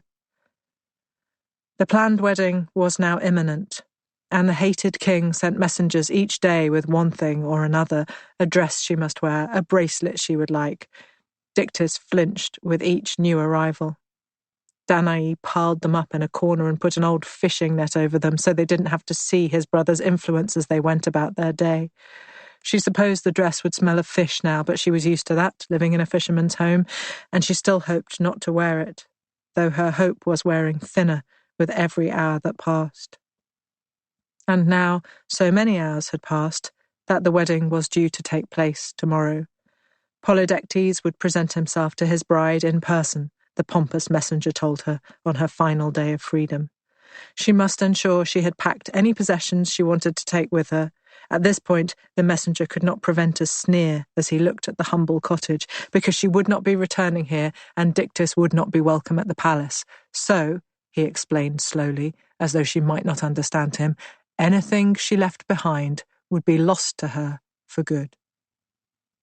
She nodded wearily and turned to look again at the distant sea, but after the messenger left, she found she could not endure watching for the boats to come in and one man to climb the hill to their home alone. She waited inside to greet Dictys as she had in old times, willing herself to hide her sadness when she saw his brown, lined face break into a tired smile. The boats were back later today, she thought, eyeing the shadows as they moved across the floor. She would never see these shadows, this light, again. She picked up a broom, irritably. She was not going to cry about the floor. Zeus would save her or he wouldn't, and that was all there was to it. Eventually, she heard his slow footsteps as he approached the house. He was carrying a heavy catch today, she thought, or his stride would be quicker and lighter. She turned to the doorway and beheld the face of a young man who looked as familiar as her reflection and as unknown as a stranger. But she had no time to consider this paradox, because he was already in her arms, sobbing with relief. Gorgoneon. The day of the wedding has arrived, but Danae will not have to marry the king. The light is sharp and ruthless. The king Do you even need me to tell you all this? You already know what happens. The king arrives to claim his unwilling bride. His corpulent face is disappointed and astonished in equal measure when he sees Perseus has returned to defend her. He makes snide remarks, but you can hear the unease in his voice. He sent a boy away on a hero's quest, and the fool claims he has come back with the prize. That would be me, in case you have forgotten. The king is all bluster and feigned disbelief. Perseus is full of anger. His mother is quiet. Dictys lays a protective hand on her arm. The king, who is even more stupid than Perseus, or at least equally ignorant, asks to see his prize. Perseus milks this moment, building the tension by taking his time to find the cabesus, to loosen the tassels that hold it closed, to reach inside. He tells his mother and Dictys to turn away. They don't ask questions, just do as he says. There is a perceptible sense of triumph and relief about him since he returned home. This is what he has been missing then, the simple experience of being heard and heeded. I wonder if he has chosen a wife who will provide him with that in Andromeda. The king scoffs at the precautions taken by his brother and his intended. What are they afraid of? Perseus must have really fulfilled his promise, and so on. And then, as you could surely have guessed, he catches sight of me, and he says nothing ever again. 3 of his bodyguards are looking in the same direction, and they petrify in the same instant. The others, seeing their comrades are now statues and their king is dead, run for their lives. As he returns me to the bag, Perseus remarks that he will leave the men where they stand as a warning to others. The last thing I hear is Dictys, calmly responding to the death of his brother by saying he would prefer it if they took the statues away and buried them under the sand. Perseus agrees reluctantly that they bury them all, just the same. Hera. I wonder if it's a good precedent to set, my love. Hera stood behind Zeus as she stroked her husband's shoulders, so he wouldn't see her expression of disdain. I'm sure it is, he replied. Hera waited. What precedent? Your bastard son, she said. Even though she could not see his face, she knew his eyes were darting from place to place, trying to work out which one she meant and whether she had only just discovered him. Perseus has just killed the king of Seriphos. Oh, good, said Zeus. His wife's grip tightened briefly, but she didn't speak. Zeus thought for a moment. He was a very unjust king, he said. The islanders have prayed for deliverance for some time. I see, said Hera. Well, then I'm sure I don't need to worry. No, said her husband. Why were you worrying? Nothing, really, she replied. I just wondered if it was a good idea to allow young upstarts to go around killing kings and face no penalty. He's my son, said Zeus. He can do whatever he likes within reason. I thought this might be without reason, Hera said. The king seems to have done nothing beyond decide to marry some woman, and it's difficult to imagine anyone could have resented that. These things happen, said her husband.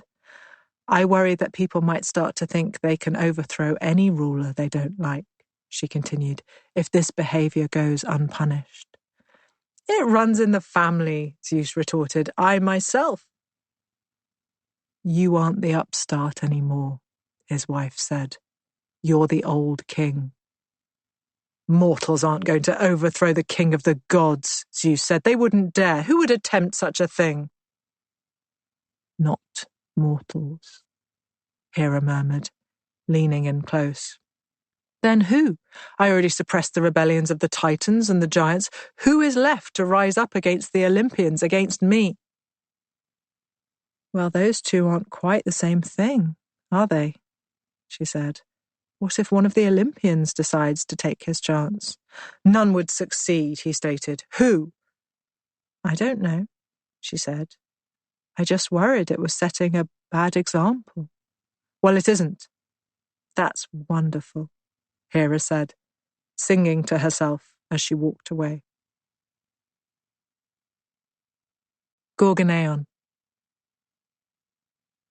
Blood is spilled before statues are made.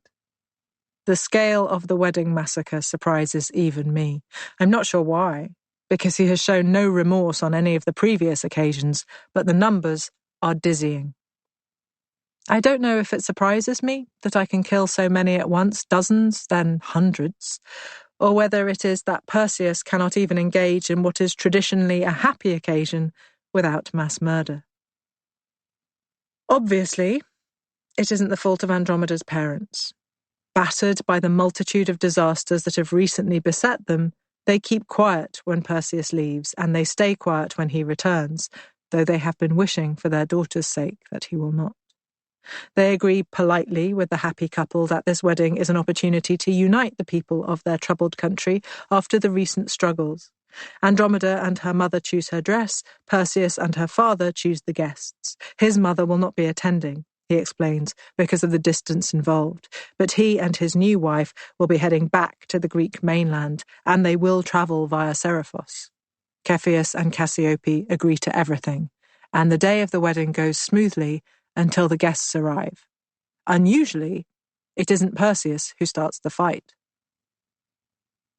Andromeda had been promised to another, to her uncle Phineus, but he disappeared when the country was flooded and failed to reappear when Andromeda was taken by the priests. Phineus was, therefore, presumed, by the royal household at least, to be dead. But Phineus was very much alive, at least until the wedding day. He had been hiding in the mountains, having retreated to higher ground when the water came. Then there was talk of blasphemy and divine retribution and a sea monster, and he saw no reason to leave. If it came as a surprise to find his betrothed had not been eaten after all, it was presumably a pleasant one. But less pleasant was the accompanying rumour that she now planned to marry her rescuer. Phineus wanted to be sure there were no more monsters coming before he reappeared and asserted his prior claim. By the time he feels it is safe to do so, Perseus has returned and the wedding day is here. Phineus, incensed by how quickly he has been forgotten, gathers a ragtag bunch of supporters and marches on the wedding as though it is a battlefield. When they first appear outside the palace, no one is quite sure if they are uninvited guests or a disgruntled army. Inside the halls, the torches flame brightly. Wedding hymns are sung and wine is poured. Outside the halls, there is a festering anger. Phineus and his men hold torches aloft and demand Andromeda be given to them, as was once promised. The stewards try to hold them off, but they are outnumbered, and the men swarm through the palace, shouting their demands. Cepheus and Cassiope rise from their couches and tell Andromeda that they will deal with everything. They rush through the halls and come face to face with Phineus. He has no control over the men he has brought here, which is hardly surprising. Everyone knows he is a coward, after all. So while Cepheus tries to reason with him, the men are running in all directions, determined to find the wedding feast and the wine. Cepheus speaks softly and apologetically, and Cassiope is quiet. The last month has taken all the fight out of her. Cepheus explains to Phineus that he is quite wrong to be angry with them, that they had not chosen Perseus as a preferable son-in-law, but that the gods had chosen him and they could not disagree. They have learned how costly it is to offend the gods in any way. But Phineus is not interested in these excuses. He has been cheated of his bride and cheated of his place in the line of succession, and he will see justice. Cepheus tries to buy him with gold and cattle, but Phineus is drunk, and besides, he can already hear the fight breaking out. It is too late for bribes. He says he wants his wife. Cepheus, who has no idea how to deal with one more catastrophe, tells him he must take this up with the Nereids, with Poseidon, with the sea monster, and to bear in mind that the contest he hopes to win is against the son of Zeus himself. Phineus strides off towards the large hall, where the battle is already underway. Perseus has leapt to his feet and is swinging a large knife at anyone who comes too close. Andromeda is screaming, because she really has had enough of things going wrong, and anyway, someone has spilled wine on her saffron-coloured dress. And then she catches sight of her hated uncle as he comes through the doorway, and she grabs Perseus and points at the older man and screams right into her husband's ear that this is the man he has saved her from. Perseus looks around at the upturned tables and couches and the men wrangling with one another. He realizes he has no idea who is fighting for Phineus and who is fighting against him. They are all strangers to Perseus, except one. He presses Andromeda to his side and hopes her parents have removed themselves from the fray. He reaches down for the cabesus that is never far from him and tells his bride to close her eyes. She screws up her face and buries her head in his shoulder as he reveals me to the room. He cries out, and men turn to look at him, which means they see me, which costs them dear. One man is turned to stone as he jabs a short sword into his countryman, the dead man, whose eyes had glazed before he could turn his head, has to be lifted off the statue which had killed him. Blood is shed, but there are dozens of bodies amid hundreds of statues. When Andromeda opens her eyes again, she does not scream. She looks around and tries to comprehend what has happened, the loss of almost everyone she knows. The girls with whom she had planned weddings are all dead. Their brothers and parents are dead. Her uncle and all his men are dead, but she doesn't notice because she is desperately searching the rooms for her parents. Perseus has replaced me and hooks the bag over his shoulder and wonders at the clean resolution he has achieved. No more men demanding his bride as their own, no more fighting. He wonders why Andromeda isn't more grateful, like she was after he killed the sea monster.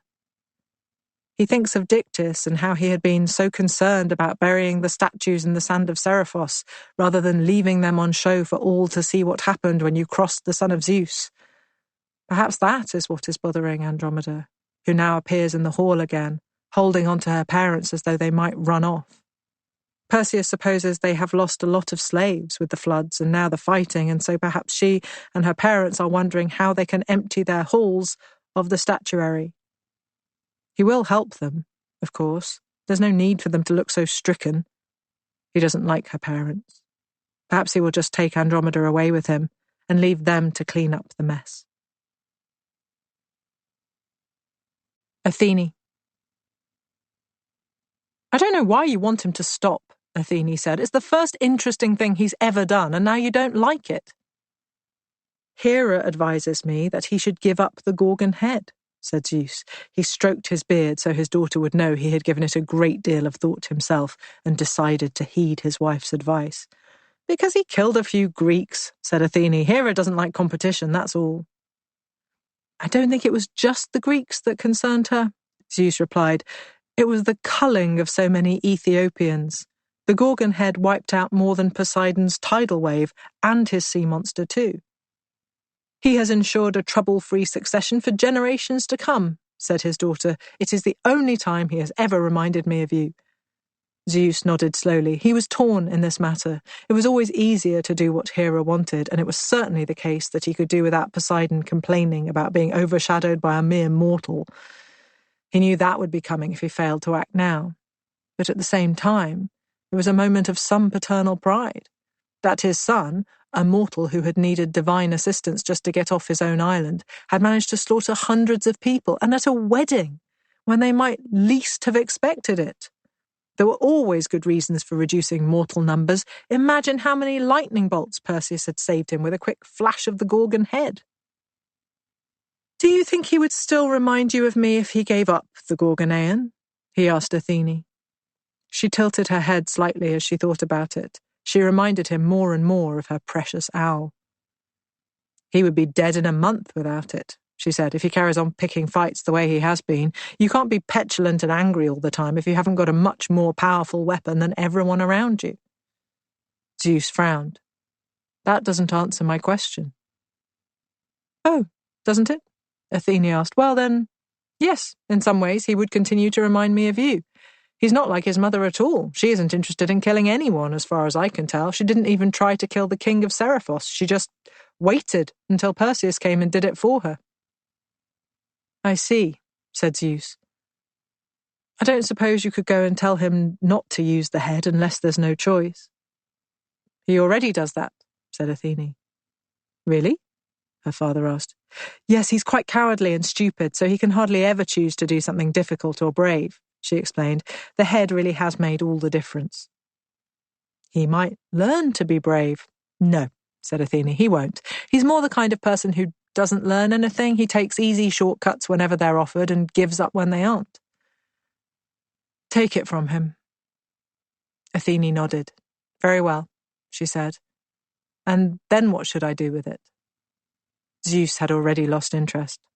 Whatever you want, he said. Iodame. Her father had built the sanctuary to Athene before she was born, so she was a priestess from the beginning. She grew up shadowing the footsteps of the women who served the goddess, hiding in the recesses to witness their observance. She wanted so much to serve alongside them. She would stand on her tiptoes whenever the chief priestess walked past, determined to be older. Iodame loved her goddess and loved her temple.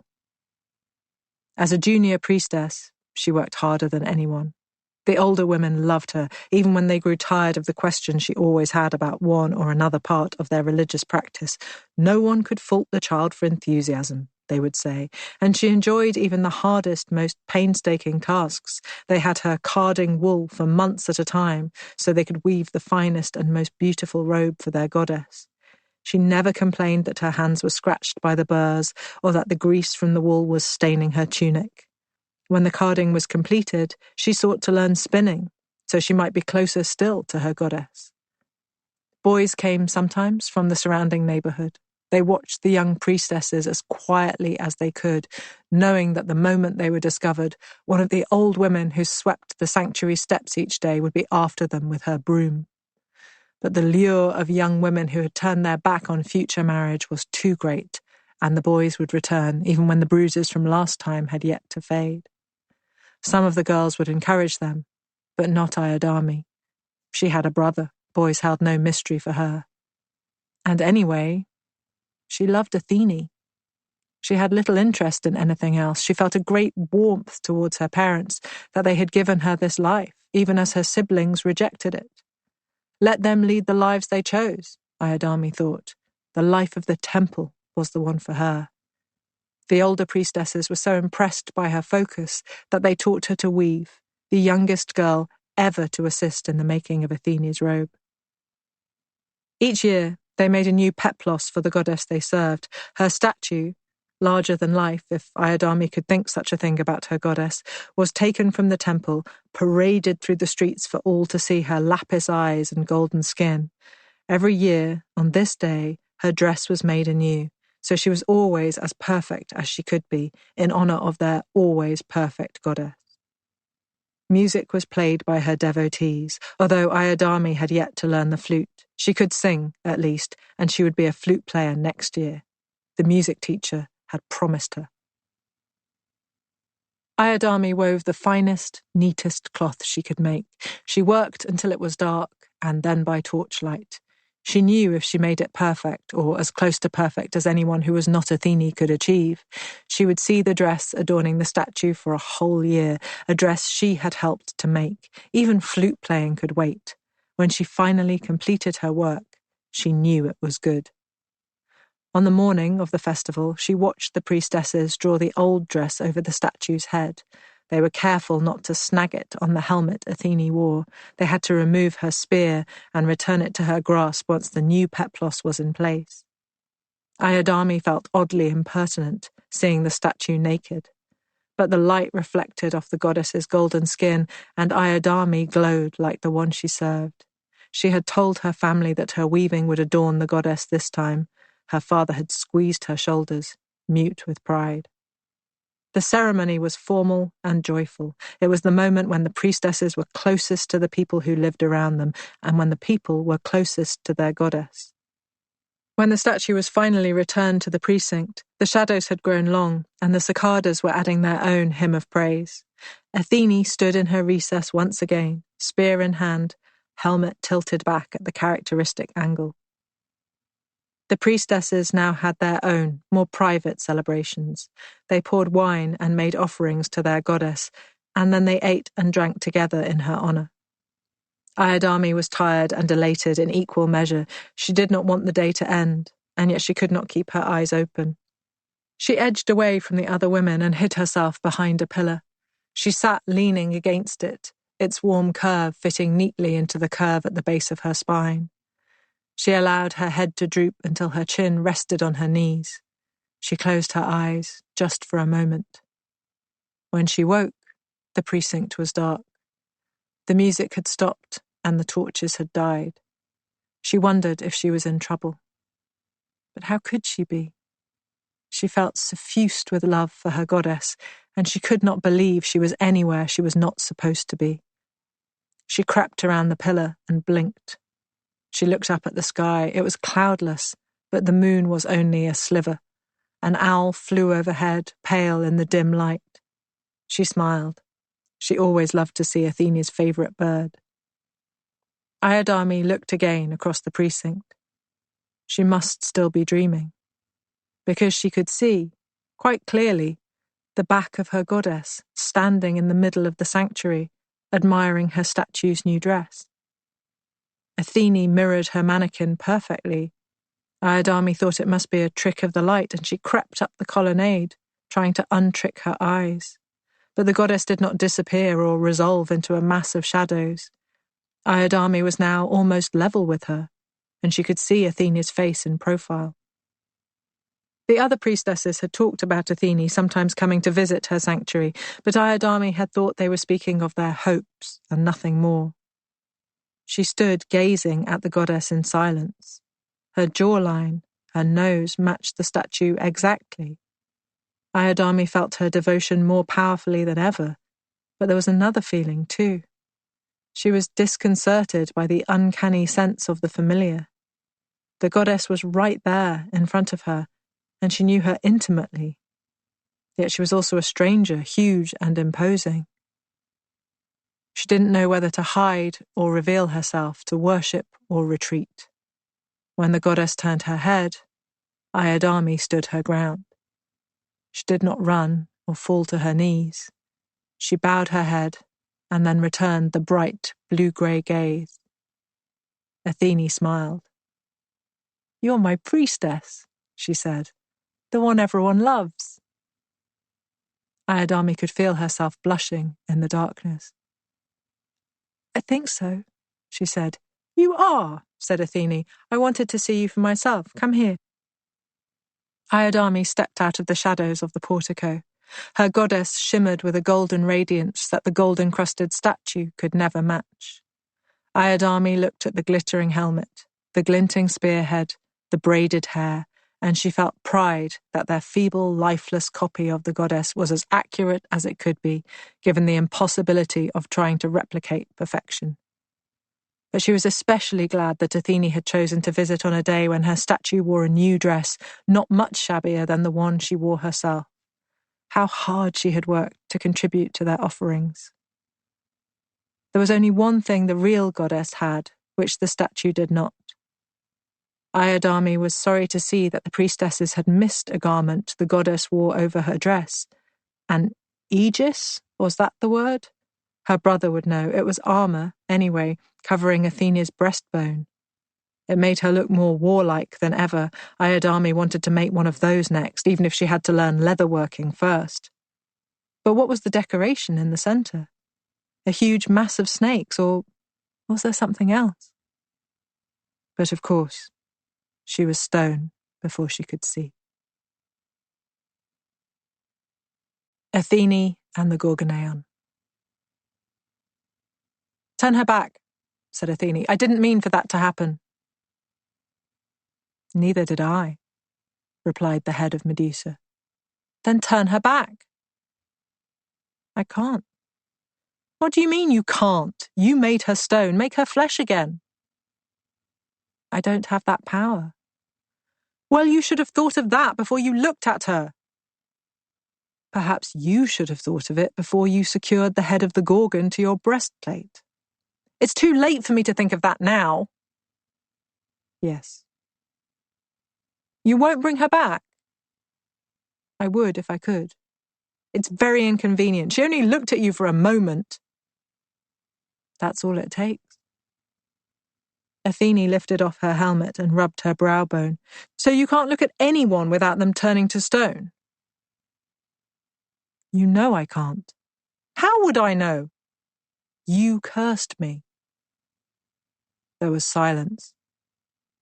"I didn't know it would be so quick," Athene said.